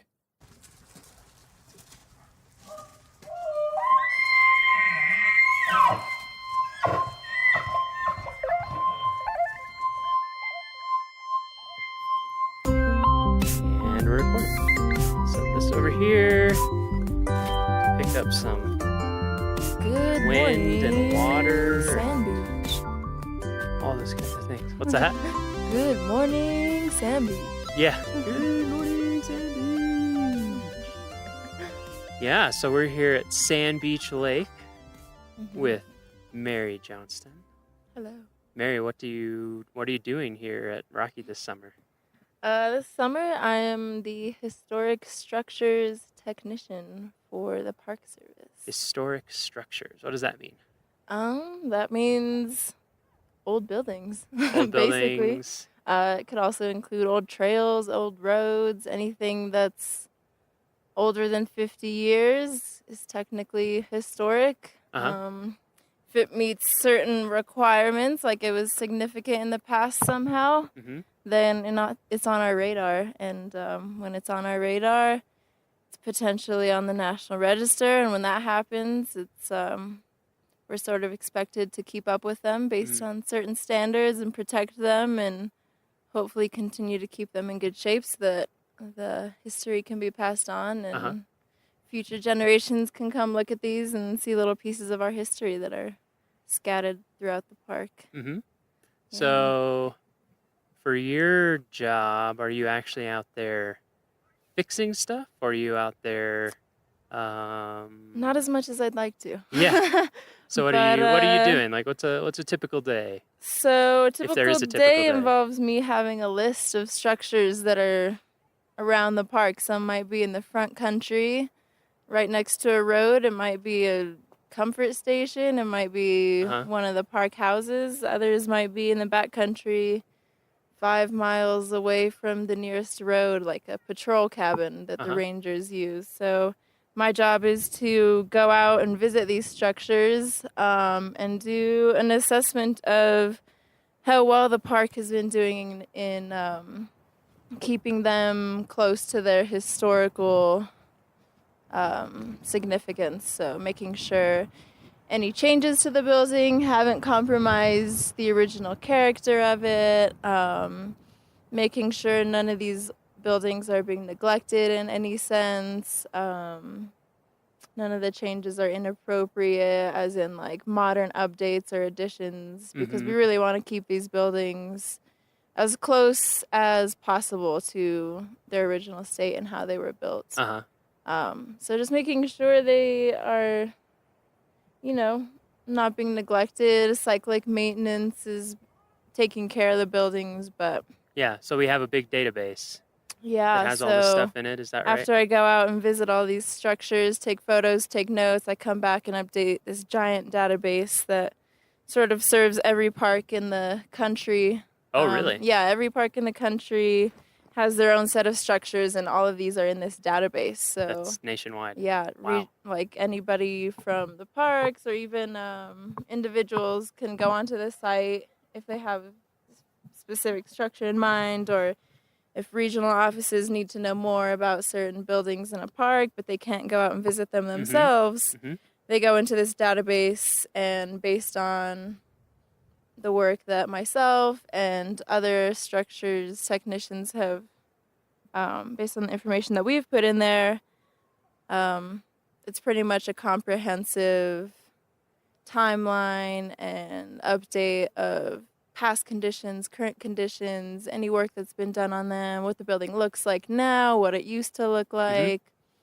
A lot of different divisions could use this as a resource. So it all goes into this nationwide database, and then anywhere in the country, anyone with access to it can see what's up. Yeah, so obviously, if you're a Park Service employee, you have a little more access to read into some of the technicalities of the building, but this is a website that anybody could go into. Oh, really? Even public? Yeah, definitely the What's public. it called?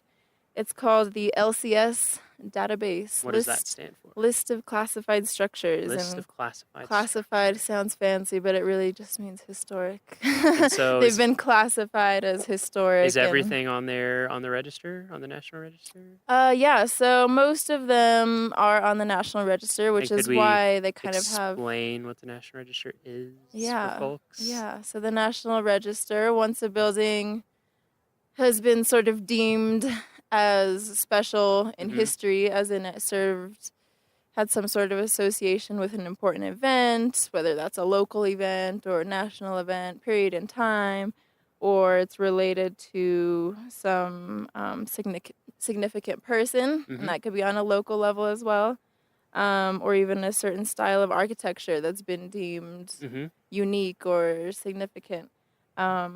You go through a little process to have that building listed on the register, and if it retains enough of its original integrity, if it hasn't been changed too much over time, then said building or structure or road or trail is listed on the National Register. And under that, there are certain acts that protect those buildings to keep them in its sort of historical context.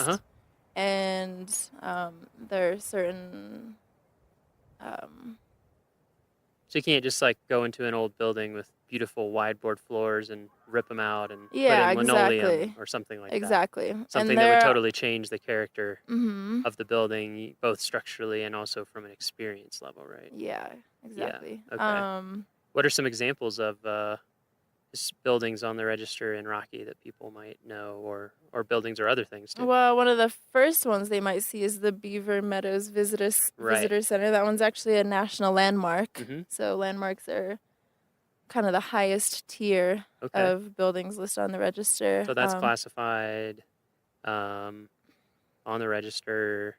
And like, for example, in that case, it has historic importance, both in terms of the park, but also because it was... so that one was built under the Mission 66 initiative. Which Mission 66, I'll fill everyone in. Yeah, please do. Mission 66, for folks who don't know, after World War II, who had a lot of families, a lot of men coming back, some women out of different types of service, or it just shook everything up, But people were coming back.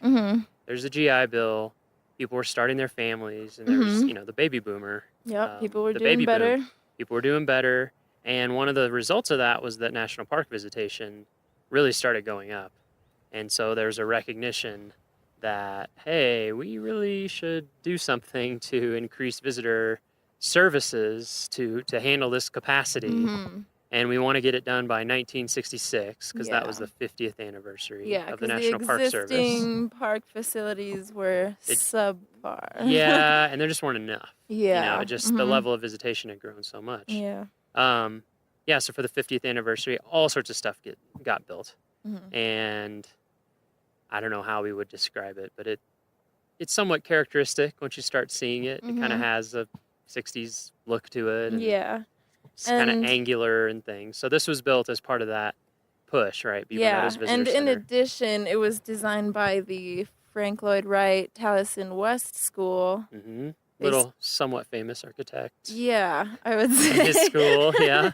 You may have heard of his name once or twice. Yeah, and if people are familiar, I mean, Frank Lloyd Wright himself didn't, but it was his firm. Did not. And it uses a lot of his style. His styles and methods. And like the high windows, the top of the wall windows. Oh, yeah. Intaglia. Give it a Google if you haven't seen it. Yeah, exactly. Before. If you haven't seen it in the park, building. give it a Google, and we have a little bit of info about Where it. you and I have the pleasure of working out of. Yes, we do. It is also, a lot of people don't realize this, so it is Beaver Meadows Visitor Center, and it's also park headquarters. So if you go to the Visitor Center and you're wondering what's the rest of this building, it's just offices. Pretty much.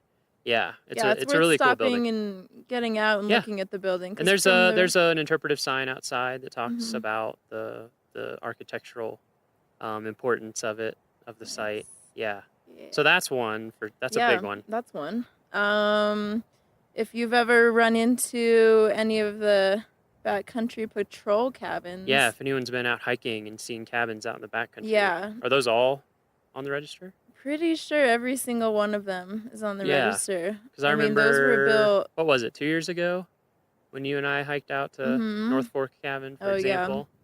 Yeah. And a lot of them are kind of hidden. Yeah, they are. They're not intended to be like seen by everybody hiking along. They're initially intended for the rangers doing patrols out in the backcountry, making sure everything's okay out there, giving them a place to stay without having to set up tents and stuff for anyone who does see them, they're government-owned administrative facilities, so we use them for still used law today. enforcement, backcountry patrols. If we have trails crews or backcountry crews working, they can base out of there sometimes. Very minimal. Very minimal, yeah.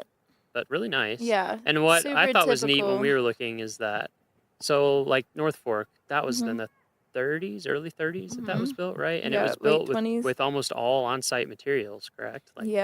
Which is incredible to me. It would be way too expensive to haul in that stuff, and especially back then. Yeah, I mean now it would be too, but that was like 8 miles from the nearest road or something, 6 miles. It was a ways, and even the road that was the nearest road was hardly. Yeah, you wouldn't want to be hauling a bunch of construction equipment in on there. Yeah, so those are all on there. What about is like Old Fall River Road? Is that? Yeah, so many of the roads that you're driving on are actually quite old. Those were built late 1800s really? to early 1900s. So like honestly, some of the trails predate the roads because people were using the trails to get from the west side to the east side or vice versa. There was no really they would just established they would hike route. it, or they would take horses and walk it. Yeah. And a lot of the trails were actually established because people who lived in Estes Park or Grand Lake wanted to take tours up there. Oh, they wanted to take people out there. So even before it was a park. Yeah, the fact that they had people wanting to get out into the park, they're like, oh, well, maybe we should just clear these ourselves then and get out there. Of course, a few of these trails were used by Native Americans, obviously, to travel from the west side to the east side, crossing over the Rockies. And to get up into the mountains for hunting. Yeah, things like so those sort of laid the baseline for where trails would go. later people would Yeah. start to clear them a little more and develop Yeah, we them. talked to Cynthia Langeth at Alpine Mhm. Visitor Center a little bit about Mhm. Trail Ridge Road and how a lot of it is like exactly where the trail was that Ute and later and Arapaho people would Yeah. use later, Mhm. and early people even before that. Yeah. So I think that's pretty cool that a lot of the routes we still use have. Yeah. I mean, they make the most sense, as that's what we talked about with her. Mhm. One thing that surprised me when I first went out with you on one of these trails was just that a lot of the trail work itself, like rock work, Mhm. so like the rock walls that people see when they're hiking that support elevated sections of trail, or some bridges, or bog walks, which are elevated either dirt or wood or Mhm. something through really marshy areas that help Yeah. you hike through them without getting your feet soaked and mucky and boggy.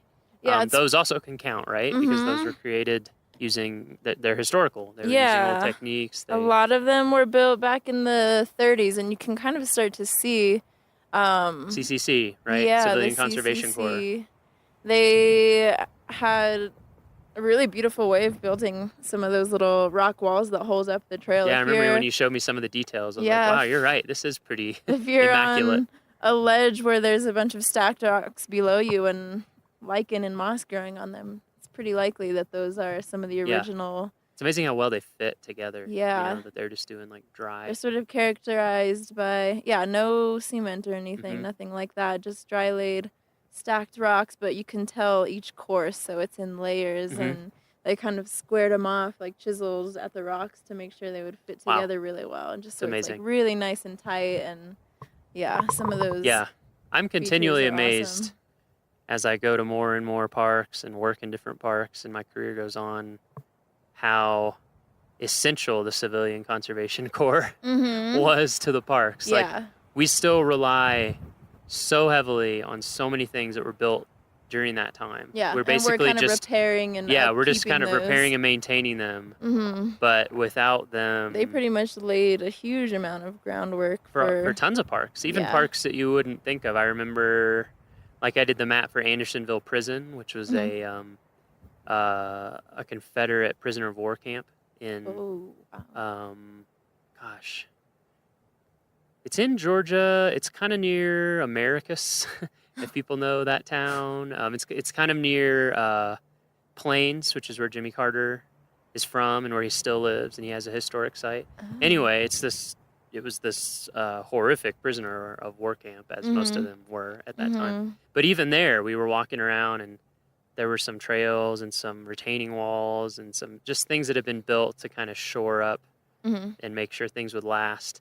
Yeah. And there's a plaque, It's CCC. kind of amazing how long these things have lasted, considering like They were just built the so weathering and carefully. They were built with such care. Yeah. And it wasn't because I mean, I don't know. I've just always figured because it was an employment program, Mhm. and the whole point was to have jobs for people to do. Mhm. That it was like, we're building this rock wall. We want it. Yeah, you don't we want it to expect be it to be fantastic quality. so- We want it to last forever. Do what you got to do. Yeah. And they're using natural materials, Mhm. so you don't have the material cost. And so I think it was just like, let's make this incredibly nice so that it'll last Oh yeah. for 100 years or Mhm. more. Definitely you know? built to last. And a lot of them are getting close Mhm. to 100 years, and Yeah, and they look that's- great. That's the point of all of this, is to keep these things intact so that there is evidence of it down the road, and that other people and our kids and grandkids and Yep. all those people down the line will be able to see these things. Because honestly, the older it gets, the cooler it becomes. Well, that's the thing. and- That's what I think a lot about with historic things and things on the register, is that there's this weird in between point. It's almost like fashion or something. Yeah, There's yeah, this yeah. weird in between point, like when it was like in the early 90s or something, you're like, oh, Mhm. the 80s, that was lame. But now people think 80s are cool because they're old enough. Yeah. And I feel the same way with a lot of historic things, just like a rock wall on a trail. Mhm. Maybe right now we're like, oh, whatever, it's a rock wall, whatever. Yeah, But, then people go to like the UK or something, and they see these hundreds and hundreds and hundreds of year old walls. And We'll then get it there one takes day. on. We'll get there one day. Yeah, it takes on this different feeling. Yeah. Okay, that's so the- so we have a giant national list of all this stuff, Mm-hmm. and you are here at Rocky in the summers Yep. to go around Mhm. and basically look at all of it. Yep. And Document keep track of it, keep document track it. of the condition, Yeah. and make recommendations for how the park could Yeah. be doing better or how they're already doing great, Yeah. and ways that they can sort of mitigate any problems that I see. A lot of times there's one issue that's sort of affecting a lot of different buildings Uh-huh. where it's like, you know, Yep. they just need to, Just something we need to work on. yeah. Mm-hmm. And it's so cool to me how there's so many specialized techniques for maintaining these things.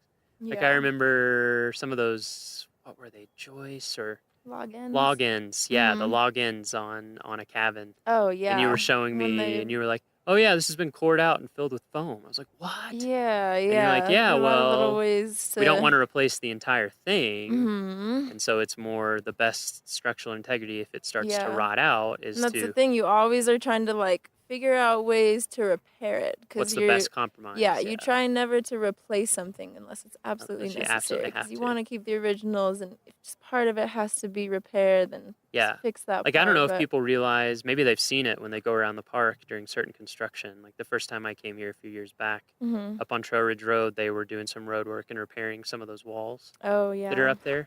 So And yeah, I don't know if meticulously. people realize, like they take those, they photograph Yeah. very meticulously, take Photograph them the apart, wall. they number every Yeah. rock. Uh-huh. And keep diagrams, and when it's Yeah. done, they put every rock back, and they use the where it same used to be. techniques.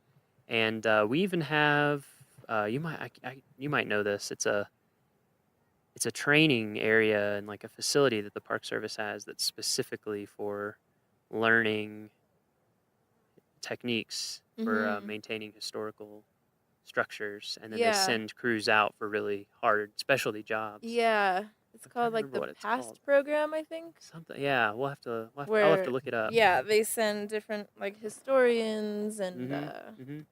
preservation crews to different parks just so they can learn. Like, Yeah. hey, this is how we're doing this, and Mhm. you guys could learn from this and implement it in your park.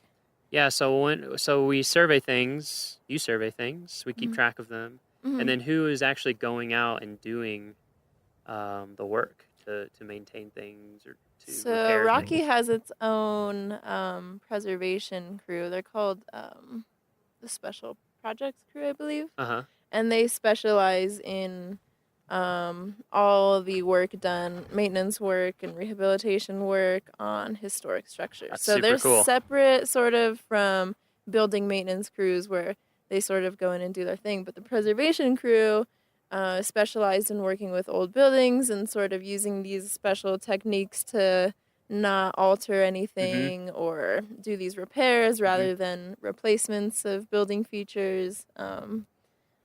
And they're a really experienced crew. I know Bob Maitland, the crew lead, he's been in the park for Ever. what? Yeah, he grew right? up Like in this his park. life. His dad Yeah, worked right? in the park, so he grew up here. Yeah, He he's a grew up in- multi-generational ranger. Yeah, grew up in some of the old houses that he's Yep. fixing up today. So Yeah. he's Yeah, it's really good to people don't- have someone so People probably don't even knowledgeable. realize, like even a lot of our park housing is Mhm. historic. Yeah. And so there's more than enough for that crew, that Mhm. specialized crew, to do all year round. Yeah, like too exactly. much, really. Uh-huh.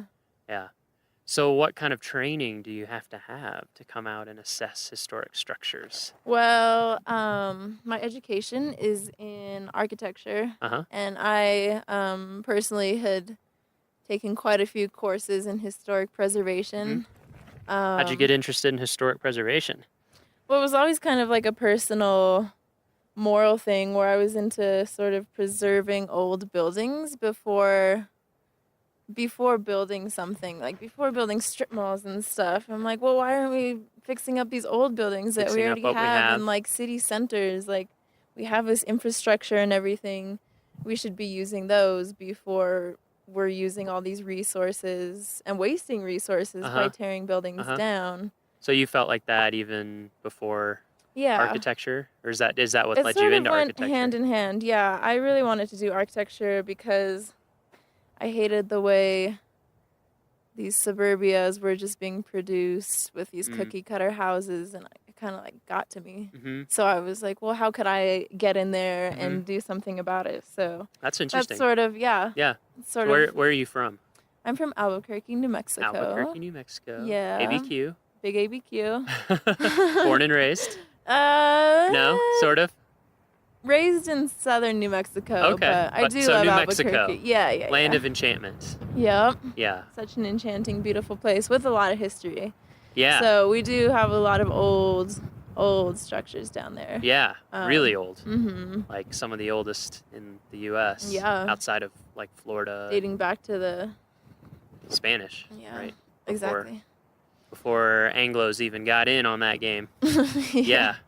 So, yeah, it was sort of just like my disgust for some of the new stuff being built, which is what And were you steered seeing me. that like in Albuquerque or just in Yeah, general? there's like specifically this area outside of outside of Albuquerque called Rio Rancho. It's like this new kind of city, I guess. It's now its own city. Just the epitome of like suburbia. Where just parking lots everywhere, strip malls everywhere, like. And you're just like, this doesn't speak we to me. like to say Why like are we- anywhere America, you Anywhere know? USA. Yeah. Yep. So saw that going up. Didn't like it at all. So And I that's was kinda like, what well, got let's you go interested. back to what we already have and like what do I love about architecture? And a lot of time it's the detail and the care and the character of a lot of these structures that, you know, a lot of suburbias are missing character. It's just all kind of For sure. produced cheaply, not made to last. Well, we were just talking earlier on the hike up. So yeah, we didn't even mention. So we're at Sand Beach Lake right now. You Mhm. can't see it because it's audio, but I'll try to post a photo on the blog. Beautiful lake in Wild Basin. Neither of Yeah. us had been here before. Me neither. It's such a little Yeah, gem. it's about 4.5 miles hike in, Mhm. right? Some elevation gain, not completely uphill gruel, but lots of sections uphill. Yeah. And it really does have a ton of sand on the shore. It's, Yeah, it's such a little gem out here. I had yeah, no it's, idea. it's very beautiful. There are people off in the distance. There's a group of Yeah. like 10 people with their towels and Yep, bikinis just right sunbathing. now. Yeah, I I was mean, like, it- wow, why didn't I think of that? And this, we were talking about this lake, Sand Beach. Oh, and we have a great view of Mount Meeker Mhm. and Longs a kind of little an bit. interesting view of Longs Peak. Yeah, the south I don't side of look at it from Longs. this side that often, so that's Mhm. kind of cool. And Pagoda Mountain. And this is one of the lakes in Rocky, of which there are quite a few. There's That a couple. yeah, which well, there's a couple lakes for sure. How many lakes are there? There's so many, but it's one of the lakes that it's a natural lake, but it was impounded to raise the water level to store even more water in the lake. So it had a Mhm. big earthen dam at the outlet. Yeah. And then during the Lawn Lake flood, which was 1980, 87, is that right? I believe so. Okay, Lawn Lake flood. Let's hope. We'll check our dates. Yeah. But the Lawn Lake flood, that's the same kind of situation. A natural lake that had an earthen dam impounding it to raise the water level, and it fell apart. It just fell apart and gave way, and all the water came down, and that is an extremely dangerous and destructive situation. So Yeah. it after that was. happened, A lot of damage. you can't even imagine. People say they heard Check out the alluvial fan. yeah, and go you'll to the see. alluvial fan and you'll see, just look at those boulders that get moved around and think about that, how much water it would take to do that. And so when that happened, some of our other lakes, like Sand Beach Lake is one of them that had the earthen dams. There was a process of going in and Yeah. taking them out to both return it to a more natural state and to get rid of that danger. So anyway, that's where we're sitting, and we hiked up the trail to look at historic trail structures, right? Mhm. So we had some bog walks, we had a little bit of rock wall. Yeah, some built rock things like walls, a few bridges. Obviously, like the bridges have been replaced. Yeah. Wood structures, you know, those have to Yeah, be they don't replaced. they don't but- last forever. Mhm. We haven't found the infinite wood yet. Yeah, so we're up here at Sand Beach Lake. So had you done anything with architecture before you went to school for it? To college? Well, honestly, I had always wanted to be an artist. Uh-huh. I used to tell my mom I wanted to be an art teacher. Uh-huh. She was like, "Oh, that's great, but don't you want to do something that makes a little more money?" And I was like, no. But then I got into a single drafting class in high school, and I discovered that my perfectionism really lent pulled itself well to through. drafting. Yeah. I can relate to that as somebody who likes to make maps. Very Yes, similar. it's It's like so fun. it's artistic It is and artistic. You creative, get to but also very draw. technical and Yeah, very but there is a precise. right way. Yeah. Like you gotta be. It's like yeah. it's creativity and art inside of very particular rules. Yeah. Yeah. But there's still room for creativity. Yeah. So after that first drafting class, I honestly knew that that's what I That's what wanted you to wanted do. to do. Yeah, I could just sit there for hours and draw. Yep. Floor plans and building plans And do the weird sections and- architectural hand lettering. What's that Yeah. script called? I don't know. I don't know. It's funny. It looks the same. Like Yeah, everyone's- you just have to write in caps all Yeah, the you time. just No learn- lowercase. Yeah, Just- exactly. And then they're like, okay, now make up your own. So you were interested in art. You Yeah, tried so drafting. love drafting. And the Figured drafting was out great. That architecture was the Mhm. perfect balance between like art Uh-huh. and something like Yep. functional. You know, Uh-huh. like something Yep.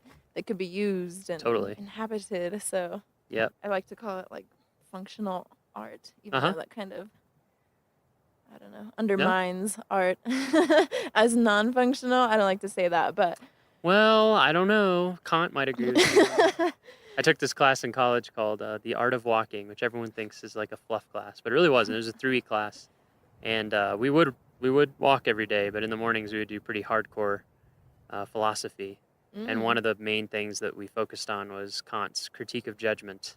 Oh. And one of the things he says is that for something to be truly just a piece of art or an aesthetic object, or at least when you're perceiving it as an aesthetic object, that it has to be without purpose. The translation, I don't know what the German for it is, but the translation was purposelessness. So in his opinion, only one very extremely famous and important philosopher's opinion, yeah. that if you're thinking of something in its functional way, it isn't like It doesn't. art in the same way. Yeah. I mean, it is, but it's not the same. So Yeah. anyway, I And don't that's always think you should That's feel always bad. the challenge, though, is like trying to like mesh a beautiful form with its like basic function or something. Like Well, and especially in architecture, yeah, because yeah, I mean, you're dealing with appearance and form and how you want it to look and operate on an aesthetic level, but Yeah. also it has to stand up yeah. and be And affordable. people can't be running into each other all and the be time. repairable Yeah. and be efficient. and allow for good air circulation and heating and cool. So it's it is Relationship to creative. the It's kind of similar. sun and, all these creativity inside exterior of tons of constraints. Yeah. That's why when you do, and for me, when I do see a building that is like, wow, this is a beautiful building. Mhm. It's just like a work of art, but it Yeah. works and it's And fun only, to be in. Only then has the architect succeeded. Yeah, it happens. It happens. Sometimes I've had the opposite too, where you're like, I see what you were going for. but Yeah, no, there's some really this isn't the most terrible pleasant stuff building. out there. Yeah. So you did the drafting. Yeah, you got kind into of realized that was it, architecture and then you got an school, architecture school. Applied, at where? got in, went to school at University of New Mexico Still in keeping it Albuquerque. New Mexico strong. Yep. Yep. Was on a budget, so Hey. in-state Yeah, was the man. way to go. No, it was a really great school though. Yeah. Awesome professors, Yeah. really good facilities. And when was your first? Is this a job that you're in or an internship now? This is a graduate assistantship. Oh, that's right. Or it's like a program. Yeah, Right. so when was the first time that you did this here at Rocky? My first year in Rocky was 3 years ago, 3 years so ago? in 2014. Had you done a summer thing before that? Yeah, the summer before that, in 2013, I was doing the same position in Yellowstone National Park. Nice. So it's really interesting to see the difference in areas, difference in parks, like Mhm. both the magnitude Just of the the size, yeah. structures, the quantity. Yeah, I mean they're 8 times bigger in area Yeah, than us. exactly. So it's just Yeah, crazy. and how even much- just like here, actually maybe a little like more than Rocky doesn't have any hotels or lodges or anything in the Yep. park, whereas Yellowstone has a ton of Yes, those and they're in big. the park, and a ton of restaurants and Mhm. a lot of concession-run Yep, facilities. whole other scale. Yeah, so definitely different, like entire little towns in the park. Yes. Where here, Yeah. we've managed to keep those out. Yeah, the of towns park. are the towns are at the entrance. Yeah, you're right. In Yellowstone, it is. It's like a, a few small, really small towns. Yeah. Although Grand Canyon, not Grand Canyon. Old Faithful, not that small, but yeah, um, pretty big. and they're all inside one national park. It is kind of amazing. So you did that for a year. That's pretty awesome. Yeah. I worked in Yellowstone for 2 years. Oh, nice. Yellowstone has a special place in my heart. I would go back anytime. Could really only explore like Oh yeah, it's a 50th of the park It's in crazy. one summer. It's huge. yeah. I mean, my first summer there, I was a room attendant for Zane Terra. Oh, at I'm Canyon. sorry. I'm just Yeah, it was kidding. okay. It was chill. It was laid back, no stress. Yeah. So I would just make up rooms, and sometimes you'd have to wait for bison to move off of porches. And things Yeah. like that. Yeah. But the nice thing was, because it was no stress in terms of like, it was not a lot of thought went into it. Yeah. We just hiked Oh, all the yeah. time on the weekends. Those are the kind of and people after who get those work and- jobs. yeah, exactly. That's why Like, we're what all else there. are you doing there? Yeah, If not and going so around hiking and being I hiked outdoors. around a lot, like all the time, and I saw Mhm. just a fraction. Yeah. It's so big, Mhm. including like some areas like the southeast and southwest corners, Mhm. where you're never going to see them unless you have time to hike, 50, 60-mile Yeah. round trip, Mhm. because it just takes so long, like the thoroughfare, getting down in there. Yeah. Or, Isn't it like one of the most remote places? I think that somewhere way down in south Just east. in terms of being farthest from roads. Yeah, and I think stuff, somewhere like, way down in southeast Yellowstone is Yeah. the spot in the lower 48 that's the farthest from any Mhm. road. I don't know if it's paved road or town or something, but I think it's Mhm. by some measure, the Yeah. most remote spot in Yeah. the lower 48. Right. And then the one up in One Alaska, point. there's one up in the one in Alaska is on a whole other scale. Oh, yeah. It's like 300 miles from the nearest thing instead of 30, but Yeah. that, They win by a that's long different. shot. But yeah, Yellowstone's huge. Yeah. So you did that, and then you came Yeah. here Mhm. year 2. What's the name of the program that you're in? Is it a defined program, or was it just a No, it's relationship with like with an the university? internship through my university and Yeah. through my architecture school Yeah. specifically. Mhm. So students from either the School of Architecture or the School of Landscape Architecture or Historic Preservation or Regional Planning, Cool. they can all apply to this, and then they hire a handful of us, anywhere from like 4 to 6 of us, Mhm. and then we're each sent out to our own park for the Mhm. summer. So there's pretty Yep. much just one of us in the park.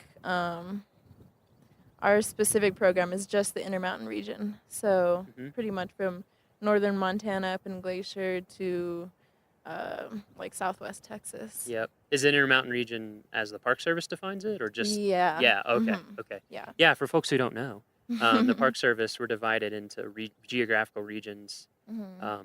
mostly for management purposes. Yeah, It's I just think and so. Intermountain is huge. Mhm. I mean, it has so many parks. Mhm. If you go online and search like NPS or National Park Service region Mhm. region There's what, map, like it'll come 8, up. 7, 6? Gosh, there's Northeast, Southeast, Midwest, Pacific Pacific West. Uh, Alaska a little used to be rusty. included in that, but I think Alaska is its own. I don't know. I would Okay. have to look at a map, but Yeah. and then Intermountain. So you were there, and then you went back to school for a year, and then came here. Mhm. So you already talked a little bit about how Rocky compared to Yellowstone in terms of just Yeah. the scale in terms of buildings is very different. How else Mhm. did it compare? Had you been to Rocky before? No, I'd never been to Rocky. Yeah, what'd you think before. when you first got here? I was bewildered. I was like, this has been What'd you think my about this? neighbor my whole life, Yeah, because and I've never that's been true. here. It's not that far. No, I mean, it it's a really day's isn't. drive. Yeah. Yeah. What'd you think about it compared to Yellowstone in terms of like the scenery?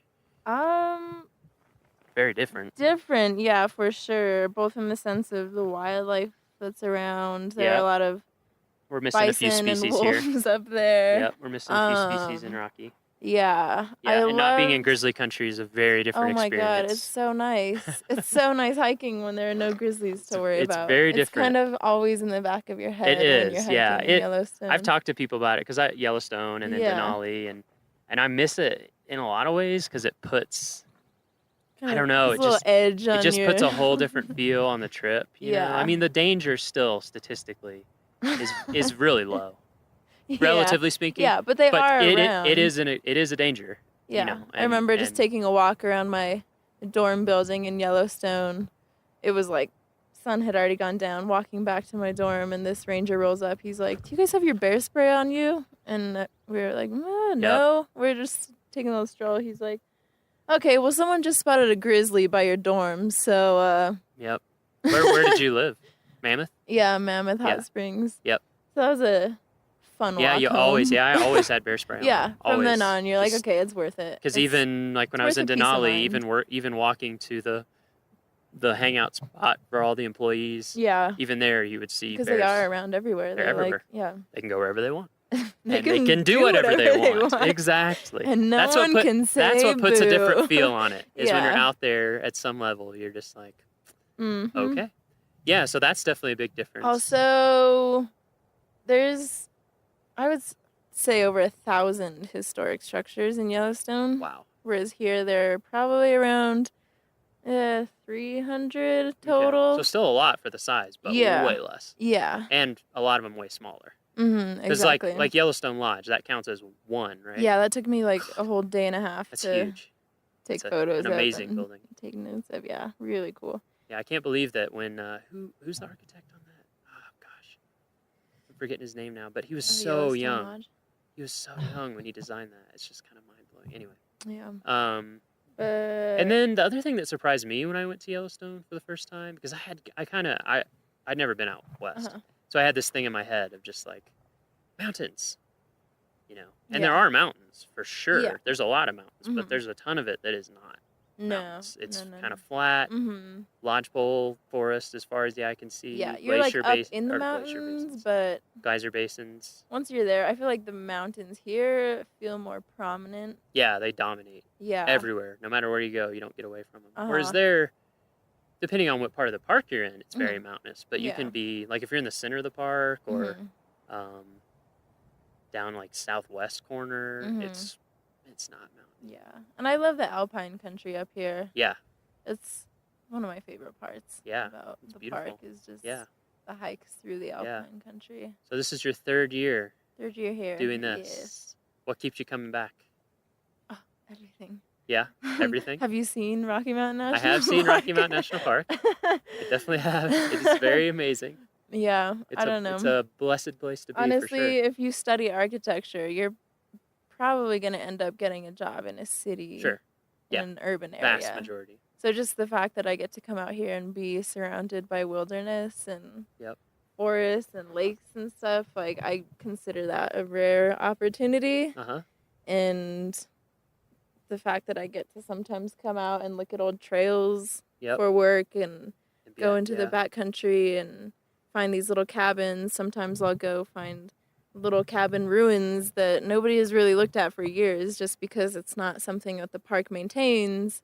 But we sort of have to keep account of those things. Like so just it's a combination of all those things and then being able to stay on this little historic ranch called Oh, that's right. Good Old McGraw. You live at McGraw, don't you? Yeah, it's this Oh, wow. historic dude ranch. McGraw is amazing. Made for or rehabilitated for researchers Yeah. to stay in when they need to come into the park and stay for a week or 3 months or something. Forgot that you live out there. Yeah. So So nice.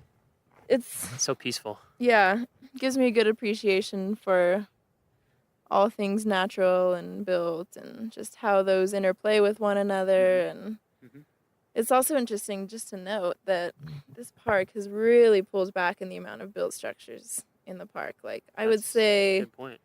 now it probably has maybe a third to a quarter Of what it once had. of what it once had.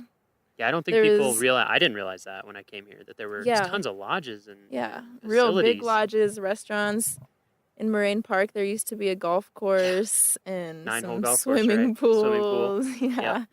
So And over time, the park has acquired those things. and there's removed just a them. period of time too when it was, fortunately, pulling back from all of its developed areas and realizing, hey, we need to really protect this and sort of convert it back to its natural state, which is why it's so beautiful and undeveloped today. Mhm. And in hindsight, like some of those buildings were really cool and great, but there has to be this balance. You obviously, nowadays, I think it's really great that we don't have any lodges in the park and too many campgrounds or swimming pools and golf courses, you know, like that just takes away from what a national Well, especially park a park is. like this where, like we were talking about, you're never that far from town.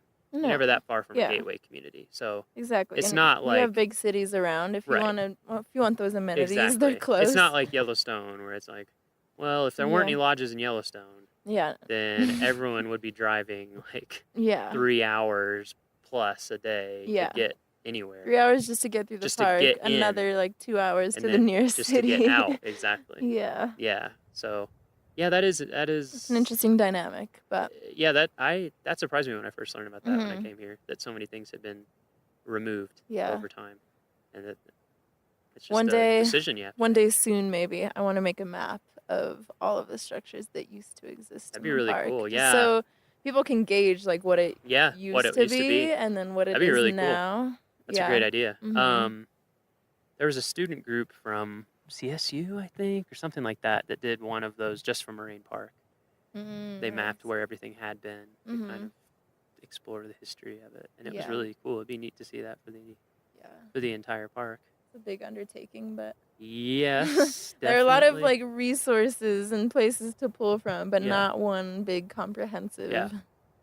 So as Map of as an anything. architect and as someone interested in historic structures and keeping things repaired and using what we already have and all those things, what would you say to visitors when they're coming to visit? Like, what tip would you give from that perspective about the park?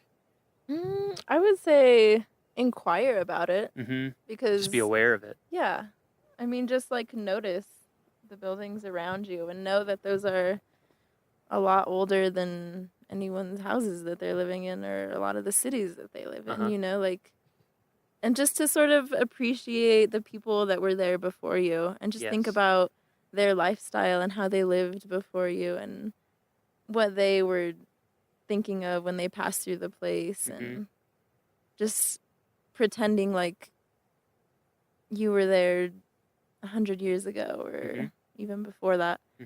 And then just having a respect for it, you know, not sort of like the leave no trace thing, like don't be tampering with any of the stuff that you're seeing. Don't be messing with any of the buildings or carving your initials into them, you know, Right. like Yep.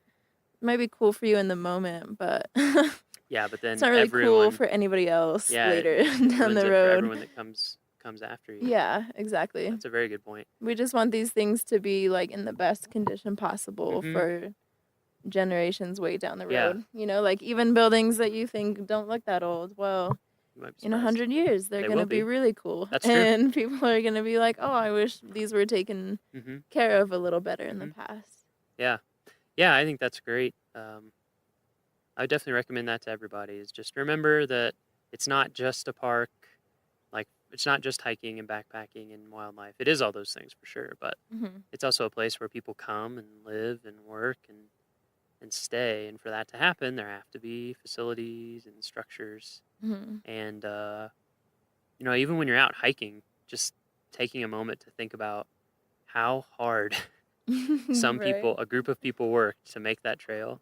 Yeah. I mean, I don't think I didn't for a long time have an appreciation of just how hard it is to build a mile of trail. Yeah. It's crazy. You know, it's so much work that people are doing Yeah, much for us respect so that for then their- we can enjoy it. You know, Yeah, for the trails crews they're then and unthanked. now. Yeah, oh, absolutely. Mhm. Yeah, we're definitely gonna get with the trail crew and cover some of that work. Nice. Maybe in depth, so Yeah. people can kind of. And definitely check out some of those backcountry cabins. If you see them, if go you up see to 'em, them, peek in the windows. They're Yeah, cool. you can go up to them and look around. Yeah, Yeah. for sure. Just, you know, Don't try getting in. Don't try getting in. And sometimes there may be a ranger staying there, stationed there, and Yeah, they'll let you be peek perfectly happy inside. to talk to you and Yeah. check in with you and say Mhm. hey, say what's up. It's really cool because some of those old cabins have logbooks from Yeah. back in the You can read 60s. you can read Like, just you can rangers read way who've seen back. it, yeah. It's funny how much things haven't changed. Really puts in perspective, yeah. Yeah. Oh, It's wow, like, same oh, yeah. problems, different Same- day. Exactly. Different decade. Especially back there where it's so, your phone doesn't work back there. Or anything, Yeah. So you pretty much live in the same way, pulling your water out of the creek, and Mm-hmm. filtering, and Yep, using the privy out back. darn right. Spending the night with the squirrels and the mice. Yeah. Anything else you want to cover or that you want to make sure listeners know about? No, I think we've done a we've good covered job it? and hopefully not bored them to death. Oh, no, definitely. Definitely not. I know I get excited about it, but I forget not everyone. Our listeners don't get bored. No. And if they do, they can just skip to the next episode. Oh, okay, It's no yeah. big deal. But If no, they've our reached this listeners point, are they've done good. are scholars with interests that run the gamut, I'm sure. And one of the reasons why I wanted to Nothing talk to you is because I think it is just something that people, including myself, it's just easy to forget about. Yeah. The cultural side, Mhm. all the resources that we have in the park, and Yeah, plenty just of think natural, about also like lots last year we had of 4.5 cultural. million people come to the park, Mm-hmm. and so it is a place that it's like It's a destination. a destination with a lot of history. Yeah. Yeah, so A lot just of history. think about that and remember Mhm. it, and think of our cultural resources folks who are out there surveying Yay. and working on things and maintaining things, Mhm. so that hopefully they'll be there, 100 years from now, 200 Yeah. years from now, 300 years from now. Yeah. Hopefully forever. At Yeah. least that's what we're going for. That's our goal. You have to have high goals. Forever. Yeah. So one final question before we sign off from Yeah. Sand Beach Lake. We've been asking everyone this question. Oh. It's a pretty open question. Okay. What does Rocky mean to you? Oh my god. Yeah. Like in your life or... Rocky has honestly become like my second home. Uh-huh. I don't know if I'll be back next year because the work I'm doing is kind of getting wrapped up this year, but Right. it's kind of where I feel And you recently graduated? and- Yeah. Yeah. I kind of just feel like more human Uh-huh. out here. Yep. Um, That's interesting. yeah, I feel more human when I'm around less humans. I can For some reason. I can very much relate to that. And It's we've just heard like- that from a lot of people Yeah, yeah. already on the podcast Yeah. we've talked to. They're like, I don't know, I just feel more myself, or Yeah, you just like it's very introspective. It's inspiring, it's humbling, just the scale of the mountains around you and the vastness of the trees and the power of the water that you see like really puts you in your place Yes. as a human. Like we tend to get on our high horses and just get stuck in the bustle of the city and Yep. think that whatever we're doing that day is the most important thing in the world and nothing else is as important. But then you come out here and you're like, this is what's really important. Absolutely. It snaps you out of it. Yeah. Like you don't have a So- choice. If you get Mm-mm. out in it, it's gonna happen. Yeah, and I love feeling like less powerful than nature Yes. and like I don't know, The at mountains- nature's will. The So, mountains are really good at that. Yeah. So Rocky has become this place that I think about all year Yeah. until I get to come back. And do you think that your time here, even if you don't come back, is gonna influence your Oh, for sure. career and, Yeah. and life going I forward? knew like nothing about the Park Service until my first year as an Yeah. intern. And I was like, oh my gosh, there's that much that goes on. Like, Mhm. there's people doing this stuff and entire divisions dedicated to this. So it really opened my eyes and gave me a new respect for the Park Service. Like, I always tell my friends, like, okay, yeah, I'm going out to my internship for the park. And they're like, oh, you're a ranger? Like, everyone just assumes there's just rangers out here. And I'm like, no, that's like one little part true. of what the Park Service is about. Yeah, But yeah, that's one of the reasons why we're doing this podcast. nice. Is to, Yeah. just to talk to people and let people Mhm. see all the amazing folks, interesting Yeah. folks doing stuff that you would never even know about. Yeah. So even if I don't come back as the historic structures Yeah. tech intern next year, I'm sure I'll be back in my future. We'll always be here. Yeah. Rock, you'll always be here. Aw. Yeah. Great. Yep. Well, thank you so much for talking to Yeah, us. I guess thanks we'll for pack having me.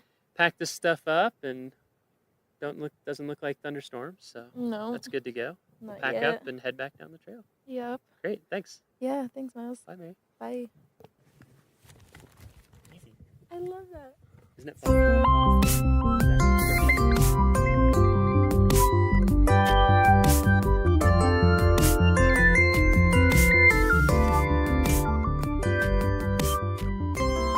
Our next episode will be released on Friday, September 22nd. For show notes, transcriptions, and to learn more about our show, visit our homepage at go.nps.gov/RMNpod. That's go.nps.gov/RMNpod. The Rocky Mountain National Podcast is a product of Rocky Mountain National Park, one of 417 units of the National Park Service that preserve America's heritage for all, forever. Stay classy, Rocky Rangers.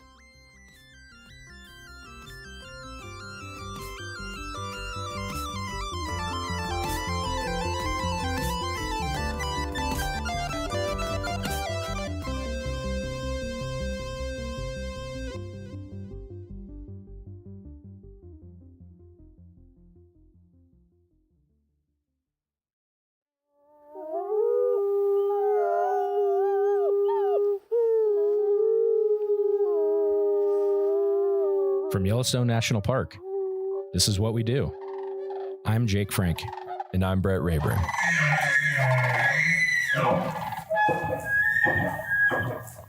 Hi, Brett. Hey, how's it going? I am great. How are you? I'm good. I had a good weekend. Yeah, that's good to hear. Hey, how are your pipes in your house doing? You like that transition? Have you flushed your toilet today? My pipes, I think they're good. Do you know something I don't that I don't know?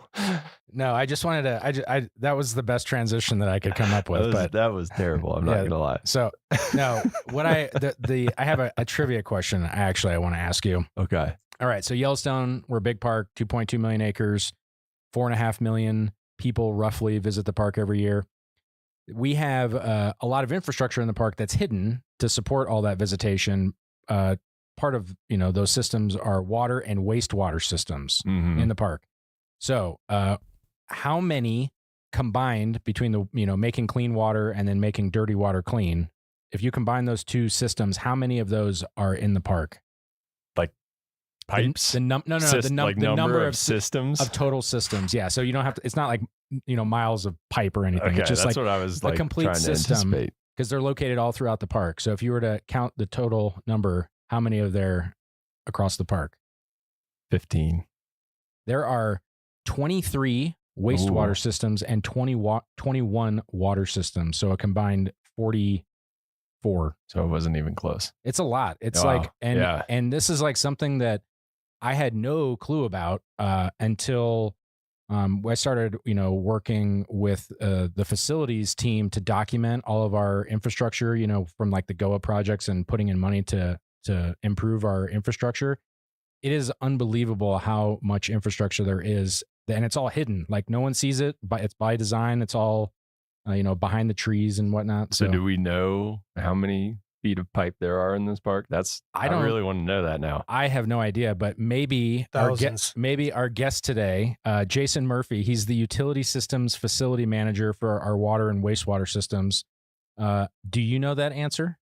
The exact number off the top of my head, I do centimeter to the millimeter.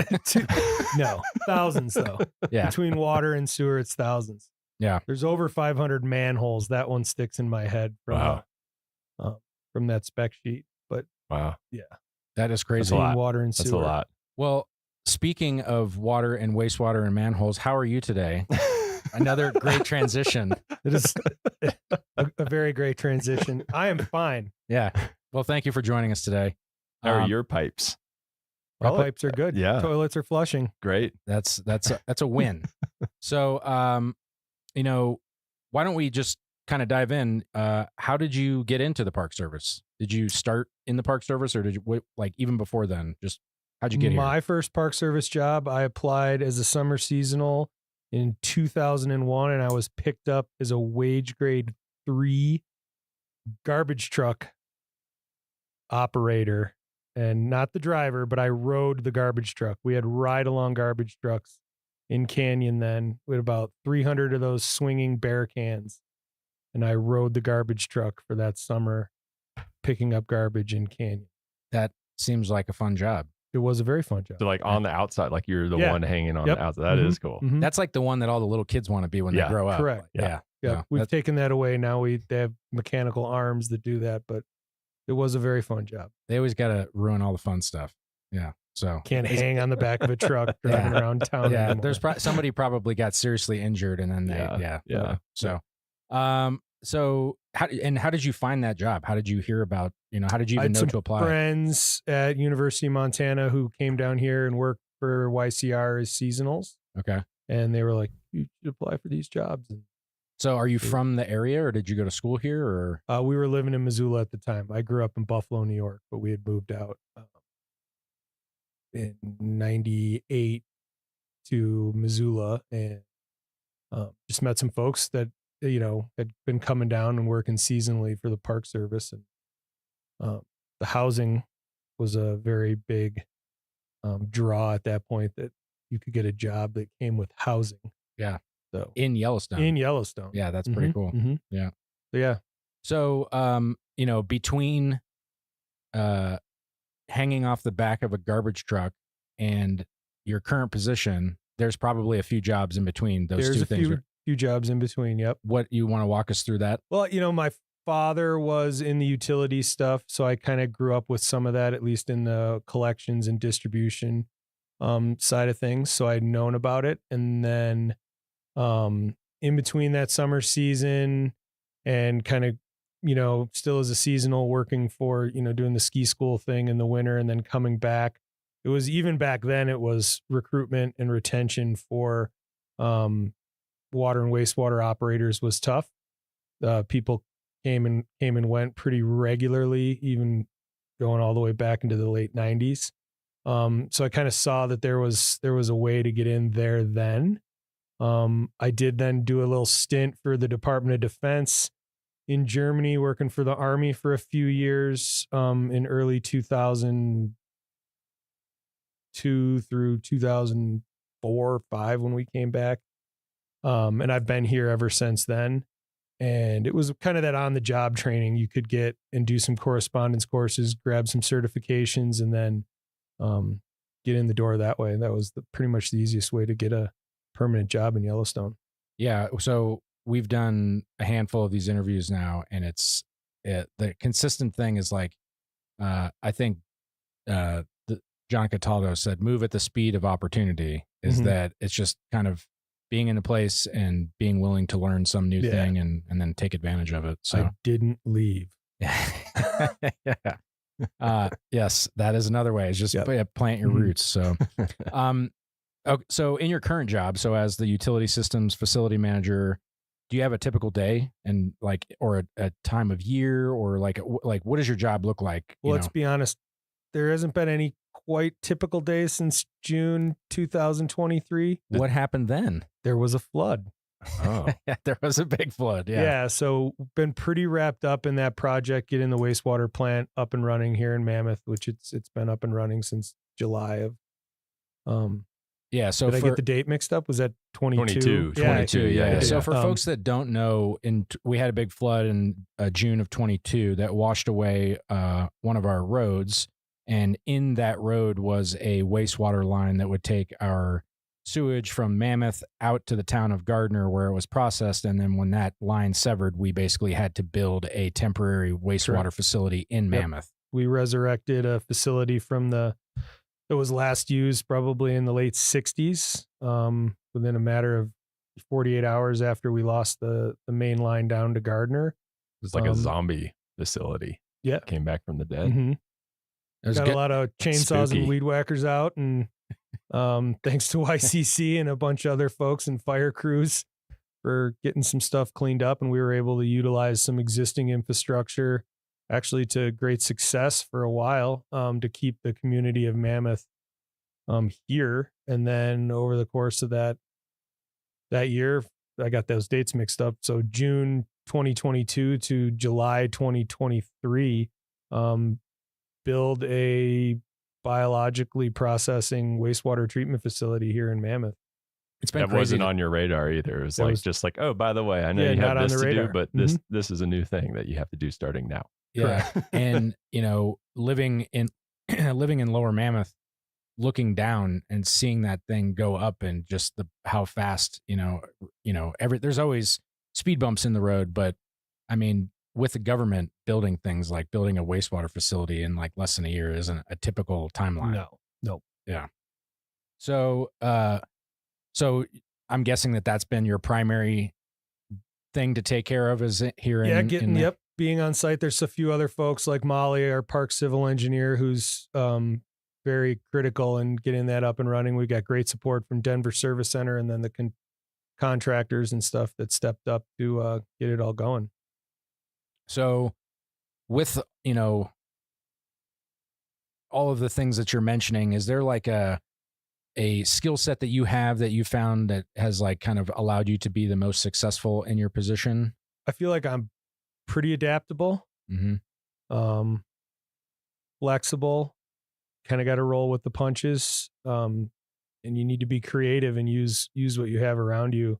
Like I said, there's some folks here who have been here for a while.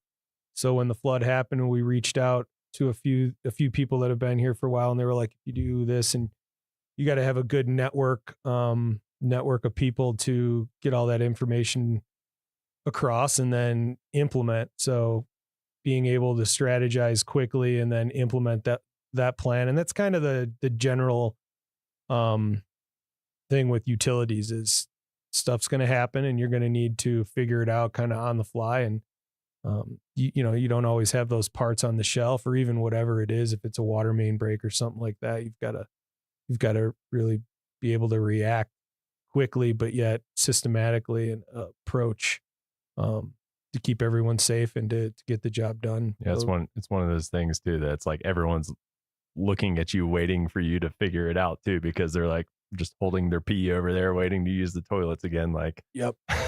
It's a high stress. I think situation. The park had a great team response too from the whole flood that I don't think anyone was holding it too much. I had my wag bags ready. Yeah, right. You bust out the groover. We're going on a raft trip. But no, that's pretty much it. And then generally work a lot with outside partners, EPA, rural water associations for both Montana and Wyoming, Wyoming DEQ. This position here, and with Molly and the civil engineer for the park, we work a lot with Denver Service Center, and it is kind of that kind of position where you're balancing between the regulatory agencies. Wyoming is the only state in the nation that did not take primacy over drinking water, so we get the fun of we work with EPA for drinking water Region 8, and then Wyoming DEQ for wastewater. But yeah, and Wyoming DEQ also has everything to do with construction and permitting and things like that. So, well, that's also the benefit. But the majority of our infrastructure is in Wyoming, right? Like we do have a little bit like that does bleed into Montana, but the majority of it's Wyoming. Yep. So, do you have a favorite part of the job? Like what do you wake up and enjoy doing? I like pumping sludge. Yeah, that's kind of like my favorite part of when I get to get out of the office or those kind of things. Pumping sludge is very rewarding. Do you put that on like the calendar on the days that you get to do it? We're doing just it a like lot pumping more sludge. than we ever have now with this new treatment facility. So it's gonna be a good day. The closure of the wastewater loop. So where does the sludge go? Right now it's going to the compost facility at the landfill in Logan. Okay. Mm-hmm. And they'll use it. They use it in the landfill. They mix it with wood chips, and most of the municipal wastewater treatment facilities in the area, Livingston, Bozeman, even Three Forks, and some of the other ones, they all use the compost facility too. So they use it in the as they layer things in, and when they close cells and in between intermediate stuff in the cells, they put that layer of that material. They mix it with wood chips and other things like that. So if pumping sludge is your favorite part of the job, what is your least favorite part of the job? That's a loaded question. I mean, what are some of the challenges that you face in your job? That's a better way to ask. Yeah. I think right now recruitment and retention is definitely a challenge. Finding certified operators nationwide is a challenge. I think through that whatever happened a couple of years ago, we don't want to talk about the pandemic, but yeah, we did lose a lot of that knowledge base and some of those older operators, and we're struggling as a profession nationwide from coast to coast.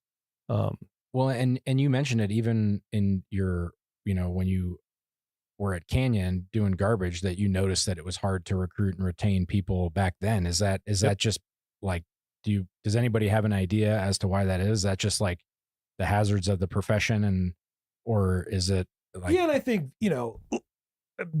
it seemed kind of clear back then that, people with families, being someone who's experienced that, staying in the interior of the park and that remote duty station is difficult. No pun intended. No pun. Yeah. DOODI. That's just a struggle, even when we had children, and that was kind of my exodus from the interior after being out there for 8-9 years was, you want to be home, and that makes it difficult. Can you kind of go into why, like, what are some of those difficult things that you have to school? Yeah. I mean, what does that look like, getting your kids to school? We didn't. Or homeschooling. Yeah, that was not an option. Yeah. I could see like kindergarten, we could do blocks and, music and all the fun stuff. But no. Teach me trigonometry. My wife worked for the park for years, for 20 years, homeschooled. Yeah. So we decided not to do that. She was here in Mammoth at the time. And I was able to come into Mammoth and work out of the plumbing shop for about 10 years doing some HVAC stuff and just all kind of project work and things like that before this position came up. So now that you're, in your facility manager position, and I'm guessing you supervise a handful of people, with all those challenges and trying to recruit and retain people, I mean, why do you stay here? What keeps you with the National Park Service? Well, I've always loved being here. That I feel like that's, as far as recruitment goes, when you're looking for people who want to be here, you want wherever they are, whatever job it is. If you're in, Michigan or Florida or North Carolina, I would think anybody who you're recruiting for any job, you want the person to want to be where they're at least at that time. So I've always wanted to be here. I was in love with the park. Be honest, I was in love with the skiing in the park for a long, long time. I still am, but you just don't have that kind of time. I was going to say, anymore. that sounds past tense. Well, life, adulting, kids, there's adulting. So yeah. And just the idea of, and I always thought this, it might sound a little cliche, but you get to do some of that mission statement stuff, the stewardship model. Take Canyon Wastewater Treatment Plant, for example. It's the only treatment plant in the park that discharges directly into the Yellowstone River. So I always thought, even going back to 20 years ago, that you had a part of that kind of responsibility and stewardship. And plus you're doing a little bit of science. There's some science to it. And I just thought that was the best part of working in the park. And you can only, I was never going to be in REYP or anything like that. So it was just, for me, it was part of that. You could see that in the mission. Yeah. Well, relate to it. And, 2001 is when you said you got your first job here. Mm-hmm. Is there between then and now, has there been some point in your career that you kind of identified as like a turning point or a defining moment that you're just like really stands out to you? I think there's a lot, and you know, not to talk, the flood was definitely one last 2 summers ago now. I think a defining moment was, you know, getting that first permanent job, because that was a roller coaster. And then even progressing up and moving from the interior to Mammoth. That was a big deal. And that, yeah, because that's like the whole, everything other than work, it is improved by being up here, not the logistics of with your kids and, you know, things like that. Yeah. Yeah. Yeah. Was when the skiing stopped. Yeah. Yeah. So I guess in some ways improved and in some ways. Fun, right? Yeah. Yeah. I do get that. And that's a cutting edge. It cuts both ways. Like it's super fun to be in the interior in the winter. You have access to all this stuff, but then on the flip side of the coin, you got to get on the snowmobile and drive to the store. So you know, I think it's important though, that we make sure that people know that the interior life in the winter is not, it's manageable. You know, if you don't make a grocery list now, if you come and you work in the interior, you might want to start working on your grocery list. You can't forget eggs. You can't forget. Yeah. You know, there's just a little bit, there's another level of logistics, and organization that goes to it. But I loved it. And that was a hard part of moving. Yeah. You know, I kind of felt like I was abandoning something that, I really wanted. I always wanted, even when we were in Germany working, I was always like, oh, okay, this is great. Yeah. Europe, we're traveling. Eating a schnitzel. Yeah. We get to go to Croatia on our day, on our trips or wherever it was. But I was always like, all right. And then the supervisor at the time, he would call my mom. Be like, is he coming back? No, he's not coming back yet. And so when we decided to pull the plug, it was just a phone call. It was like, okay, I'm ready. Come back. And they welcomed us back here with open arms and a lot of mosquito bites. Mary went down to the south entrance. There's not a lot of mosquitoes in Germany. That was the one. Yeah. Not a lot of bugs in general, probably. So, you know, we're mentioning like recruitment, retention, finding the right kind of person. So say that there are people listening right now that are interested in this type of career. If they were to try to find this job on USA Jobs, what are they looking for? Like, is there a job series for like that you're hiring for, or typically that, you know? We typically were hiring for its utility systems repairer and operator. I believe the series is 4742. Okay. And we do hire. We have some higher graded positions that are open right now that would come with, you know, being more certified at the beginning, but more and more we're opening positions that are entry level positions. We hope to do, you know, in this recruitment push, we hope to do some other things. I don't want to, you know, say things and never be able to implement them. So yeah, this is recorded. So then right, it's like, no, you said you would do this. Say-do gap is huge in this one. Yeah. But I think we want to get creative and you know, and work and talking to Wyoming Rural Water last Friday, and just reach out and try to come together with other organizations that are having the same problem and try to just pull together and work through this. Cause this is a nationwide kind of thing for us. In this field. And it's one of those things, it's one of those professions that no one notices it until something isn't going right. Mm-hmm. And when it is going wrong, it's really bad. Right. Like it's like an emergency type of a thing. So yeah. Do you have any advice for people? Like if they wanted to get started in this, you know, like if they have their certifications and everything, it sounds like they would just apply for a job. But Correct. if somebody is brand new, like what do they start with? I think you could start with, you know, like this is going to get edited.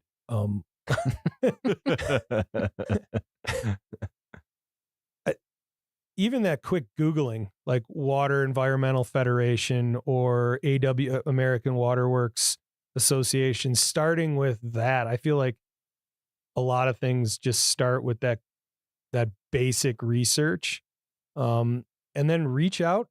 Every community has people that do this. Everyone has wastewater. Everyone has water and wastewater, and I'm sure you've noticed somewhere driving around your town, you've seen somebody in a truck, Department of Public Works truck. Yellowstone has municipal features. We operate, we plow roads, we make water, we do wastewater. I would encourage people to start there. Go to a water and wastewater district board meeting, meet people, get in that way with your local folks.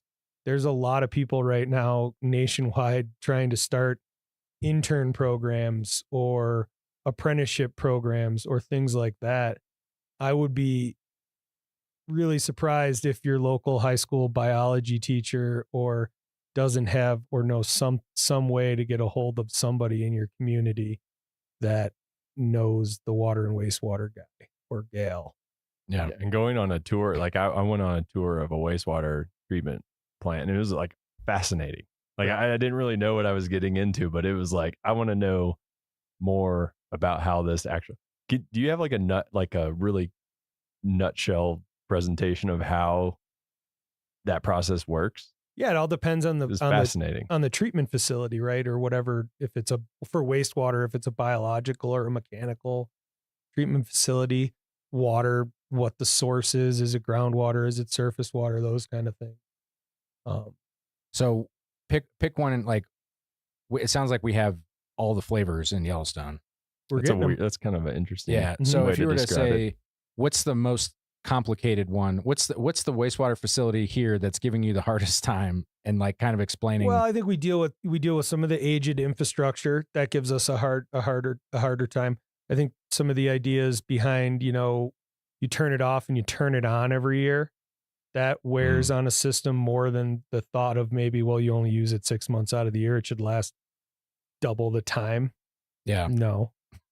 And just in the learning of bringing this facility here in Mammoth online, it's a more modern treatment process than we have anywhere in the park service. Teton, we went down to Teton. Patrick Larson down at Teton has an MBR there at Moose that they've had probably maybe inside 10 years. We went down there and we talked to him and we learned about some of that. And I think what was good for us is we had that Great American Outdoors Act push already going. So we had a lot of this stuff we had a year under our belts of planning for building Old Faithful and Grant Village and Canyon. So we had some of that experience with the engineering firms already to kick this off the ground. And one of the things I learned, going out with you guys is when you said aging infrastructure, a lot of our facilities were put in like 40 or 40 plus years ago, right? And what's the average lifespan of a facility? Well, I think that the average lifespan of a facility is if it was maintained. And we've struggled with that for a whole host of reasons. But I struggle with the idea of putting a number on it. Gotcha. I don't want to sit, it's going to last for 50 years. It's going to last as long as we need it to last if we take care of it. Yeah. We're lucky here. We're not in a situation like a municipality that's going to put in another 15,000 homes. So we can cap our capacity for the most part. So we don't need to worry about having another 1 million gallons of capacity when we might do some lodging updates and infrastructure stuff like that. But we're not going to have those same issues like a municipality, like a Bozeman or somewhere else. But even so if these facilities were put in 40 or 50 years ago, visitation was much lower, and were the facilities kind of built that there was room to grow them, or are we kind of now? We run everything, even from my time here, everything that's on when it's on. I always go back to the campgrounds were full in 2001 when I showed up, and the lodging was full in 2001 when I got here, right? Those plants were operating the same way then as they are now. They're on Mac, 14 hours a day or 24 hours a day. They're running at that capacity that they were designed. Gotcha. Well, yeah, admittedly. So this is an anecdote that I like to say. When I was a little kid, you'd always drive by the wastewater plant and you'd get the smell. And my mom's like, "Oh, that's the wastewater plant." And in my mind, I thought it was like the pipes dumped into like a plant with like leaves. And there was like a plant that just like ate all of the waste. And I was like, wow, that's a really cool plant. Like just like trees, they take the carbon dioxide out of the air. Well, plants don't like tomato plants grow out of the sludge because we can't like process tomato seeds or something? Or am I just like, did I dream? That's a weird dream to have. I think I've heard something along those lines. Yeah. But I mean, wetland treatments is a very real process. Yeah. I mean, so it's not far off. Thank you for not making me feel so silly. Yeah. No. He's winking at us across. You guys can't see it, but he's like, we'll make Jake feel better. Yeah. So the last question we like to ask everybody before they go is, do you have like a favorite story or memory in Yellowstone or some other national park that's just like a fun thing to share with our listeners? I just think I was really lucky for the better part of 12 years to have my family here, raise my kids here in the park, and just have that experience. I feel blessed to have gotten to where I'm at today, and I look forward to, taking the challenges head on and getting to where we're going to go tomorrow. And then all those great powder days at Canyon over the course of 9 winters are always in the back of my head. Do you think your kids like fully grasp the fact that they grew up in like that's not normal to get to grow up in Yellowstone? Yeah, I think I do actually. Cool. Yeah, I think they do. As much as a teenager can grasp.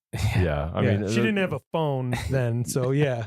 Those are those like icebreaker things that I think they can be like, I grew up in Yellowstone, Yeah. Good story. Well, thank you so much for taking the time and to talking about water and wastewater with us. It's one of those things that again, getting to go out with you guys and your team and seeing what you do, it's really very interesting. Also, I think everyone in Mammoth and the hotels and everybody that's here, like the fact that we can even be here because you guys got that facility up and running as fast as you did. We really appreciate that as well. Appreciate that. Thank you. It took a lot of people. Well, that's it for this week's episode of What We Do. Thanks again to our guest, Jason Murphy. If you like what we do, rate and review the show wherever you listen because every positive review helps new listeners find the show. If you have questions or you want to learn more about a particular job, contact us using the form at go.nps.gov/whatwedo. Thanks for listening. For Yellowstone National Park and the Acoustic Atlas at Montana State University, this is telemetry. It's a cold October morning on Yellowstone Lake. Heavy frost covers the dock and the last few boats in the marina, while fresh snow blankets the Absaroka Mountains in the distance. Yellowstone National Park Fisheries Supervisor Todd Kuhl starts up a cold aluminum boat and scrapes frost off the windshield. Cold? Yeah. We'll let it warm up a little bit, huh? We're headed out to join fisheries crews working on the lake. Along the way, Todd is thinking about the history of the native Yellowstone cutthroat trout. Really, the park, and especially Yellowstone Lake, lies right at the core of the distribution, the range-wide distribution of the Yellowstone cutthroat trout subspecies. Yellowstone Lake is huge, roughly twice the area of Washington, D.C. It is the largest high-altitude lake in North America, and it is thought to have held the single biggest population of Yellowstone cutthroat trout in the world. Estimates were in the range of about 4 million or so catchable cutthroat trout in Yellowstone Lake. I mean, that's a lot of cutthroat in a system. This was back in the early 1990s. And in those days, people used to say that there were so many fish you could walk on their backs across the Yellowstone River when they spawned. Tourists and anglers gathered by the thousands just to see the fish moving up spawning streams. One year, over 300,000 people visited Lahardy Rapids and Fishing Bridge to watch the brightly colored cutthroat trout. Fishing Bridge got its name because there used to be so many people fishing from it. When I worked there in 1969, you had to roll your windows up as you drove across there to keep from getting a lure in your ear. That's Bob Gresswell, research scientist with the U.S. Geological Survey in Bozeman, Montana. Bob has studied Yellowstone cutthroat trout in the park for over 40 years. Well, there would be thousands of cutthroat trout at the mouth of Yellowstone Lake that could be observed during the peak of the migration. Lots of fish everywhere. But then, in just one decade, everything changed. By 2005, cutthroat had practically disappeared from Yellowstone Lake. Biologists estimated that the Yellowstone cutthroat trout population plummeted from over 3 million fish to less than 300,000. Some big new factor had to be causing the decline. Again, Todd Kuhl. I mean, for probably 10 to 15 years, we really saw very little recruitment of small cutthroat trout. Why? Because they were getting eaten by the lake trout. That's why. And here was this big problem. Lake trout had invaded Yellowstone Lake. A native of the Great Lakes in Canada, lake trout had been introduced to some large bodies of water in the western U.S. as a sport fish early in the last century. But not Yellowstone Lake. Yellowstone Lake was a high mountain stronghold of the cutthroat until... The first lake trout was first verified in 1994. We know some were probably introduced in the mid to late 1980s and early 1990s. It was theorized that anglers had illegally dumped the lake trout into the lake, but the theory couldn't be verified. No matter how they got there, Kuhl says that the invasive lake trout were uniquely suited to have a huge impact on the native cutthroat. Lake trout do great harm to cutthroat trout. Lake trout are predatory fish, first and foremost, essentially just big predatory fish-eating machines. They grow large, live 30, 40 or more years, grow 30, 40 or more pounds. They are highly prolific in the numbers of eggs that they can produce. And so they've got a lot of built-in mechanisms that give them sort of an advantage in Yellowstone Lake over and above the native cutthroat trout. And the problem didn't stop with the drop in cutthroat. Over 40 species in the park depended on the native Yellowstone cutthroat for food, and they suddenly had far fewer cutthroat to eat. Before the lake trout showed up, enough bears fed on cutthroat in the streams around the lake that the park enforced bear closures to protect bears and visitors. But by 2005, very few bears were even seen in the closure areas. In the early 1990s, over 100 osprey nested around the lake. By 2000, there were roughly 6. And this highlights one of the biggest problems with invasive species. In any ecosystem, an invasive species can quickly upset the natural balance and affect many other species. As the cutthroat declined, the lake trout population exploded. And the new lake trout, they were just no replacement for the cutthroat. Behaving quite differently, they preferred deep water. They also didn't leave the lake to reproduce in the tributary streams, all of which made them inaccessible as a food source. It was an ecosystem at risk.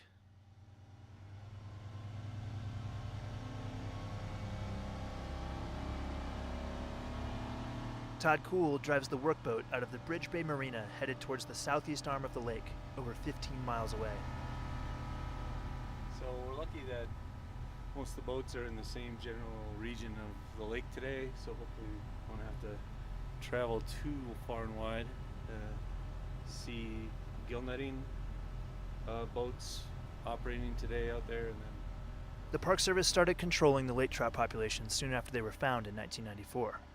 Taking a page from commercial fishermen, fishery staff deployed gill netting boats to catch the invasive fish, an effort that still continues today. Currently, the park has somewhere between 30 and 40 miles of nets set in the lake to catch lake trout every day during the fishing season. Buoys mark the locations the nets are set, and then workboats haul the nets full of lake trout up. As the net comes in, the crews pick the fish from the net. They note their size, weight, and sex, and then they slit them open and dump them back in the lake. And here is the next big challenge with invasive species. Once installed, it often takes a ton of work to control them. They can also be nearly impossible to eradicate.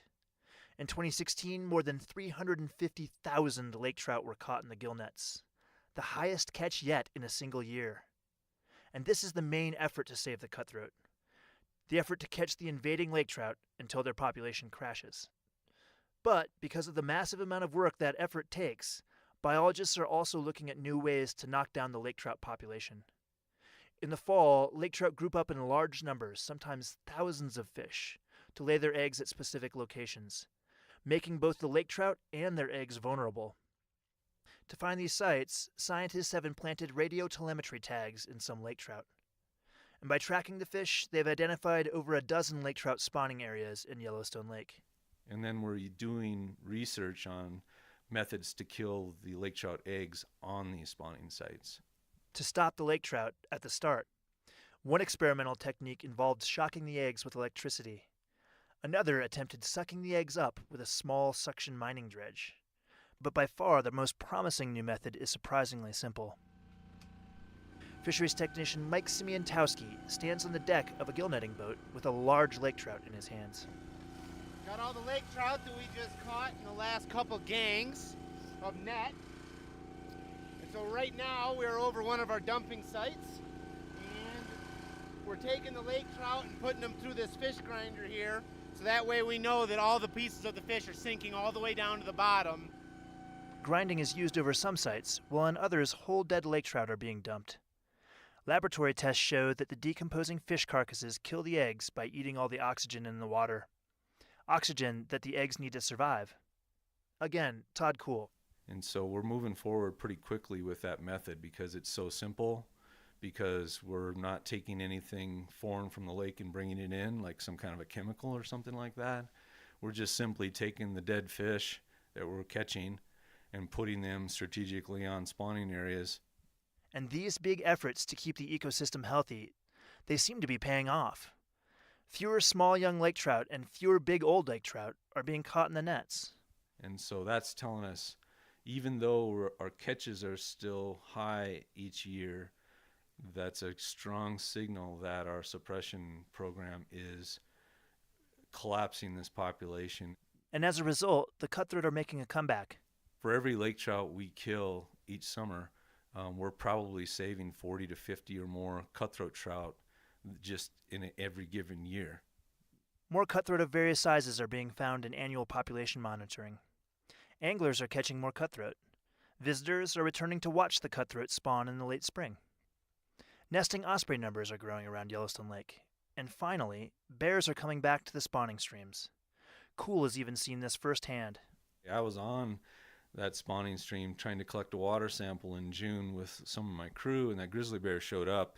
That was his stream, and those were his fish. And then watching him, get after the cutthroat trout and bring them up on the bank and chow them down, that's pretty amazing to see. And then, on top of that, the hundreds of people that were gathered to watch that as well, and that occurred for well over a month. All encouraging signs. For the Park Service, whose mission is to preserve our natural resources unimpaired for future generations, the effort to repair the damage done by invasive lake trout is worth it. Yellowstone is one of the few remaining relatively intact ecosystems left in North America. And restoring the Yellowstone cutthroat, it helps it stay that way. For Yellowstone National Park, I'm Scott Christie.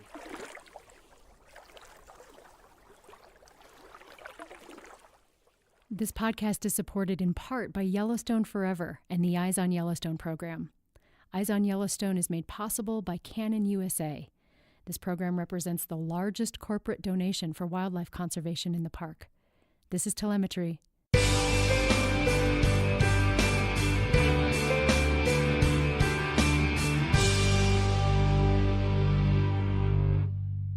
With a mountainous backdrop and St. Mary Lake just a short walk away, this stop on the Going to the Sun Road offers breathtaking scenery as well as many services and activities. Accommodations are available in motel or cabin units and at the 82-site Rising Sun Campground. A camp store and gift shop offers souvenirs, basic groceries, and camping necessities. A casual restaurant offers Southwestern and traditional American fare and can provide boxed lunches to those headed out for the day on the trails. In addition, showers are available for a fee. This is the only location in Glacier National Park that has showers. Tours aboard the historic red buses depart from Rising Sun, and the park's new free shuttle system stops here as well.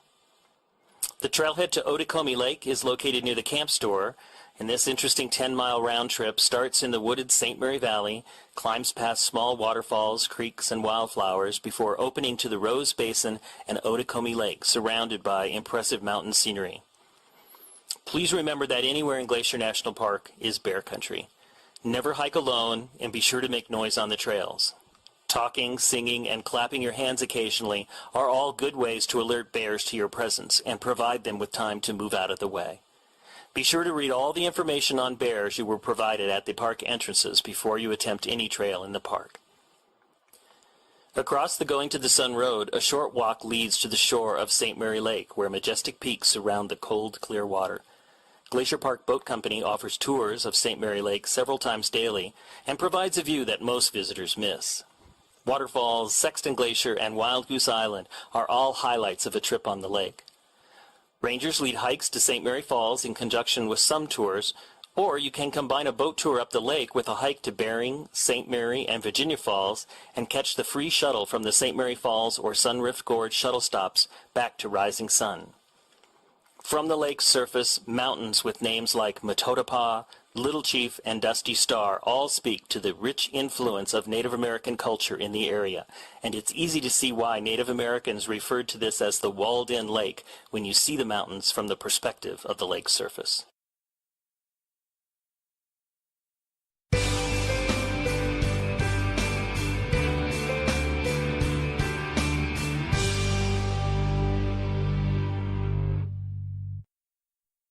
Welcome to Apgar Village.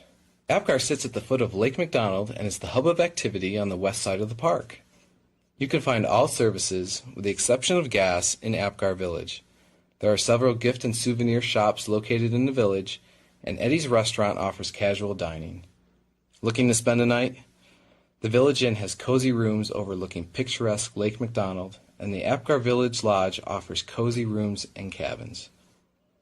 The Apgar Visitor Center and Backcountry Permit Office are also located here. Whether you are just here for a drive-through visit or are planning a multi-day backcountry adventure, friendly rangers provide visitors with hiking and trip planning information.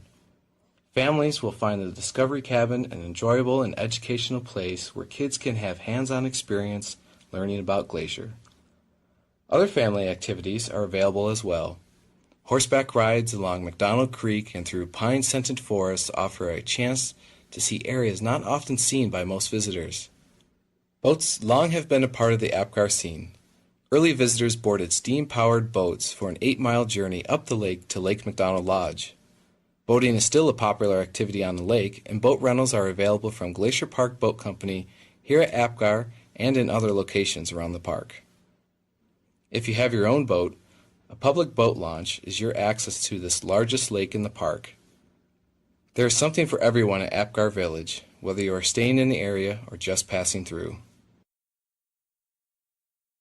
I know I had a number of moments early on working over at the St. Mary Visitor Center. As you kind of get to the edge of the building and the building is no longer blocking the wind, I had things that just got sucked right out of my hand. That's Debbie Smith. She's in charge of, among other things, the St. Mary Visitor Center. You know, it's also funny, we'll often get these high wind warnings. I think it was for 40 to 50 mile an hour gusts and maybe even as high as 85. And I've told people that don't live around here that that's our weather forecast, and they're like, oh no, that can't possibly be right. You know, you couldn't possibly have wind that high, but we do. How does wind affect people's experience when they're visiting the St. Mary area? Partly it's just about the sort of obvious things like making sure their tents don't blow away and making sure when you're eating lunch that you have, you know, a hold of everything that you brought with you. And then there's also being able to see what the park is like, and whether it's seeing St. Mary Lake on a day that it's really windy with huge white caps. Even sometimes at the St. Mary Visitor Center on really windy days, we'll get the spray from the lake hitting the windows on the side of the building because it's just blowing it that far. And the visitor center is not right on the edge of the lake there. The wind has to carry that spray over a quarter mile for it to hit the building. When people are hiking in St. Mary, what are some of the effects of wind that they might see in the plants or the landscape?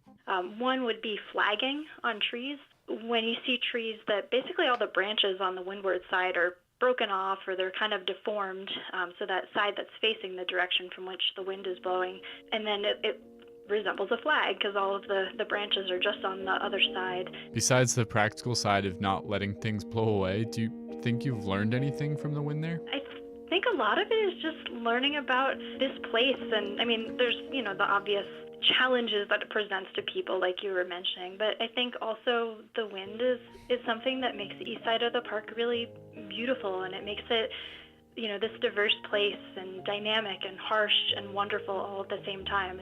It just adds to the experience, and it creates the amazing place that we have on the east side. How does wind affect life in your area? Does it invert umbrellas, sculpt dunes, or drive wildfire? Maybe you hardly think about the wind at all. The way you interact with wind is largely dependent on where you live. In Tornado Alley, wind is a life-altering force. But in other parts of the country, it might be more of a curiosity. In this episode, we're going to look at two elements that, perhaps like the wind, have been eliminated as a major factor in many people's lives, but that still find a home in Glacier National Park.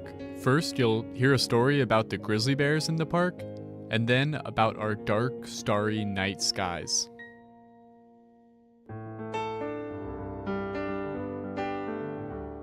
Welcome to Headwaters, a Glacier National Park podcast, brought to you by the Glacier National Park Conservancy and produced on the traditional lands of many Native American tribes, including the Blackfeet, Kootenai, Salish, and Kalispel people.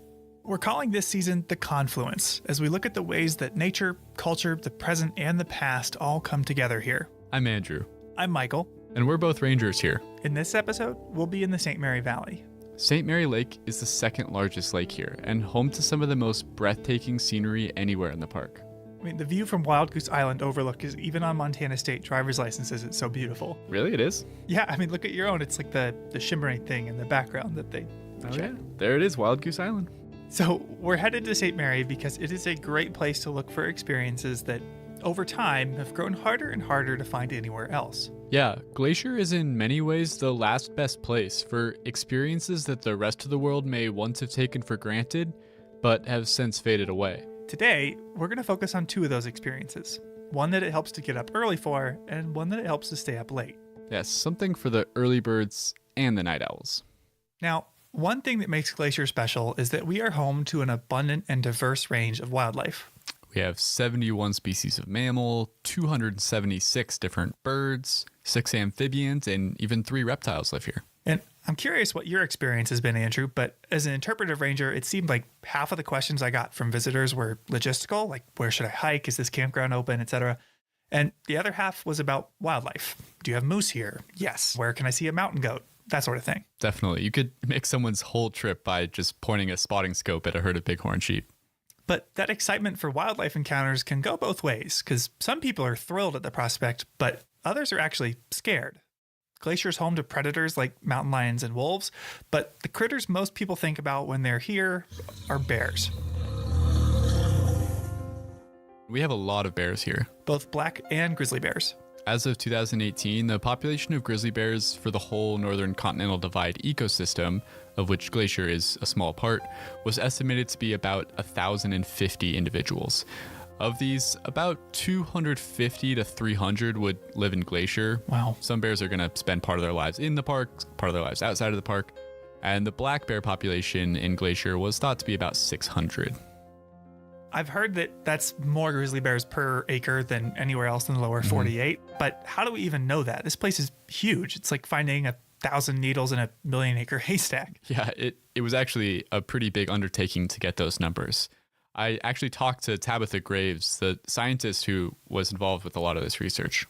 Hi, I'm Tabitha Graves. I am with USGS. I'm a research ecologist. Not only is it a massive area to survey, you have to figure out how to distinguish individual bears so you don't just keep counting the same ones. And I know with birds, in these sort of situations, biologists will catch them and mark them with a leg band, some other animals with ear tags. Yeah, but capturing and marking hundreds of grizzly bears would be super expensive and time-consuming. Sounds very dangerous and would probably seriously disturb the animals. So the scientists used some really cool technological advances to measure the bear population in a different way.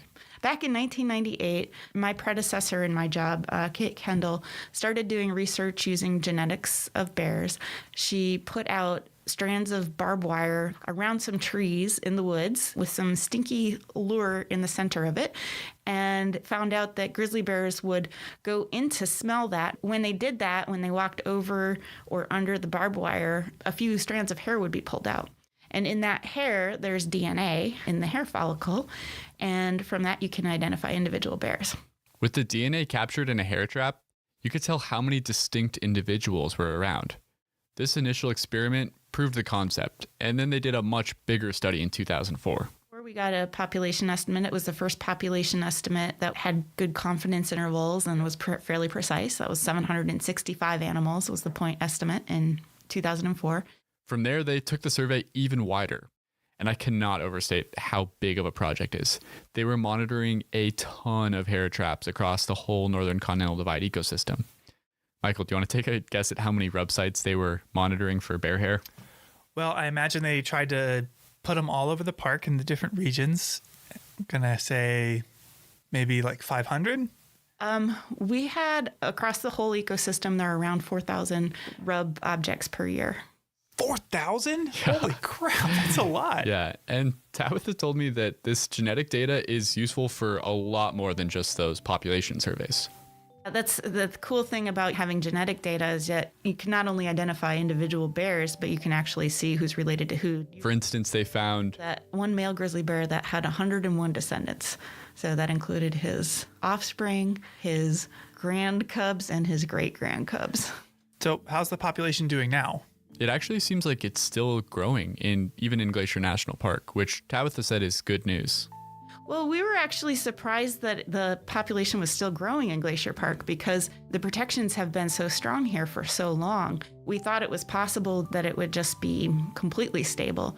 Because bears have larger home ranges, it could be that changes that are going on the Blackfeet Reservation or the Whitefish Range are also influencing the number of bears here. Wow, that's amazing.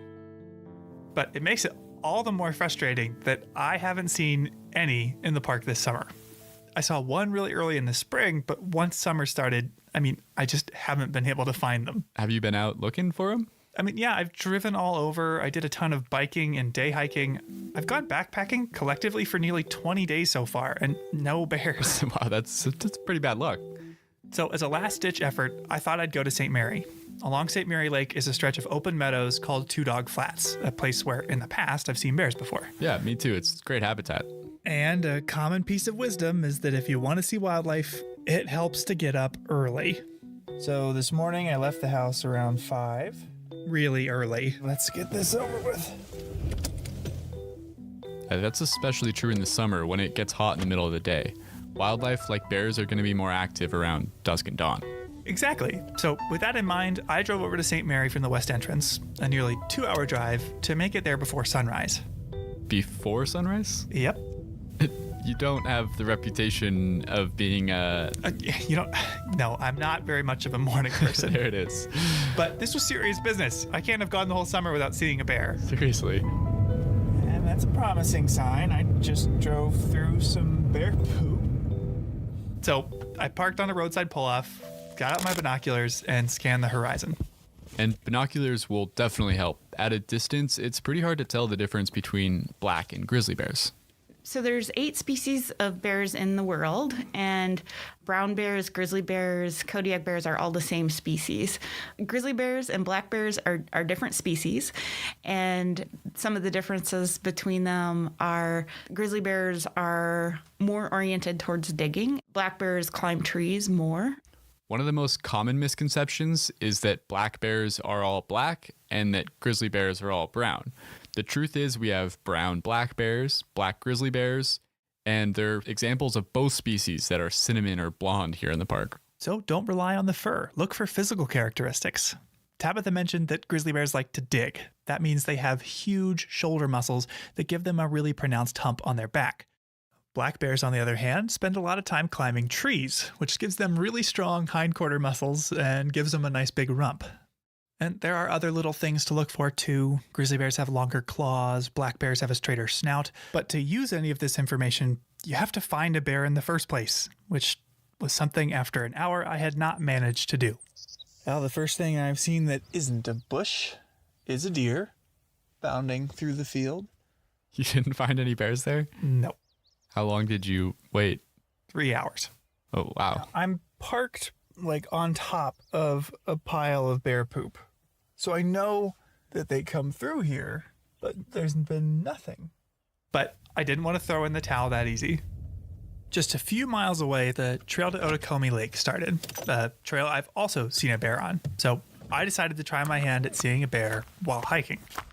And with very high hopes of seeing bears earlier in the summer, I interviewed one of Glacier's resident bear experts. Could you introduce yourself? Sure. Well, Michael, I'm Bob Adams, and I have been here in Glacier as a seasonal ranger for specifically 44 seasons before this. Bob is a legend in Glacier.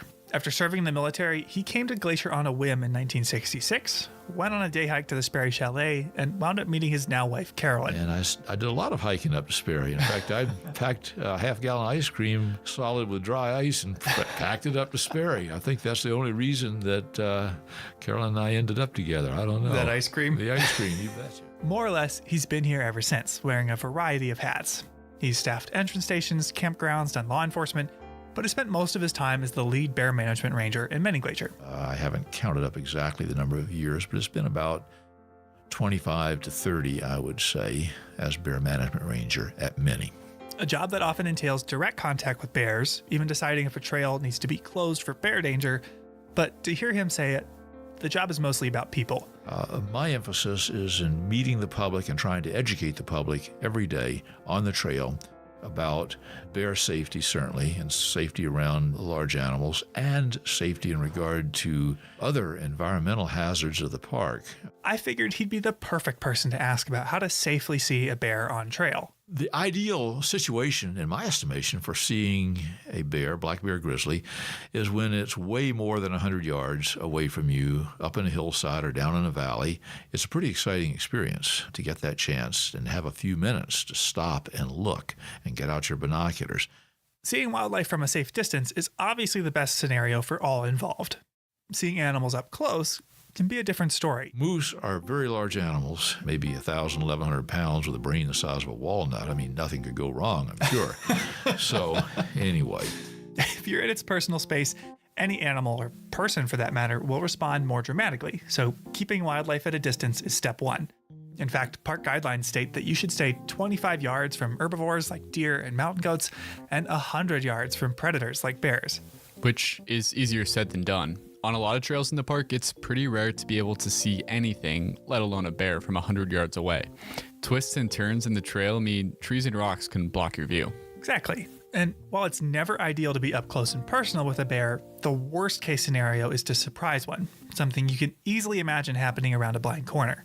So the best thing to do while hiking is to regularly let them know you're there. To minimize the likelihood of encountering a bear or surprising a bear is to make noise when you travel. That means using your voice to call out. It's not conversation. People say, oh yeah, we're talking. We go, okay, sometimes your conversation carries quite a distance if the wind is blowing, but usually it does not. Coming through. Bears have an incredible sense of smell. They are believed to be able to smell things from over a mile away, but their sense of hearing is about as good as ours. I, in Glacier Park, am just obnoxiously known for my presence, I guess. Every 50 yards or so, I'll shout out, especially around a blind corner where there's high noise from wind or waterfall or stream nearby. You want bears to know you're in the area because bears' natural inclination is to move away from people. Even though they're accustomed to our presence, they have no interest in really getting up close and personal with us. So give them that opportunity.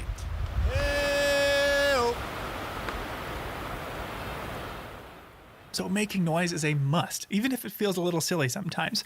Making noise has helped me avoid surprising bears, but it won't always prevent you from running into them. You're right. Sometimes even if they know you're there, you might still see them. We get reports all the time, every summer, every week, in the visitor center. Oh, bear was coming toward me. It was charging me. It was lots of different things in their perception, but the bear usually is just walking toward them, and they are petrified, and you and I can understand how that might be if you've never been around a bear, maybe even in a zoo. Yeah. This is This is daunting.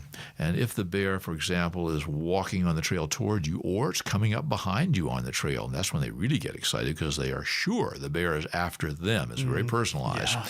It's not the case. The bear is moving where it wants to go. The trail is the easiest way for the bear to travel. One time, a few years ago, I was leading a ranger hike up to Avalanche Lake, and we were all stopped talking about the trees, and someone very calmly tapped me on the shoulder and said that there was a black bear coming down the trail. It made total sense. Why would the bear want to bushwhack through the brush when there's a trail that's clear right there? Precisely. And Bob has advice if you ever find yourself in that situation. What we as visitors and hikers should do is move slowly away from the bear, back up slowly. And if you find a spot on the trail that's safe for you to get off on the downhill side of the trail, not over a cliff, but where you can walk down 5 or 10 yards and just stand still, the bear is going to walk past you. That's what the bear is going to do. It may turn and look at you. You may feel more comfortable, and it's perfectly okay to get out your bear spray and have it in your hand, but do not plan to discharge it at the bear. That's just going to stir things up. There's no need to do that. That's how it's happened in my experience.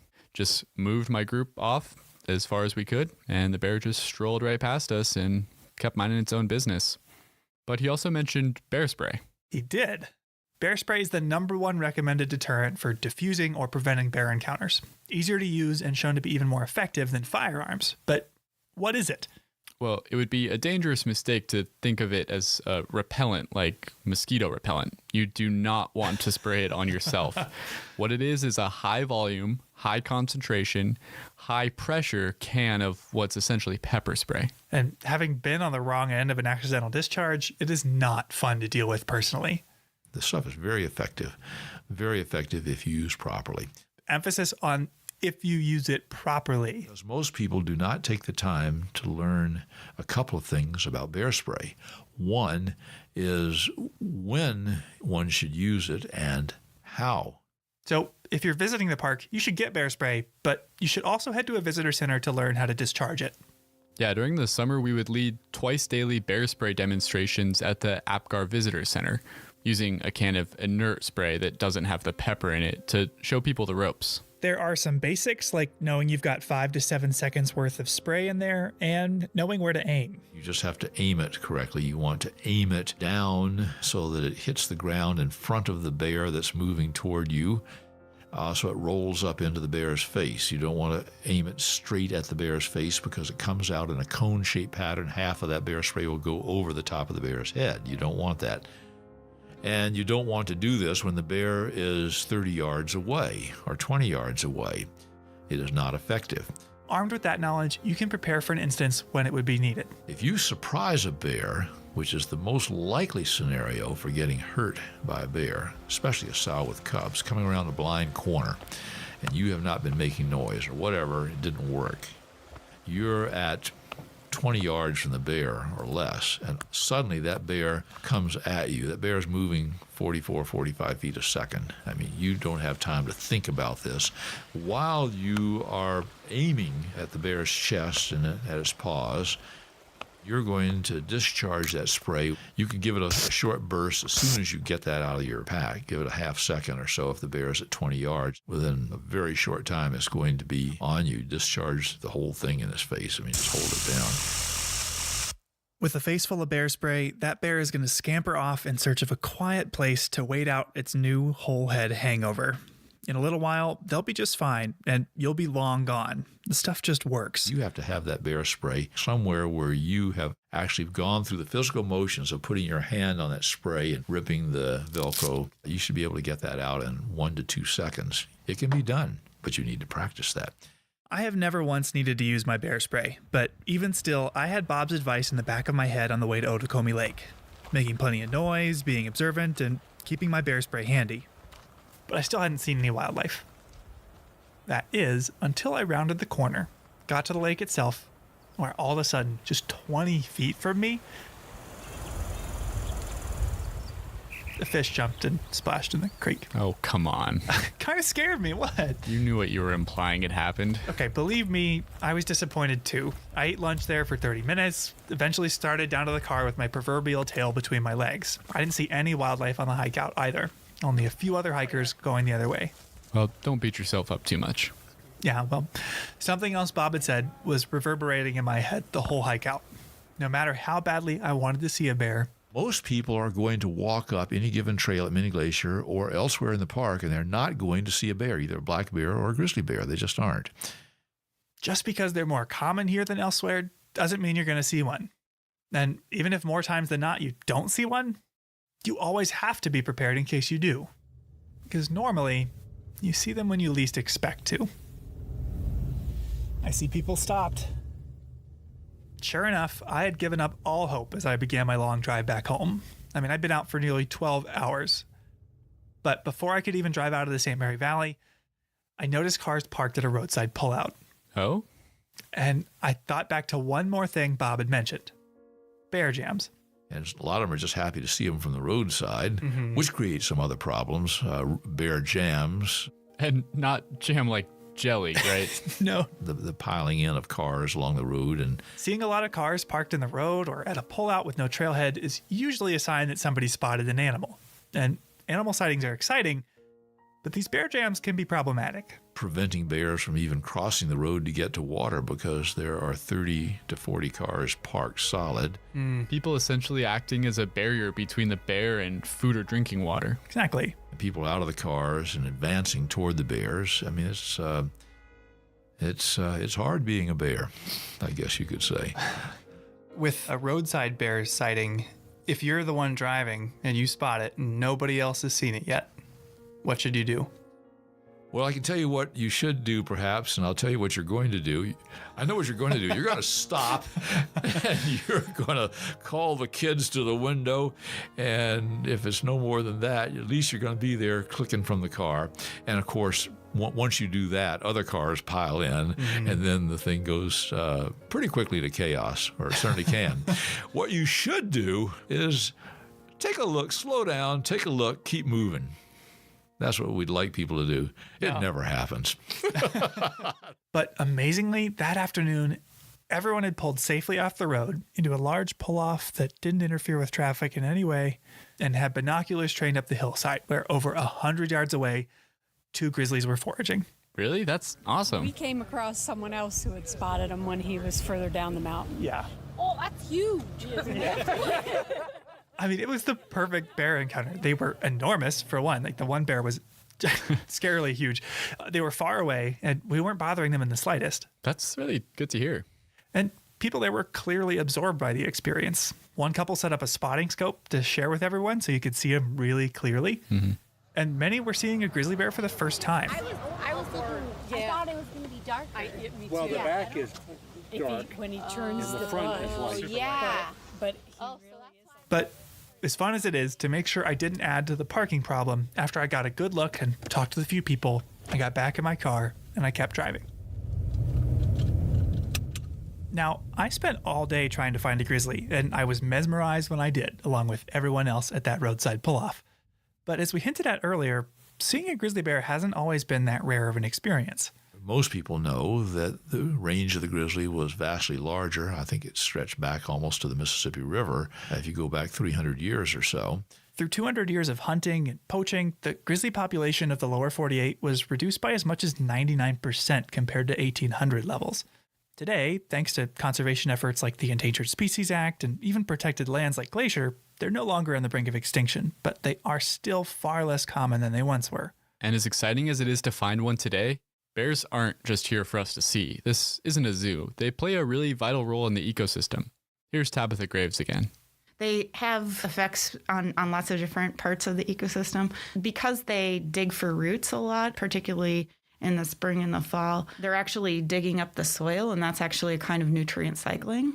They might eat huckleberries, for instance, in one place, and then because they can move such large distances, being large animals, they are really important for seed dispersal. They regulate prey populations, break down logs. Really, the list goes on and on. Their role in this ecosystem is enormous. The fact that we not only have them here today, but that thousands, millions of us each year can share this place with them speaks to the strides we've made in bear management, which, as Bob put it, used to be, well, different. Oh, bear management has changed quite a bit.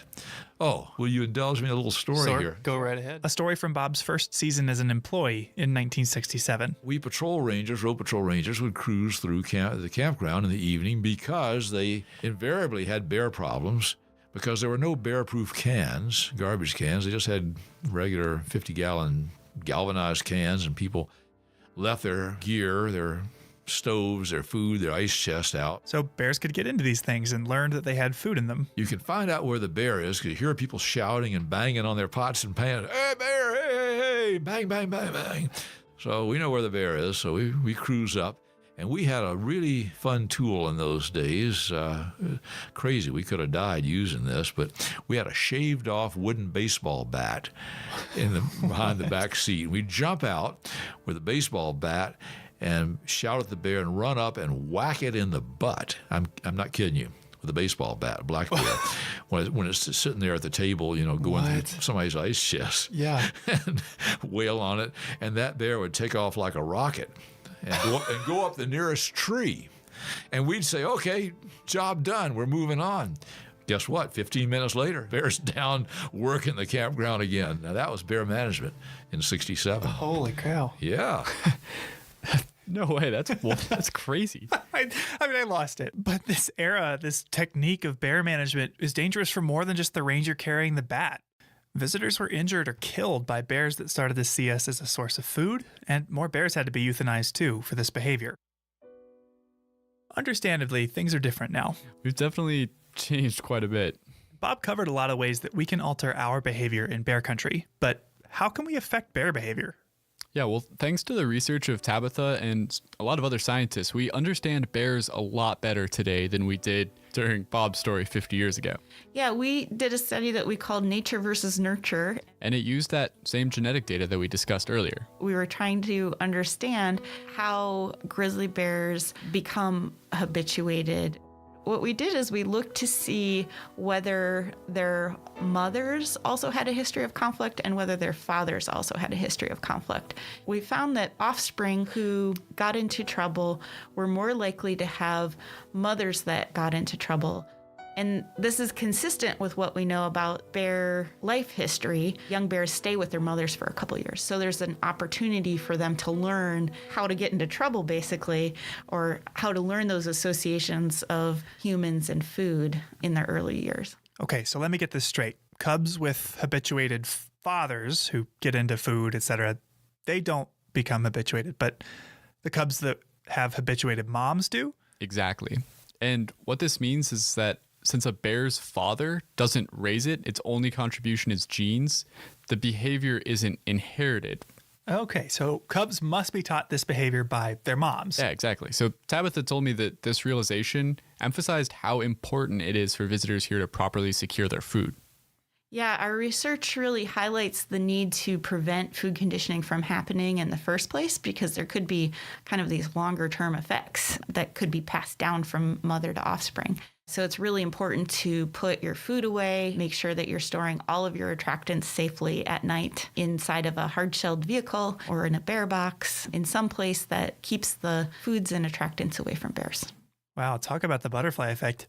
I knew it could affect our bears today, but if it gets in the hands of or the paws of a female bear, she's going to teach it to her cubs and they'll teach it to their cubs and so on. So it's really important that we always secure our food and trash. It can affect generations of bears. So as we've learned this information over time, the park's bear management policies have evolved. Given the same situation this summer, you probably wouldn't use a shaved off baseball bat. No, we wouldn't use the baseball bat. Absolutely not.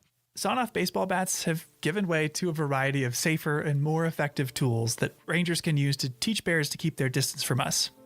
There's cracker rounds, beanbags, rubber bullets, and also infrastructure set up to know how and when to close trails or campgrounds to prevent encounters in the first place. But like Tabitha mentioned, the most important tool that has kept our wildlife as wild as can be in a place with 3 million visitors a year is food storage. All foods, all things that are associated with foods kept away at all times except mealtime. That's the mantra.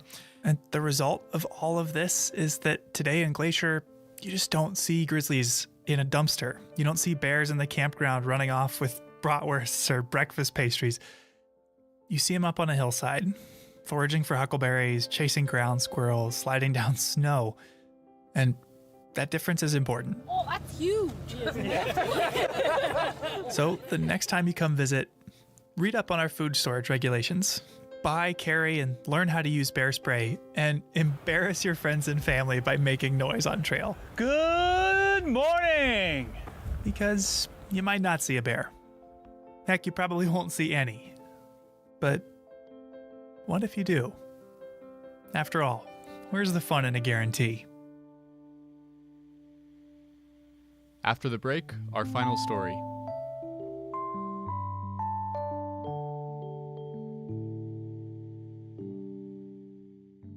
Each episode, we seem to cover at least one thing that, like this podcast, wouldn't be possible without the support of the Glacier National Park Conservancy.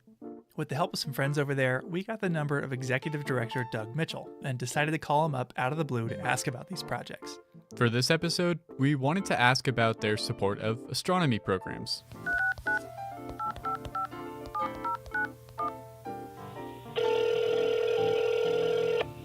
Glacier Conservancy, this is Doug. Hey Doug, it's Andrew and Michael here. The Mad Podcasters. How are we doing over there today? We're doing pretty good, but we've got an issue. We were hoping you could help us settle it. We've been arguing all day about whether the morning or the evening is better here in Glacier National Park. All right, well, Michael, make your case. Okay, so I think that the evening is better because there's nothing worse than having to get out of bed early in the morning, and it's a lot easier to stay up late. And the sun doesn't even set, seems like, till 10 p.m. at some points in the summer, so that's why I think it's better to stay up late. All right, very good. Andrew, counterpoint? Well, I've got to say, the morning is the best time to be out in Glacier National Park. You get out early, the sky is all lit up with the sunrise. You really can just get going on your day and enjoy all the beautiful scenery. In the evening, it's cold, you're sleepy, can't see much. So, in my opinion, you got to get out early when you're in Glacier. Wrong. Michael, you are the winner. No doubt about it. For those of my age group, that is a Saturday Night Live ripoff. But we love the evenings here at the Glacier National Park Conservancy because there's so much programming that goes along with the night skies. So evening is the right answer. Woo! Told you. Well, I should have known Doug would come down on your side since the Glacier National Park Conservancy funds so many dark sky and astronomy programs in the park. Yeah, I'm going to be holding this over his head for the rest of the day. As you should. You are the king. Long live the king. All right. Well, thanks for the time, Doug. We'll talk to you later. Of course. Thank you guys. Call anytime. Cheers. Yeah. Bye.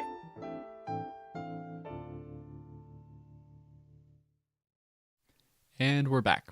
One of the things I think is so unique about this place is that people have a chance to interact with wild animals that are in their natural habitats. It's an experience that would have been really common for our ancestors, but to most modern people, it's just really not part of life anymore. That's interesting to think about. For thousands of years now, knowing how to interact with large carnivores that could kill you would have been an essential skill, but at some point it just stopped being part of most people's lives. Yeah, it's so interesting to think about these situations that were part of what it was to be a human for hundreds and hundreds of generations. So long that knowing how to respond to them is literally inscribed in our DNA.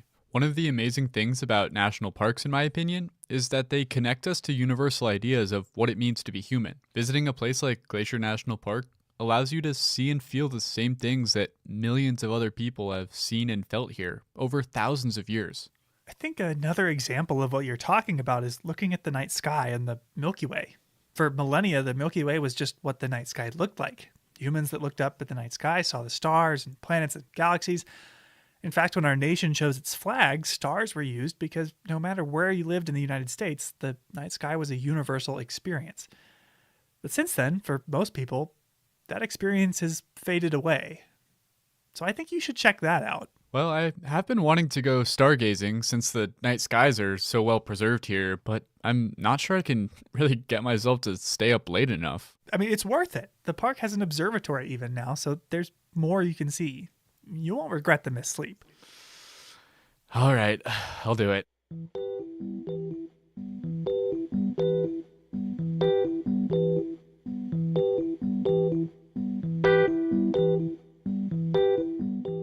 Armed with 2 cans of iced coffee, some high-energy music, and my microphone, I drove across the divide from my APGAR office to Glacier's observatory at the St. Mary Visitor Center. There, I met Lee Rademacher, the ranger who spearheads Glacier's astronomy program. Hey Lee, good to see you. As he started up the observatory and aimed the telescope, I asked him some questions about Glacier's night sky program. First of all, what do we mean by dark skies? Dark skies are more than just a night sky. Dark skies are really about a sky that lacks light pollution. It's stray light that shines up into the sky. It creates a sky glow, and they are getting rarer and rarer. Okay, so light pollution is extra light that is making the stars less and less visible? Yeah, that's right. And having dark skies is actually pretty important. So in the biologic realm, basically every single organism that lives on the surface of this planet has evolved with a day-night cycle.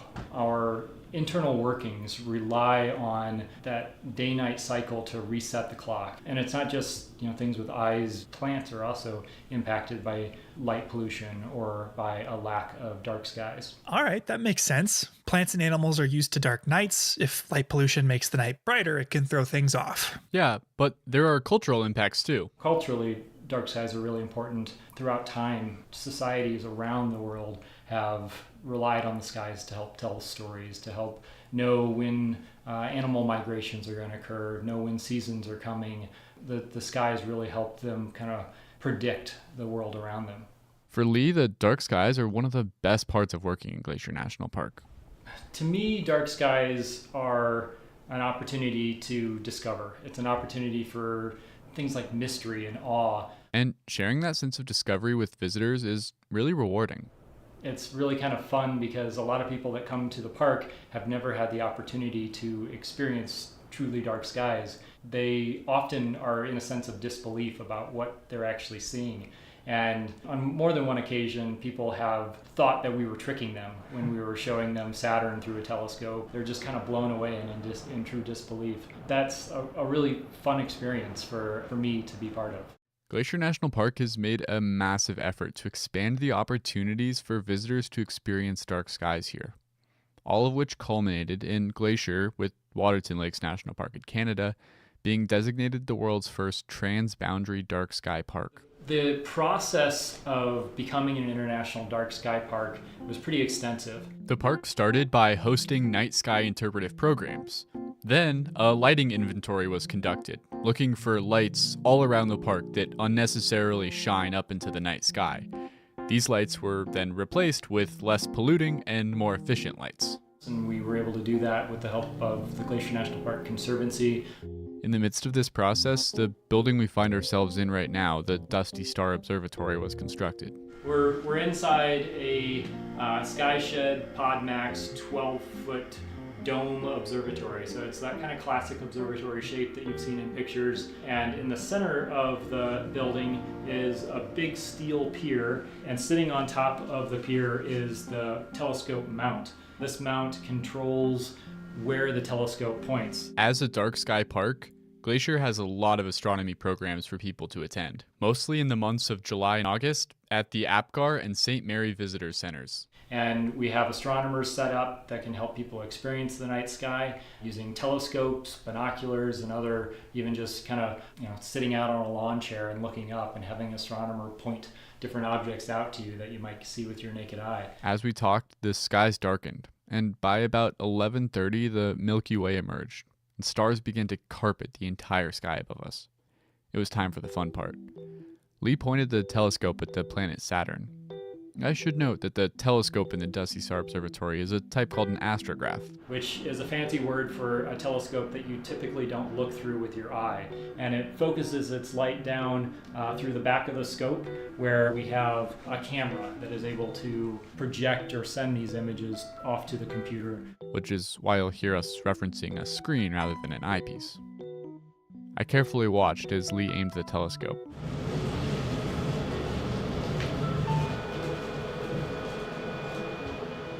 So right now, Saturn has popped up on the screen, and right now it just looks like a really bright white oblong shape.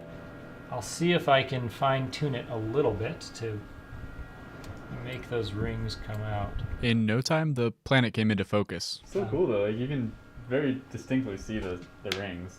While Saturn was super cool, I was really hoping I could convince Lee to show me the comet Neowise, which was at its most visible the night I was out there.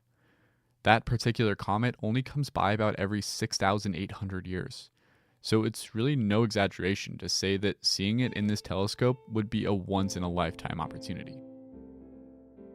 After a few minutes of adjustments, Lee got the comet squarely in the telescope sights, and it didn't disappoint. So now we've got the nucleus of the comet on the left side of the screen and the tail stretching out to the right. Oh my god, yeah, that's really impressive. He talked me through what I was seeing here. So the Neowise is a fairly green hue and actually has a greenish ion trail. Every comet has two tails as it approaches the sun. One is the tail kind of made up of the dust and gas that's kind of blasted off of the core of the comet. And then a second one is an ion tail that's formed from the interaction between the comet and the solar wind. And so the ion tail is kind of this greenish blue, and then the comet itself is more of a kind of a greenish emerald almost color. Wow. I'm so jealous. I told you it was worth staying up late. Did you get a picture? We did. Here, check it out. Oh, wow. You could really see the tail and everything. We should put that on the park's website for listeners to see. That's a great idea. We can get it up there. By now, as we looked at the comet, it was getting really late. The excitement of seeing the comet had given me a rush of energy, but I knew it wouldn't last forever, and Lee had to work early the next morning. I think it may be time to call it a night on this fairly successful image. I have a 7 o'clock shift tomorrow. Oh, yeah, I gotta drive back to You can enjoy the stars on any clear night in Glacier, even if you're not able to make it to an astronomy program. All you really need is a clear view of the sky. Lee recommends bringing some warm clothes, maybe a lawn chair, and a pair of binoculars can help too. And he said that if you can't make it to an event, with a smartphone you can download an app and point it at the sky and learn a little bit more about what there is up there. If you decide to check out the stars while you're here, and you definitely should, it was well worth staying up for, it's important to think about leaving no trace. With stargazing, Lee reminded me that Leave No Trace Principle 7, be considerate of other visitors, means taking an effort not to shine bright lights where people are stargazing. If we take these simple steps to leave no trace, we can make sure that there's continued opportunities here to be part of this ancient human tradition of viewing the night sky. Today, when you look up at the night sky, you're not just seeing the stars. I think you're really connecting to that shared humanity and that shared culture. Sounds like you had a great night. I'm really thinking now about all the ways that people and our lighting clashes with the natural dark skies and how it hasn't always been that way. So I called Darnell Rides at the door, and Amskapi Pekani, our Blackfeet tribal member that I met in another episode, to learn more, and she pointed out the observatory's name. Dusty Star is actually a Blackfeet term for a comet. Those are comets. We call them dusty stars. It's just kakadus. The concept of a dusty star might have been especially relevant this year with the comet Neowise. My coworker Andrew got the chance to go look at that in the St. Mary Observatory. Oh, how awesome. Oh yeah, that makes total sense after seeing it. Comets are like just dusty stars. Yeah, and Darnell told me that the Blackfeet language is a very visual one. You know, it's interesting to think about. The last time the comet Neowise passed by Earth, some 6,000 years ago, Blackfeet people were probably looking at it up in the sky and calling it by that same word. The things we talked about today, seeing grizzly bears in the Milky Way, are just a few of the countless unique experiences you could have here. Yeah, you can also find here some of the last alpine glaciers in the contiguous U.S., endemic plants that occur nowhere else in the world, and opportunities for solitude and quiet that are becoming increasingly rare. I mean, heck, if you could prove there's a better place on Earth to pick huckleberries, I'll eat my shoe. These are opportunities for people to connect with the natural world that may disappear forever if we're not careful. So it's our collective job now to make sure the types of experiences we talked about today, like seeing a bear or viewing the stars in the night sky, are possible for people for another 6,000 years. I think that if we can learn to come together as a community, we can do it, but it's going to be a big job. Yeah, but I think we're up to it.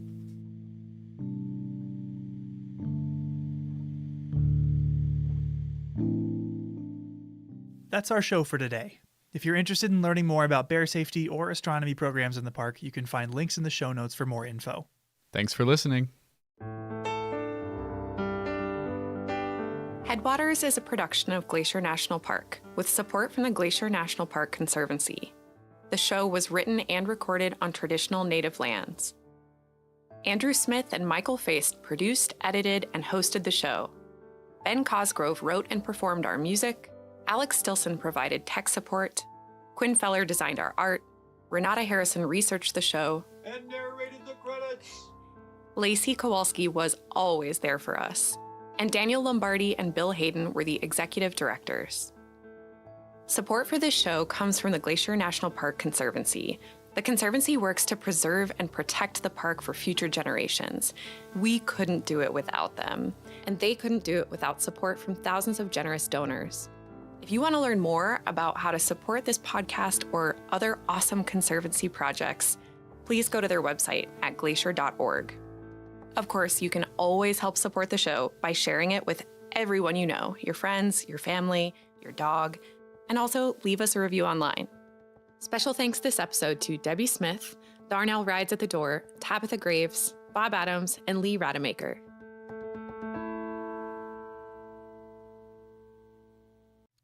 One spring, shortly after I first came to Glacier National Park to start working as a ranger here, I made my first trip up the Going to the Sun Road. In spring, while the plow crews are still working on clearing the winter snow from the road, the area past Avalanche Creek is closed to cars. At this time of year, it's popular to bicycle up on the closed part of the road. One afternoon, I took my bike up to Avalanche Creek to ride. Only planning to bike a few miles, I was outfitted in just a t-shirt and carrying only a simple repair kit, a small water bottle, and of course a can of bear spray. When I reached my intended destination, a switchback in the road called The Loop, I was still feeling strong. The sun was bright and the sky was that deep blue color you only really get in wide open country. From that spot, there's a spectacular view of a mountain called Heaven's Peak. I just couldn't turn around. I eschewed my original plan and kept pedaling up towards Logan Pass. I couldn't stop. Those miles above the loop are home to some of the grandest mountain views you'll find anywhere. As I came around each corner, a new and breathtaking vista came into focus. The effect was magnetic. As my legs became leaden from the miles of climbing up towards the pass, the mountain views compelled me forward, foot by foot, the beauty of the scenery practically physically pulling me up. If you've ever ridden the Going to the Sun Road, you know exactly what I mean. The feeling was ineffable and unforgettable. Eventually, I reached the high point of the road, Logan Pass, and by then I was in a complete euphoria. As I looked around, I relished the alpenglow lighting up the mountains, the evening light shimmering in the snow, and the glacier lilies pushing up through the fresh soil. The pinkish orange of the sunset was so beautiful I screamed. I couldn't react except primordially. I breathed the crisp mountain air and the place became part of me. I turned the handlebars of my bike back towards the car and began to cruise down the road. But as night started to close in on me, my bliss quickly turned to worry. The sun dropped behind the tall peaks and the temperature plummeted. The road was coated with frigid water from the melting snow, which was kicked up by my tires, and soon saturated my green t-shirt. My stomach growled with hunger. I had cycled much further than planned and missed dinner. But worst of all was the wind. The air itself was still, but biking downhill and picking up speed, I would generate my own wind faster and faster. I couldn't decide whether to descend slowly, staying warmer but dragging out the experience, or to just let go and frigidly descend as fast as possible. Gravity and the thought of my warm car were irresistible. I let loose. As I picked up speed, the cold wind turned my hands numb. They slumped over the handlebars, pale and useless. Suddenly, I regretted that decision. In the fading light, I saw a herd of bighorn sheep jump down into the road from a rocky outcropping above, directly into my path. I squeezed my brakes as hard as I could with my unfeeling hands, not knowing if it would have any effect. With a shriek, my tires locked up, and my bike came to a halt. I was a little too close for comfort to the curly horns of a large ram. He seemed unmoved. Slowly, I made my way down to the car, arriving safely, but well after dark. At home, I cooked up fried eggs, refried beans, anything caloric and warm I could find in my cabinet. Since then, I've biked the Going to the Sun Road many times, and the views still capture my heart. But now, before I leave, I always make sure I have all the necessary safety gear, including snacks, a jacket, and especially gloves.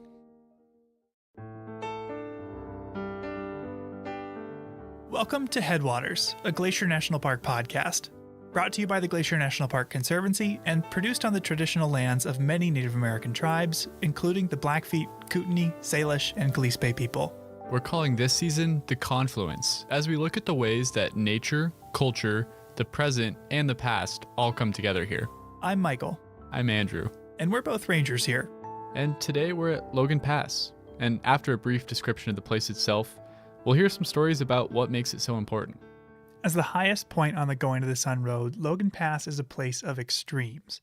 One extreme is visitation. This is the starting spot for two of Glacier's most popular trails, the Highline and Hidden Lake, and has some of the most coveted parking spots anywhere. To get one of the 234 spots here on a summer day often means arriving before 7 a.m. Logan Pass is also home to extremes of weather. Once, wind speeds of at least 99 miles per hour were recorded for 12 hours straight. It can snow any month of the year here, and often there's still 10 plus feet of snow on the ground into July. As crazy as this may sound to listeners from warmer areas, if you show up to hike at Logan Pass in July, don't wear your sandals. You'll likely be walking on snow. Because of the extreme geography and weather here, there's really only a short window to visit. Crews start plowing the Going to the Sun Road every year at the beginning of April, but it's a monumental task. The plows will have to maneuver through avalanche chutes, manage extreme weather, and finally tackle a section simply called the Big Drift, where snow often blows into a pile 80 feet deep. They do all of this on extreme terrain, and it all has to be finished before the road can open to the public. Typically, the Going to the Sun Road opens for the season in late June or early July, but the opening date will depend on conditions. So if you're planning to drive to Logan Pass, don't plan your trip any earlier than that. If you want to bike like I did, the road will be available for biking before it opens to cars. But you're not allowed to bike in the immediate vicinity of working plow crews for obvious reasons. To reach Logan Pass, you'll need to bike after hours or on the weekend when crews aren't working. Once Memorial Day hits and car traffic really ramps up, there are more restrictions on when and where you can bike on the Going to the Sun Road. You'll really want to consult the park website or newspaper to read all the details. It's only a few short months before winter makes its return to the pass. Winter storms have ended the Logan Pass season as early as September in recent years, but mid-October is more typical. It's a narrow window, and that's not accounting for wildfire or other natural events that can lead to unplanned closures. But Logan Pass is a magical place, full of wildflowers, wildlife, and unsurpassed views. The wild and rugged nature of this place, which makes it so appealing, can also make it unpredictable. It's good to keep in mind that some things you plan to do just might not be available. Be flexible and have a backup plan. There's always something fun to do if you're creative and prepared. With all that in mind, let's move into our first story of the day, about how workers in the 1920s and 30s were able to build the engineering marvel that is the Going to the Sun Road.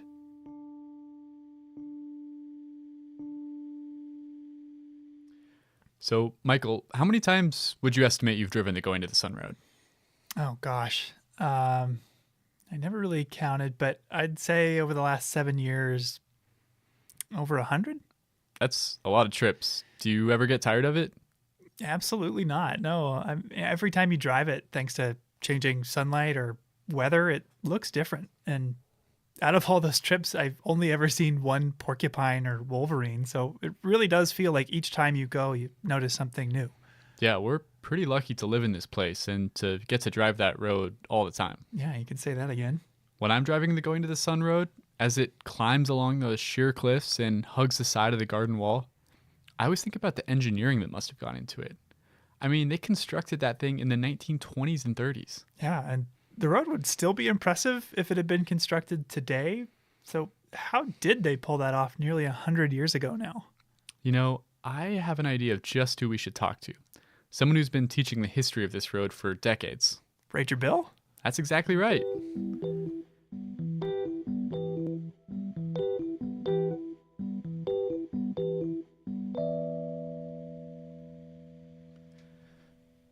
Bill has been working here for a long time. Well, I started in Glacier National Park in 1966. I worked for the boat company, and then in 1988, I was lucky enough to score a job with the National Park Service, and up until this year, I think I had 32 years in. If you're lucky enough to meet Bill, you'll find that he's got a ton of stories about the park throughout the years.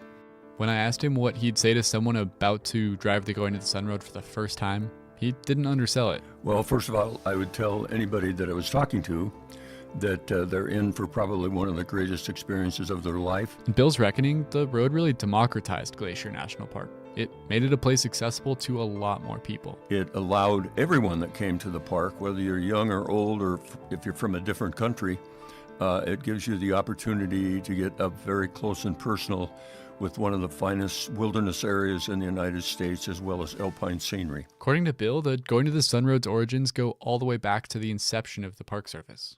It came back to Stephen Mather, who you probably know was the first director of the National Park Service. The National Park Service came into existence in 1916. Stephen Mather, within a year, became the director. Okay, what about the route? I mean, it seems obvious now. It's absolutely spectacular, but how did they decide where to put it? According to Bill, the routing we have today was not even the one that they had originally planned on. The first architect, landscape architect that was involved in the road was a guy by the name of George Goodwin. And George Goodwin proposed 15 switchbacks over that 3,500-foot climb up to Logan Pass. And Stephen Mather came out and he rode up to the area where he proposed the 15 switchbacks. And Goodwin's whole thought process was he wanted to show the human spirit and what the human spirit was capable of doing. And he felt that a road like that would definitely be there for all time to come. Oh, really? The road was supposed to have 15 switchbacks? I mean, it only has one now at the loop, right? Yeah, fate intervened and the 15 switchback idea was shot down. But along on that trip was another younger architect by the name of Thomas Vint. And Thomas Vint said, I don't think that's a good idea. And Stephen Mather also said he didn't think it was a good idea that they would ruin this incredibly beautiful scenic part of the park. Okay, yeah, no, I've got to agree. That does not sound like a good idea. 15 switchbacks would have covered like the whole area in pavement. So Vint proposed a different route instead. One that only had a single switchback. One where the road would blend into the landscape, emphasizing the natural scenery rather than the human engineering. It sounds a lot more like the road that I know. Yeah, Stephen Mather preferred that proposal as well.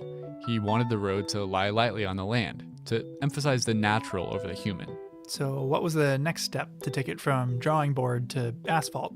Well, they had to do a survey of the route. And they finally decided that it was going to be a one switchback road. A civil engineer out of San Francisco by the name of Frank Kittredge came in and hired a group of 30 men. And he'd had a lot of experience building roads along the ocean. Michael, you know how steep and cliffy that terrain is.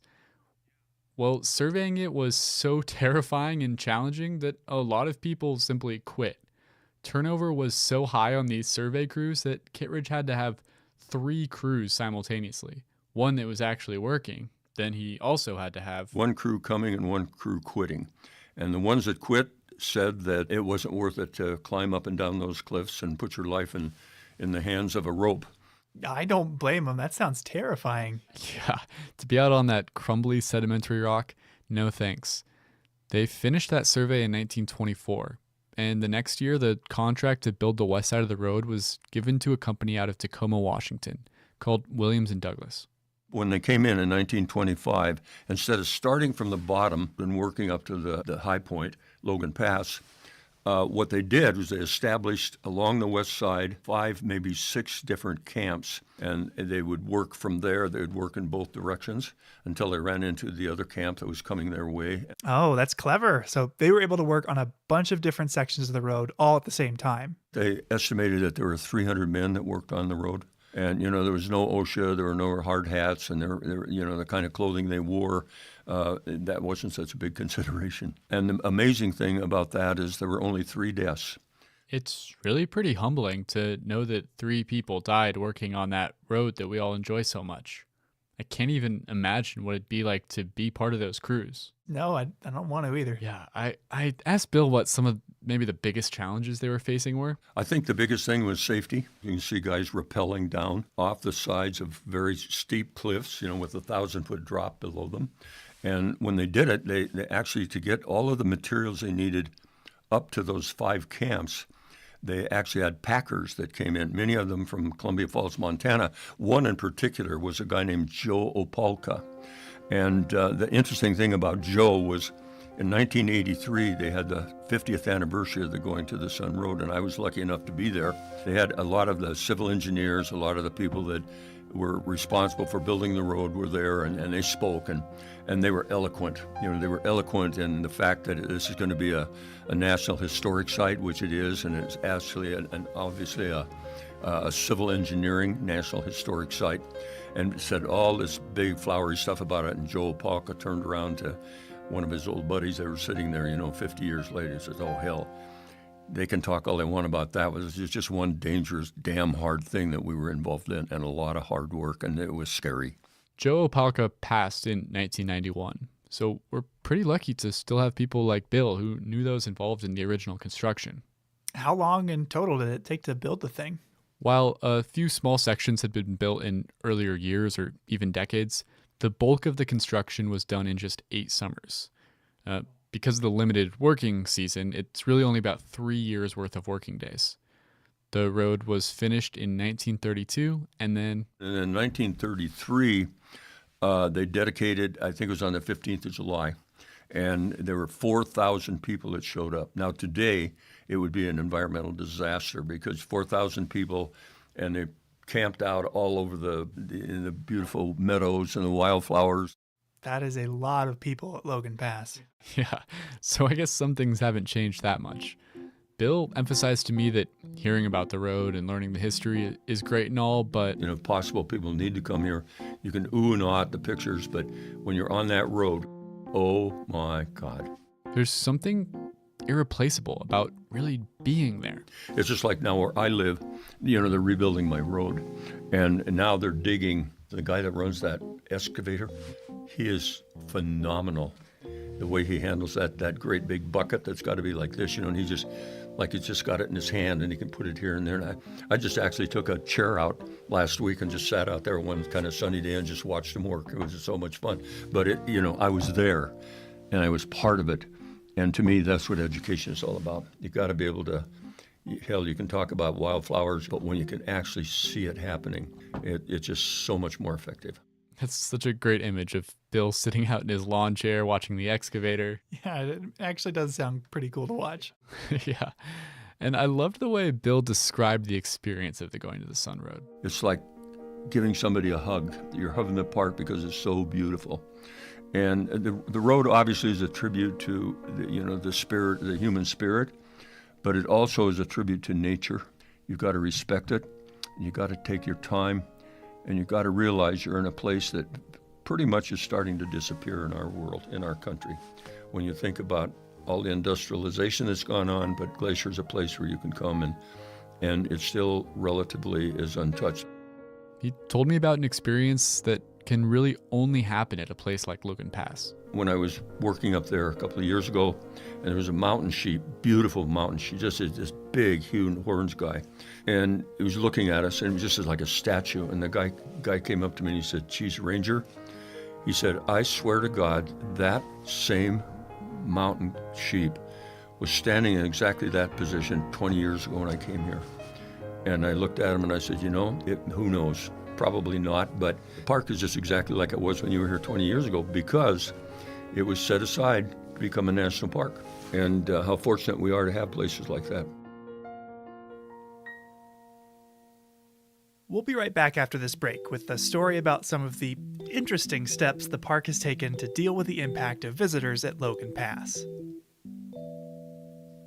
Each episode, we seem to cover at least one thing that, like this podcast, wouldn't be possible without the support of the Glacier National Park Conservancy.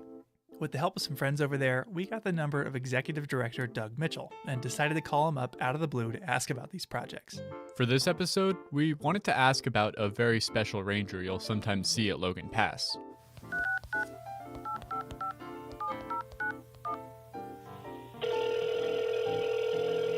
Glacier Conservancy, this is Doug. Hey Doug, it's Michael and Andrew. How are you doing? Michael and Andrew, what a treat to hear from you today. Likewise. Well, we're calling because Andrew and I have both worked at Logan Pass as park rangers, but no matter how good a rangers we are, most visitors who come up to us are asking for a different ranger, one special ranger. Do you have any idea what ranger that might be?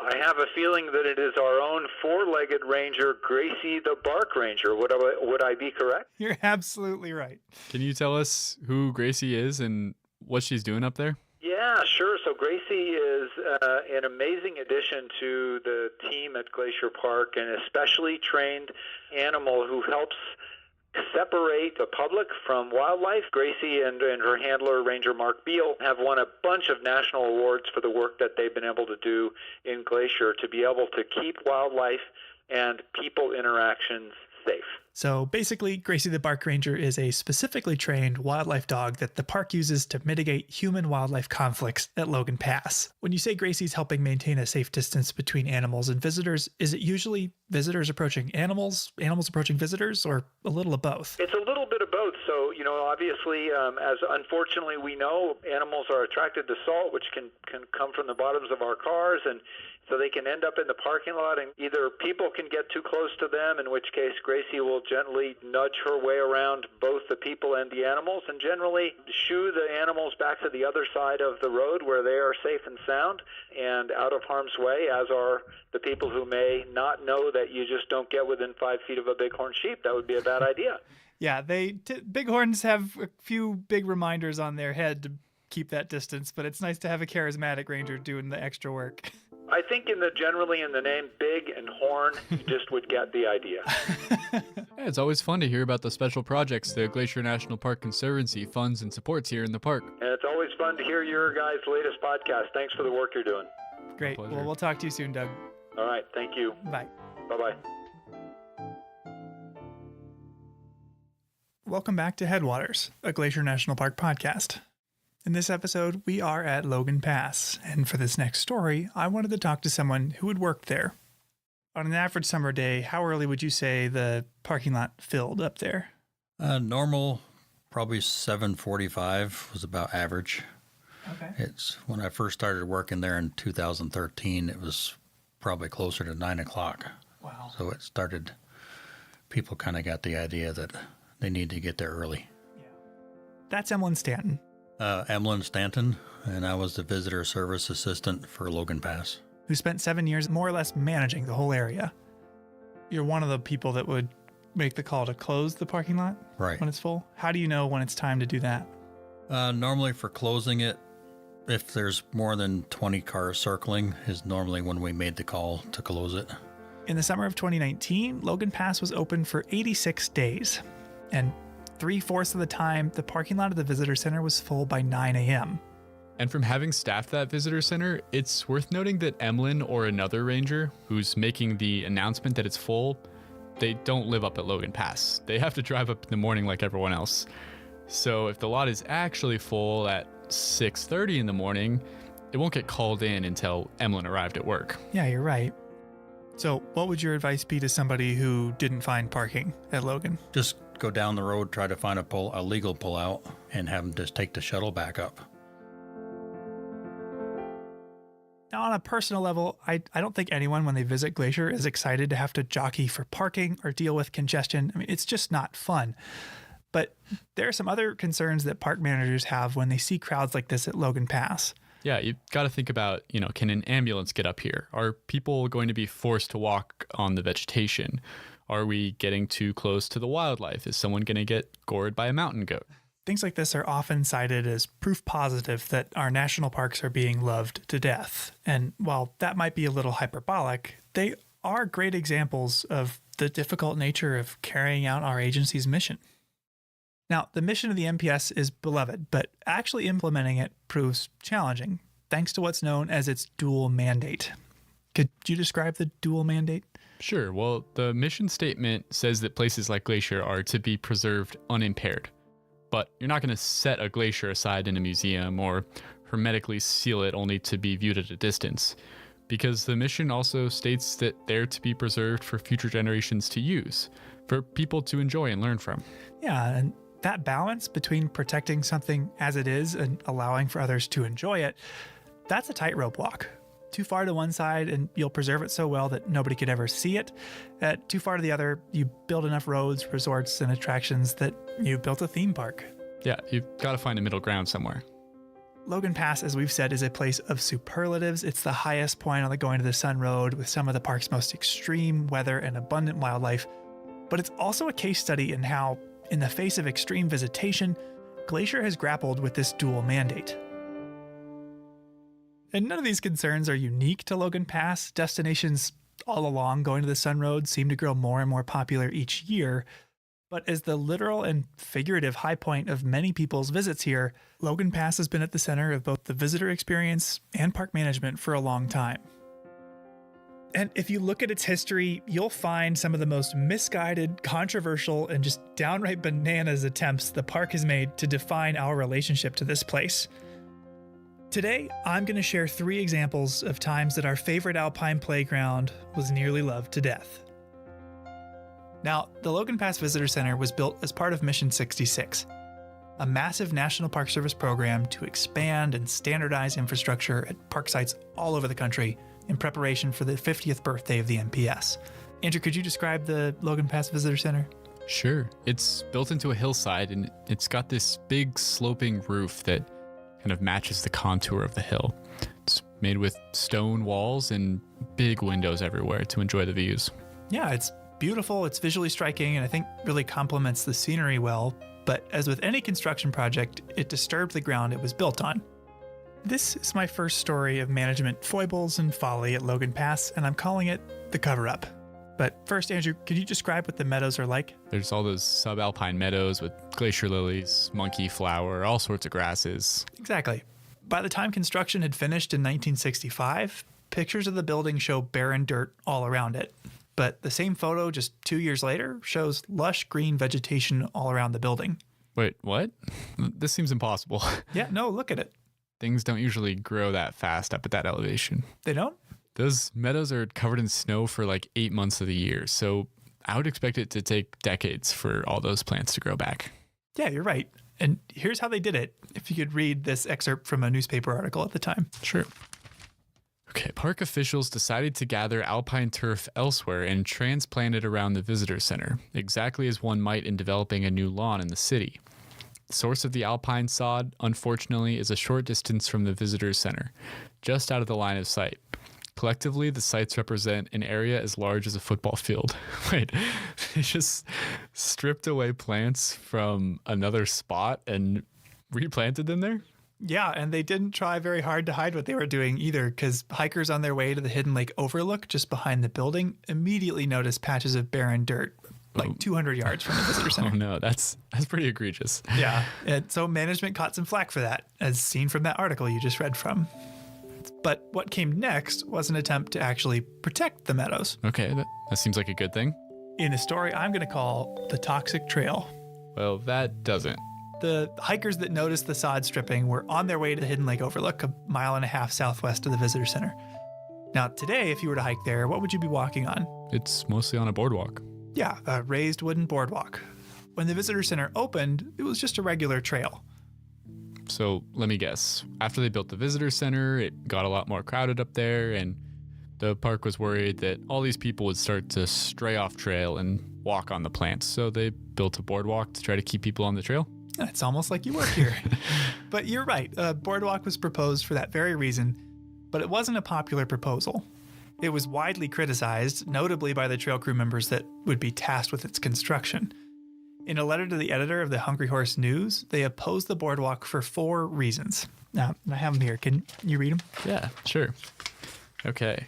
Obvious damage to the aesthetic value of this alpine area, nothing short of an atrocity. And their second complaint? We do not feel that this boardwalk will fulfill the purpose for which it is intended. Third? There are a good many well-used trails in Glacier Park that are in dire need of repair and maintenance, and this money could be put to much better use. And finally, we feel, as do all park employees, that visitor impressions are important, and so far, all comments from visitors viewing this project have been negative.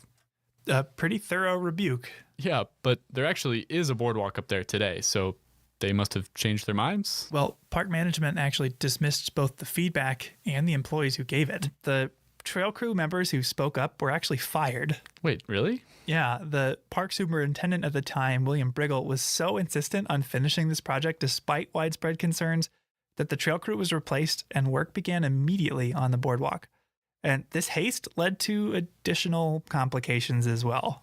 The wood initially used was treated with pentachlorophenol, a petroleum-based solvent that pretty much right away began to leak out onto plants. Oh, no, that's not good. Yeah, and folks that were there at the time observed the death of trees or grasses growing alongside it, but it also made it slippery and toxic for us to walk on.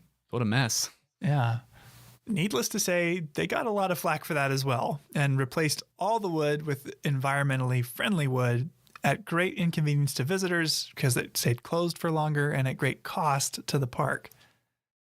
But I saved the best for last. The most absurd story of visitor management, in my opinion, anywhere in the park, centers around the toilets at Logan Pass. Oh no, this can't be good. We often advertise that the park is home to over 1 million acres, but we don't advertise that we've got over 300 toilets. 300? Not including lodges or hotels. Does that count all the backcountry campground toilets too? Yeah, vault toilets, pit toilets, flush toilets, outhouses, lowriders, visitor centers, campgrounds, you name it.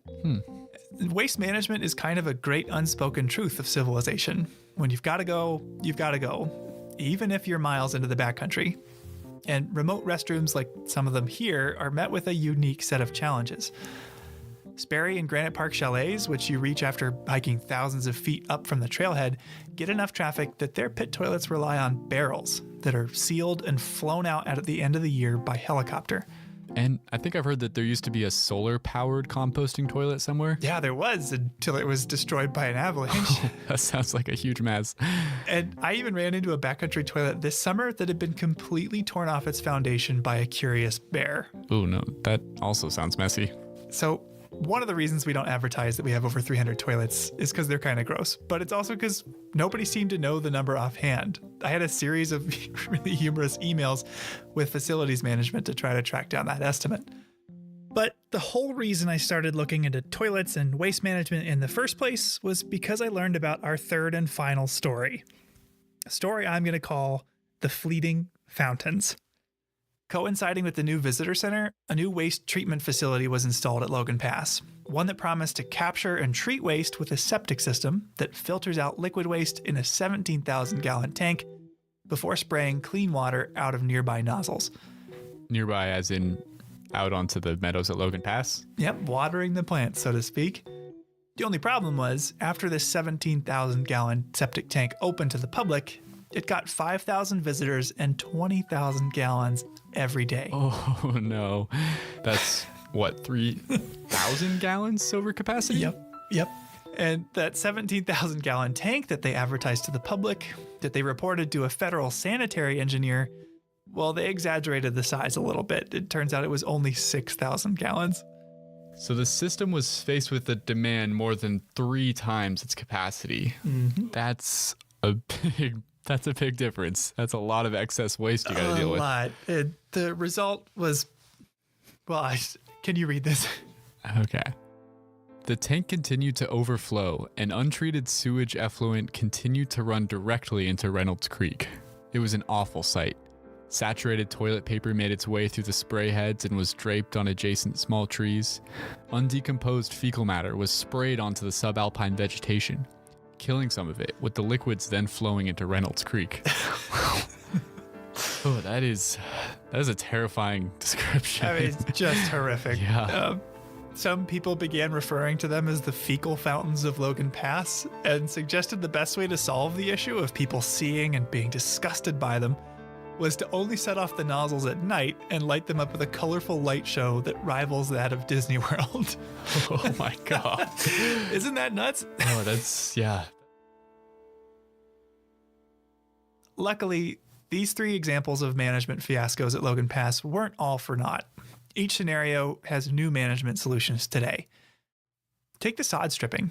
What do you think we'd do in that situation today? Well, rather than pull up plants that are already doing fine in the park, we'd grow new ones in the native plant nursery. Yeah. In the case of disturbances like construction, we can replant vegetation using local seedlings collected and raised by our nursery staff. Now, in the case of the boardwalk, there are systems in place now to evaluate potential development or construction before it happens. Yeah, and it's not unique to national parks, but any project like this boardwalk would now require an environmental impact statement or assessment, which would detail all the ways that the project would impact the environment. And finally, the toilets. Yeah, I don't think we use that system anymore. No, we don't. We've got a new system. Wow, it is a beautiful day. And one morning this summer, I drove up to Logan Pass to meet with one of the folks that helps this system work. I feel absolutely puny in my little sedan behind this thing. The fecal fountain fiasco was a huge black eye to the park, ultimately attracting national attention. In a letter to the then senator from Montana, the assistant director of the National Park Service wrote the following. Here, one last thing to read. Okay. Sprayfield on Logan Pass is being eliminated, and there will only be holding facilities. Next summer, Logan Pass sewage will be pumped into tank trucks and hauled to lower elevations for disposal. This will make unnecessary any additional engineering improvements to the existing system and will obviate further intrusion on the natural environment. What's your name and job title then? Jeff Hoyt, equipment operator. Awesome. I met with Jeff outside these vault toilets at Logan Pass after he drove one of those tank trucks all the way up here. Do you have a name for this thing? No, it's the bigger one. That's either the big pumper or the little pumper. That's which one you're taking. And they are as noisy as they are enormous. How big is that tank? Huge. You know how big this tank is? It is a 3,500 gallon. Wow. 3,500 gallon. That tank could hold 18 hot tubs and, when full, would weigh as much as 7 bull moose. Now, all of the waste at Logan flows into a storage tank, which is periodically vacuumed up into tank trucks like this one before being trucked down to a waste management facility near the entrance. On a busy season, we're usually 3-4 loads minimum every day. Wow. 3 to 4 trips every day? Yeah. That's like, what, 28 bull moose worth of human waste? Yeah, that's just Logan Pass. There are at least 3 more vaults like it along Going to the Sun Road alone that get the same treatment. It's an incredibly labor-intensive strategy. Today, it's worth noting, we get more than 3.5 times the number of visitors that they did when the visitor center opened in 1965. All these tools, the native plant nursery, environmental impact statements, vault toilets, the park uses them to maintain the balance of our dual mandate, using and enjoying these places without destroying what we love about them. Yeah, we can have convenient bathrooms with no fecal fountains. Exactly. But this balance can get harder and harder to handle in the face of increasing visitation. Now, we wouldn't have the solutions we discussed today if people hadn't spoken up about the old ones. It was the voices of visitors that raised awareness of sod stripping and put pressure on the park to fix the boardwalk. The most effective management tool a park could hope for is a community of people that support it, that care for it, and are conscious of their impact during a visit. And if my time here has been any indication, we're incredibly fortunate to have supporters and stewards all around the country. In fact, if you're listening to this right now, you're a part of that community. So thank you. Yeah, we really couldn't do all this without you. So the next time you're at Logan Pass, pat yourself on the back and spare a thought for the toilets, because they are a slightly smelly symbol of our collective ability to protect this place.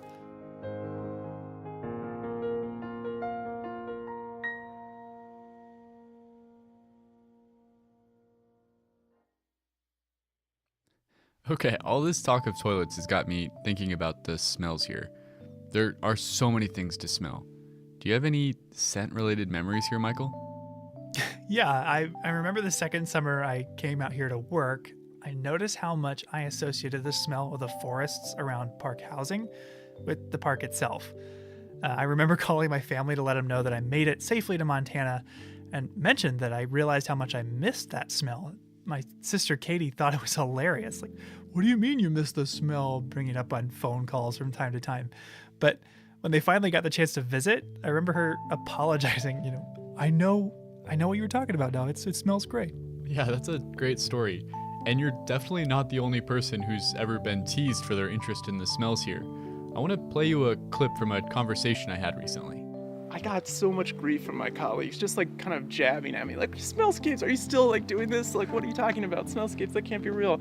And I was reading Aristotle for a class at the time, and he called smell the lowest of the human senses. And it's like, even he's beating up on smells. We've never given smell its due, whether it's in the parks or just in culture. I mean, that sounds a lot like what happened with me and my sister. Who is that? That's Will Rice. He's an assistant professor at the University of Montana's Department of Society and Conservation. Did I hear him use the word smellscape? Like, what is that? When Will was doing his graduate studies at Penn State, he worked on a survey about what motivations people had to visit an especially busy part of Grand Teton National Park. One visitor told him, "Well, I'm here for the smellscape."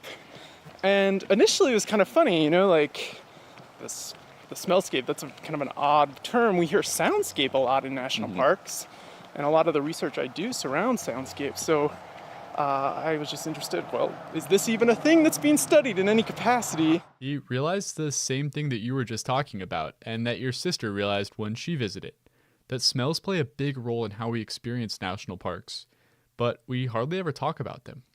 So he wrote a paper. Here, you can check it out. Pungent Parks, Smells Growing Relevance in Park Tourism by William Rice, Garrett Hamilton, and Peter Newman. Luckily for us, since Will now just works down in Missoula, he was willing to drive up and take a walk with me around Apgar here and talk about the smellscape.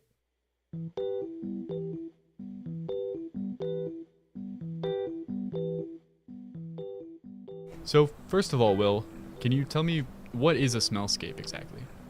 Sure, so a smellscape is just the aggregate of all the smells that make up a certain area.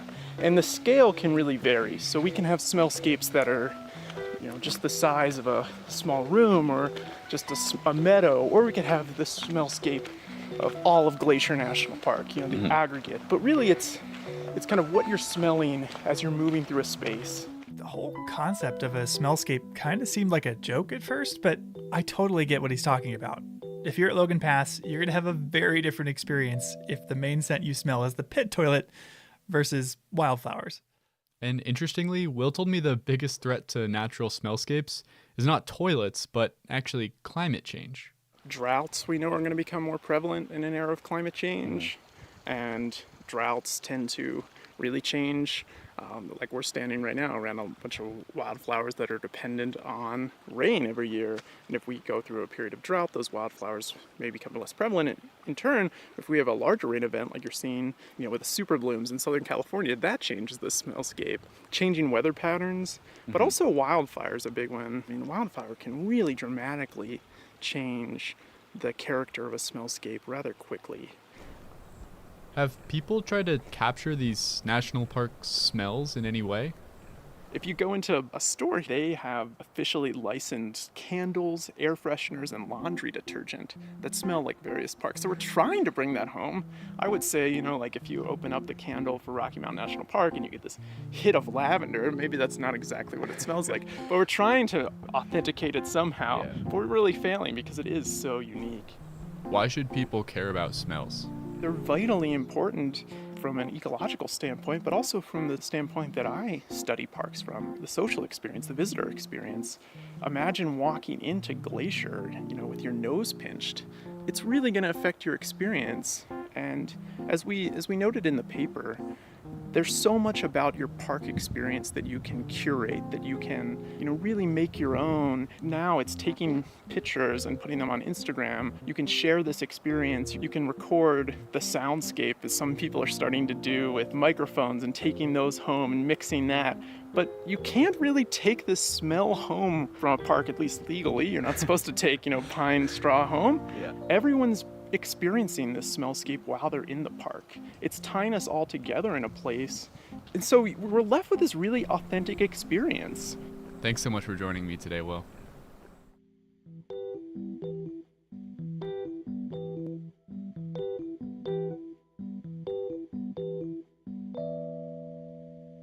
I had never thought about it that way. There's all sorts of pictures and videos of the park. There are recordings and now even a podcast of the sounds, but to experience the smells, you just have to be here. Yeah, and our last story today is about another experience that you really just have to be here to have. It's something you can't experience anywhere else in the whole of the American Rockies. Just this one spot in Glacier National Park. What is it? Well, you'll have to join me to find out. Okay.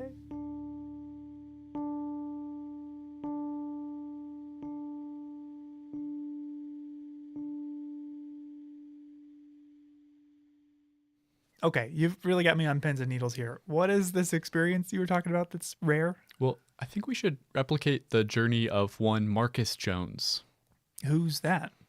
Jones was a botanist. He worked in Montana in the early 1900s.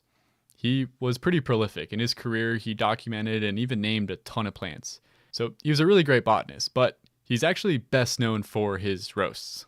Wait, so he's a botanist that moonlights as a roast comic? In a sense. He was a pretty prickly guy, and in fact his views were so unorthodox that by the late 1920s he was shut out of most of the botany journals. So he just took matters into his own hands. He bought a printing press, taught himself to typeset, and he started putting out his own botany journal called Contributions to Western Botany. With no one to edit or censor him, Jones just took to excoriating those botanists he disagreed with. I had a friend dramatize a few of his comments for you. It is a common comment of workers in the gray herbarium that Fernald is becoming a common scold. He needs to be taken out in the woodshed and given a spanking. It is to be hoped that this will be done before he gets to the Bronxian position of seeing nothing good in the work of outsiders. Wow, he really doesn't pull any punches. Yeah, and the next one's probably even worse.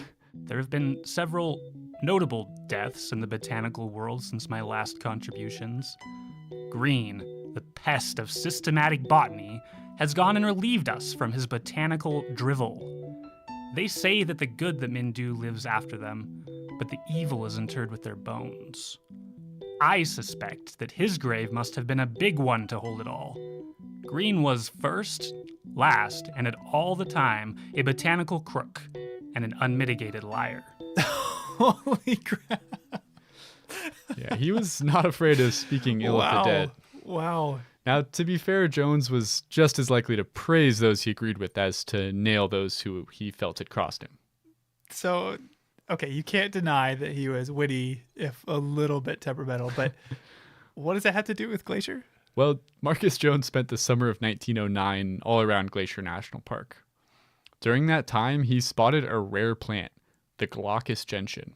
And to this day, over 110 years later, it's never been found anywhere else in the American Rockies besides this one pond along the Continental Divide in the Alpine of Glacier National Park. I think we should go see it. I'm game, but what was it called again? The Glaucus gentian. Okay. Where is it? I'll have to show you. It's near Logan Pass, but it is a bit of a hike. Yeah, okay.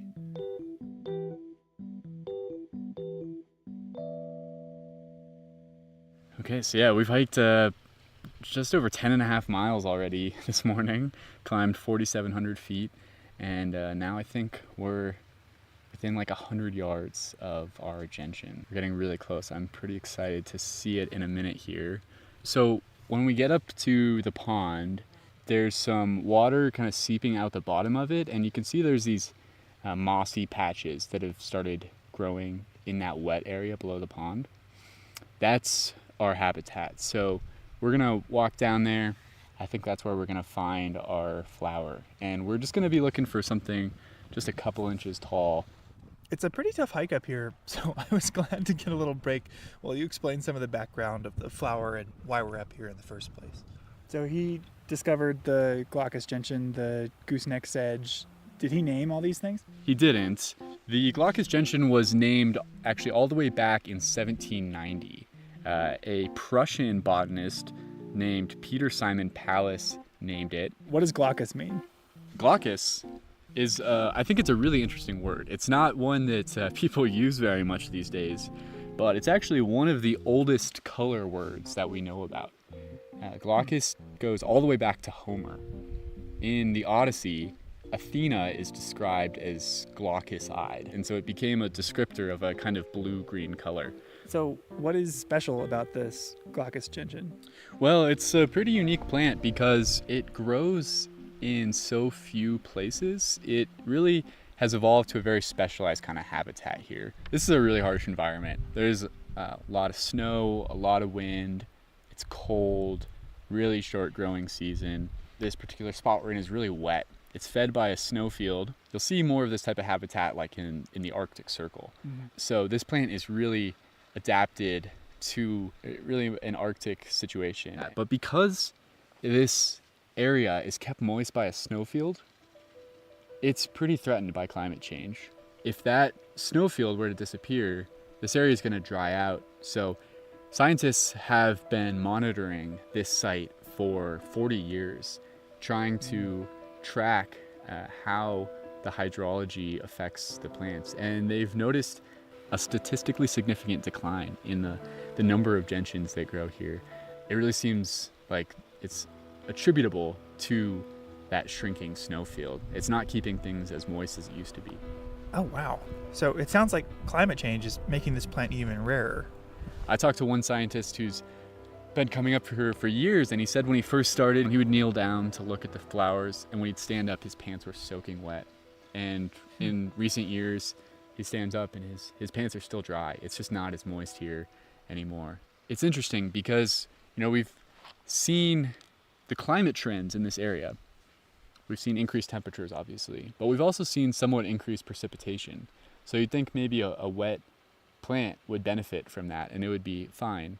But because that summer heat is so intense, it starts so early. It's warmer in March, April, May. Often it stays about freezing at night in May. Things are just melting out faster and it doesn't stay wet late enough into the season. So it's less about the amount of moisture, but about the consistency. The timing, yeah. It doesn't stay all summer anymore. So we're gonna keep monitoring this site and see what happens to the gentians, but they're really a signal for us to the health of our snowfields and the changing climate up here. Oh, and there's a mountain goat. Well, I'm excited to try to find it. Should we go head down there? Sure. Okay, it's been about 30 minutes now. I really actually thought we would have found it by now, but no sign of it so far. The search continues. Spotted saxifrage, buttercups, and lots of moss, but no gentian yet. All right, we're hitting the 1 hour mark. Still no sign of the flower. Bit puzzled. Thought we definitely would have found it by now. Oh, big pile of bear poop.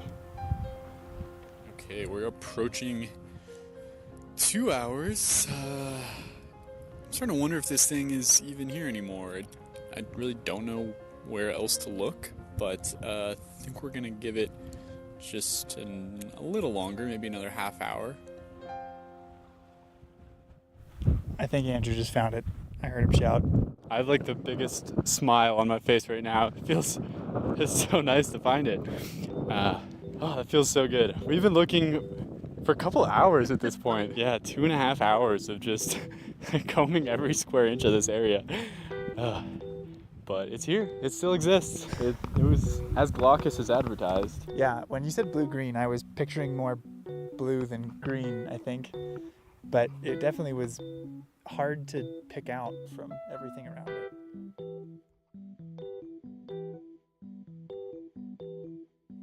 I can only imagine the insults Marcus Jones would have hurled at us after that performance. Hey, all's well that ends well, and it was pretty exciting when we finally found it. One of the coolest and most special things about Glacier National Park is the easy access to these wild alpine habitats. I mean, you could just drive right up to what is basically an Arctic habitat zone at Logan Pass. That's pretty incredible. Yeah, it's really great, but it comes with some responsibility as well. These alpine environments are really sensitive to disturbance, like from climate change, as we discussed, but also our small individual actions, like walking on or picking the flowers. It's never worth stepping on one flower to get a better picture or view of another one. But despite the toilets and the cars and all of the people up there, Logan Pass is still one of the best places in the world to get close to nature. And together, if we leave no trace, we can be sure to keep it that way for a long, long time to come. That's our show for today. If you're interested in learning more about visiting Logan Pass or how to leave no trace when visiting any natural area, you can find links in the show notes for more info. Thanks for listening. Headwaters is a production of Glacier National Park with support from the Glacier National Park Conservancy. The show was written and recorded on traditional native lands. Andrew Smith and Michael Feist produced, edited, and hosted the show. Ben Cosgrove wrote and performed our music. Alex Stilson provided tech support. Quinn Feller designed our art. Renata Harrison researched the show. And narrated the credits. Lacey Kowalski was always there for us. And Daniel Lombardi and Bill Hayden were the executive directors. Support for this show comes from the Glacier National Park Conservancy. The Conservancy works to preserve and protect the park for future generations. We couldn't do it without them, and they couldn't do it without support from thousands of generous donors. If you want to learn more about how to support this podcast or other awesome Conservancy projects, please go to their website at glacier.org. Of course, you can always help support the show by sharing it with everyone you know, your friends, your family, your dog, and also leave us a review online. Special thanks this episode to Bill Schustrom, Emlyn Stanton, Will Rice, Darren Lewis, and Jeff Hoyt, along with the entire facilities crew here at Glacier.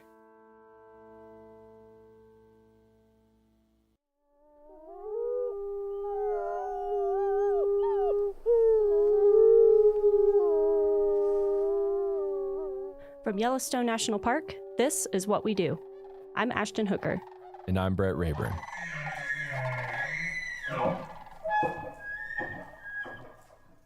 Hey, Brett. Hey, Ashton. How's it going? I'm good. How are you doing today? I'm doing awesome. Good. It's getting close to lunch, so my stomach might rumble a little bit here. But mine is seriously rumbling as well. I hope I can't hear it. Yeah, I have this big lunchbox behind me. I'll try not to rummage in it too much. So we'll see. Well, today we have Addie Falgu, who is a park guide here in Yellowstone. We're going to talk to her a little bit more about her job and what it's like. And so as a park guide, you know, if you're a visitor to Yellowstone, you might see them out and about either in the visitor center, roaming park trails, park guided walks and talks, things like that. And so along those same lines, we have the Junior Ranger program, and it's pretty popular. Yes, you I've can get heard it of in it. a bunch of different parks, Yellowstone as well. So my question for you, do you happen to know how many Junior Ranger badges are awarded here in Yellowstone every year? Every year? Every year. Number of Junior Ranger badges. So not just people who like get the books and don't go through to graduate. I'm going to say, I'm trying to see if Miles will give me any hints here because he orders the badges. I think it's like, I'm going to say 160,000. Ooh, wow, that's more than I thought you were going to guess. But really, you're not too far off. So in the past couple of years, you know, we've had a few weird years with COVID and the flood and stuff. So it's been a little lower the past few years, but it's been about 50,000. Okay. I'm like, so come on, Junior Rangers, step up. Yeah. But on this year is going to be the year where we give out 160,000. Like 50 to 100,000. So you're not too far off. That is a lot of Junior Rangers being sworn in. It's a lot more than I thought. That's a lot of oath takers. Yeah. We're in good hands. Yes, we are. All the Junior Rangers out there. So anyway, we're going to talk with Addie more about what she does in the park. So Addie, thanks for joining us. Yeah, thanks for having me. Yeah, how are you doing? I'm doing well. Good. So ready to dive in? Absolutely. Okay. So how did you get your start with the National Park Service? So I got my start in 2017 as an intern in Glacier Bay National Park. And that's in Alaska. That's correct. Yeah. Okay. It often gets mistaken for Glacier in Montana. So often I do specify Glacier Bay in Alaska. I heard the emphasis on bay. Yeah. Cool. And so what drew you to that? Did you always know you wanted to be a park ranger? So growing up, my family traveled to national parks. I think a lot of people in this career. And I kind of was really interested. I fell in love with the Tetons and I was like, well, I want to live there one day. And the way to live there is to become a park ranger. So simple enough. I'll just do that. And it got a little bit more complicated than that. But in high school and college, I started to look more seriously into pursuing a career in that direction. I actually visited Yellowstone in college and spoke to some rangers on that trip and asked them, hey, how do I get into this field if I'm interested? And they gave me some good information on internship programs like the SCA and also how to find jobs on USA Jobs. What is the SCA, just for those who don't know? Yeah, so the SCA is the Student Conservation Association, and the internship that I did in Glacier Bay was through them. Okay, and so what exactly did you do? Yeah, so the position there was an education intern, and Glacier Bay has pretty little visitors that actually set foot on the land there. And the number of visitors in the winter is pretty much non-existent. And so most of the visitation is in the summer on cruise ships. So in the winter, they have a pretty robust distance learning program. So we were actually using Zoom before COVID and before Zoom really became a thing, and essentially taking students on virtual whale watching tours and field trips to the park. Wow. That sounds like a good gig. Yeah. So you're on a boat while you're doing this? No. So we were in an office with a green screen. That made it look like we were on a boat. I did get to go out. Shake the camera and rock it. I did get to go out with the oceanography team though, which was really fun one day, and we got to take water samples. So I did get to have that experience in the bay, but most of the time was spent in the office. Okay. So did you go from Glacier Bay and then Yellowstone, or were there other stops in between? There were a few steps in between. Yeah, so after Glacier Bay, I did a couple of seasonal positions as an interpretive park ranger and also an education position in Grand Teton National Park. And then I was pretty fortunate to get offered a permanent job pretty early on in my career, and that was in Hot Springs, Arkansas. That was also a park guide position. I was there for a few months and then took a lateral reassignment to a park guide position here, and I've been here since. It's been about 4.5 years, I think. Okay, wow. And so tell us a little bit about being in Yellowstone. A lot of people don't know that there are actually park rangers that live on the interior of the park. So what that means is not at any of the park entrances. And so Yellowstone closes down in the winter. So you're at Lake Village, down by Yellowstone Lake. So tell us what that is like. Like, how did you even get here this morning? Walk us through what that is like. Yeah, so essentially we kind of get snowed in the winter, and often things are complicated, but there's a lot of snowmobiling to your car and then transitioning to take your car to a location. Currently, we have less snow this year, which you think would make traveling easier, but it's actually made things more complicated because my car is at one location, but there's not enough snow for me to snowmobile from the roads that have enough snow on them to my car. So I have to take an in-between car to get to my car. So to get to this studio this morning, I took a snowmobile and a couple of vehicles. Wow. And it took about 2 hours, whereas normally if I could just snowmobile straight here, it would have been probably 30 minutes faster than that. So wow. That is dedication to the show. Steps. We appreciate you. Yeah, but those of us in the interior look for excuses to get out. So I was very happy to be out here today. Wow.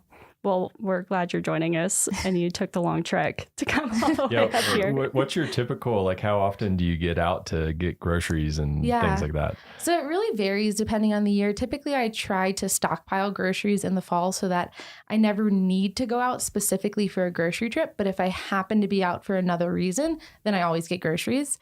But I'd say usually in a normal year, I'd probably leave twice a month each winter. So every 2 weeks. Mm-hmm. Okay. So I've seen some park rangers who live in the interior in winter. They do a lot of canning. Mm-hmm. Are you into that? No, I am the unhealthy ranger that lives off of pasta Ramen. and frozen pizza. Yeah. Yes. Hey, Yeah. it's delicious. I don't do any canning, but if you just eat a lot of pasta, dried goods, that stays really well. So I can really stock up in the fall. Wow. And so in a typical winter, so one that we're not having now with not as much snow, you would normally just snowmobile everywhere, Yes. correct? Yeah, I would Okay. just snowmobile to my vehicle at whatever entrance it's located at. And typically it's not a big deal. I actually really enjoy snowmobiling most of the time. And there's incredible opportunities to see wildlife along the way.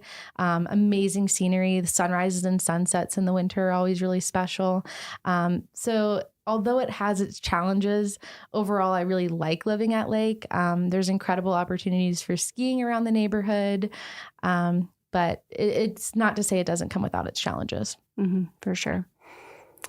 So in your current position as park guide, do you have a typical day? Can you tell us a little bit what that's like? I know it probably varies from day to day, but yeah, I'd say I have a typical summer day and a typical winter day. Okay. Would you like to know about both of those or just one of the seasons? Okay.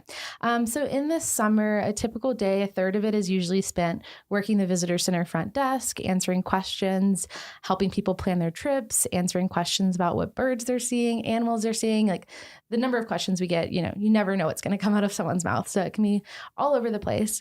Another third of the day is typically spent leading a ranger guided program. So that can be a talk, a campfire program, a walk. And the remaining third of the day is typically spent out in the field roving. And so talking to visitors on boardwalks in some of the thermal areas, interacting with people at wildlife jams, making sure no one's petting bison at wildlife jams. Very important. Yeah. So that's kind of a typical summer day. In the winter, my job is kind of unique in that I staff a building called a warming hut. And so, most people are kind of putting out figurative fires in their day-to-day work. And my job is literally to go and start a fire. So I go to the warming hut, start a fire. And the purpose of that is to serve as a place for snowmobile groups to stop in and warm up. That's the sole source of heat for the building. So depending on the day, if it's really cold out, it could be 10 degrees inside when I get there. It could take a few hours to get up to temperature, but we try to get it about 60 degrees in the building and interact with groups as they stop by throughout the day.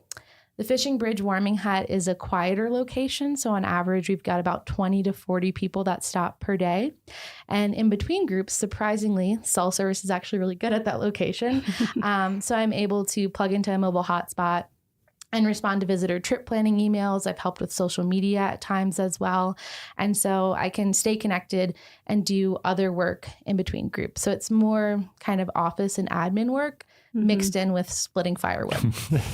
Wow. That's a good combination. Quite a variety of skills required. And so where do you live? Like, what are your living accommodations like? I'm sure a lot of people are wondering. That's the number one question I get asked at the warming hut. And what I usually tell those visitors that are asking is that we have housing at each of the developed locations in the park. So my housing area is only a couple miles away. So it's just a couple miles snowmobile ride to the warming hut. Often groups get there and they're like, how did you get here? And I'm like, well, I snowmobiled here just like you. But like, I had the easy commute. Like they're snowmobiling 26 miles to get to me. I only did 2. So you're like, I just crawled out of the lake. Out of the lake. Which you probably could because it's not frozen. Yeah, I did a training once in the park where I spent the night in a snow trench. And sometimes I do consider telling people that. I'm like, where do you live? Where do you sleep at night? I'm like, just in a trench in the snow over there. I've been here a few years, so they moved me to the 3-bedroom snow trench. Yeah. They take care of us here. So what's the most important skill you'd say for your job? The most important skill in my position is probably communication.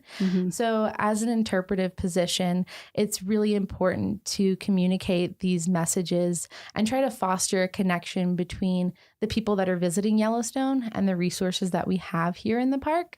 And so being able to tailor messages for specific audiences is really important in order to communicate that effectively and try to hopefully inspire the next generation of stewards for these lands.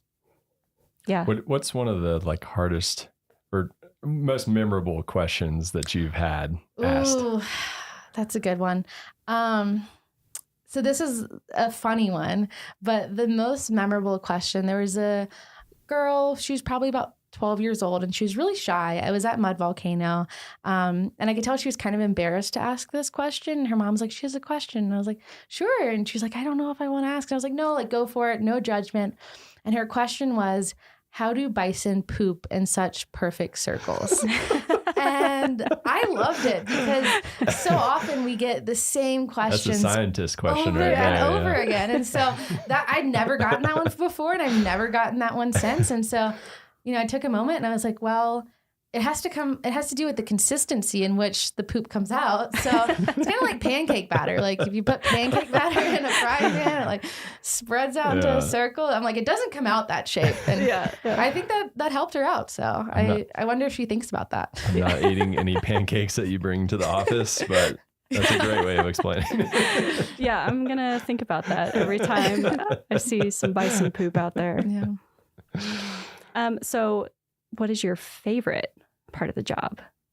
My favorite part of the job is probably getting to re-experience the magic of Yellowstone through the eyes of first-time visitors. I've literally had kids jumping up and down for joy when they saw a grizzly bear for the first time. Oh. And I've seen adults like cower when they hear a bison grunt during the rut. And those moments just remind me of like how special this place is. They allow me to remember why I fell in love with this place and why it's worth protecting. That's great. Yeah. Yeah. And so on the other side of the coin of that, there's great parts of the job, maybe some that are not so great or just a little tough. What's like the toughest part of your job, you'd say? I think the toughest part of my job is probably dealing with angry and frustrated visitors. People are coming here on vacation and everything's supposed to go right for them. And when it doesn't go right and they're on vacation, they really want someone to blame and someone to give them answers for that. And being a frontline staff member, we're kind of the face for the park. So we're often the person that receives the brunt of that anger and aggression. And especially in the middle of the summer, if you're receiving that day after day, multiple times a day, and often these complaints are about things that we have little to no control over. Sometimes they're because of natural disasters like floods. It can be really hard to deal with that. Yeah. Yeah. It takes lots of patience. Yes. Yes. Lots of patience. So even with those kind of tougher parts of the job, why do you still want to, work as a park guide or work for the Park Service? What is it that keeps bringing you back? Yeah. Although there can be tough days and those negative people, I think the good days and the good people really outweigh it. You might have someone who's mad at you one moment, and then you have a really special connection with a junior ranger the next. And it just reminds you kind of why we're doing this. Also, just having an opportunity to live here is something that I try not to take for granted. There's incredible recreational opportunities that I have right in my backyard. And I've also had incredible wildlife sightings literally from my couch. Like I've seen bears and coyotes. I think the only thing I haven't seen out of my back window is a wolf. But there's not a lot of places in the world where you have opportunities for recreation like you do in a national park, and opportunities for these really incredible wildlife sightings. And so I think those moments remind me of why I'm here, why I'm doing this.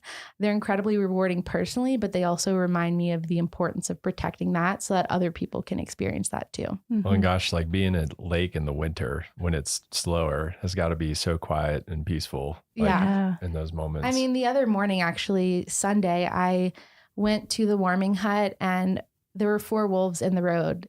And that was I did my 2-mile snowmobile commute to work, got to my office, and I saw 4 wolves at my office. And I've seen foxes and coyotes passing in front of that building as well. And I was all alone. No one else was there. And so it's a really special moment when you have moments like that. And those moments always kind of take me back to why I'm here. And I find that some of my best moments in the park, best sunrises, sunsets, rainbows, wildlife sightings, have occurred on some of my most difficult days. And so it's like, even though there are those tough days, the park always finds a way to remind me of why I'm here. Mm-hmm. Yeah, I think that reminds me of a time a few years ago. I was driving home. It was a Friday. It was the end of the workday. I was trying to get back to the office, and I got stuck in this bison jam for 2 hours. So I didn't get home till like 8 p.m. Yeah. But it's moments like that, like a lot of those people are experiencing that for the first time. And it's super cool that you get to be in a place like that. Where you get to have those types of experiences and sightings. So, and when you're frustrated in that bison jam, but you look over at like a little kid who's just glued to the window, can't believe what's happening, kind of makes it a little easier. Yeah, at least you're not stuck on an interstate somewhere. Yeah, for sure. So do you have a defining moment? You've talked about some cool sightings and things that you get to experience living in the interior in winter. Is there like one moment that really stands out to you as like a career defining moment? Yeah. I don't know if this is a defining moment, but when I thought about this, a moment that made me feel like I was really in the right place and doing a good job and something that I was really proud of happened a couple of summers ago. I had a father and daughter asking questions, and the father was the main one asking the questions, and the daughter was really curious and she started chiming in. And so she'd ask a question, I'd give her an answer. She'd ask another question. And so this really natural flow of conversation began. I even went and got a bear skull and brought it out to show her. And so I was sitting on the porch with this bear skull talking to her about it. And I remember she looked up at me and said, "Ranger Addie, I love learning with you." And it really just melted my heart because it felt like all of this was worth it. And I really was having an impact and inspiring the next generation of stewards for these lands. And after that, her father pulled me aside and was like, "I just want to tell you, like, I really appreciate that you took the time to speak with her and answer all her questions." He was like, "I know she had a lot of questions." And he's like, "I don't know if you know that the impact that had on her." And I didn't even realize this at the time or tell him, but I don't think they realized the impact that they also had on me, because that was just reminded me of why I'm here and why I'm doing this. Mm-hmm. And that's kind of one of the like interesting things about your job is it's less like quantifiable the impacts that you have. And so like, who knows what that little girl is going to grow up to be or do. I know we're talking about junior ranger badges in the intro, and after I answered all of those questions for her, I was like, "Well, you're working on a junior ranger book, right?" She said no, she'd never heard of the program. And so I got her a book, and she was like, "I want you to be the ranger to swear me in. Like, when are you working again?" So I was like, "Tomorrow at 10 a.m. is the 1 hour that I'm here." My personal park I was ranger. like, "You've got a deadline for this, because then I'm going to be on my weekend. I'm going to be backpacking." And she was like, "I'm finishing it." And so she came back. I think she was only 6, but she did all of her work that day and came back the next morning, and I got to swear her in. So, maybe cool. she'll be in this position in the future. You know, Yeah. Maybe she'll be a real ranger one day. That's awesome. That's awesome. And that's a lasting impact too. Yeah. That's really cool. So we'll get into the nitty gritty of your job. The park guide position that you're in, do you know what the series is on USA Jobs? So if people want to go apply, what should they look for? Yeah, the series is 0090. And do you know, are those like entry-level jobs? How far up the ladder can they go with those? Yeah, so park guide positions are typically more entry level, and mine is a GS5 position. And do you need any formal training or anything like that? There's no formal training needed for this position. Just having experience in education and interpretation is helpful. Okay. So if you were to give somebody advice on like what type of experience they should get, what would you tell them?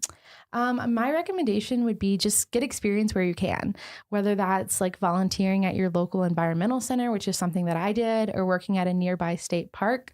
If you can get experience in interpretation and environmental education, that's going to be a really good way to get your foot in the door.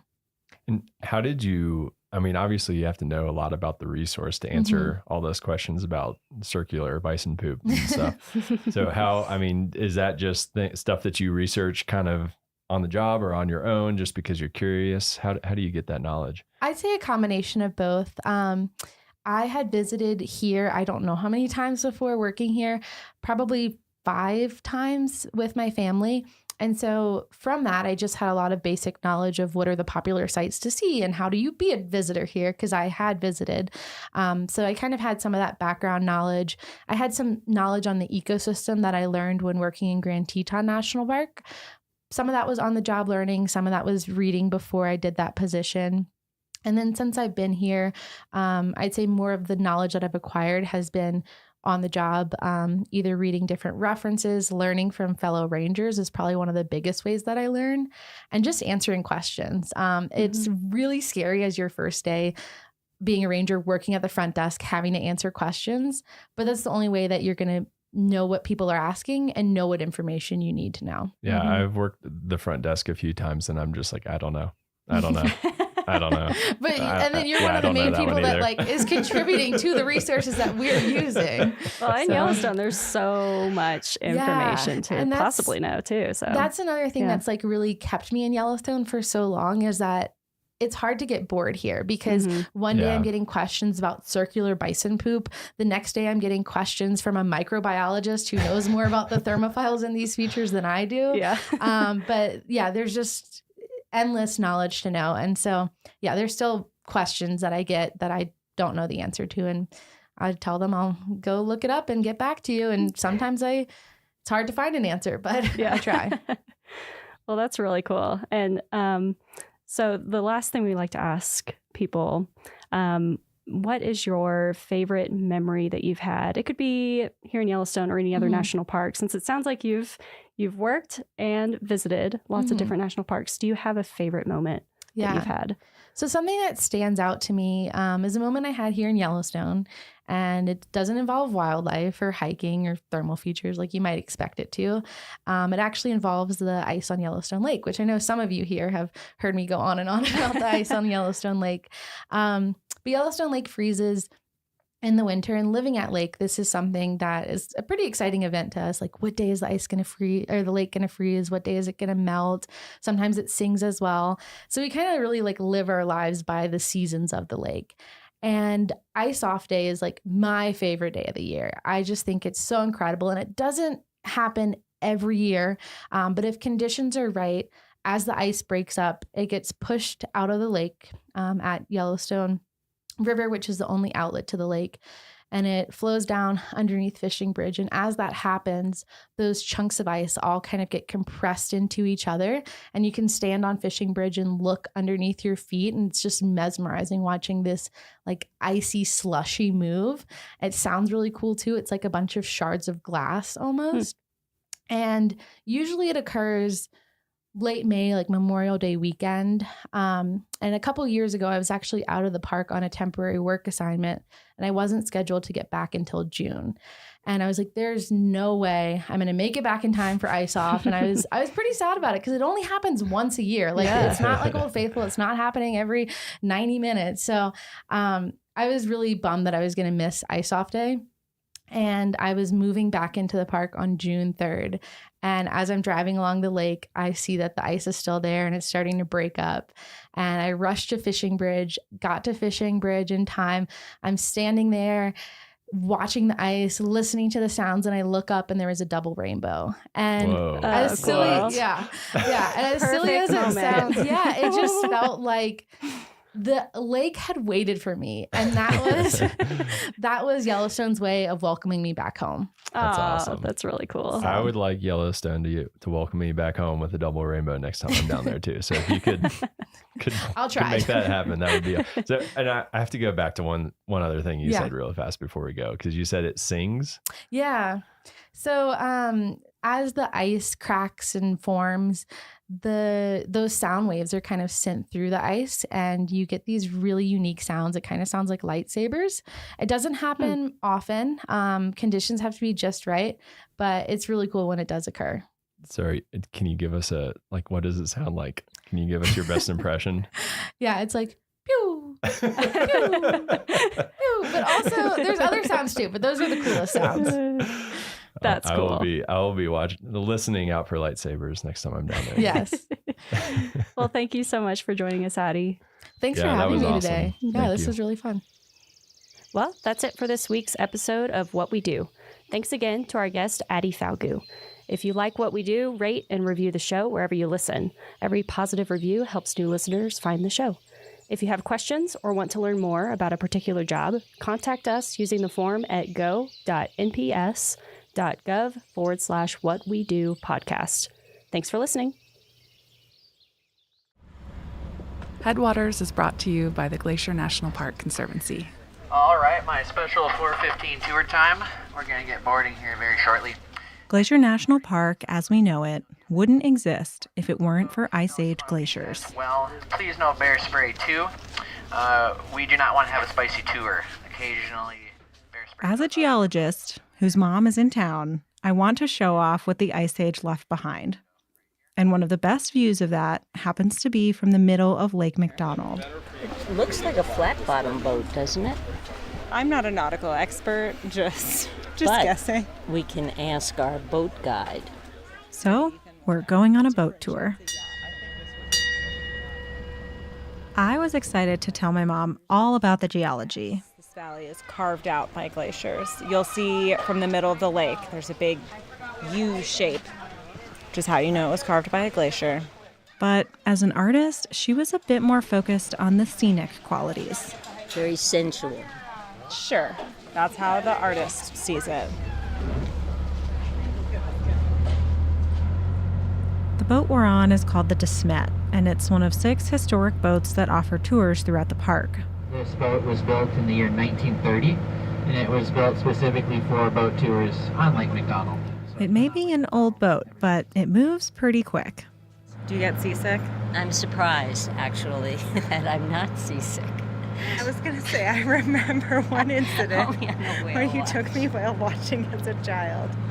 Yeah, I didn't enjoy that ride too much. Within about 30 minutes, we reached the middle of the lake, and the captain slowly turned the boat around to face mountains I've seen a lot, but never from this perspective. Okay. So if you look behind you, what can you see? That is spectacular. The change of the colors as it goes back from gray to deep blue to light blue to green. It's just wonderful. Over 1,000 feet of ice once filled this valley. And while that ice is long gone, we have it to thank for this landscape that we all know and love. Ice Age glaciers carved our postcard-worthy scenery, and our roads and trails follow the paths they cleared. But while I spend a lot of time thinking about how this landscape came to be, I've never really imagined what it would have been like to be here while this was happening. For thousands of years, there wouldn't have been much land to walk on. Everything was covered in glaciers. But there was a world at the edge of that ice. Animals and people who lived just beyond. What was this place like during the last ice age?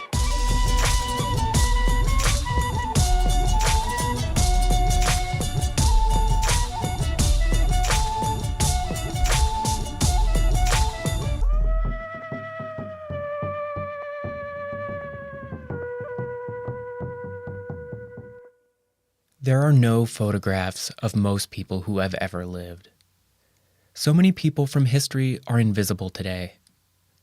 Like a melted glacier or a footprint in the mud, some stories can only be inferred from the impressions they leave behind. Welcome to Headwaters, a show about how Glacier National Park is connected to everything else. I'm Daniel, and this is Season 3. It's about how this place became what it is today. Not a comprehensive history, but a collection of stories from the park's past. This episode is about the Ice Age, a time when this place was filled with thousands of feet of ice. It was a consequential time in the park's geologic history. But this episode is also about the search for life and understanding in a world we'll never see. And because the park was so covered in glaciers, we walked this story out to the edge of the ice and tracked down the history beyond the borders of the park.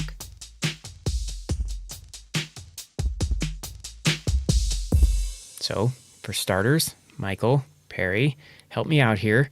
Can you describe what an ice age actually is? That is a great question. Yeah, so an ice age is just a particularly cold period in Earth history. The most recent one was basically caused by wobbles in the Earth's orbit and in the Earth's axis that change the angle of how the sun is hitting the planet. So basically, we get less solar radiation. The result is that global average temperatures during the last ice age were around 10 degrees Fahrenheit colder than they are today, which doesn't sound like a ton, but this allowed glaciers and ice sheets to cover nearly all of Canada and a third of Montana, including the park. Okay. So when was this? How long ago did this happen?